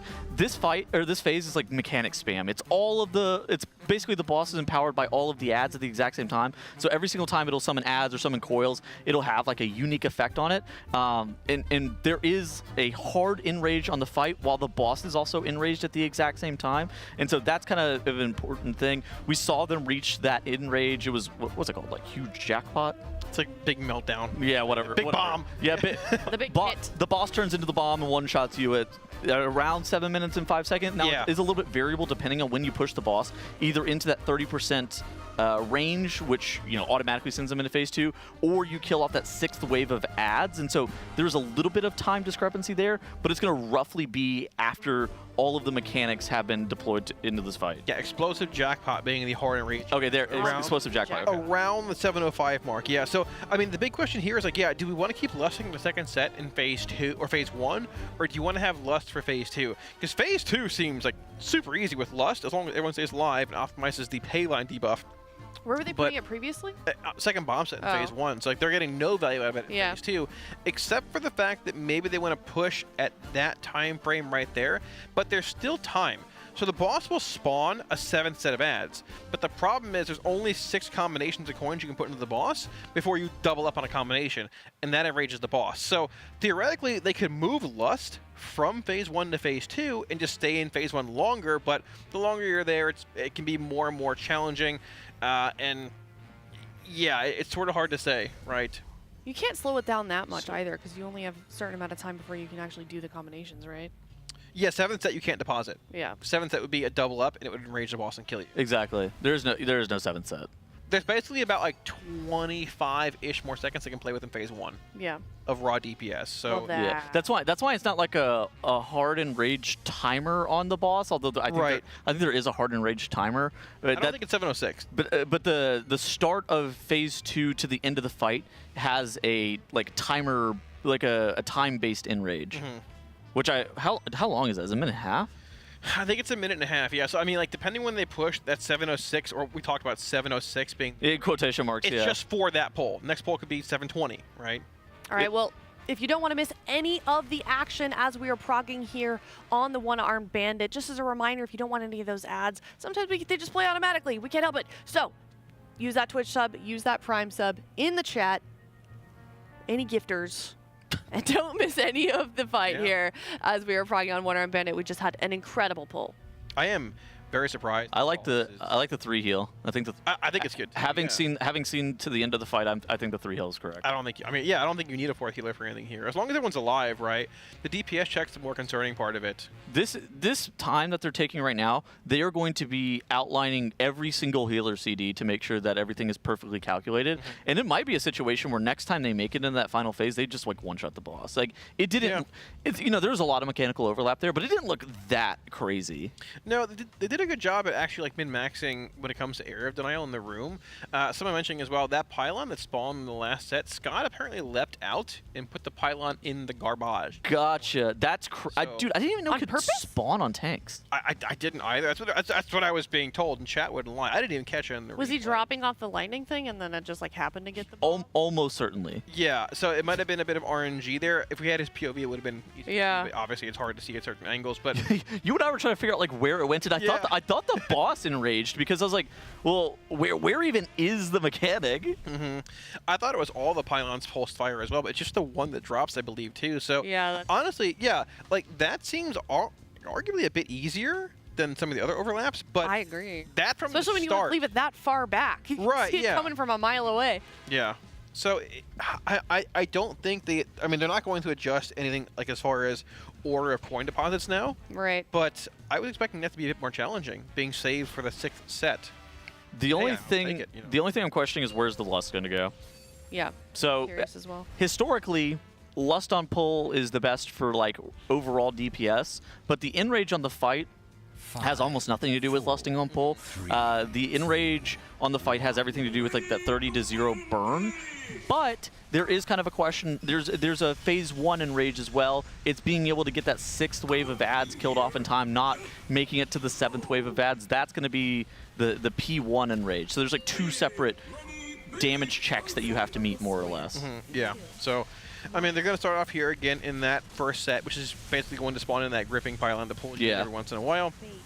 I mean, the difficulty of this phase, like we talked about, is going to be more around like that healing check, HPS-wise, which is the 4th deposit into 5th and 6th to spawn those coils. But honestly, we've seen a clean push into that healing check a couple times, and it seems pretty simple. They're really, I expected it to be more of a strain on the healers, but even getting through that with the healing absorb from the foul vent hasn't been that bad, it seems. Healers are very powerful right now, and so I think that if you just make sure that you have like a Yulon or a Disc Priest ramp, or maybe even like a Convoke Flourish at that time, you might be able to just have enough raw HPS to like heal straight through that flame coin combo. Yeah. Don't say that too loud, you'll inflate Jack's ego. Yeah, Jack likes to believe that 4 healers are a very valuable asset to the raid, and this raid is proving him sorely wrong.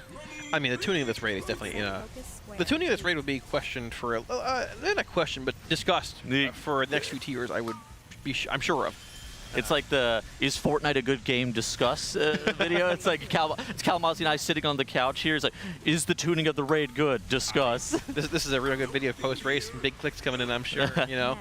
We do lose saying here. Unfortunately, we have a res for him to come out though, which is not bad. They just did coin and bomb, and then the next set. Are they going to lust here, I guess, on the ads? Right here if they're going to do it. But let's see. So coin and bomb are coming out now. The ads are going. Do we commit lust? The answer is yes. We're committing lust again here on this set. Dranaka's dead, and he is one of our top ad killers. I think this might just be a go again angle. Yeah, we lose Trill here as well. We can push on a bit further into this with a couple of DPS being dead, but it will not end up being a kill this poll. I'm surprised they're committing lust there. I mean, that they have to have identified that as like their main choke point, their main like just. Are you messaging someone about the hardest part of the fight overall for them there, which is surprising, but I mean, that I don't know. I would love to find a way to get lust in phase 2. Because it makes that phase so much easier, especially with like the stacking damage amp, and if somebody dies, it's a bit of forgiveness there. But I mean, at the same time, the faster this boss pushes in phase 1, you can skip certain parts, certain abilities as well, overlapping from these coin deposits.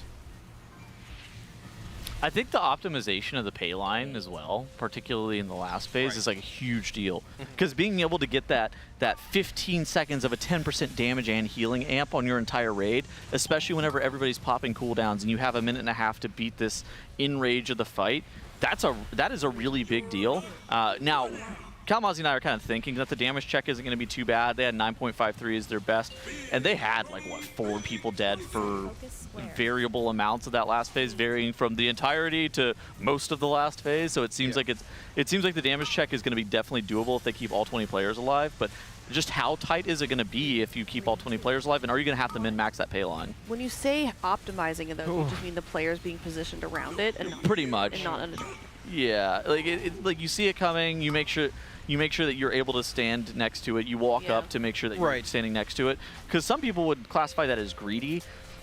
You have to. World First Raiders, that's not greedy, that's just calculus. That's not them trying to parse, that's them trying to kill the boss. I mean, anything that gives you a 10% damage increase is going to be optimized as much as possible. 10% might not seem like a whole lot, but Dr. Atnos was doing some math on the couch here a little bit ago. Ooh. You know, his specialty, apparently. He just makes numbers up most of the time, but yeah. That's fine. He made up about 2.3 million per DPS needed in phase 3 to kill the boss. 2.2, 2.3. Oh, that's DPS, pretty high. 3 healing.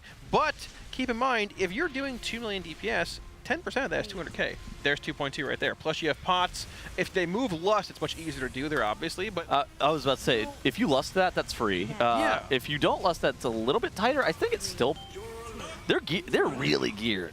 Yeah, that's not including tank damage, which, I mean, Scott and that Prot Warrior will count for a bit. Did you say it's not including tank damage? I mean, it probably is not factoring in the extra damage from Scott. Maybe it is. I don't think he went that far. You know, he's not, you know. Scott, okay, Prot Warrior might out DPS like an AF Warlock in the last phase type of situation. Exactly. Dude, yeah. Oh my, that spec is illegal. Do they have right a crazy executor or something? AF is horrendous in okay, target. So it's not that Prot's better, is it that AF is just better? Oh no! Or worse? Oh no! Prot Warrior. Or both? Great damage. Oh. Dude, I got defrauded by a Prot Warrior in Mythic Plus the other day. Defrauded? Yeah, I literally came in 4th place on a boss.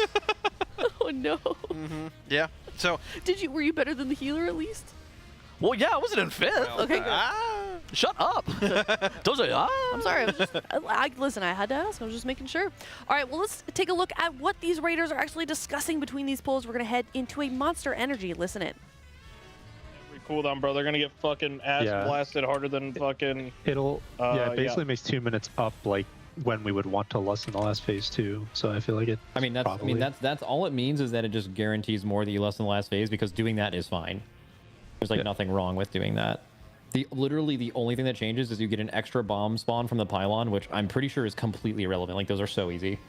Yeah, and then you have to dodge fire. And you have to dodge fire, which is coming from the absolute opposite end of the room. But on the PTR, it forcefully stuck down a pylon, right? Then only when that's when you beat the last. That's when you beat 6. That's when it forcefully does a pylon. We're talking about beating 7 technically, if that makes sense. Like we're literally getting the 7th ads to spawn, but he doesn't enrage until. Like what the spin to win cast would be after that, because they're the fraud detect. He enrages on the fraud detected of the 7th ads. Because you run out of combinations. Correct. Yeah. Yeah. So you have infinite time to push basically. Yep. I mean, they hit the tuning nail on this one. Where is the like safest part of the room whenever those CCM ads are out? Because I swear I always find myself in the worst position. I'm watching you. You're just going the wrong way than everyone else is. It's basically red, orange. You just need to look diagonally, like look. If you wanted to, you'd look at where the range are, and you would just go to their right if the boss is on the square, and then you would go to the range's left if they're on skull. Basically, you don't ever go to the door side of the pay line circle you're dodging. I can show you after the poll. It makes more sense if you just look at it. Because I can, from Fire's PV, he literally he could see you doing it right then left. Or left and right. I don't remember which one you're supposed to go to first. Left and right. Sorry, I'm trolling. Left ad's getting broken now, melee. Elevate. Good. Ranged. There's going to be a coin hitting this middle one here in like 5 seconds. Just don't get hit by the line. On Scott. Coin hitting mid. Watch out, ranged.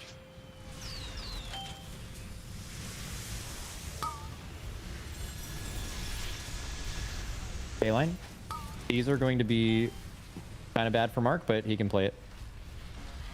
Yeah, turtle. Yes. 1. Okay, ads are spawning soon. Coin and bomb. Set focus square. Bait. Left and mid.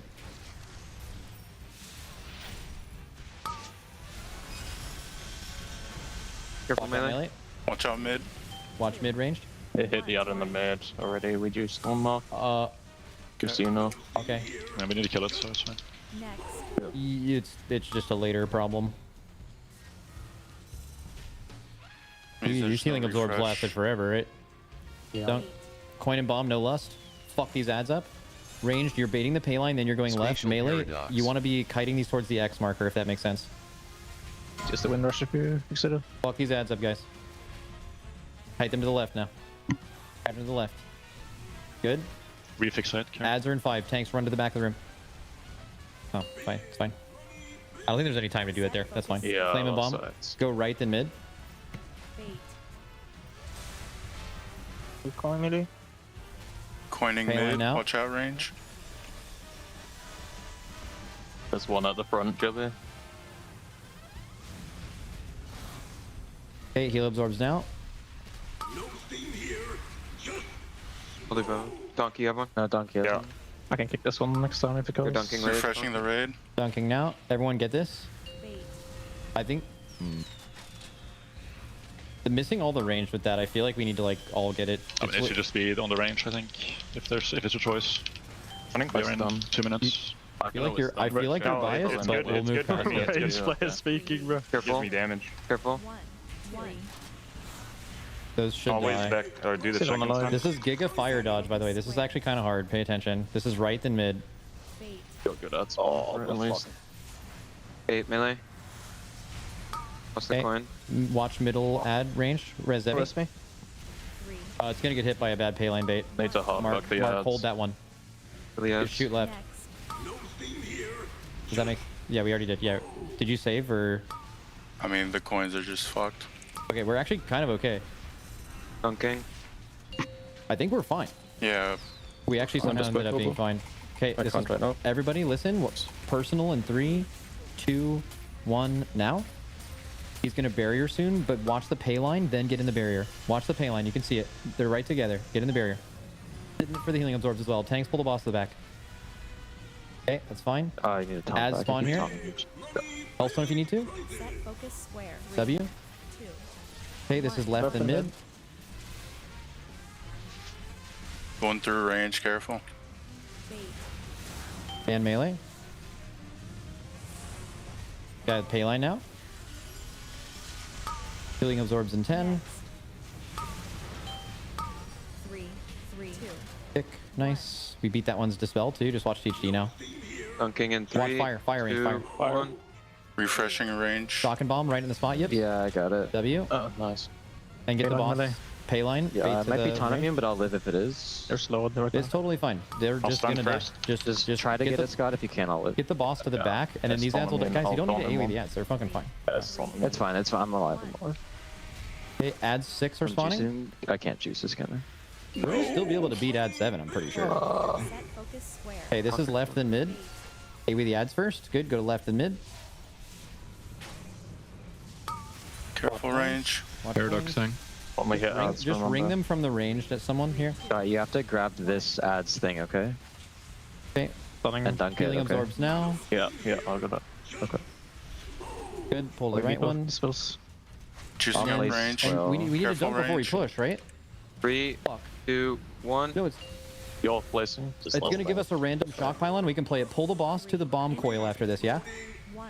We need to get a position, guys. Yeah. Get the boss to the both of them build will be there spawn for a there. It's while. fine. It's fine. Yeah, It doesn't it's fucking right matter. Watch the Just fire. left the Watch raid. the fire. Watch Get the boss to the fire. bomb coil. Watch the fire. It's close.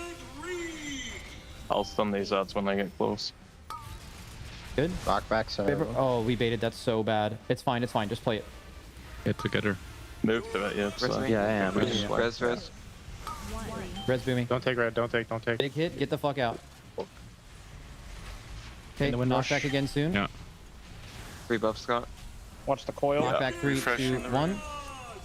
Run away from it. Nice. Watch fire.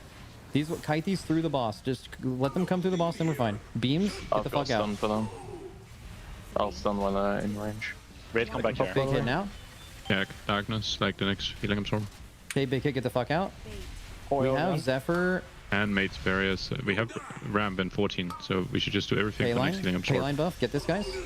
We need to juice these coins, right? I'm juicing them as much as I can. Okay, big hit here. Can I root those ads? We need big healing now. Darkness. Okay, big hit, get the fuck out. Watch Peter Grifton. Yeah. Keep going. Ramp is up. Ramp is up. Okay, get these out. Watch, get the coin buff, guys. Knock these ads away. You can just press smack. Big enrage. I mean, this is just so dead on a His clean coin pull, is so bad. I think worst pull ever. Dude, the fucking flame coil right next to us. I have like I think I had a 1%. Guys, what is the city situation going into last phase? I mean, that was a clean last week. So, what is like 6, right? Yeah, what is the city situation? Well, maybe even later. I'm asking like warlocks and everyone. Because Windwalker is getting was up at the start. I mean, I'm sending CDs on 5th set, so I will never have them for last phase. Yeah, I think most CDs, like for 2 minutes, like if you send early enough, then it's they were like 1 minute 50, like 50 seconds roughly CD going into that phase. Yeah. We should try and hold Lust like a little bit. I'm not sure exactly. Healers. I mean, yeah. Also, my check comes up like is... 30 seconds. Can we just like, is it bad like if we just lost, Lust ends when the fight dies, or when a rage dies? Yeah. Yeah, that's probably the best I think because 130s can hold, right? Like you're not going to get 2 uses. Yeah, exactly. So everyone just holds for the Also, last you're pot. definitely going to do more damage when there's no max. Lots of max. Yeah, I mean, that is true. Yeah, I think we should. Okay, but like, look at our push timing though. So like, look how we could have done this. We actually ended up smoking the fucking boss, but like, I feel like we kill these ads here, but the boss is getting owned, right? So like, I feel like we just hard stop on the boss here, kill this last ad. Yeah. We need to dunk flame. And we can't get the next ads, but we can push at 530 and literally hard AFK if we want. And we can click this coin a couple times or something. That would also I feel like having the superheated coil was very fun, actually. Yeah, so we need to not push here, like finish this last ad. We just get off the boss entirely. We have the shock and flame thing just get in the middle of nowhere. Also, look at the first bait. So like we were here, we need the boss up here. When does the first coil come down? We need everyone to like bait and melee here. The range being back here is kind of bad. We just need to get the first one in melee. That's it. Just the very first one. Like, spawning the first one here made us have to do some crazy shit. I mean, I think we can be like top right as well, like more towards blue marker as well here. Like the you reload, you have all the. If the bomb coil is to the left, we don't have to necessarily be to the left of the coil. Ideally, we basically like start on blue, right? Yeah, like everyone, we also had really bad uptime on coins in this phase. So I think what we could do going in. Is there a pay line? There is, bro. We dunk this flame thing. We wait for the pay line and push 100%, right? Like we dunk this and we just get pay line and go, and we bait the pay line. I'm very sure that the coin uptime will be way better without a fire coin or coil being up. Like look at this though. Like look, all we get is 1 refresh from Mark here because this timer. We have to wait for this anyway. I think Mark just like juices this coin. We don't need it. Just literally throw it to the wall, and then this next one we're getting pay line like instantly after this. It just stopped the timer because it went last phase, but like. We just hard kill this ad. We put the flame coil in the right spot. We get the boss over here. Pull the boss over here. We get a pay line, bait it straight back, and just fucking go. Who doesn't have CDs right here at 5? 2 minutes, I guess. Like the entire raid. Like priests and I mean, look at what's happening though. Like the other lust would just be now, I guess. But well, like, I think if you just get like the tail end of the lust, like even if we. I mean. If we stall the push and if just hold us like 15 seconds, 20 seconds, if we just didn't have the flame coil, I would have done 2% of the boss's health myself. Like this is just guaranteed out. I was in a fucking bouncy castle the entire last phase. Like I swear to God, I had like uptime. Like I was flying over Mark doing the coins for him and shit. Like check my death log on last phase. I went in a fucking bouncy house. I think Impact, you just hold your Windrose for the worst healing absorb in last phase, right? And I can reset as well. Currently baiting all 30 seconds. Yeah, maybe you just do back to back then. What like the first I think after being rid of the so OP into that space. Dog shit. I don't think there's any way we can not do that. We can't play like the raid on the stage side. I think it's too sketchy because the coins like blow up, right? So you would just be having to dodge. I mean, which ones are bad, Mark? Like the ones, assuming that the boss. Ones in like if I don't have a defensive to go to the ones. What if we didn't put those two there? Yeah, those are big hits. You shouldn't go there, and then you just put the coin in the corner, right? Oh, yeah, it looked right on his screen right now. If we wouldn't have put those there. Yeah, I mean, if we could just put these in the wall right here. and then never put big hits there, I guess. And that one there's fine, Mark. Just we also were just so close to the middle of the room. That's for no what I reason, did. too. I killed myself at the end to give you guys a buff. But where that's worth it, by the way. Giving press request. Giving 13 DPS a 10% buff is worth one person dying, at least for the duration of the buff. Not if it's smart.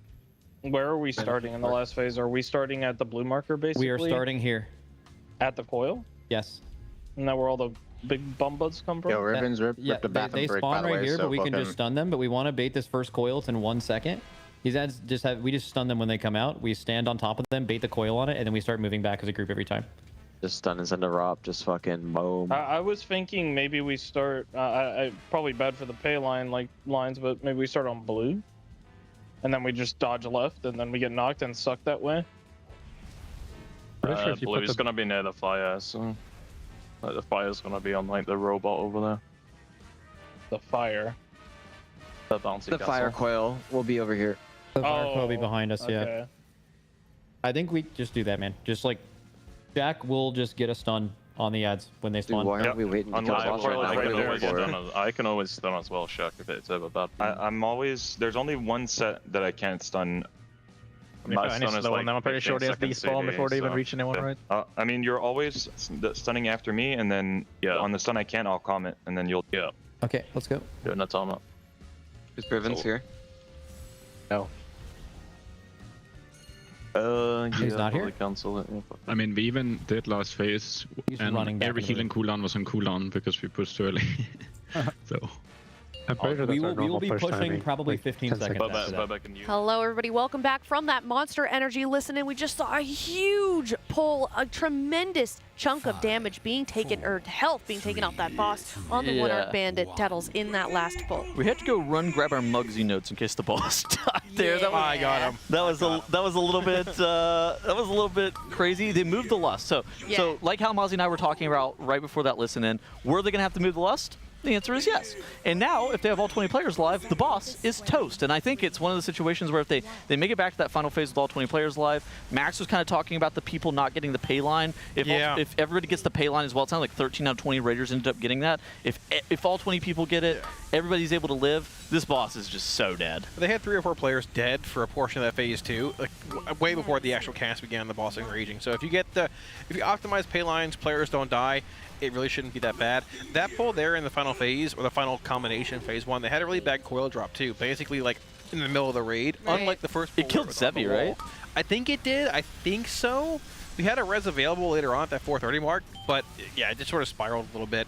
Regardless though, so it's definitely worth pulling Lust off of that second coin deposit in this phase. It might take an extra pull or two, maybe they wipe early to it, but they know if we have Lust with the raid alive in phase 3, the boss just dies. Yeah. It's been 30% to 9% to 2%. Like, just kill the boss. Yeah, it's over. It's over before dinner. Yeah, that would go ahead. I was going to say, so this is going to be one of the harder ad sets. It's going to be coin plus bomb, creating these ads that are unCCable. It is arguably the hardest wave to deal with, but they front loaded, and I think that they're timing it up to where a lot of their 1.5 to 2 minute offensive CDs are available for this at the exact same time, and I think that that's why they're doing it when they're doing it, just to make sure that they have the amount of damage that is required to be able to deal with that. It looks like they were actually able to get that deposited in time, and yeah, I mean, look at the encounter timer right at the bottom. So doing it second, we were kind of, Jack and I were, whenever we were casting earlier, wondering why they were doing it second, and it's likely to do with the encounter timer. Now, they didn't kill the second ad in time, so they had the fraud detector go off and light them, but it's totally fine. They're trying to optimize for boss damage versus ad killing, and assuming that you are able to just basically kill off the ads with the minimum amount of damage required and then put as much damage possible to the boss, that is then optimal, because you will also be allowed the opportunity to talent for more single target going into the final phase. Yeah, exactly. And like we talked about, those aflocks are really good on the damage part in phase 1 with cleaving all the attendants down. Phase 2 comes around. TSG was 4th in damage, I will say, at the end of that last pull at 2%, but if you pulled up overall boss damage in phase 2, they're probably down there with the tanks. Maybe a little bit higher. I dead-ass think they might be losing to Scott in last phase. It would be close-ish. Depending on CDs, it'd be close-ish, but yeah, they're not going to be putting out that big single target like Windwalkers and things are. But regardless, we have the damage. I mean, it looks pretty simple as long as we get there with the raid alive and just...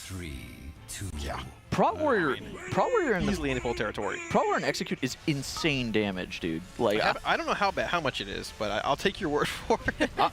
Maybe we could get some. Oh god, I wish we could get log access so bad. I just want to see if Scott. I just want to see if Scott beat a Warlock. That's all I care about is seeing if Scott beat a Warlock in the last phase. Does Cam still have log access? No. Oh, It depends. They yoinked it from him? To be, I think, well, probably, I don't know. Like, they did. I asked him earlier. When they push, to be fair, everyone's going to have 2-minute CDs likely. There's going to be like larger stacked. I have Kazans as well, which is across the entire raid now.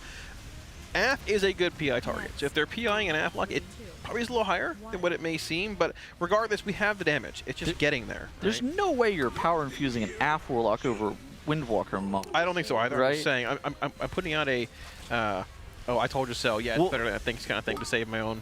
Well, here's the thing. If we see logs at some point. Even if AF is 6% damage gain from power infusion and the Windwalker is only 5.5%, yeah, AF does half the damage on single target of the Windwalker. So like, who cares if it does slightly more with power infusion relative to their terrible damage? Yeah, yep, exactly. Exactly. So I have a question. Considering it's likely that we're going to be getting this down fairly shortly here, sorry, knock on wood, what do you think the next steps are? I mean, is this a go dark situation? What time is it? That early? Yeah, that's it. It is 6:20. 6:30. So I feel like what? No, the you next pull, hour maybe. You pull on stream. I'm You pretty think so? sure. Probably. I mean, I don't know. They have like 6 to 7 hours left in their raid day. I'm pretty sure you just pull this sucker on stream. That's a good point. Mug's the fight where I think a lot of the mechanics are just sort of known how they interact with one another. Unless you have some super secret strategy. Yeah, like I mean, the Gal Cage walls need to be used to break the bombs. The Frost Spears need to be brought. Well, the Frost Circles need to be cleared in the fire debuff. Yeah. The pistol gun from the boss needs to clear the actual shield it adds. It's in the journal. It's all telegraphed and told you how to do it. Now, unless they have a unique strategy where they're like using a comp they don't want to be leaked, or they have like a unique class stack they don't want to show, I think you just do it. That fight's kind of like Silken Court, where the dance is the most important thing. Like, when are we crossing the bosses like the middle line? Right. When are we going and activating Z as opposed to Mug? Those are the most important things. Like in guilds like whenever I was raiding or whenever Kalamazzi's raiding, that's going to be the thing that guilds are going to be really focused on. Is like, when are we going over to the line? When are we activating the boss? Those kind of things are super important. But here's the thing with going dark. It's never optimal to actually stream attempts on any boss, right? Realistically, you would never stream actual progression at all if your only objective was to win the Race to World first. Mm-hmm. They got a lot of time here, and the Race to World first is kind of this spectacle where I think that going dark, especially at like 6:30 with 7 hours left in the raid day, just seems really weird. Yeah, that's fair. I agree. Yeah, people would be mad also. We don't want that. I don't think they care about that. Bad news, don't think they care. Okay, so just to like TLDR to recap, Muggsy to you guys seems like a boss where, like, obviously like you said, you can gain a competitive advantage by watching other people prog on it first, but not compared to some of the other bosses. Not like Gallywix being a hidden fight. No. Right. If you get to that boss early, I think you might turn that off at some point for a little bit. Yeah, I mean, it all depends though. I mean, hey, honestly, what time is it for Echo right now? They're 9 hours. So they're 8 because we're daylight savings right now. Okay. Are they in Sweden or Germany? They're in Germany. They're in Berlin currently. Are the Methods in Sweden? Methods also in They Germany. are also in Germany. Okay. So it's around 2 or 3 a.m. for them, give or take, right now, roughly. So I mean, I assume they're probably starting up stream like 2:30. What? Well, they start at like 5. Yeah, they start really because they normally start at like 7. They normally start like 7, 8. So okay. They start at 5 on reset days. They very rarely actually start on at that time on non-reset days. So we're looking at another 5-6 hours for them, probably. I'd assume to start streams. You know, hey, they could just flip it on. Competitive mode. Yeah, I'm gonna be honest. I'm waiting for that. I'm waiting for that to happen. If that happened, I would not be surprised. What our bandit was dead? Yeah, if they killed it, yeah, just dude, it's dead. I mean, that would be the. Oh my god. I genuinely think that is a real possibility. No. Surely people would have figured it out with looking at their vaults and stuff like that, right? That they had bandit loot in it. I guess, yeah, I suppose. Or like somebody would get like a myth track piece off of bandit. You see had, like, achievements on their character profile. Yeah. Dang, that was so cool though, man. Like. There's a reason. You said it'd be so cool if they killed one of our bandits? Yes, that would be sick. Yeah, no, I'm just making sure I heard that correctly. I mean, we did that one year. It was pretty cool. I'm with you. Listen, they can do it right back to us. Neither guild is above it. It's pretty rare to see like a boss killed off stream. It would be kind of funny though. I think this could be one of those bosses though. I mean, I don't think it's actually happened, but it could be with how easy this boss appears to be from what we thought it would be. I feel like this is worth mentioning. Makes is crashing out right now because they are in Cologne, not Berlin. Just thought I'd mention. I'm looking for. Yeah, is that the thing that you're wearing right now? I don't wear no cologne, but I know about it. Okay. Tettles just shrugged, disrespecting the Germans. That's the fried chicken. Whoa. We just got a live sniffer. That's the deep fried. Kalamazzi's got a hue of chicken on his clothes.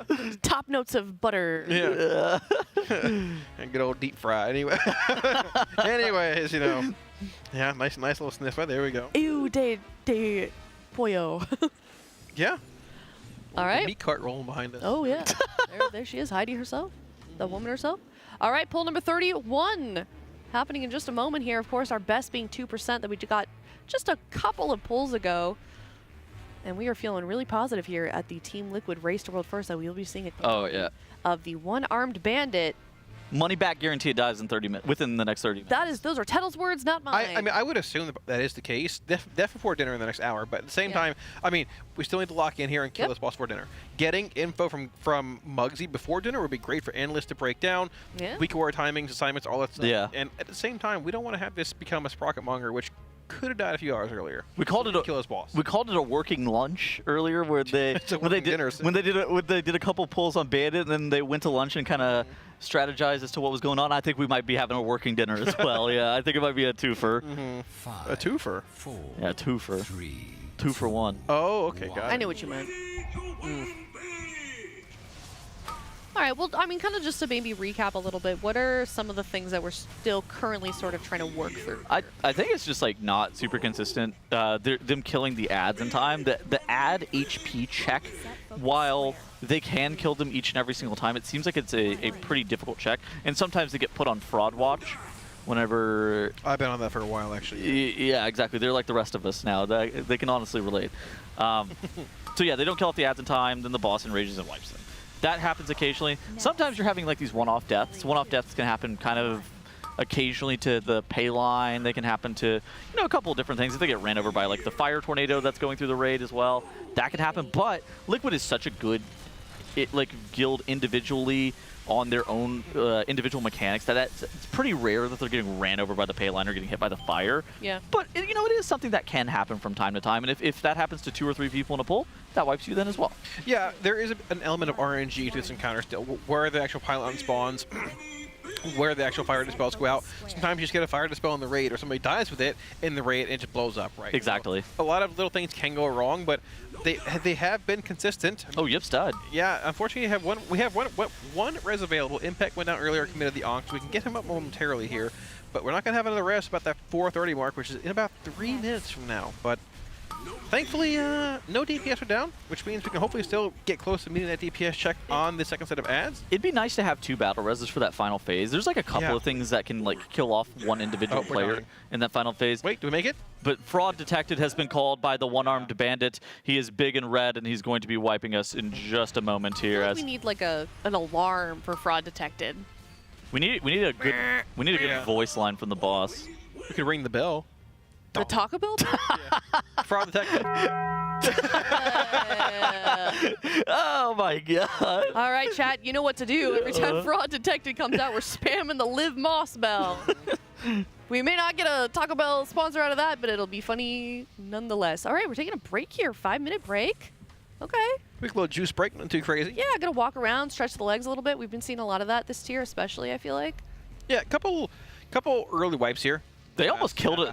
They have that best pull at 2.1%. They literally almost killed it, that pull. That was, we were sitting just in a Monster Energy listening, and Kalamazzi and I were sitting there. I was just like, dude, this is over. Yeah. This is over. Like, this boss is dead. Like, what are we talking about? Where's Muggsy? Yeah, pull up the notes. Yeah, no, meanwhile, while they were doing that, I was sprinting to the back room trying to find my notes for Muggsy for the next boss. Well, they had all 20 players alive. They moved the Lust. That was the first pull. They moved the Lust to the last phase, too. Yeah, that was like an instant big chunk of kill, just literally simply from moving the Lust. Yeah. I mean, I don't know how much we can accredit to just that, but. Yeah. Kalamazzi and I kind of knew that they were going to move the Lust. What was that look? Cams is sneaking around over the corner over here. I don't think he can come on screen right now. Don't leak anything. Don't leak anything. Okay, yeah. We're not leaking anything. Did I give you a look? What? Huh? Cams is You said what was that look? Oh, he's looking at me. Oh. Oh, yeah. Don't worry about it. We're not spoiling anything for later on, but Cams takes his job very seriously. We'll put it that way. Yeah, exactly. I feel bad. Cams is like the guy that we're always making like the butt of a lot of jokes. And No, it's me. Dress up and do. You're second. You're not you. Can we get some hearts in chat for Kalamazoo? Yes, hearts Can in we, chat. can we get some hearts in chat for Kalamazoo right now? He's been going through a hard time lately. A little bit. All right, well, we're going to take a look at in the meantime, while you guys are spamming those hearts for Kalamazoo, let's take a look at a replay from that best kill and see how it all went down. Yeah, so it's a pretty interesting final phase. You see right here, they're going to be going into that 30% phase on Bandit here in just a little bit. I can't tell what ad are we on. We're probably going to be on Shock and Flame here in just a couple of seconds. I believe this is going to be the 5th or 6th combination. I believe 5th. Yeah, is that 5th combination? Or which one is that? Yeah, so 5th combo is Shock and Bomb. Okay. Yeah, Shock and Bomb is going to be the coil spawning and putting out bomb ads. The 6th one will be just coil spawning and putting out fire in the raid. Yeah, Shock and Bomb coming up now. So you're going to have that spawning and releasing the actual bomb ads, which need to be DPS down. These ones can be CC'd, though. They're not CC immune. They do target players, but honestly, not threatening. Whenever they're actually not CC immune, the guild does a really good job of like tanking the boss like right on top of where those ads are going to spawn, and then they throw things like the Chaos Nova. They'll throw something like the Shockwave at them. Chaos Nova is actually a single target damage gain in some instances. I don't know if it's like a talent specific single target damage gain, but it can be a damage gain as well. And so optimizing some of those funnel specializations like Eldrachi Reaver, Havoc Demon Hunter has insanely good AoE to single target damage funnel, and using like that Demon Hunter really allowing them to just like CC the ads away and just dance on those ads. That'll be a huge piece of funnel that Liquid will be looking to optimize. Yeah, very much so. We should see that final combination coming up here in a second as well, which is going to be that coil spawning in the side of the room, which actually spawns, I believe, under the boss at this point, which makes it a little tougher for them to navigate. The coil spawns in and starts emitting that spiral of fire, which I think it's right there. Is that it under the boss? Right side. Yeah, that's the one that's under the boss because look, it's got that red tint on it. Yeah, exactly. So so it immediately starts spitting out fire. Whenever Scott baited it off to the side of the room, we actually didn't know how fortuitous that was, but apparently it looked much easier whenever it was not in the middle of the raid.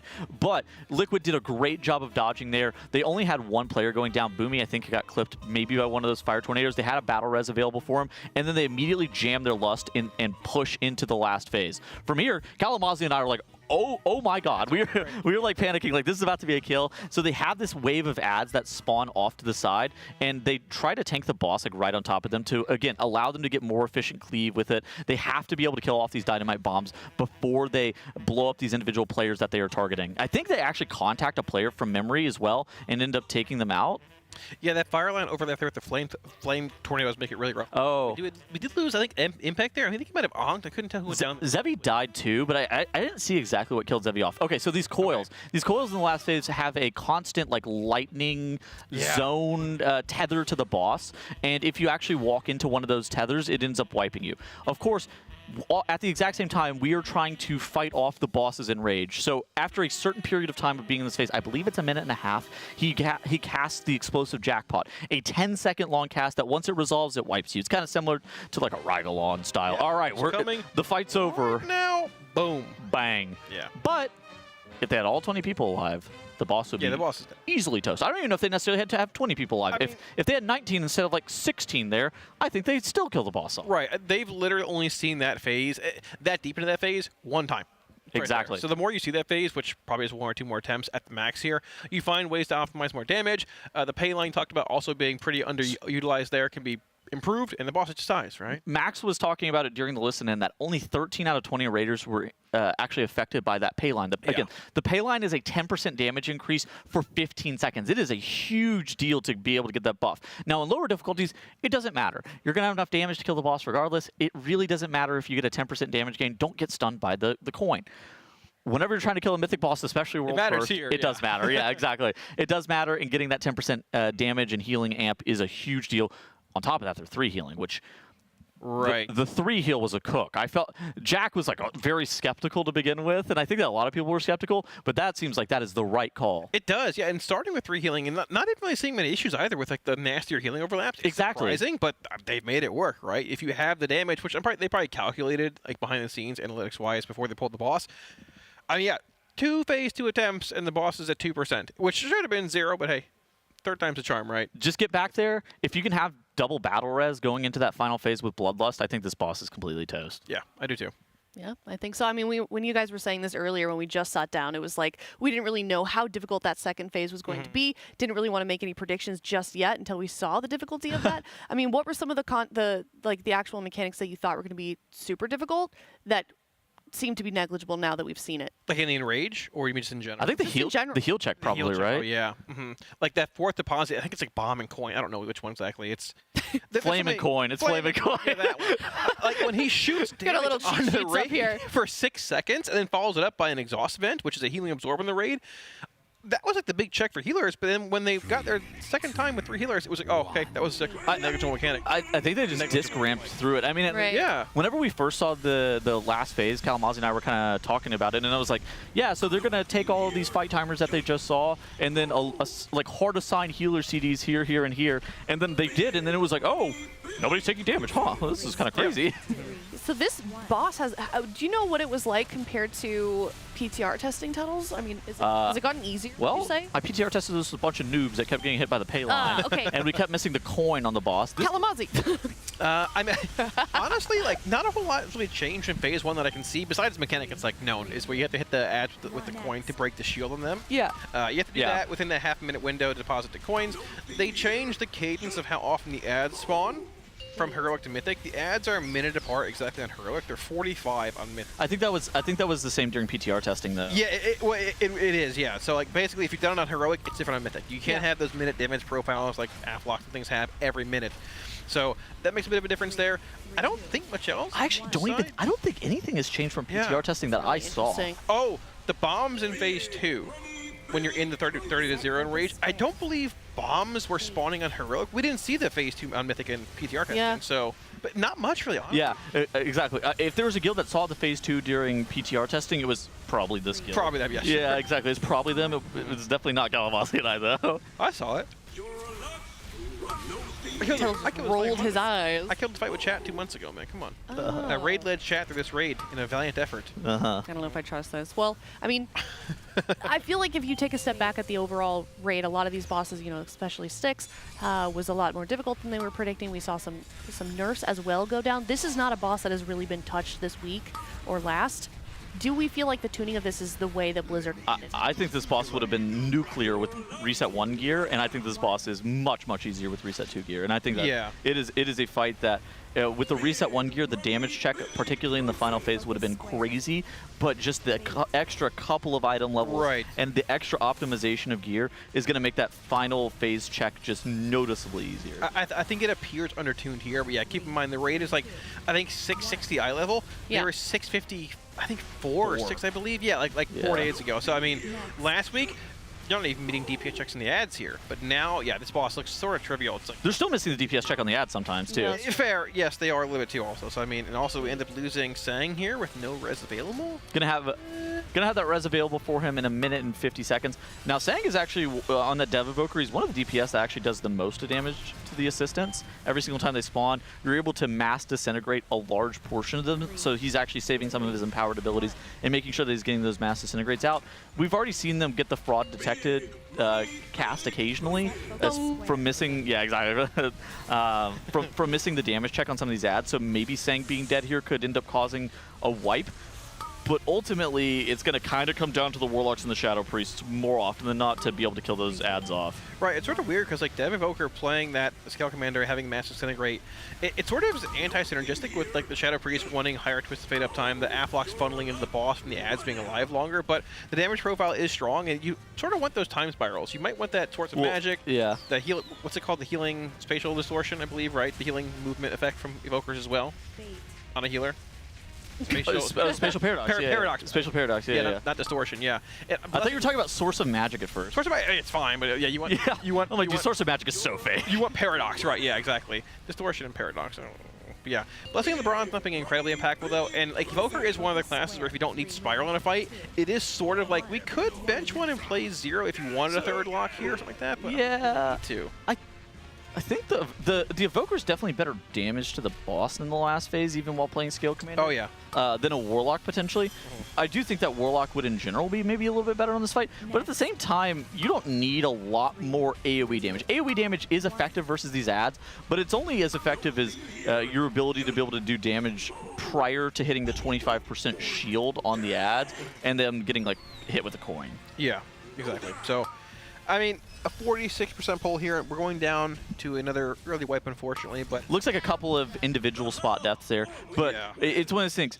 20 players alive into the last phase. If we have 1 to 2 battle res, if we have both, it is like so over. Barring something terrible happening in the raid, like a pylon drop. Yeah. So people getting cleaved down.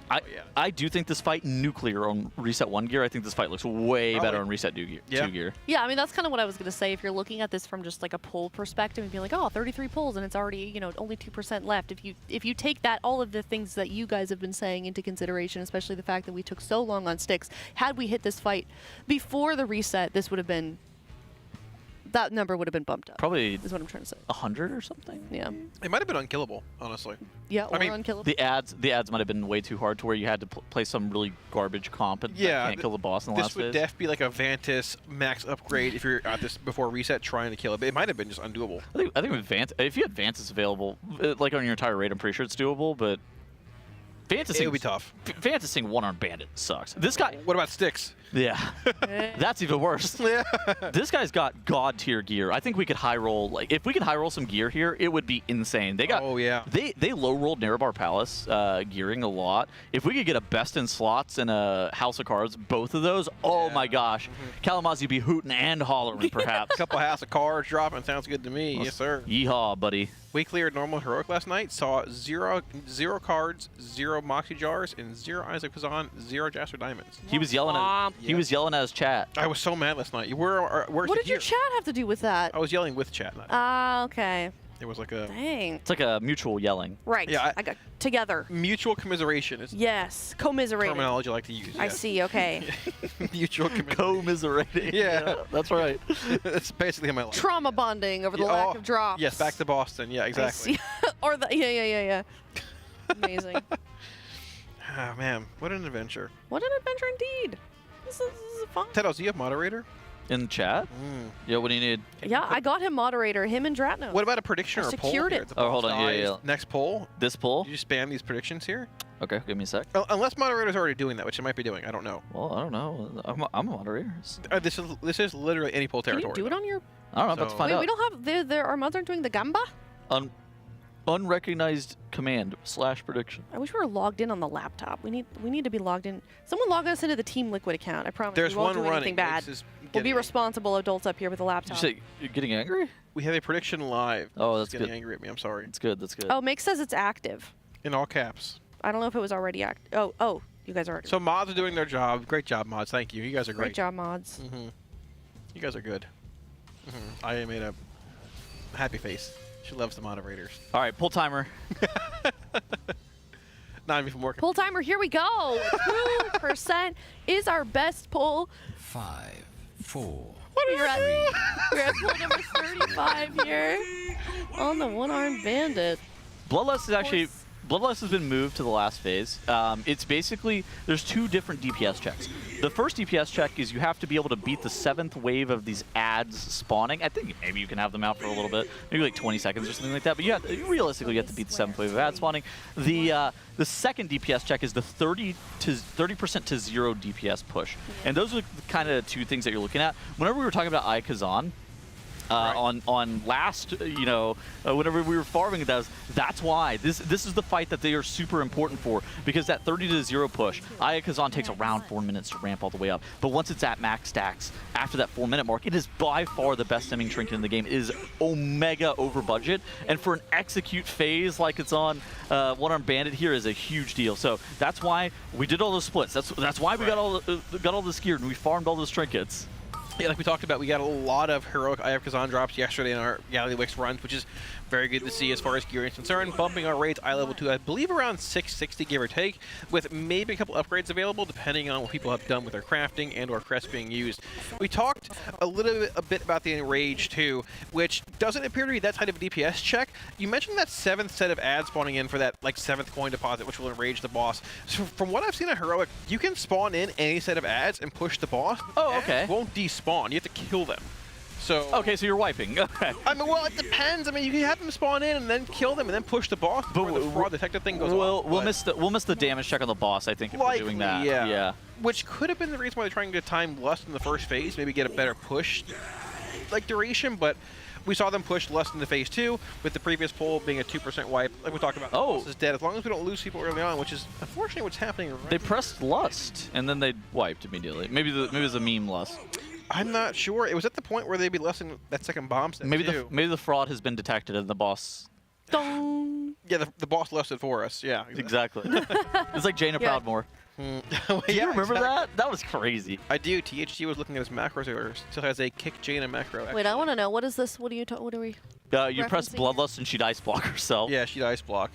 This is like back in Wow. So lore. it was forced to where you would only be able to Bloodlust during one of 2 intermissions. Because I hate that. Yeah. It was kind of interesting, though. I think it's a good boss. There was some weird tech where you could like pre-lust, but overall it was still a weird encounter. It was a good one, to be fair. I forgot that people were pre-lusting. Yeah, it was like a weird pre-lust, and the boss would like, it wouldn't block, but you like wouldn't lose or get full lust value, right? I don't think. Yeah, exactly. It was a little funky, you know, but I need my haste. I don't want to be lustless. Yeah, well, I mean, that is a recent development, and then we saw their best pull right after that. They moved the lust a little bit. They were using it to skip the last set of ads, and they decided to tweak it a little bit, and it definitely worked in their favor. Is it just variance that's killing them off there? It seems like it's. I mean, somebody just dies randomly. And, like, if you have a battle res, it's fine. You can kill this boss with, you know, no battle reses in the final phase, but someone's probably going to die. Like, you've seen it essentially one time. There's very little area to move around with, like, multiple static pools being around, multiple pylon lines cutting the room off, fire beams everywhere. And the Enrage it does look sort of real still, too, with Lust being part of that phase 3. The Enrage check isn't, like, trivial, but it's pretty easy, assuming that they keep all 20 players alive. I think the check that's honestly harder is just every single set the assistants getting killed off in time. That is the check that seems to be a little bit more real, where each and every single one of the 6 sets of assistants that we have to watch get killed could wipe us at any point. Now, there is a little bit of variance as well on, like, are we going to be able to get more damage on the boss versus the assistants? And so, ideally, the assistants are, like, right next to each other. That way we can kill them off in time and not get the fraud detected insta-raid wipe mechanic. Yeah, I'm curious to see if they actually end up lusting here around that 2-minute mark. It's like the 150 timestamp. So that's where the coin and the bomb ads spawn. Yeah, that lust sucks. Like, realistically, we would always love to lust the last phase, but if we can guarantee that we're going to kill the boss before the hard enrage of the fight, then we could absolutely justify it. I would think if I'm like progging this boss, you know, a few weeks from now, and we're always gonna have enough damage to be able to beat the bosses like hard enrage, I would almost always lust on that coin and bomb set from the second wave of ads that get killed off. Like, you don't have 2-minute CDs at that point yet. You're getting very close to them, but that lust can carry you into that 2-minute window, which will then give you more damage on the boss in a sense too, or the next ad set. So those ads, like you mentioned, they spawn at the 1-minute and 50-second mark. So very weird for like offensive CD management. There's like basically no specializations that are really gonna have cooldowns for that. Maybe a fire mage is gonna be able to carry that with combustion. Yeah, it's possible. I mean, we saw him combusting it at some point early on. Maybe they want to save that for like a bit more boss allocation, but they are stacked as well, so it's a good cleave window there also. It's hard to say. Wow. Like we talked about, optimally having less in phase 2 is where you want to be. Make it a bit easier, just sort of get out of that phase faster, but I think people do micromanage the actual debuff a bunch in phase 2. You might not even need it, but it's a safety buffer in a sense, right? Exactly. If you don't need it in phase 1, phase 2 is better. We saw Sari go down, ends up getting battle res. We're gonna have another battle res at that 4-minute and 30-second mark. But these are the coin and bomb set ads that you were kind of talking about. Right. Yeah, no lust being committed. Trill got a massive fixate weak aura on him, trying to tell him to get away from that explosive gaze from the ads. Ooh, it needs to die here. It's cutting it out of the group actually here too. It should die, but ooh, it's dead. Okay, we're through. A little scary. Cut it to the side, but it worked out. But right after that, these ads come right in, this flame and bomb set. No reprieve at all. Like, none. The ads are just right in. Was that bad? Like, did we lose a lot of boss damage there? I mean, a little bit if he's cutting it away and people are CDing around that 2-minute mark, but I mean, it's expected to die earlier than that, right? So, regardless, well, he lost his damage on it, which he's. Let me look at the damage meter.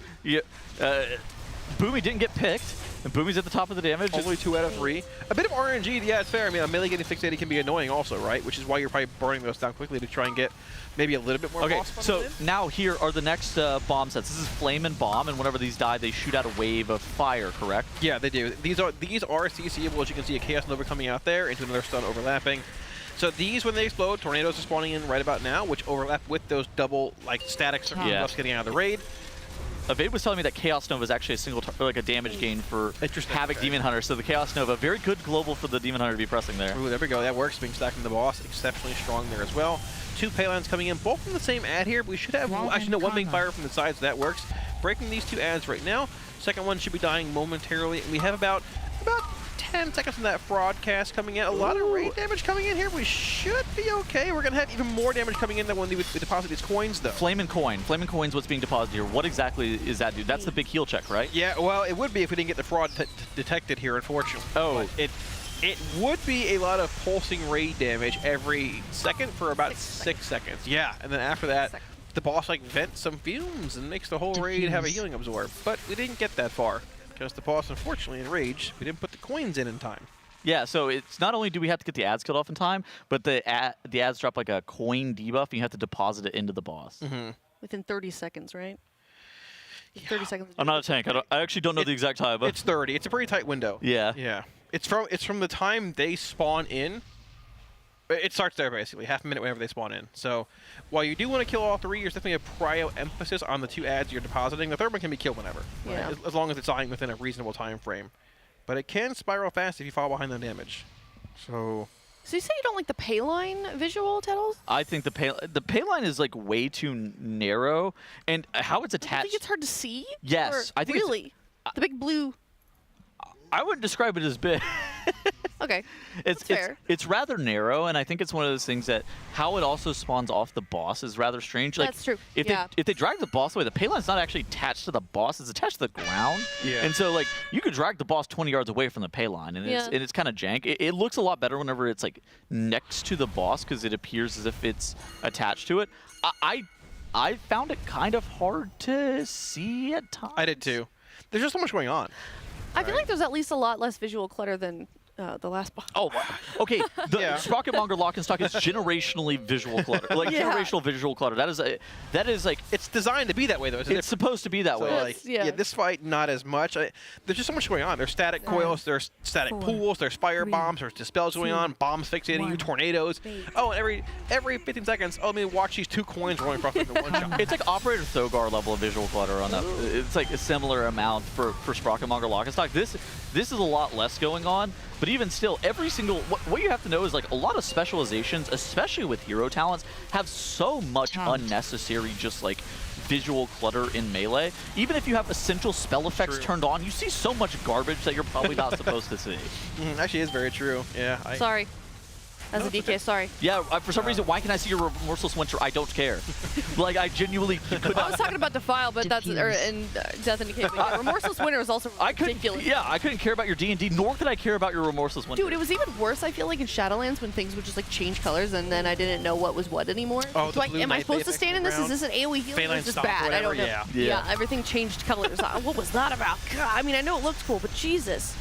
The reason I had to relearn what everything looked like. But yeah, so I mean, they're just like really narrow. Yeah. And especially with a bunch of the other visuals that happen on this fight, it's kind of easy to overlook the payline. Of course. Yeah, that's fair. On Mythic, you're not allowed to get hit by the coin. The coin 100 to zeros you. So that payline is by far the most important thing for you to be watching to dodge. On top of it, giving you a 10% damage and healing gain, so you need to be standing next to it. But I mean, look at that. Like it's so. It's hard. It's not clearly defined. Exactly. Like all hell's breaking loose, right? Yeah, no, that's fair. I mean, you were the one also that said you don't like that particular shade of purple, right? I mean, on the Sprocket Monger orbs? Yeah. I don't like the color either. Yeah. I said it on PTR. I think that line was less defined on PTR as well. It was like a lighter blue shade. I could be wrong. But you have to be so close to the actual pay line. I feel anxiety when it flies past me. So like, I'm gonna get run over. That is certainly the difference between us and them. Is that for us, the people of Twitch chat call that greed. For them, the people of Twitch chat call that calculated. Yeah, exactly. Okay, perfect. It's a calculated. It's only greed if you suck. Well, I'm not sure how to answer that question, but I might be a little greedy. I might. We'll see. Your Honor, it was calculated, but I'm bad at math. It was a tactical death. Yeah, a tactical demise. It was calculated, but I'm bad at math. Sang DCing. Yeah. Oh, we call this the AOE relog. What's that? There could be a bit of latency in the raid. Is that what's happening here? Probably? There could be some desync that's happening, and then you mass relog to try to relog. Yeah, to try to help the latency. The alternative is like soft reset the raid. Yeah. Right. But it looks like they're not soft resetting the raid. Interesting. How does soft reset work? It's like a half-hour wait time, or is this a way to force it? I believe, right? There's a way to force it.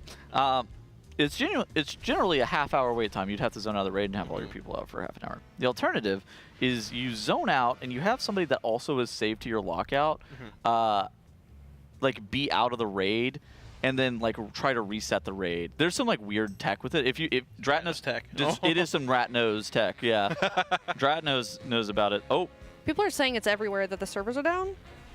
Oh, could be interesting. That's all of NA. Did Illidan crash? Oh, did NA crashed? I don't know. I know that people were complaining about it earlier, saying that like the BattleNet servers were down or something like that, and that there were a lot of people having issues. But I mean, the good news is smoke break's been called. Yeah, we are nearing a dinner break, and it looks like that's exactly what they're doing. So not terrible timing. Boy, we're getting really unlucky. We had the power outage. We got server issues. Well, that's normal. That's the server. Of course. I'm just complaining. I just got a text from Ion himself saying we're going to bring EU down for 4 hours today for thank you so much. Lost time. So thank you, Ion. Thank you. I appreciate that. I'll pay for dinner tomorrow. Actually, when we're meeting up. Yeah. Just to, yeah. Everybody in chat say thank you, Ian. Thank you, Ion. Can we get some Live Moss for Ian in chat, please? That'll be tomorrow's dinner. Spam that button, production. The bell. Bing, bing, bing, bing, bing, bing, bing. What's for dinner? I don't. Oh yeah, lomo saltado.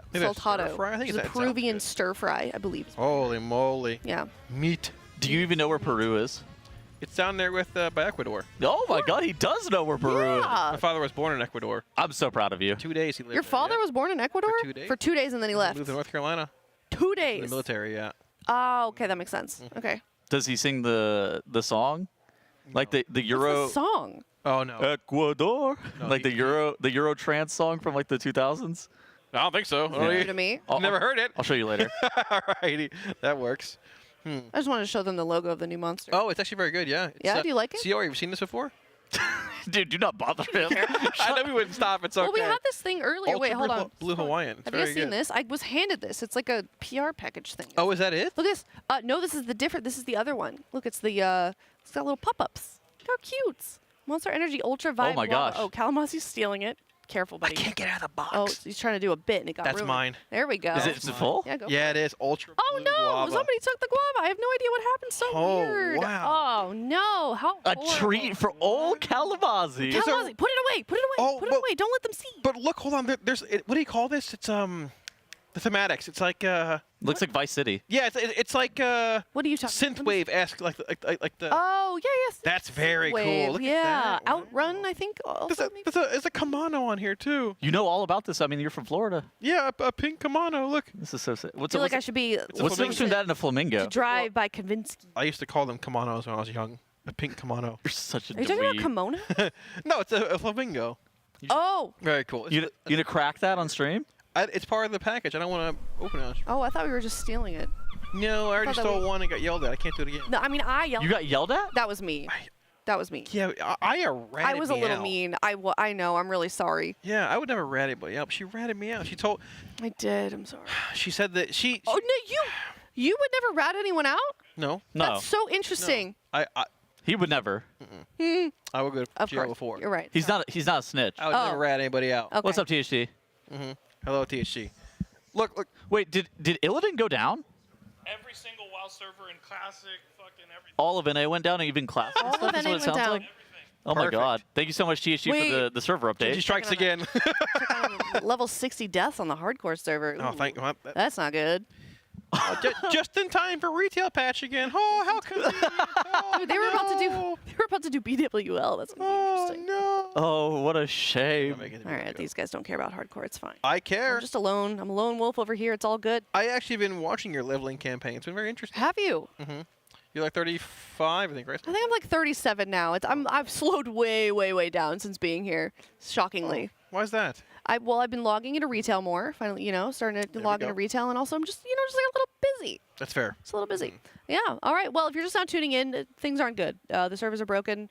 The raiders are wandering around. The ping pong table is out, which means that they are providing entertainment. Oh my God! Yeah, they have. Oh no, actually, I think they're signing Jersey. No, my ping pong narrative was way better. You're right. They do. They have mouse pads over there. I don't know what's going on over there. Hopefully, I didn't just spoil something. But in the meantime, of course, do want to give a shout out to one of our amazing sponsors, Coinbase, our presenting partner. Teal.gg/Coinbase RWF if you'd like a chance to win a Team Liquid signed jersey, as well as $20 if you go and sign up for that app. That is all yours. Follow the steps on the screen here or scan that QR code, NA+EU only, also for the grand prize. And you have a chance to be flown out here and meet the guild for the next Team Liquid Race to World First here in the Alienware training facility. We would love to meet you, so definitely follow these steps on your screen here. And Tiddles and Kalamazi are doing a little jiggle, and they're distracting me. They're excited to meet you too. Hold on, can we show their cams? Look at them. They're ready to go. You want to meet these two? I'm excited to meet, yes, the winner. I am indeed. We can eat Taco Bell together and talk to THD together. THD, very sociable person. Together. Yeah. I don't know about. It sounds like you're joking, but it's so true. He's the most. I feel like. I was being serious. Yeah. Yeah. He's the most outgoing of the. I think the entire guild. This is his Super Bowl. It is. It is. It is. It happens like 2-3 times a year. It's great. Yeah, he's pumped. He's excited. That's a good way of describing it, actually. Yeah. No, it's very true. Excited too. He's a big smile on his face. Yeah, Yips is excited. Hi, Yips. He didn't even acknowledge He literally just walked no idea away. what we're talking about. He goes, "Why are you talking to me?" We'll fill him in. We'll fill him in. Don't worry. I'm sure he'll be eventually once we do let him know. But I feel bad for you. Me? You didn't even acknowledge. I don't care. It's fine. I'm really loud and annoying, and they're locked in, and I'm used to it. It's all good. Well, that was kind of cringe, no? On my part or his? He's a warlock. I'll let that slide. He's a warlock at heart. All right. Well.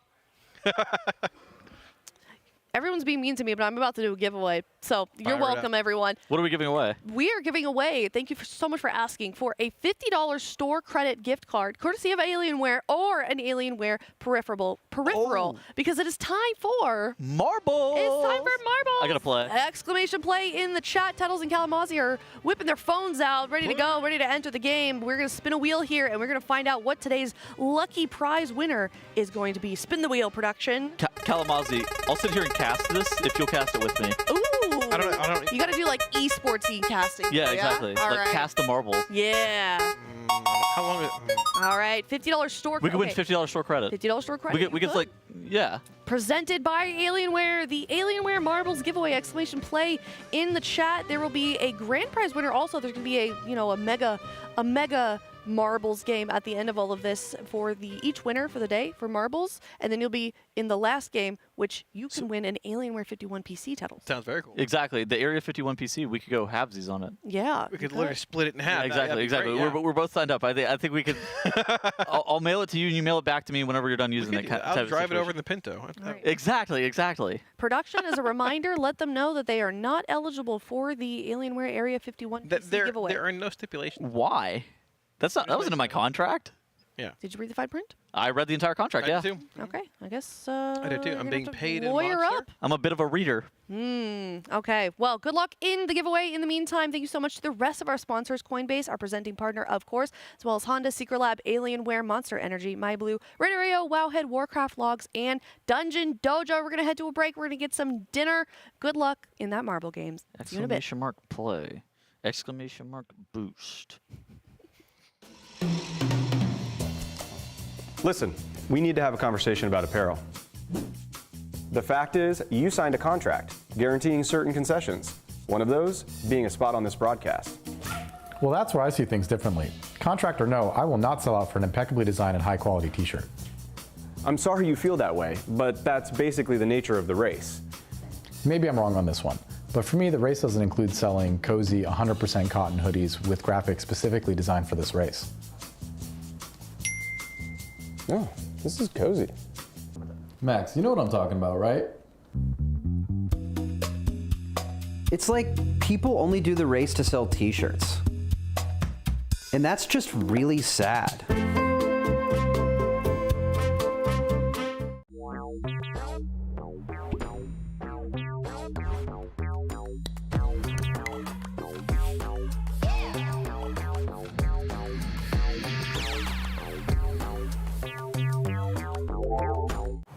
How about this to celebrate our spring championship?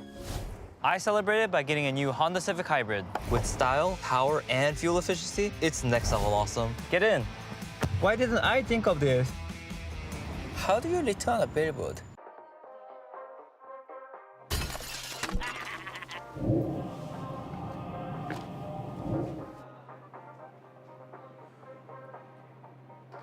Huh?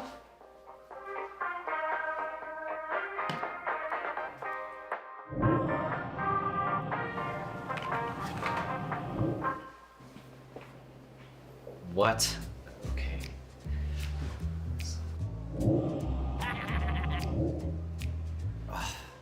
Hey, Bubba, I thought you said we fixed the goblin portal problem. Man.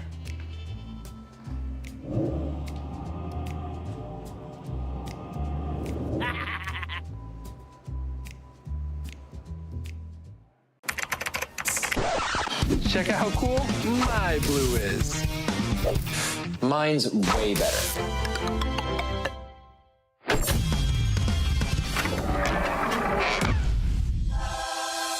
Think your blue can beat ours? Prove it. Complete quests to get points and customize your blue. Maybe you'll see it featured on the leaderboard. Join MyBlue now.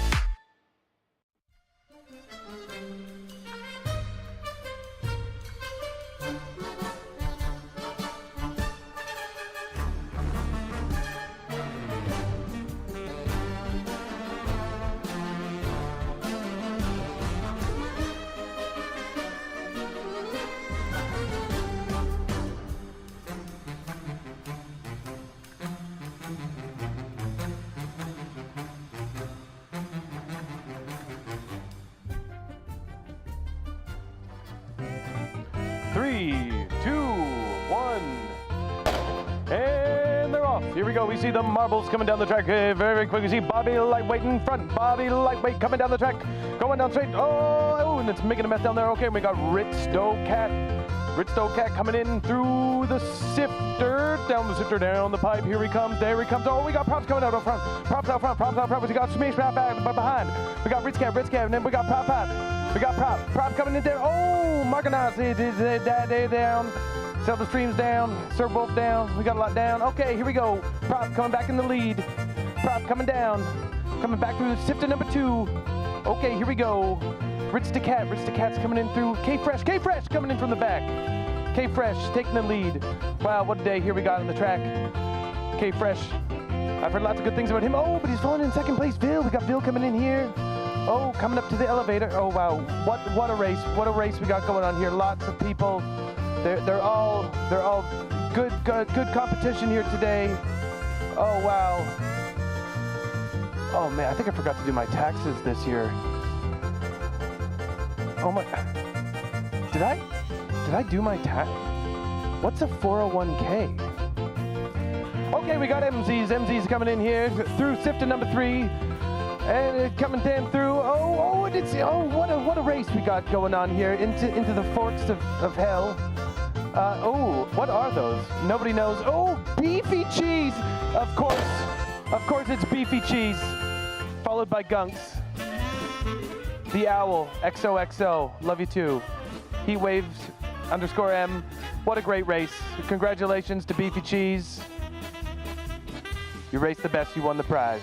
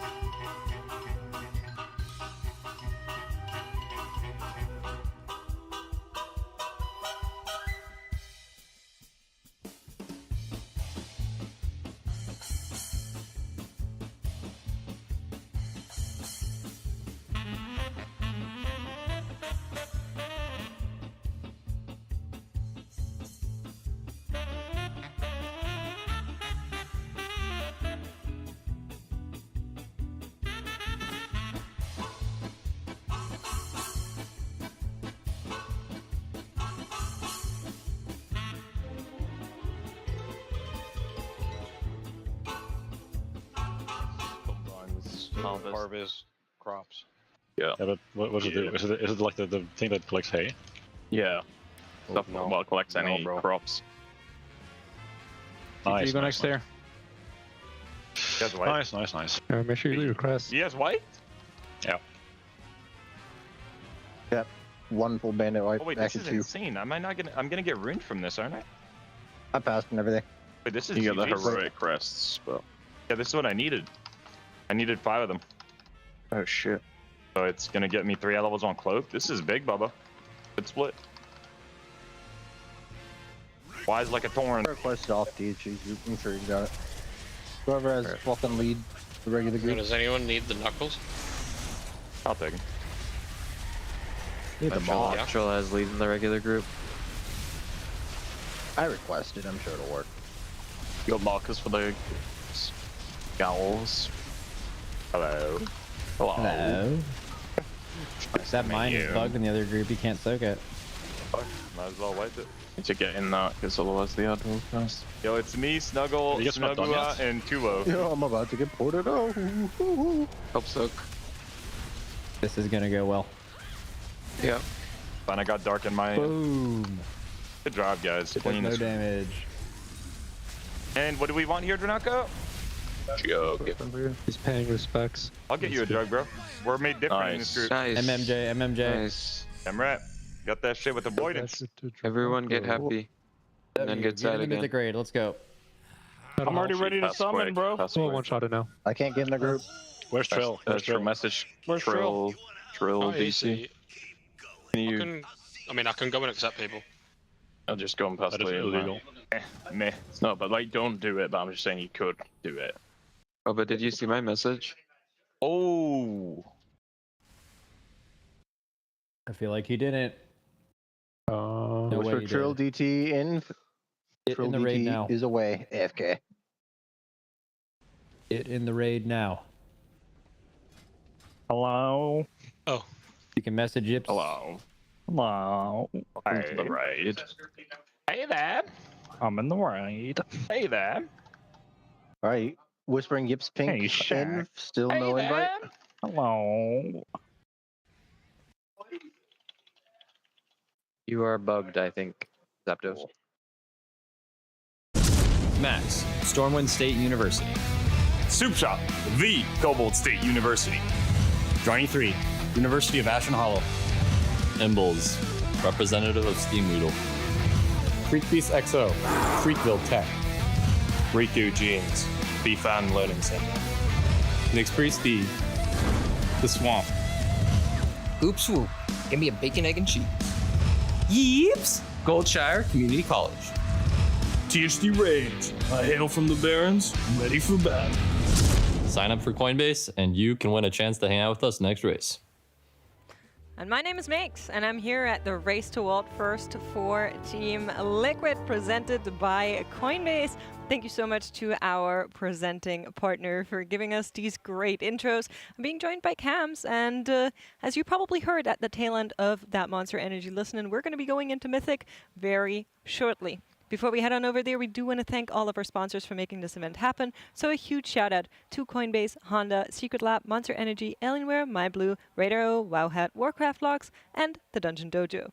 Of course, we're also still continuing to raise money for the Pasadena Humane Society, and we do have a little bit of an extra giveaway that we do want to promote here, because it looks like the one-armed bandit is not actually the challenge that we all thought it would be, and every single time the guild kills a boss, you guys can win a signed jersey. So head on over to tl.gg Coinbase RWF.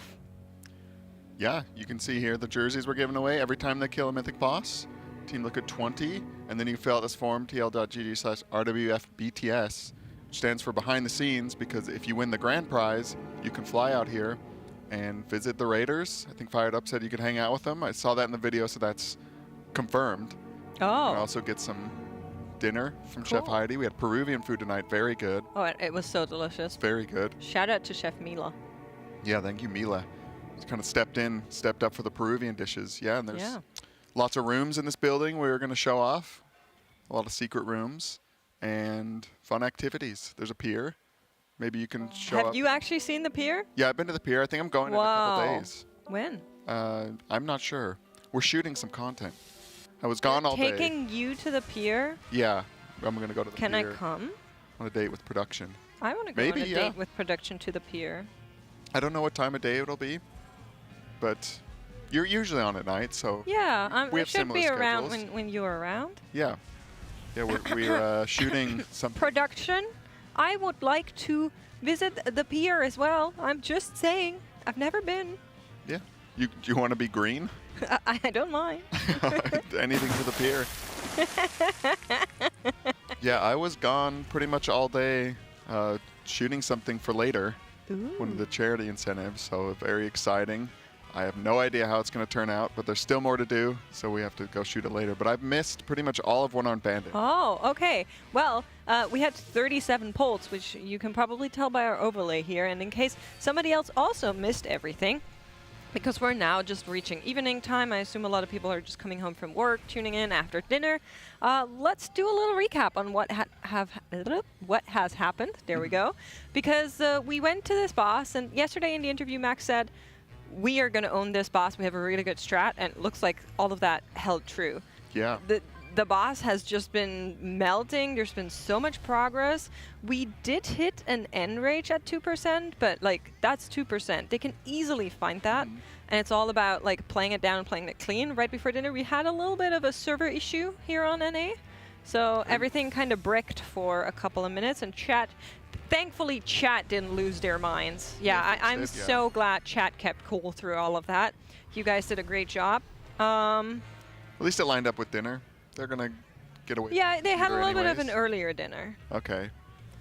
Yeah, so, we were heading back, and one of the producers, Donkey, opened up his phone, and he was like, oh, they had a 2% wipe. It's like, what? There's no way. Yeah, there is. I was actually on the phone, and I looked at it on my second monitor, because we were at a Monster Energy listen-in, and I saw Aya in the room, and I like yelled across the room, Aya, I think you have to go. I think you're going to kill it. And she's like, I'm just grabbing my Muxie sheet. Everybody really thought that was going to be it, but it was just like a tiny sliver of health that was left there. Yeah, so I heard they even had people dead like all of the last phase. Is that true? And they still got that close? 2% try? I'm not sure if we had people dead for an entire phase. On that one before, that was also really low. There definitely were people dead very, very early. That was like, I think a 6 or 7% try. But yeah, very, very close. Definitely killable. Any kill now kind of territory is where we are. I know there's been a lot of predictions in chat where people can gamble their points, you know? You're like, is the next pull it? I do suspect that, you know, they will start pulling any minute. We haven't changed anything on the comp ever since they kind of came in here. So they were very secure in what they wanted to play. We've also been playing on that same roster with 3 healers, as you're seeing on THD's frame here. And yeah, I'm curious when we start pulling this boss, because I don't think a kill is far away. Yeah, I'm liking the comp. It's giving me throwback to Eternal Palace. A lot of clothies, a lot of multi-dotting. I feel like it's been a while since we've seen something like this. Yeah. They've got the 2 locks, 3 priests, 2 mages, and then a healing priest. Very cloth heavy and multi-dot. It used to be very powerful back in the day, so much so that they've kind of gutted multi-dotting, and kind of it comes in and out, but it's been out of fashion for a long time. There would always be like a council fight. You wanted a bunch of multi-dotters, but I feel like that's not like Cauldron of Carnage is kind of a, you know, it's multi-dot like it, but they're split. But I think because they don't like all the class stacking that would come with having such a multi-dot fight, like Coven and Taurus was like that. Stick Spunk Junker would like a word. Yeah, this is, there's not multiple bosses, but there are a lot of ads that come down, and they're all spread out. So this is, I'd have to think of when the last time there was a fight this multi-dot heavy. That was actually hard, that you had to comp around. That wasn't, you know, something that fell over pretty easy. I love how we have that little Subway Surfer drive on the left-hand side of the screen, just keeping my attention there. The ADHD is definitely kicking in for that one, but that also allows us to quickly mention right now in Germany, where both Echo and Method are situated, it is 4 a.m. I don't expect them to wake up in the next 1.5 hours, and that would still be very early. I know Echo sometimes like to start around like that 5:30 marker, but I'm not sure where they end it. So we'll have to see what they are on. Of course, they still have competition mode off, so we cannot see what their best try on this boss is just yet, as they went dark after killing Sprocketmonger Lockenstock. And now we are back into one-armed bandit. Right before dinner, back-to-back really good pulls. And now we're hoping we can connect there and just, you know, food buff it and one and done would be nice. Yeah, that would be nice. All right, so you can see here on the screen those little coins rolling and then bouncing into the ads. That is the mythic mechanic. They have to hit the ads with the coins shot from the boss. Otherwise, they can't get them below, I think, 25% health. They can still damage them up to there, but then once they hit that, they have to be hit by a coin. Like this middle one hasn't been hit, so yeah, his health stops there at 25%. And here comes the coin. They can finish him off. But I'm assuming they're shooting the coin at the two that they know that they're going to to the boss. So I actually have the order written down here. So first one is coin and shock when they have coin, shock, and fire available. Then they go to coin and bomb when they have coin, bomb, and shock available. Then they do flame and bomb when they have flame, bomb, and shock available, and so on. So through every single set, they know exactly what they want. You can see it on the screen here as well. And that is how it's going to play down. We do have a prediction running right now. I'm assuming that's for the current one, so you got to hop in there real quick. So is it the same set of ads every time? Like when they pull, is the first set always the same three? Yes. And then, okay. Yes. Oh, yeah, But they spawn in a little bit of different spaces. So sometimes they spawn really far away, which obviously is not ideal because you don't have too much time to deal with them.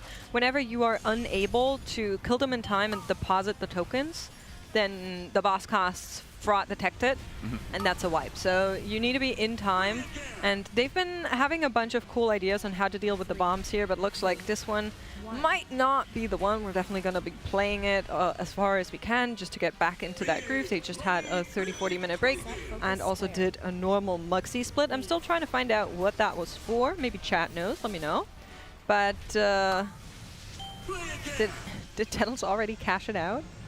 Yeah, he did. So Tettles is doing predictions on whether or not the boss dies in that poll, and mid-poll he reps it doesn't. He's not wrong, but come on, Tettles. Yeah, it looks like even though they got this close, it looks like it's still pretty brutal.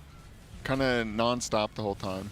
Thought it's funny when they were getting like sucked in by that coil that you can just touch it, like it all just put them all on top of it. It's fine. Normally stuff like that you want to run away from, but I guess it's just to drag you into other mechanics.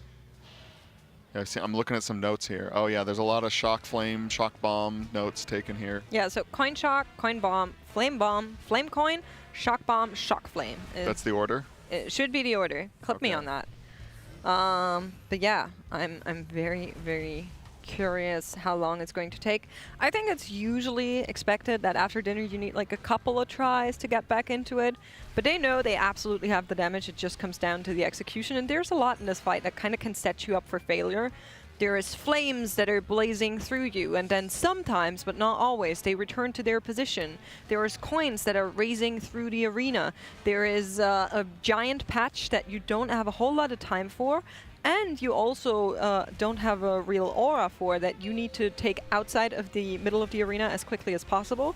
That's been killing a lot of people every now and then. So yeah, just watch your feet basically. The entire fight, watch your feet. Yeah, it's very dangerous.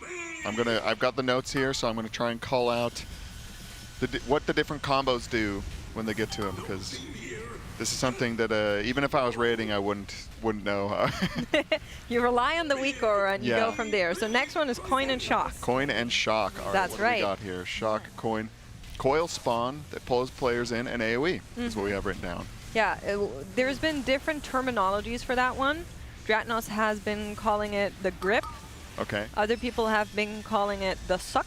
The suck, yep. Yeah. Do you have a preference? Yeah, I usually call it a suck. Okay. I like calling it the pull. The pull? Yeah, like pulls you back. Uh-huh. Pulls you in. Okay, Oh, another mythic thing is a random player that's not the tank gets the sparky puddle also. Exactly. Those are the ones you need to walk out. And the thing is, you can't track these. Like, there's no private debuff that applies. It's basically a hidden aura. And so it's a bit of a toughie because you can't like Tiger Slust someone or grip someone or something like that. They really just need to be very, very quick with getting these out. And you can also see that they put stuff like a Warlock portal down to be a bit quicker with that and get across the arena. But it's just, it is a bit tough. Yeah, looks like they're baiting coins. They can't shoot the coin into the ad, right? It has to, like, from the boss? Or can they do that? Do you know? Say that again. Like if the coin comes out of the boss and into an ad, does that count? Or I'm does pretty it have sure to go to the wall and then you have to shoot it. Okay. I haven't seen it being broken itself, I think. And so this one is coin and bomb, this next set? That should be coin and bomb. That's our second set, yep. All right, coin and bomb. We get these fixate bomb ads and they're immune to CC. There you can see them just kind of scooting around. And was that what was killing people last time? It just blows up and you're dead? If one touches you?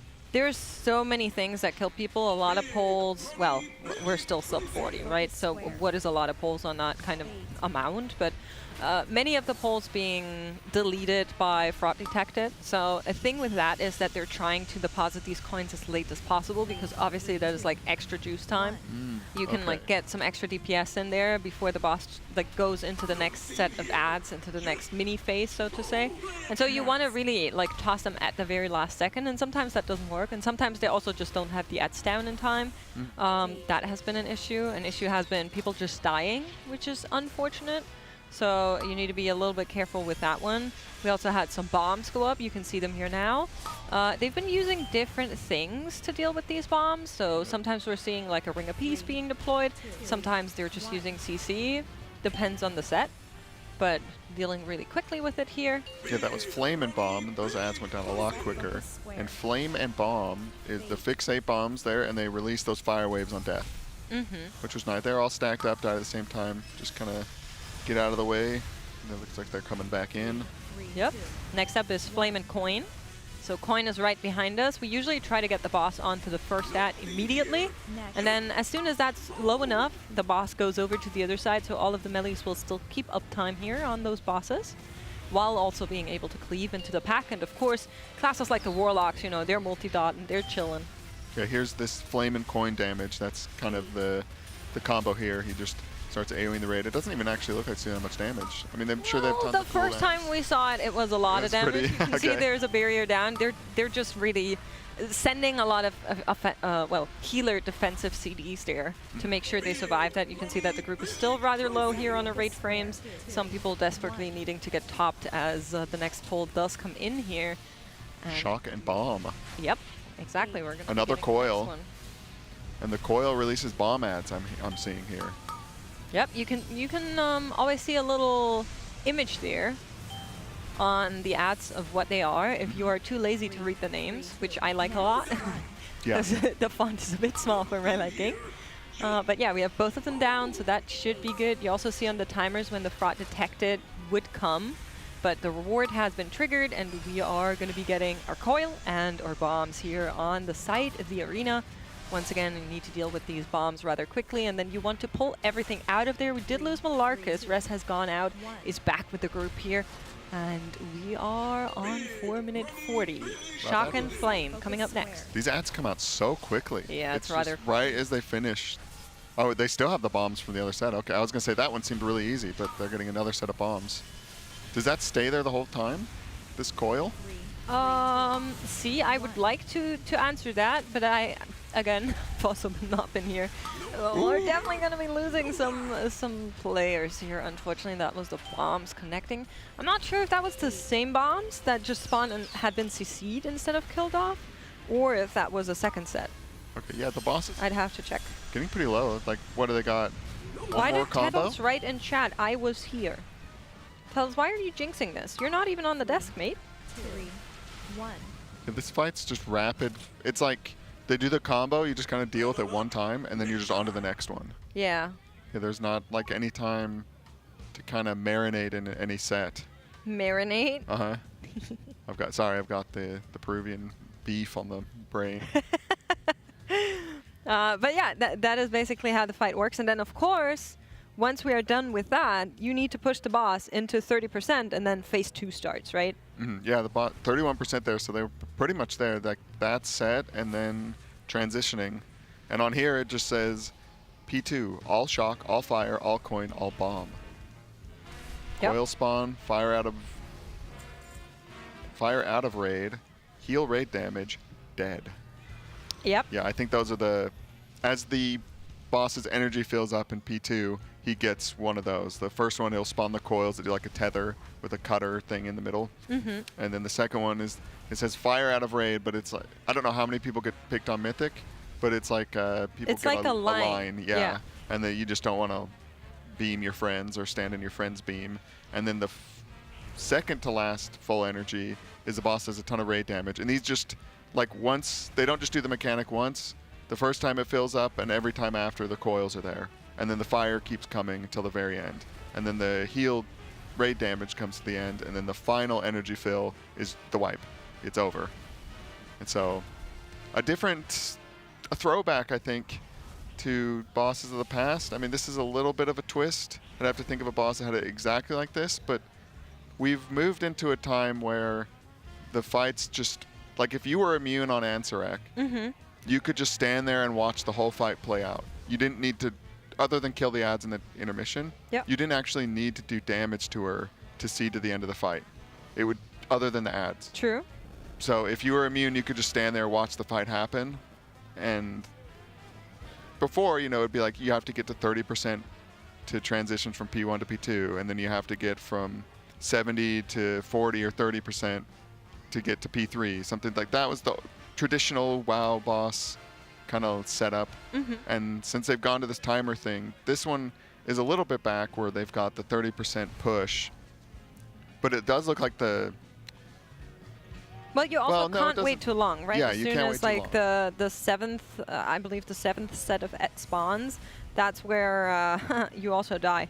Yeah, so, it's got a little of both. Yeah, you still need to push it on time. We were on time for that thing though, even though Malarcus was dead there in between. But of course, if you can get a pretty good setup to start into the 30%, then you're setting yourself up for success. Because like you mentioned, we go through the tokens just spamming at you back to back to back until it's all bombs and you're going to die at the end of phase 2, which is the enrage basically.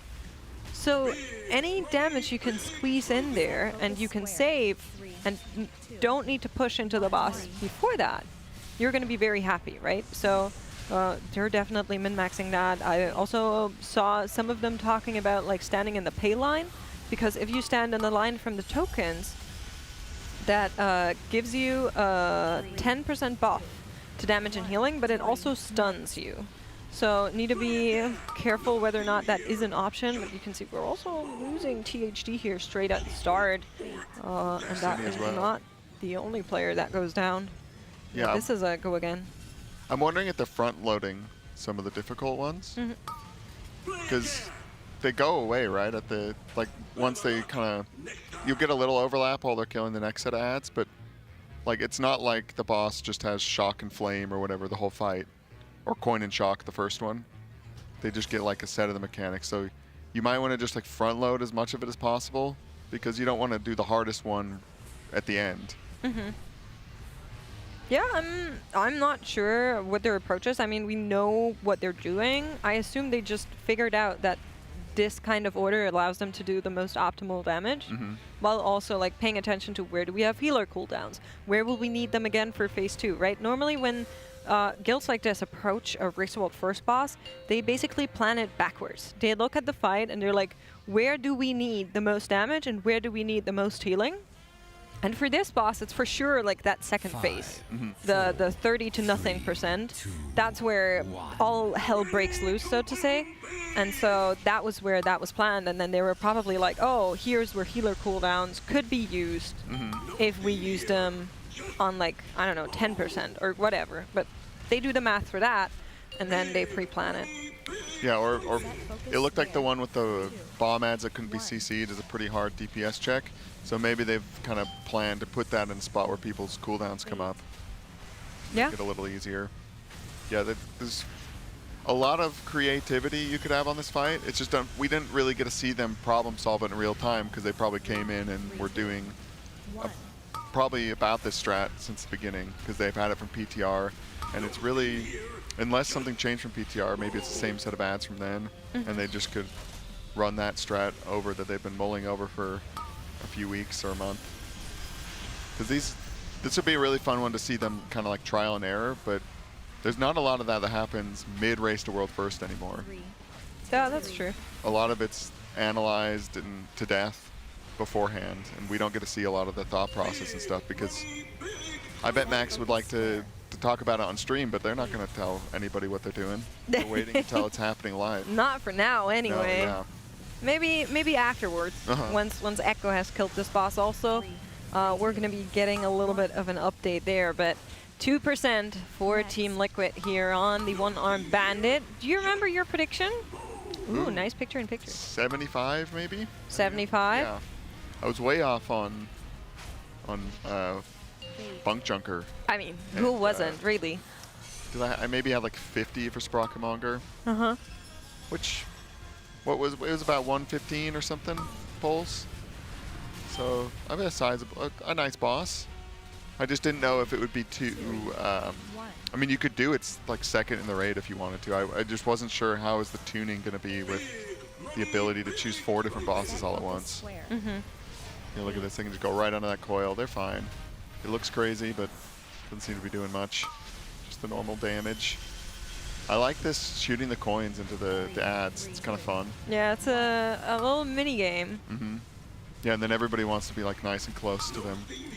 That's another thing that they've got like down is the coins are always just going right by the raid, either on the way in or the way out. Yeah, I mean, to refresh the buff. That's right. We're trying to see they're lining up like chickens, all of them in one line to get access to that extra payline buff that they're getting there, making sure they're also not being stunned at the same time, and that is really something they're trying to min-max whenever they can. So really, really beautifully done here. They also are using a macro for the dispel on the flames, which you can see is kind of nice because they ping themselves with a warning sign and then walk out. If you're paying attention to like the range cluster here, you'll see it every now and then when the flames come out. That is kind of the macro that they have set up. Okay, so they run out, ping themselves to get a dispel, and also kind of let people know. Yeah, exactly. Because if one of these dispels goes up in the cluster of the camp, tragedy. Many people dead. I've seen, you know, many people go to the floor just because that happens, so very, very important to avoid doing that. Oh, see THD picking up the coin here. He's going to deposit it into the boss. And now they get the flame and coin, the raid damage, which they got the cooldowns, the barriers should come down. Yeah. It doesn't look too awful. I mean, it doesn't even look as bad as the damage from There's a barrier. normal. Yeah, it looks like it stacks a dot, which is about to fall off right before the healing absorb damage. So it's nice to have everybody topped for that. Oh, he just pushed again. Yep. The boss just does not stop phasing. Well, you know, a good gambler just keeps going. So Yeah. there's the one-armed bandit, apparently. Run it back. Careful. There's also something nice in this fight. You can't really see it. It's at the top of THD's screen now, but it's cut off a bit. But there's like little slot machines. Sometimes I feel like he knows when we're talking about that kind of stuff. Yeah, he just panned up. But you can see which combos you haven't done. Yeah. Which they don't really need to see that, but it is a nice thing for you know, LFR or a normal raid, and kind of at a glance look up and go, okay, we need to do shock and bomb. It's still alive. Nick really low here, but they got it. See, there's that macro. You can see the exclamation mark from the dispel that just happened.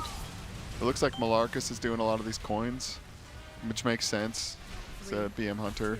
You just run around and, you know, guessing it's just an extra action button and you launch it.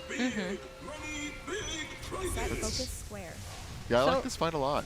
There is a mechanic that they can do, because I saw a question in chat about this, where if they're really running out of space, you can see beautifully how they're trying to not run out of space. They're placing all of these patches around the circle of the arena to really allow themselves to have some room. But eventually, you are going to be running out of area. What they do for that is they click one of these coils, and they will do whatever they did on spawn. Once again, you know, either you'll get like a second set of bombs, or you'll get more fire, or whatever. But you will also remove 2 of these AoE patches. So just 2 at random? I think so. I'm not sure if it's close. I think maybe the closest, but I wouldn't know, to be honest. All right, nice. If there's a mistake, then clean up some room. They're pinged over here by this coil. Zapdos is down here, unfortunately. That is Sang. We're missing our Evoker. But other than that, we're going pretty low here.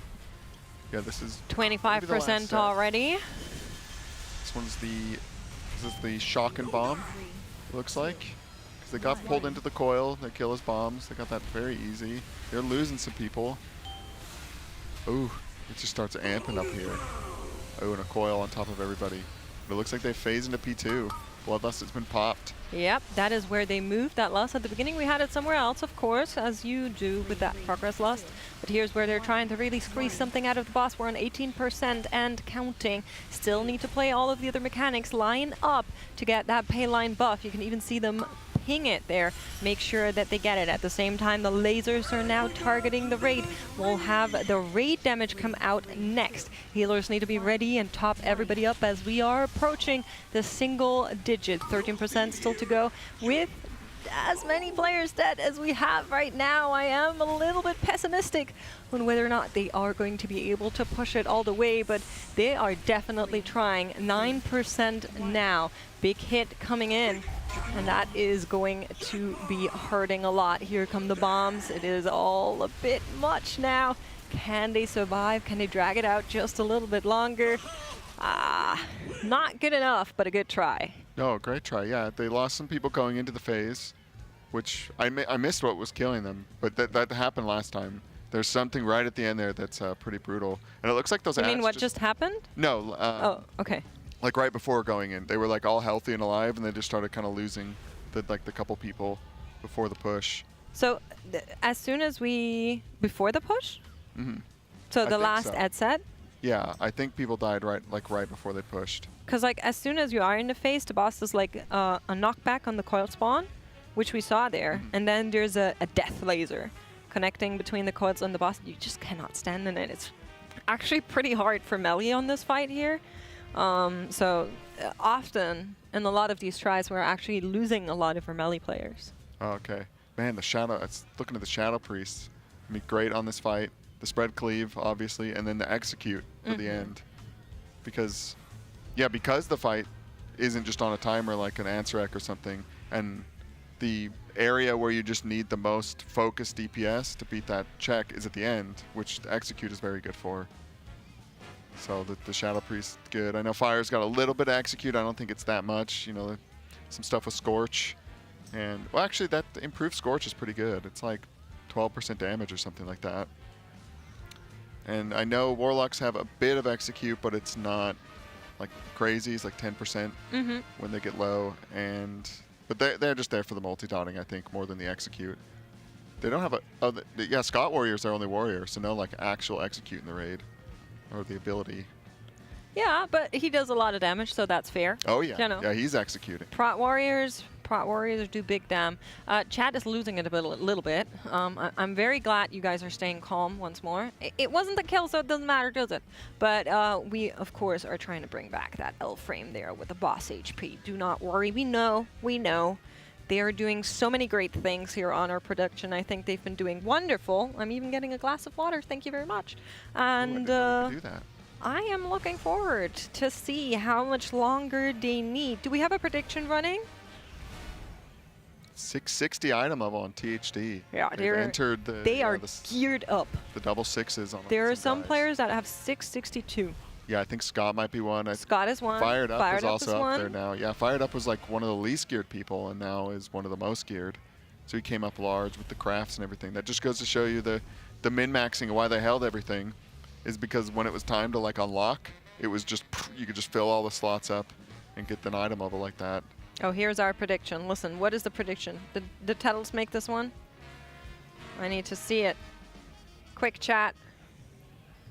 No Debbie Dapters allowed. The predictions are just kill it this time or no? I'm trying to see. It takes. Oh, is this it? Oh, is this it? I was here or Hate Watchers win again. Yeah, I'm looking Dude, don't be a Hate Watcher. That's not cool. Yeah, don't. You're in a group with Chettles. What do you mean? The other guilds. Looking at the polls at the bottom, I don't think anyone, like say One Armed Bandit dies in the next 10-ish polls, no one would have expected this. I think people thought one-armed bandit would be pretty difficult, especially the enrage at the end. And the fact that they're getting so close with some people dead is interesting. But yeah, raid has been full of surprises. Styx Bunk Junker, 114 polls. Nobody saw that coming.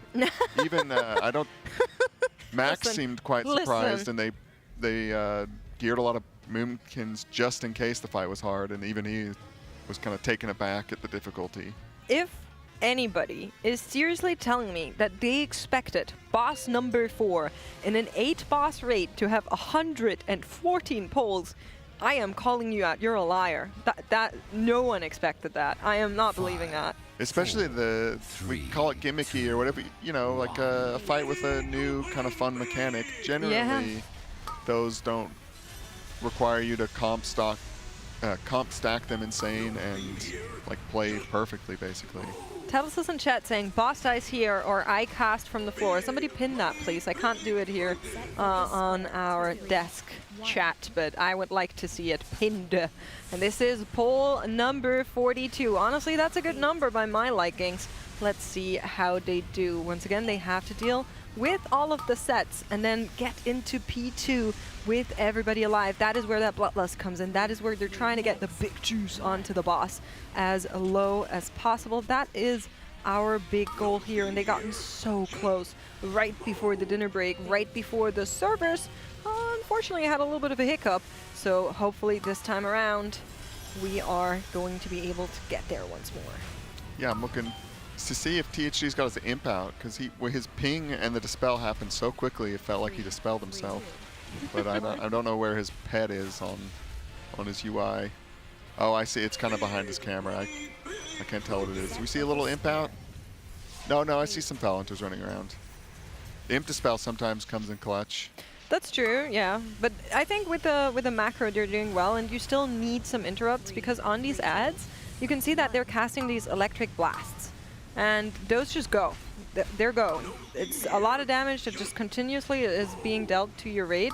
And then there is one cast that you can interrupt, and they're really interrupting that one late. And so a lot of extra kicks are kind of helpful with like 3 ads being there.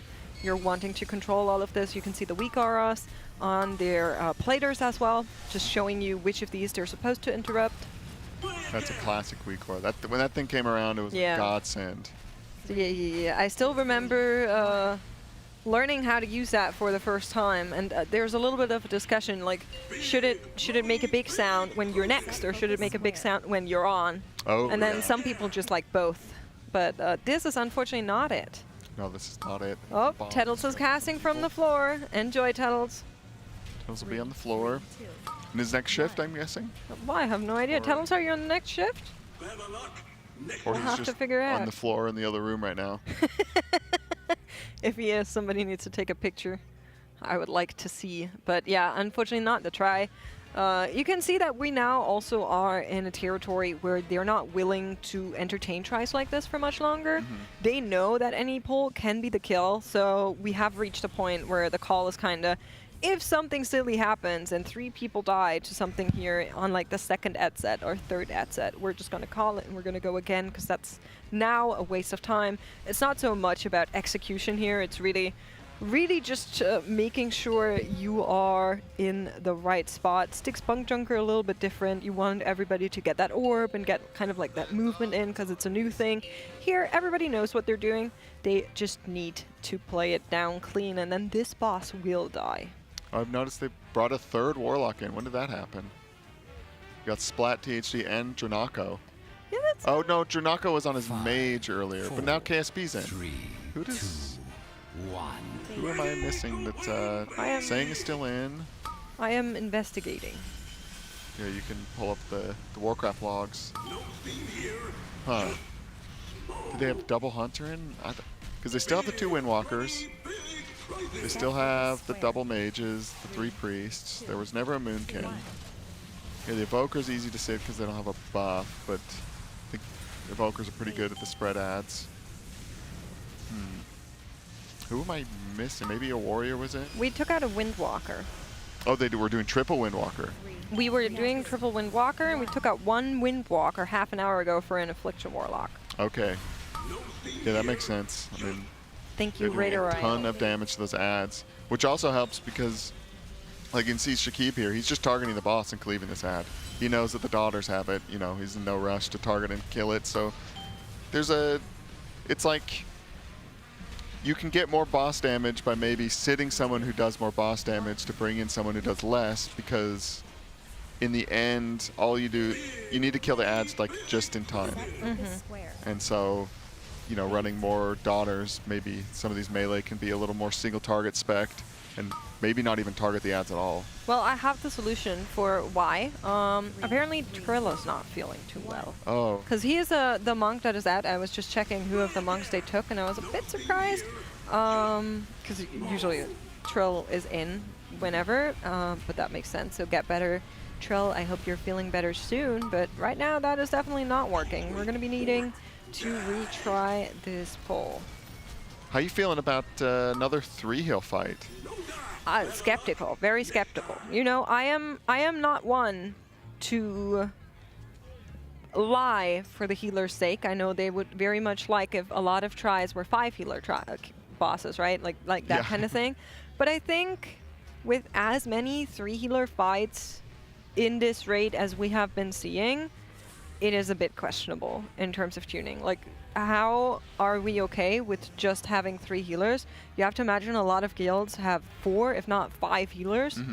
And they're looking at this progression right now and thinking, oh, like, I just think it's an oversight. I think they started off the bat with 3 healers too, so it's not like they ran into Enrage and said, oh, like, the only way to do this is with 3 healers. They just came in and were like, it's doable with 3, let's just run it.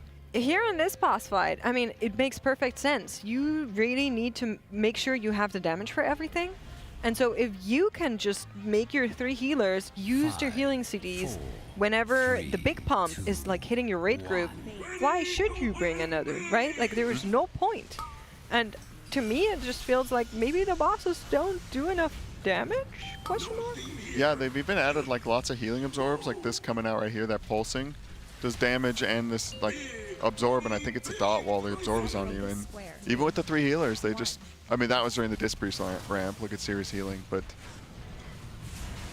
just doesn't seem like a lot of the health checks on these bosses are crazy. The healing checks, not so much. Yeah. Like, I mean, like, they're tough, but they're also dropping healers to be able to make the DPS checks. So it's like everything's health is just insanely high at this tier.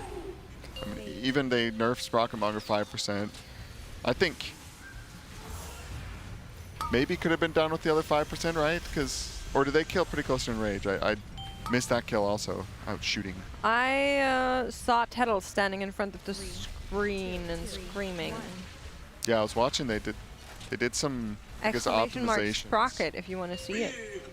For the like last couple polarity shifts during all the orbs and things, because they made some changes, and I saw like a bit of, you know, I kind of like watched the kill. I wasn't paying attention to how close it was to Enrage. Oh, fraud detected. Ooh. Oh, we got the timer.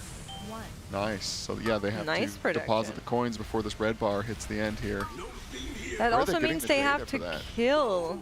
Well, probably from the raid frames, or like the boss frames. So you can see that they killed both of the ads that they needed to. Those were the ones with a marker, and they just tossed in the coins. Nice. Yeah, they don't have to kill the third one before then, but get the coins inside. Now they can't CC these bombs, so that's why everybody's kind of running away, trying to keep them as stacked as possible. But it was a bit hard with the coins exploding behind them. We did lose one of our Shadow Priests here, unfortunately. Back up, though. Use that battle res. In comes a Flame and a Bomb. Once again, from here on out, you know the drill. Hit those coins. Beat these guys. I'm fired up, unfortunately, being a little bit too close here. Will get stunned and needs to now move out. There's a lot going on. Gets a little bit of extra help there from our Paladin friend. But they make it through, depositing late once more. You can see how close that timer is, but we are making it. Yeah, here is the Flame and Bomb. It's going to spawn more ads. These ones, I'm pretty sure you can CC, and they make quicker work of these.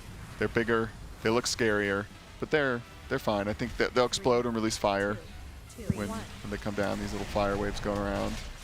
I see that big red circle, and here come the fire. And they did not kill them all at the same time, but it's nice to get a little gap in there. Doesn't look too difficult. Ooh, I think Splat got clipped a bit, but he's a warlock. He's fine. He did not die. I'm surprised that the coin, when it hit fired up, it just insta-cauterized.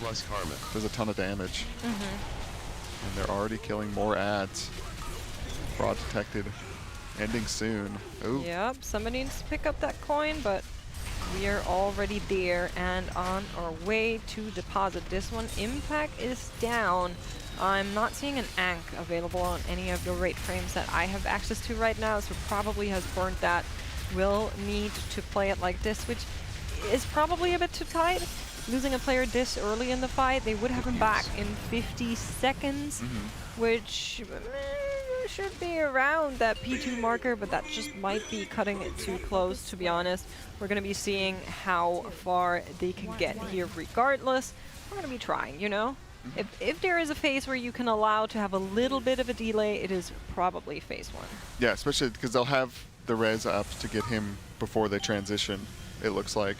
So where the damage really matters, they will get impact back up. So you may as well keep going. Also, they're pretty late in here. They don't get to practice these combos very often. Not every attempt. So they're going to get some of that. I missed which combo this was. Let's see. Which one? Whatever one they're on right now. I missed it pop up on the screen. Let's see if it says here somewhere. Ooh, Scott goes down. Yips also. Did they fraud detected, it looks like? Yeah, the boss is enraged. They did not get the coins inside him. So maybe they did need the DPS from the shaman before the transition. Yeah, I mean, if you are unable to kill the ads, then that's a problem, right? I wasn't so sure that Impact was on these as much, because he's part of the melee cluster, and every single time we checked in with the melees, they're basically sticking on the boss, because we obviously also need to do boss damage. But maybe there was just a little bit of extra missing there. Either way, we go again here on one-armed bandit. Gonna be seeing how that next pull looks like. Pull 44 is a nice one.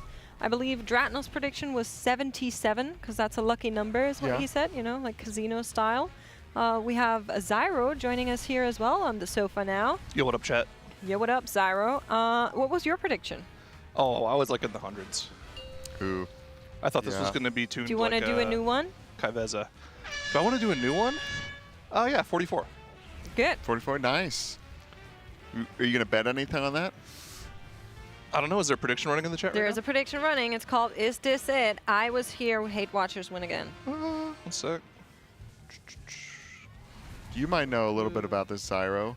The Ellie Shaman. I've heard some things, like they got a bit of a nerf today or something, but a meme about it being good on this fight. Is this a meme about it being good on this fight? Yeah, like Echo got to it, saw how good Ellie Shaman was, and then Blizzard nerfed it, so they couldn't do it. Nah, that's a joke. Okay, yeah. That's like hashtag all four. But I just want to know if there's any truth to it, like at all. No, you know? absolutely not. Okay, I just didn't know if like on Heroic, Ellie's were secret. Let's just quickly explain what the deal is with our leaderboard right now, because I am continuously seeing questions about that in chat as the guild is approaching their next poll number 44. Echo has killed Sprocketmonger Lockenstock in the last day of their last ID. They then went dark and started pulling this boss off competition mode. That means we have no idea where they are in terms of boss progression here. Allegedly, there's been rumors on the fact that they have also been doing Mythic Plus and Mythic Splits on some of their alts. So we cannot possibly know how many time they have spent here. All we know is they know what this boss looks like on Mythic, and they for sure pulled it while they were there. Scott down, we have a battle rest. And then they did their reclears, just like Team Liquid did. So we're expecting them to wake up in a couple of hours and then start pulling up, probably enabling competition mode again so we can see where they're at. Would be nice if Team Liquid could kill it before that. I suspect they got the boss pretty low. This boss doesn't seem like it's too difficultly tuned, even with week 1 gear. They definitely could have seen through all of the combinations, gotten a good look at what phase 2 looks like. And we've already seen from Liquid's first pulls into phase 2 that it's not necessarily that difficult. It's just a matter of getting there consistently so you can just burn through that final phase. Even so much so as to adding a 3rd Warlock, which I kind of expected them to have from the start. So I was kind of surprised they were only running 2 at the start. But yeah, no, Warlock, this is like one of the few fights this tier where Warlock actually gets to shine a little bit. Yeah, I was telling Makes, I love the comp. It's a throwback. All these multi-daughters and clothies. This is how it should be. This is how rating should be. I can't believe they put me on All a the desk pure- with 2 casters. Yeah, some clothies up here. How dare. Yeah, I'm partial to the mages and the warlocks. Oh yeah. Pretty much mained one of those my whole career. Yeah, you and I have been in that boat. Yeah. I'm pretty sure right now we're teaching chat how to gamble responsibly because they keep losing. Oh yeah. The it's house all- has won so many points. Proper risk management. Never bet the whole stack. You can work your way up, but not from once you're at 0. There's no working your way up from there. But with 1, you know, you can kind of flip it and keep running. I remember in the good old grand old days of World 22 dueling arena, back in the day. This is old school RuneScape, by the way. I learned of this fantastic method of just guaranteeing making money, and it was, you know, you set a starting point, right? You duel for $1 mil. If you lose, you just double it. Duel for 2 mil. Because if you win, you just get $1 mil. And if you keep losing, you just keep doubling it. So by the time you win, you're just going to be up $1 mil. Just don't worry about what happens if you lose like 9 in a row. That's fake. Don't worry about that. What do you mean? Right? Think about it, right? So if you lose a 3rd time, you lose 4 mil. If you lose a 4th time, you lose 8 mil. But if you win the 16 mil duel, you're back. You're still up $1 mil. Works. That is how math works. I don't think so. I think you are lying right now. No, I'm not. You better have that money, otherwise some cartel member is gonna. Oh. Well, yeah. The problem is if you lose like 10 times. The Galagio? You're like billions in debt. Muggsy's gonna come down here. You owe him some money. There's actually like a term for that style of betting. I forget what it's called. I have no idea. I don't Double bet. down. Yeah. If you got, what raiders do you think are Muggsy? What? Which raiders are Muggsy? Oh, Fired Up and Shakib. Yeah. Fired Up and Shaq? Okay, Yeah. that's what I thought. think so, too. I've heard of Atlas and Lip. Lip and Atlas are another good one. Yeah. Yeah, I think, I asked Shaq. I'm trying to remember who he said. And then I asked Trill and he gave he thought about it and gave a Like a thoughtful good answer. answer. Yeah. I forgot who what Shaq was his said. answer? I can't remember. It was Rivens and Bubba maybe. I wonder if you ask Scott and Yips, would they say each other? Yeah, are they mind melded? Yeah, are they mind meld? I don't think they're mind melded. But there are tanks. Oh, I know you would be a good one. Yips and Boomy. Yips and Boomy. Yeah. I didn't know they're close. Those two are pretty close after the TGP. After No Speaky got 3rd in that competition. Looked really good there. Yeah, looks like they're going for. Did I say bomb and coin? They also both like frequenting the Pink Pony Club. Pink Pony Club. So do I. Good fun. Nice assistant back there. Care with the don't seem to bombs. matter. Care with the bombs. All good. Don't step into the bombs. All good. Those little shock circles, you do not have much time to realize you have that on you and get out. No, you do not. Yeah, they're all kind of at the edge of the circle, so they can run out quickly. Oh yeah. I've only seen a couple mishaps where it's not quite at the edge. Like there was one I think last poll, it was kind of where they are now. Man, Yips. Oh, like there? Oh. Almost going down to the big hit there. All good. I was gonna say he mistook prank. himself for having a circle, but he had the fire on him. Next. We ran out to dispel that also. So one thing I'm kind of surprised by is how good Rogue seems to be on this fight, right? Of course, they might just be benefiting from the particular combination they're using right away. I think their damage profile is like almost perfectly suited to dealing with these bombs that spawn. They cleave onto like 5 targets, if I'm not mistaken, with their tier set, so they're actually pretty solid at that. But I guess they fall off over the course of the fight once the Warlocks and the Shadow Priest start to ramp up after all of the different ad sets. Yeah, Rogue, no execute, right? Or if they do, it's minimal. I don't know if they get it for subtlety. I know, like, you know, back in the glory days of raiding where Rogue was insane, thinking Tumas Argaris, they had like Zoldyck's family shackles that gave them increased bleed damage under 25%. If that's the right one, I think that's the right one.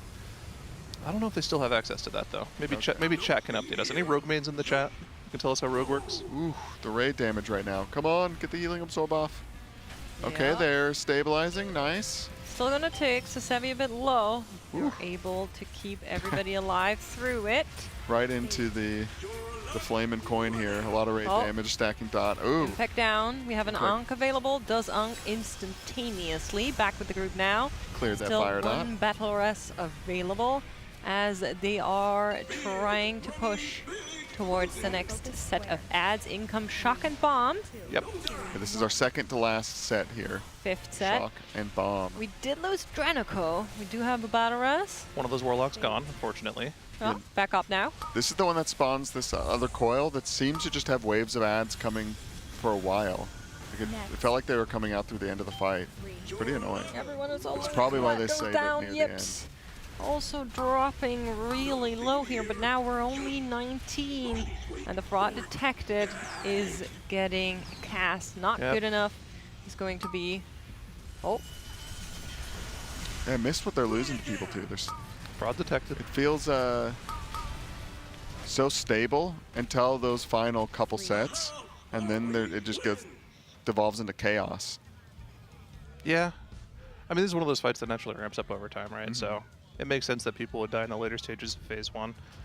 They might be trying to pool stuff for Phase 2 since that is so hectic and such a burn that they have to deal with. Yeah, they don't have infinite healer cooldowns, and we just come out of the Flame and Coin, which is the big like healing check of the fight. Yeah. Chat has the infos for you, Zyro, that you were asking for it. Oh, yeah? They say Assassin has execute. Sub does not. Sub does not. Okay, that makes sense.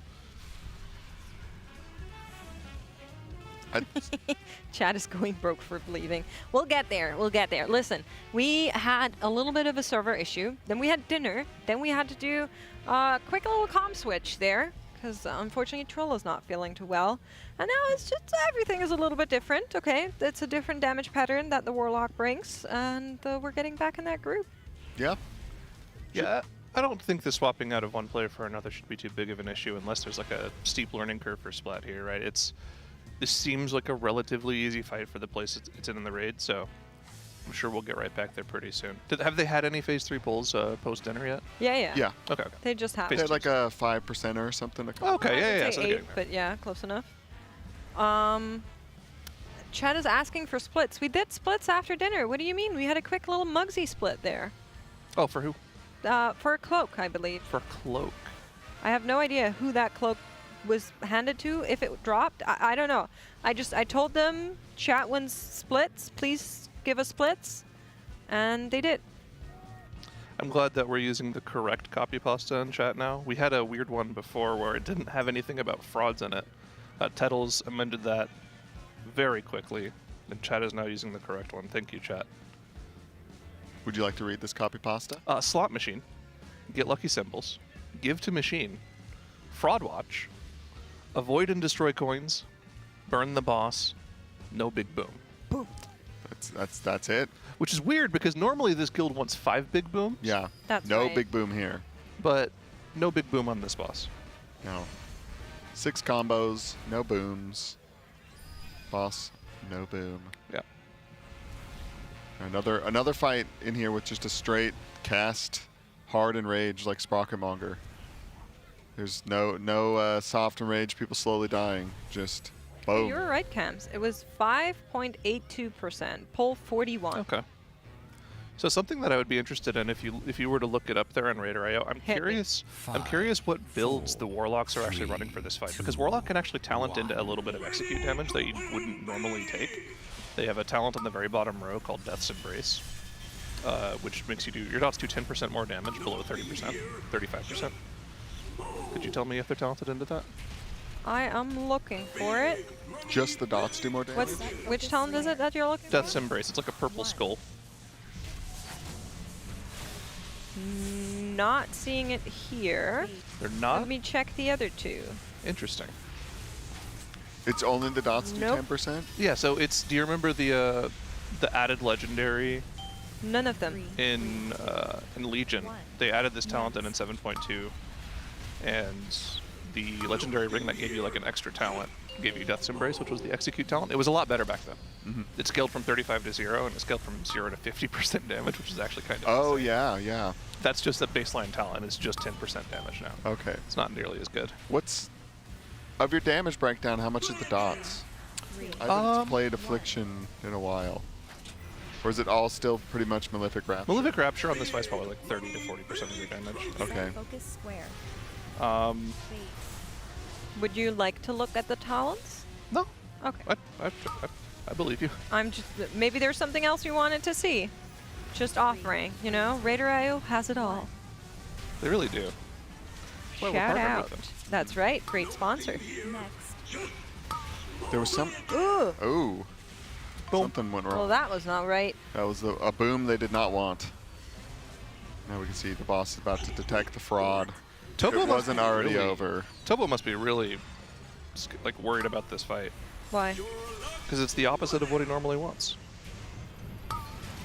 Oh, it's rapture damage as well. So it's pretty much all your relevant damage. That's good. I think I think I was remembering like the original version of it when they changed the talent trees that didn't have rapture in there. Is it hard to get it? Or can they just swap a point? No. It's not that bad. I'm pretty sure, if I'm not mistaken, you always take the talent right above it, but you don't take it because it's not that good. So you can just drop a 1-pointer somewhere else for it on a fight like this, which would help a little bit in the last phase. Yeah, that seems. I mean, it helps on the ads a bit. They get a little execute in there. Yeah. But I mean, as you can see from that last poll, Warlock really good on this fight. Quick break time. Have we talked about why Warlock is good on this fight? I had Kalamazi and Dratnos here earlier, and they were talking about Warlock a lot. But I'm sure there's new people here. Feel free to mention again. Yeah. And explain to the people why we like seeing the Warlocks. Yeah. So its Affliction is very, very strong on spread cleave that lasts longer than like 20 seconds. So for a fight like Rick Reverb, where there's ads that need to die in 15 seconds, or 6 Spunk Chunker, where there's like not that many ads, like the only real important damage on that fight is boss damage and like doing the first 25% of the health to the bombshells. Affliction's not good at either of those, but on this fight, these ads last 30 seconds or longer, as long as you deposit the 2 coins into the boss. They get very good value on cleaving those. Also, the tier set bonus this tier, the jackpot bonus for Affliction, is that it puts 3 extra unstable afflictions on other targets. Oh, that's sick. Yeah, that's normally a dot that only goes on one target, your main target. But putting out 3 more of them is pretty huge for overall damage, and of course, the way Malefic Rapture works, the more dots you have on a target, the more damage it does. So having all those extra dots spread out all over the place makes them pretty good on this fight. Yeah, Very fun. Also some damage amps that come with Unstable Affliction, right? Like the things will take more damage on your UA target. Yeah, that is kind of made for this fight. That sounds nice. Yep. It's just off the jackpot proc? Yep. Okay. So you can randomly proc on some of them, but obviously the 2 set, when you press Dark Glare, it auto procs one. So if I'm not mistaken, if we were to watch the THD POV, he's probably saving the Dark Glare on pull for the first set of ads, just to guarantee that jackpot proc so we can kill those ads more efficiently. Yeah, I mean, that would make sense. I'm really curious. We can maybe tune in with him the next time we pull. We're currently on a 6-minute break here if you're just now tuning in. And we just want to remind everybody that we do have a giveaway running, tl.gg/Coinbase RWF. If you want to head on over there, we are giving away a signed jersey for every boss kill, as my co-casters all get fist bumps. And you can take part. You sign up to Coinbase, you use the promo code TeamLiquid20, you can get $20. And then you also have a chance to win a grand prize, Syro, and get flown out here. You think Tobo would give the winner a little fist bump? Oh, absolutely. And he'd go boom while doing it too, like he's been doing to all of us. Yeah, he's getting pretty violent with the fist bump. Yeah, Shakib hit us with like a bang. That's kind of his thing. A bang? Yeah, a bang is his thing. Is that his new thing? Tobo's the boom. No, Shakib's been doing the bang for years. Like whenever they have something blow up in the raid that causes a wipe, he'll go bang. That's his thing. Yeah. I feel like normally the fist bump, you're not actually like making hard contact, but Tobo's kind of doing a punch. Oh yeah. Yeah. Well, Does he? He's doing what you were doing last night to yourself. On the After Dark. Oh yeah. He My does what? shadow self. Did you not watch the After Dark last night? I went to bed. Oh, it was one for the ages. You were fighting? I was fighting. Where was I? I don't know. I don't think you appeared, but I was beating some people I'm up. the over only there. caster here that has martial arts experience. You were beating up. No, I'm a black belt in Taekwondo. Are you? Yeah. Oh wow, I It was didn't like know 15 that. years ago. But Okay. No, that's cool. All right. Were you there? No, I Oh, was well? not. He was beating himself up on the green screen. He just didn't know it. Zyro gave himself a karate chop later. Yeah, it was bad. Listen, the After Darks are something else. You should we had watch fun. them. definitely some stuff going on there in the Afterdark. Apparently the raiders are logging out as there's still a little bit of lag in the raid. We're doing a quick little soft reset there. That is something that we try to get by resetting the raid. Hopefully that'll fix it. That could also be one of the reasons why we had a little bit of issues there. I see. Yeah, it makes sense. So just quick little soft reset of the server. Is this something like Sprocket Mongers? Not necessarily a memory leak, but they treated it as one where they had to reset their games every once in a while.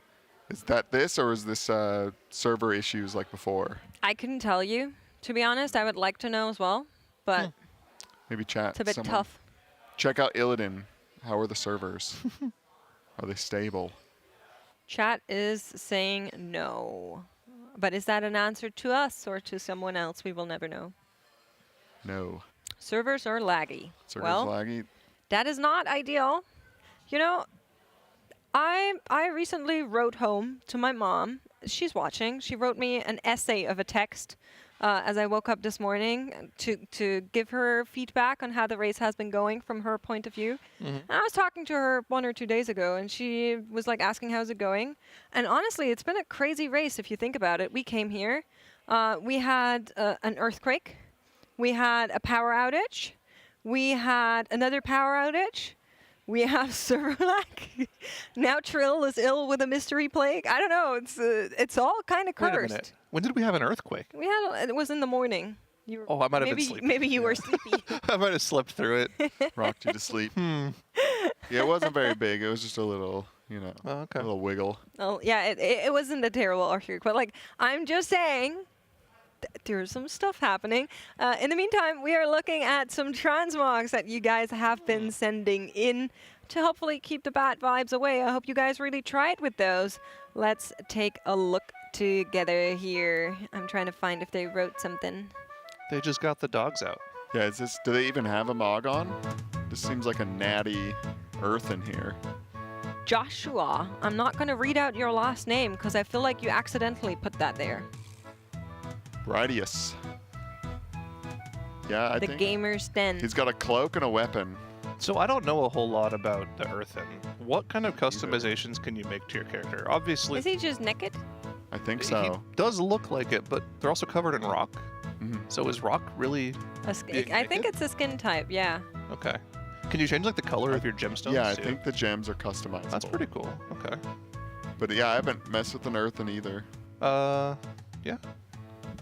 I don't know. Yeah, how do you rate a transmog? What are we trying to focus in on here right now? Production, huh? They like feet. Oh, okay. You can change the. One small whip. Yeah, I mean, I don't know. Nothing to say here. Moving on.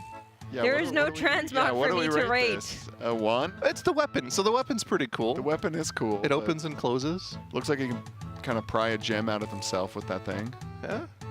Aww. But I'm just gonna go like a 1. I think there's not much to go off here. Your guy looks cool, but yeah, I think you're onto something. I'm gonna go like 1.7. Yeah, thank you for your Earthen.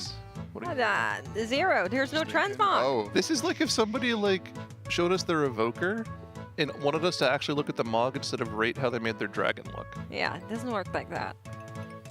No. Does not work like that. I'm sorry, but here's a real transmog. Ooh. Here is Silmar and Night Elf Feral Druid. Okay. Right out of the woods, looking like Freya. It's got some. What are those? Does in a the hair? feral druid count as a pet cat? Radio Halo sent in $100. Wow. Thank you for your generous donation. How do they have like leaves in the hair? Very pretty.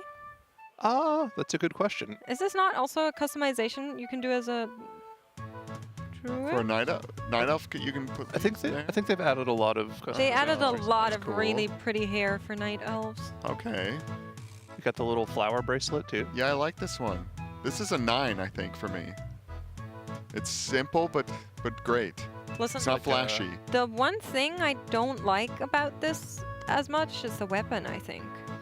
Well, you have to remember they're a feral druid, so they Yeah. can't ever see the weapon. That is true. Is the production? Can you see if the weapon is transmogged? But they can never see the mog as a cat either. Yeah.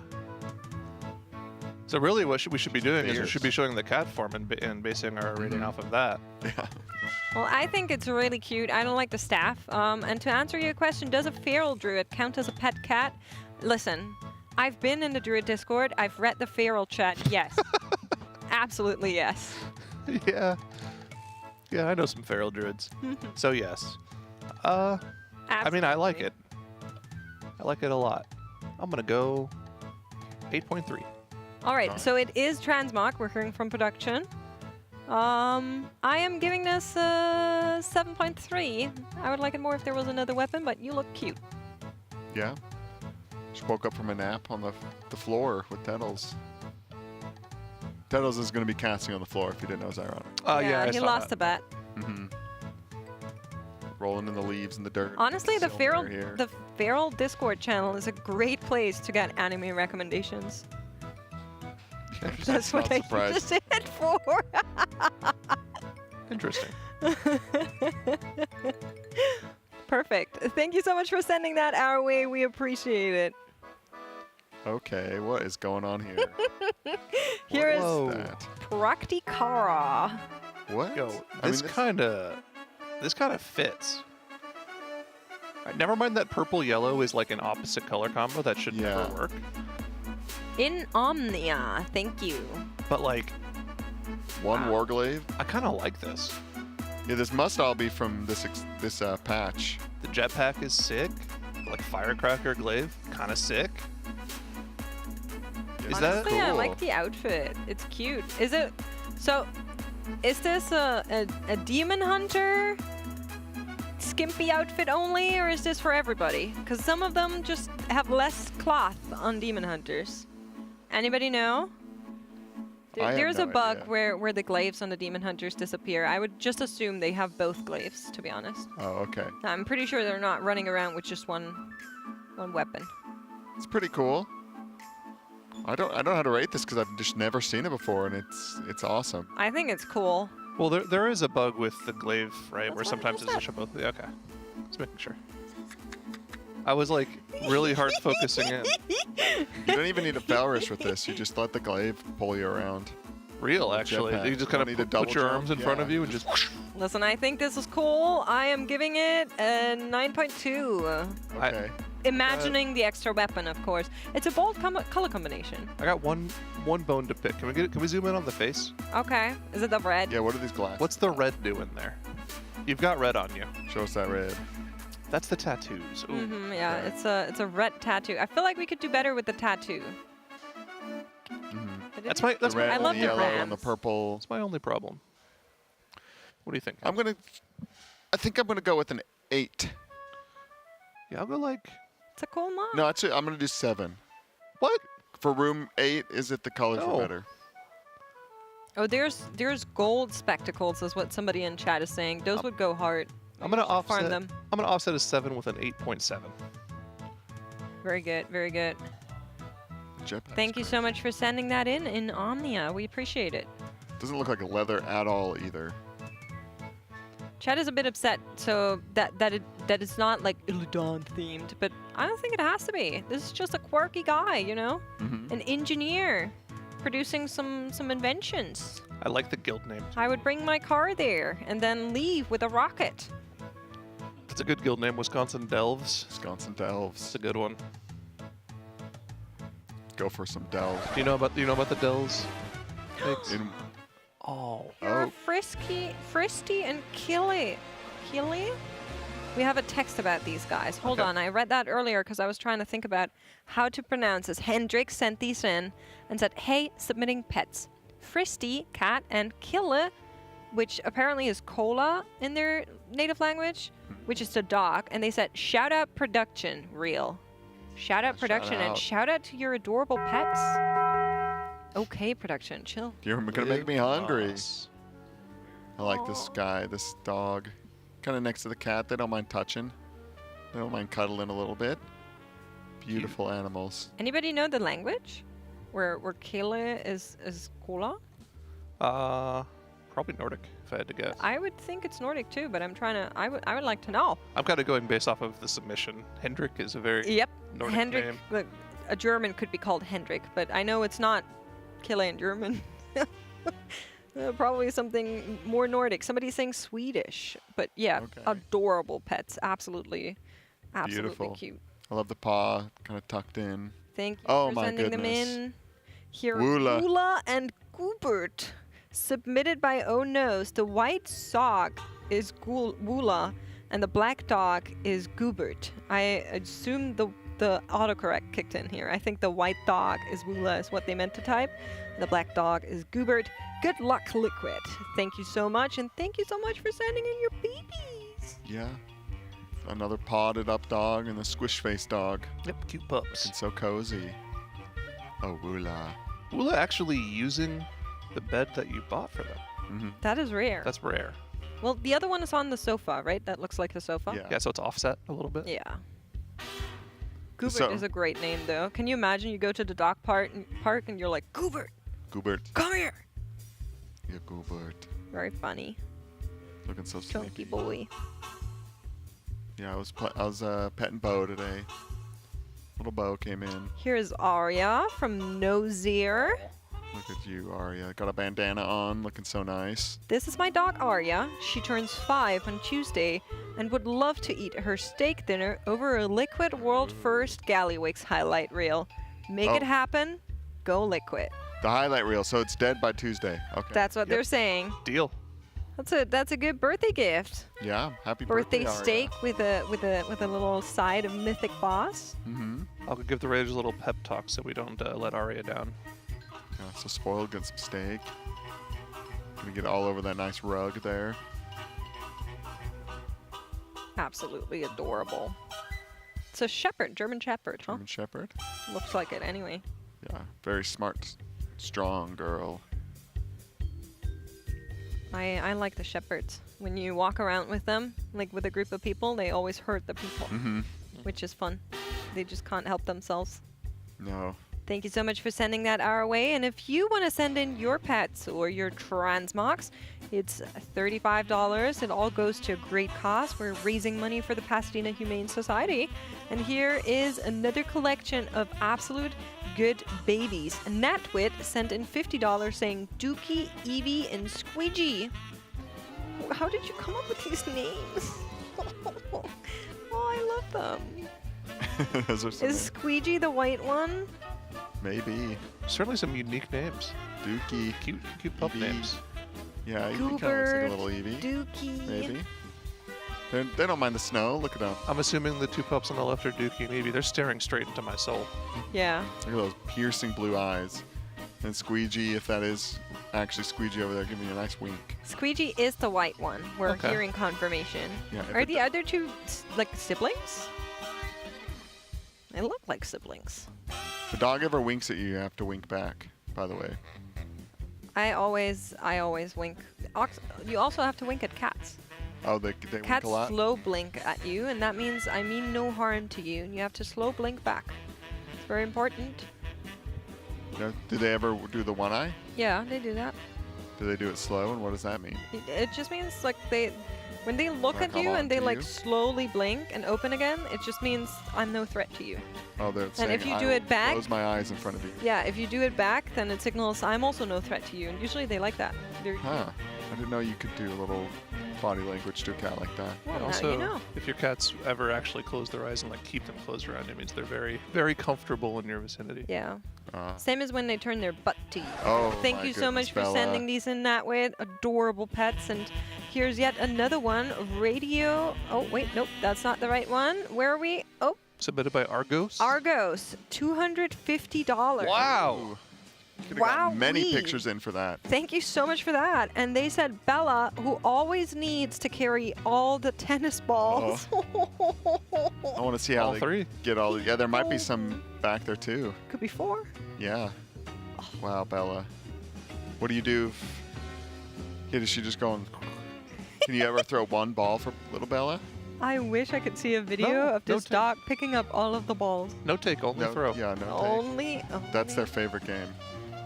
only throw. Mm-hmm. Oh, that is so cute. Look at the little dark patch around the those left big eye. Mm-hmm. The big lips. Gonna kiss you on the cheek, Bella. Scratch those ears. We have a golden here in the office. Chris's dog, Ham. Mm-hmm. It's also very cute. Maybe a little bit slow. Is it acceptable to kiss other people's dogs? I have no idea. Is it? I don't know. I try not to do them here because I don't want to cross some boundaries. But I would love to kiss Ham. I don't know. I've kissed I'm Sam. sure. I think you could Sure, kiss Ham would Ham. be okay with it. Okay. I think if you're, I wouldn't kiss like a stranger's person's dog, right? Like that's low-key weird. But I think if you're like close friends with your owners, I think you can. I've given Sammy a kiss or two. Yeah. Wait, we've seen a Gilletti Mog before. This is a different Mog, though. Yeah, so Gilletti is actually in my Discord, and they flamed me for giving a low rating. Oh, okay, so this is a 0 out of 10. This is redemption time. They donated $35 and said, Gingy EMP rip. I mean, this is looking awfully Demon Hunter shape, but you're a monk, Gilletti. What's going on? That's exactly what I was going to say. What, like, are you going to send us a monk transmog? Or are you going to send us your monk cosplaying as other classes? Yeah, I like it though. It's different. It's surprising. It all matches well. Yes, as well as yellow, green, and red match. It matches. It's all on theme. It actually is Crazy helm. it's a pretty cool Mog, right? Yeah. Listen, I have a question. If I rate it low, will you keep donating? Oh. Because like we're trying to raise money here. It's going for a good cause. I'm just asking. We need to come up with some more of those interim goals, because when you and I set that 17K goal that you guys hit, chat was all over that. Well, to be fair, it's a fun goal. It is a fun one. The only issue with it is we both have ADHD, and we came up with it during a shift. Like we hadn't even planned it.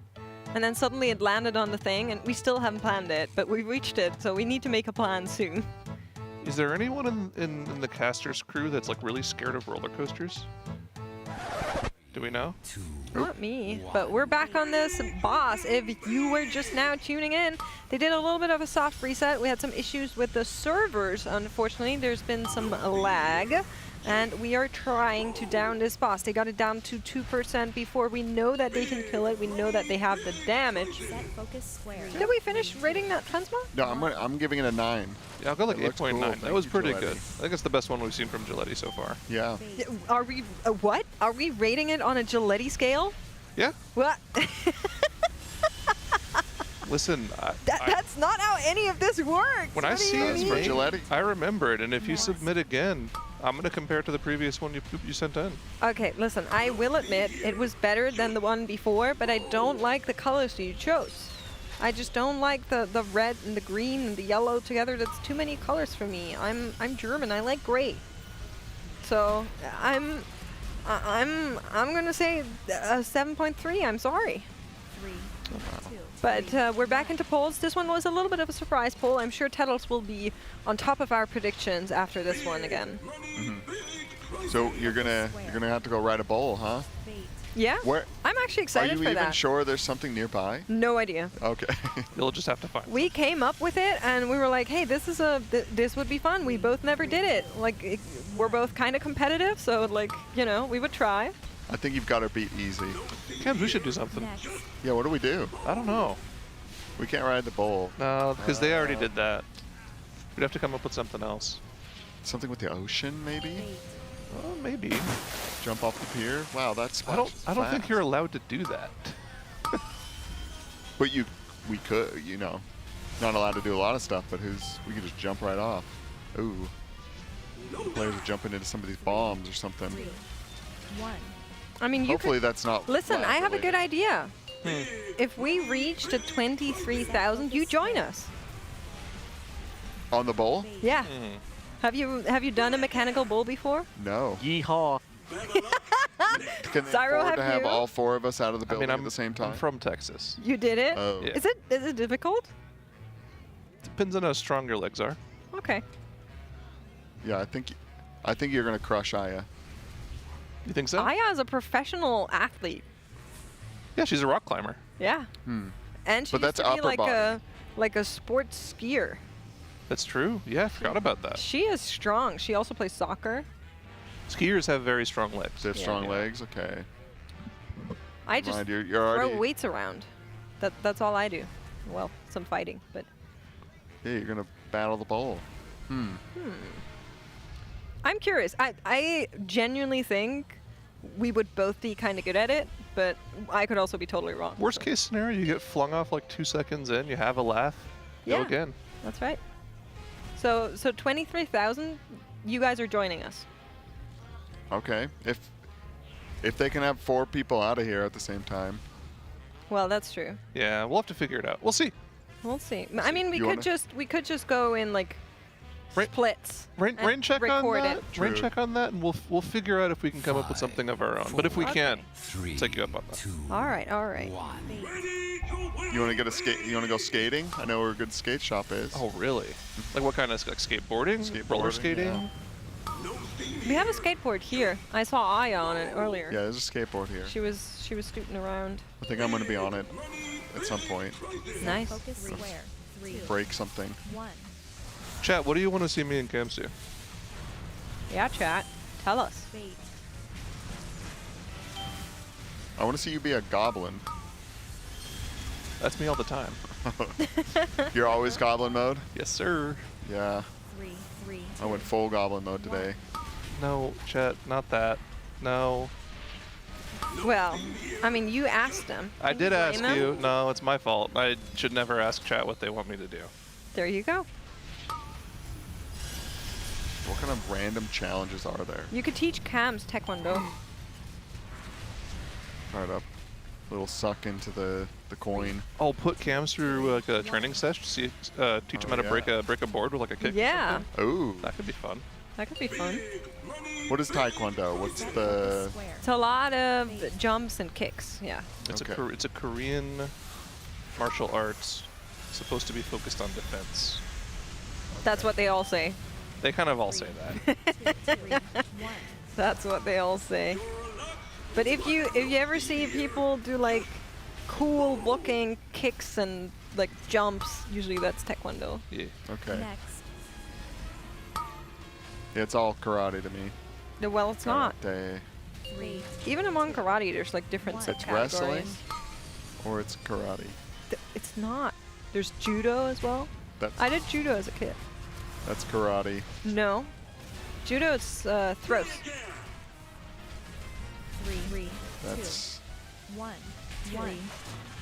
yeah, it's under the karate umbrella.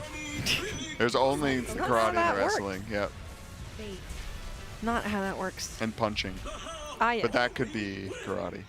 Karate has punches and Okay. kicks and throws, depending on which style you practice.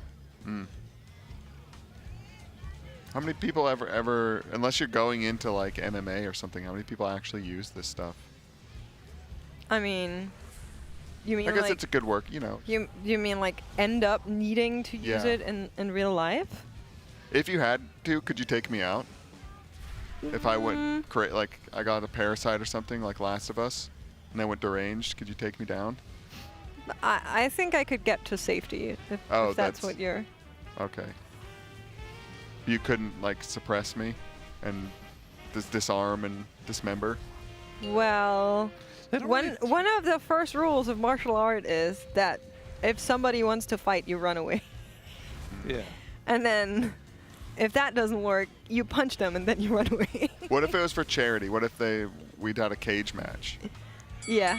You could take me out? I think I could land a few good blows. Yeah. Okay. Well, while Cams is thinking about that deeply, apparently, we are going to be going into a Monster Energy listen-in and hear what the Raiders have to say. Bayline.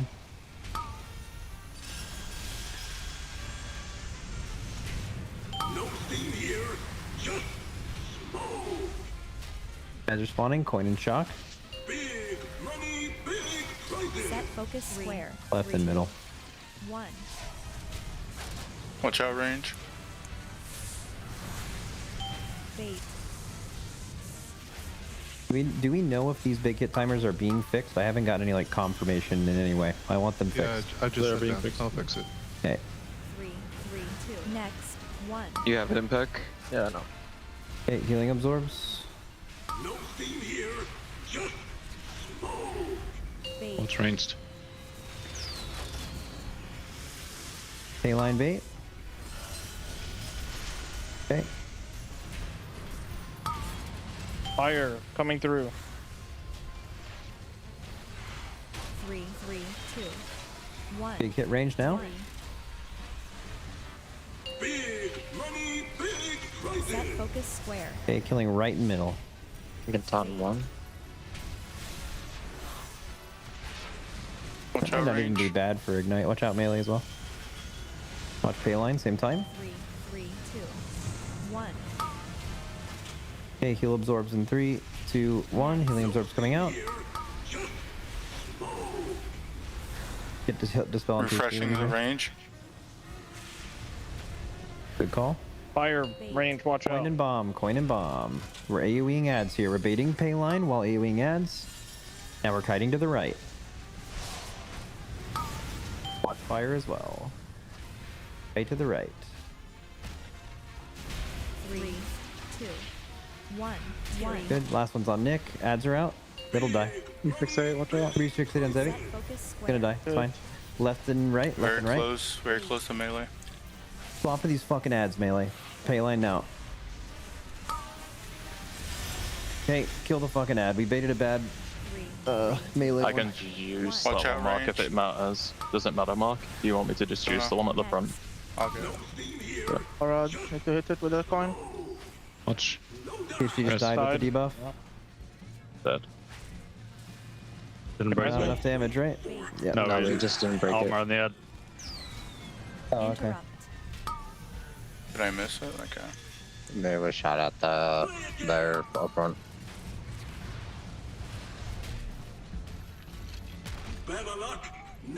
Yeah, literally had nothing the moment I got that thing. I mean, Second probably feels too like- late to. Yeah, sorry. It was like the third time I got it. It's good. Probably too late to do mods about it. I didn't look at the timings, but I think sometimes when you shoot the coins, Mark, you actually like lower the rate damage by a lot because you stun them in the middle of the electroblast cast. And then they just try to do that. Then they go and just he cannot do change that. access. No, don't. I'm just saying maybe that's like where sometimes we just randomly took a lot less damage because it just like drops a stack. Anyway, it's also good like make sure people are kicking as late as you can because late they'll not only like the coins will interrupt that cast and they'll recast and then like they almost like never get any cast off. Yeah, exactly. Late kick and the coins will keep it.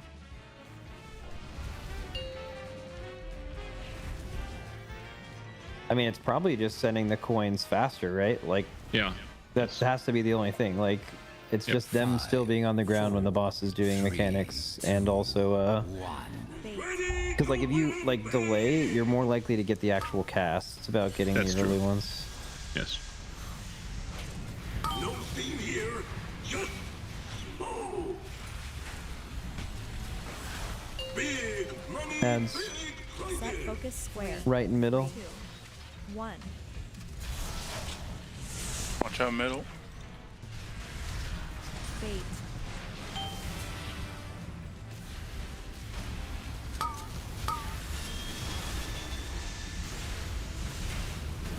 Big hit coming out now. 3, 2, Ranged. 1. Good job. Let me do this, Scott. Yep. Bait.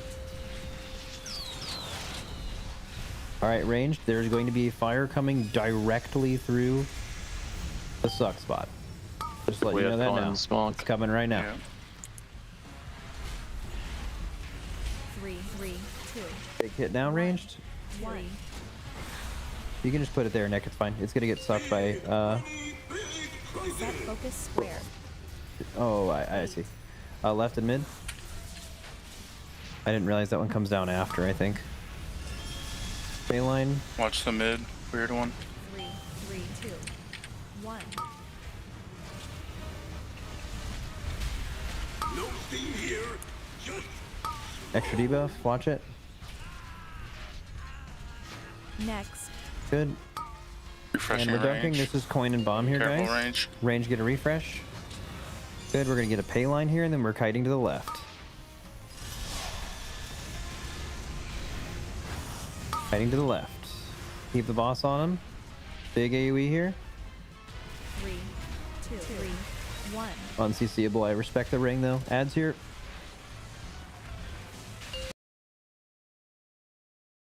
Okay, this is left and middle. Careful melee, it's a close one.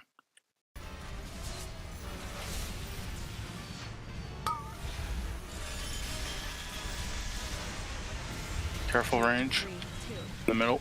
1. 1. Okay, heal absorb's coming right now. Finish that ad so it doesn't cast More another damage. shield. Watch your Nice. health. Next. Watch fire. Refreshing range. Fire everybody.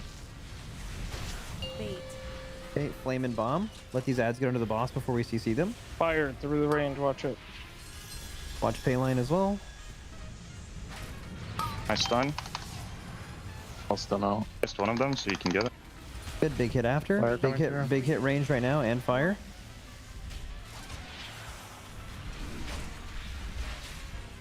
Okay, watch I fire shoot here. early. Ads are spawning. Set focus This is square. right and mid.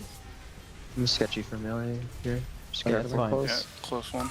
You guys might need to dunk this because I have to leave in a second. Watch the pay line. 3. Watch mid coming from the You other guys side. have to dunk coin, okay, when it does. Okay, someone can get it, I assume. Okay, I got it. Jack. Set. Kill that ad, kill Juicing the up ad, kill the mid, ad, careful. kill the ad, kill Extra the health ad, pots. kill the ad, kill the ad. Yeah, watch Hold your in a health. position, make sure whoever gets it, you dunk it at the end of fraud detected. Do it now. Good flame and Fire. coin. This is, get ready for Fire, personal fire. soon. Watch the fire here. Coming. Everyone, personal, 3, 2, 1 Darkness. now. Fire Darkness swinging and through the barrier. boss on the left Darkness side. and barrier.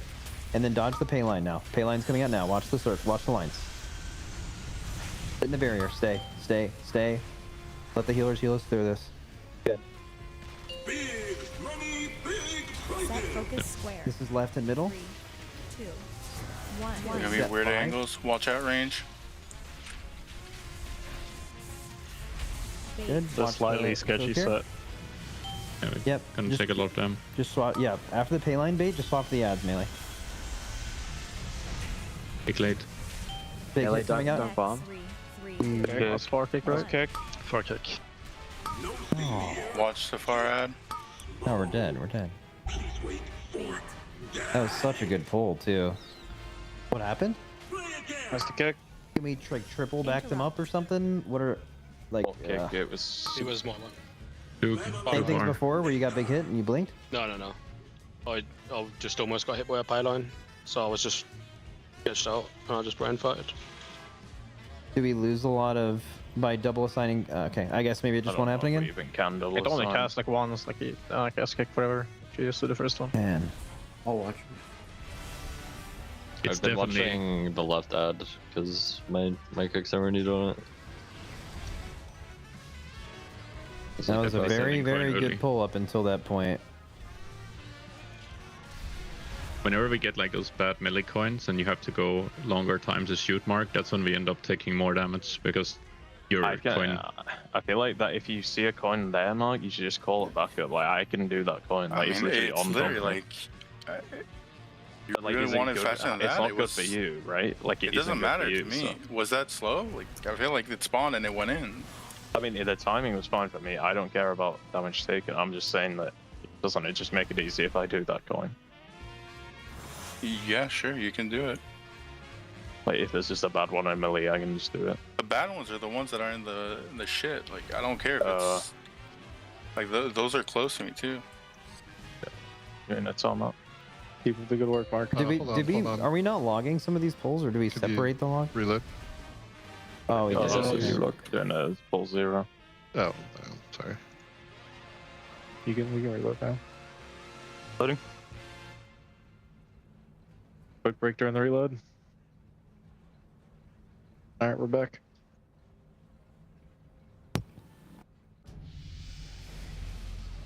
Time is out. 2 Like on seconds those- after people's reload.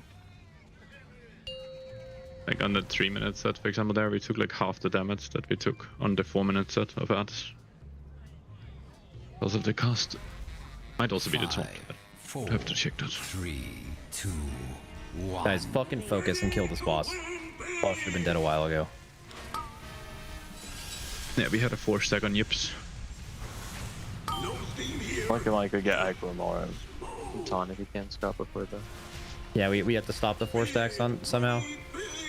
Set focus square. We make an aura for it or something. Big hit. 1. Watch out mid. Just left and mid.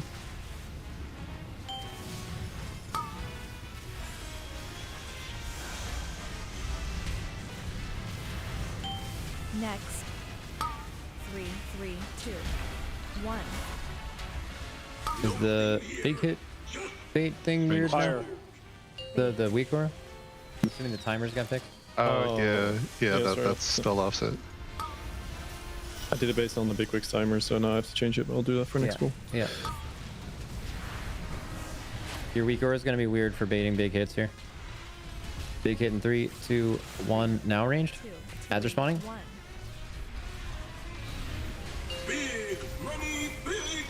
Point and bomb. This is left and right.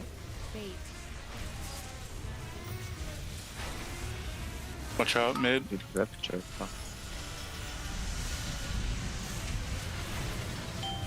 He's after 7. 3, 2, 1. Getting absorbed here. Everything on 4. Kill ad. Refreshing range.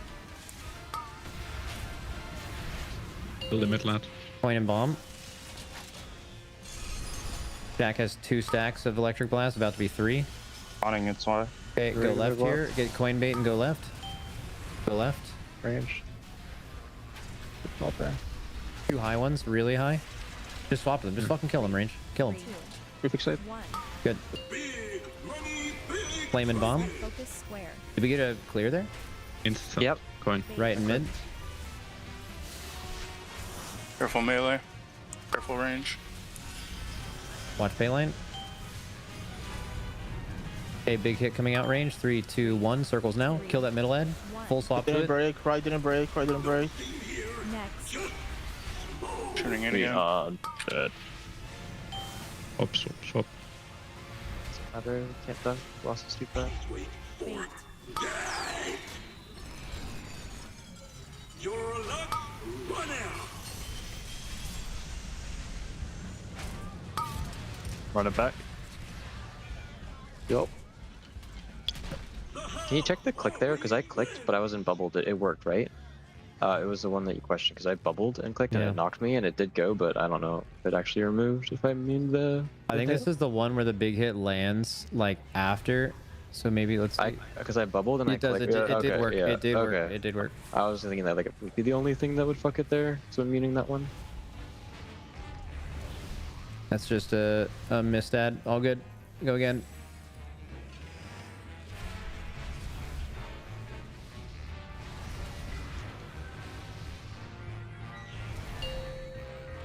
I think if you like stand on the coin right when the ad spawn and shoot it, then that's like massive. There's a suck, man. Like not doable. 4, 3, 2, 1. Keep it up, Mark. Appreciate you, bro. You're doing good, man.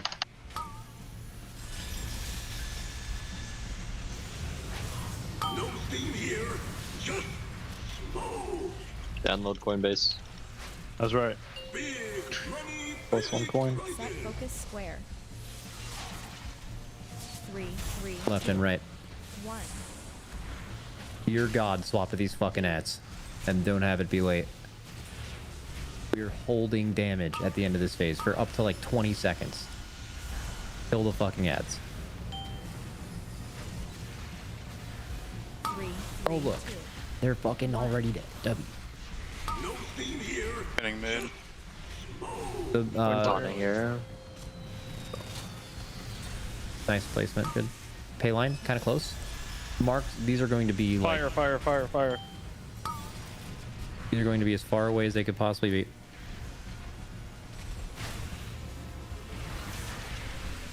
Three, 2. Lost his timing for a sec, but I'll get it when X-Mod's back. Square. Okay, left and right. Bad spawns again. Kill the ads 100% of the time. Pay line bait melee right now. Do not be baited into the wall. We'll figure it out. This is usually where we get fucking owned. Kill the ads melee full Going through time. mid, watch out range. 1. No theme here. Just move. Next. Kill the last ad now. Everyone. Kill it now. Refreshing range. Spam, spam, spam, spam, spam. Dead. Yes. Oh, we're good. Oh yeah.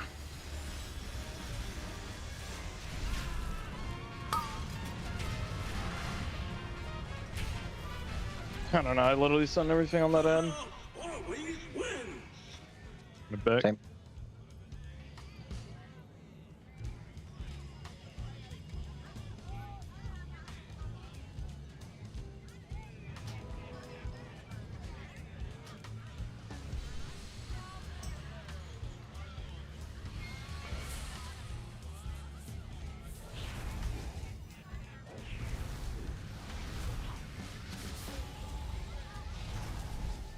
Welcome back here after that Monster Energy listen-in, and we have been seeing a bunch of tries that weren't all that fruitful, but you know what is fruitful?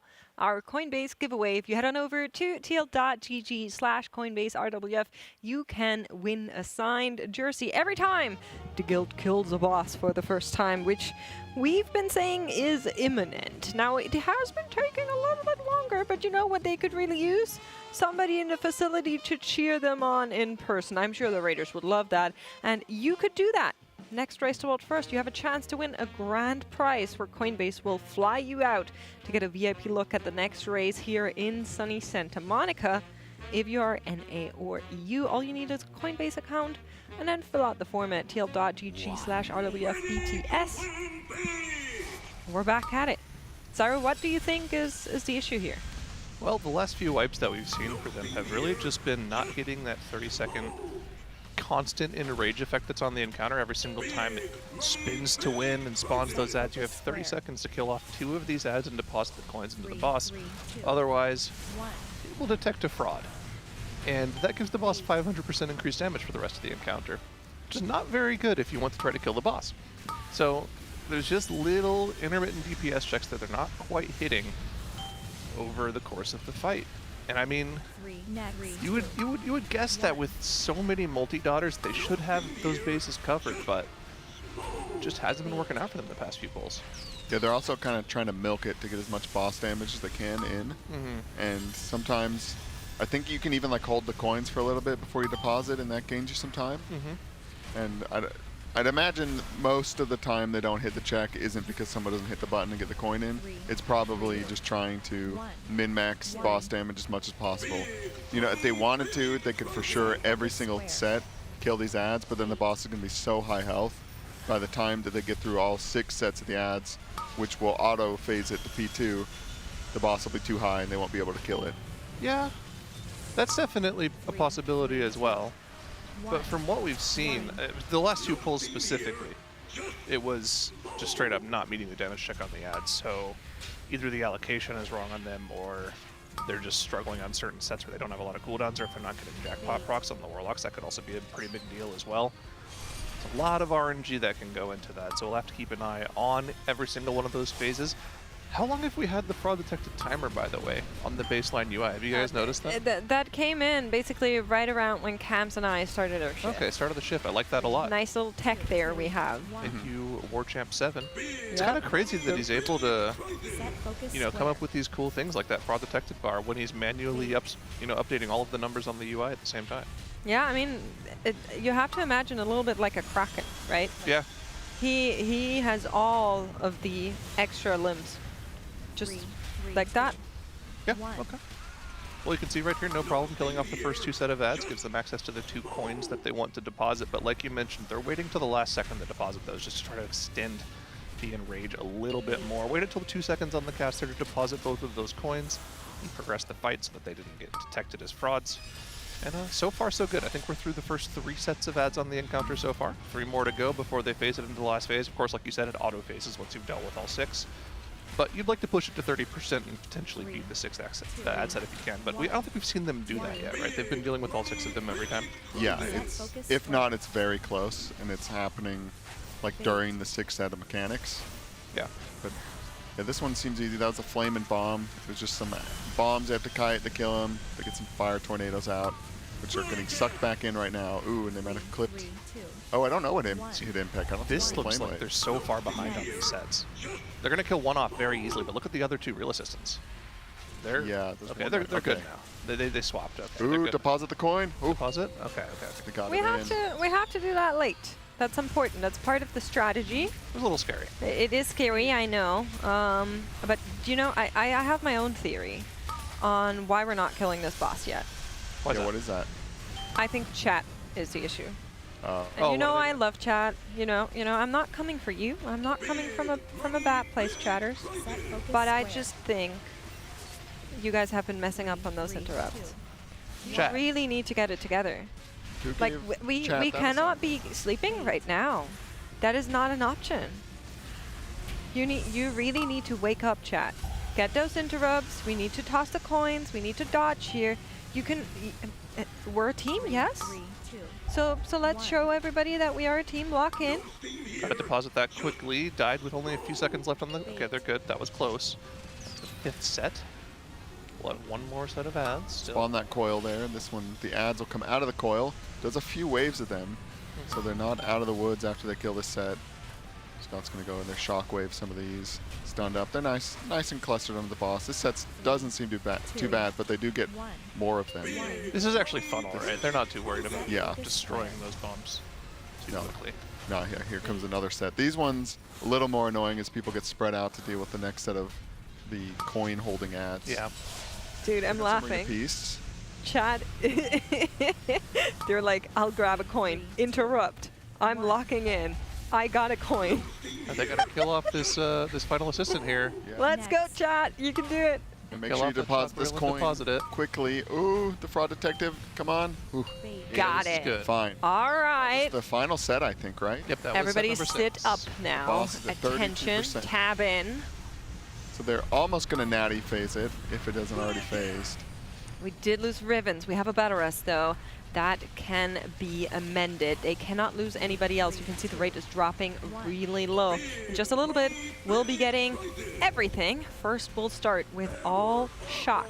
That means there is a knockback, and then the death laser, especially the melees, are always in danger of that one. They really need to look out for it. After that, all fire, then all coin, and then the hard end rage. Everybody has to be on their A game. They haven't lusted yet. They are pushing right into this P2 here. They must be holding it maybe for 2 minutes for the next. Oh, for 2 minutes. Yeah. Okay, they're gonna get it. It'll be any second now. Any second now at the 6-minute timer, this lust will be popped and they will start to burn. They want to make sure they have all the cooldowns available for when that button comes up. There it is. There's the bloodlust. So here we are onto the burn. You can see that enrage timer already halfway gone. 50 seconds left on the enrage, and they need to do all the damage they possibly can here. All the XU classes need to start popping off, but you can see still ads spawning from the part of the start of the fight. They have to be very careful to not accidentally hit anybody with the laser beams. You can see Shaq doing a great job getting outside the raid, not cleaving anybody with that beam. Can they beat the damage check though, Kevs? Yeah, the fight is looking so clean. Everybody alive going into the phase. Like you said, they held everything for 2 minutes, and they're just kind of cranking this boss. It actually looks like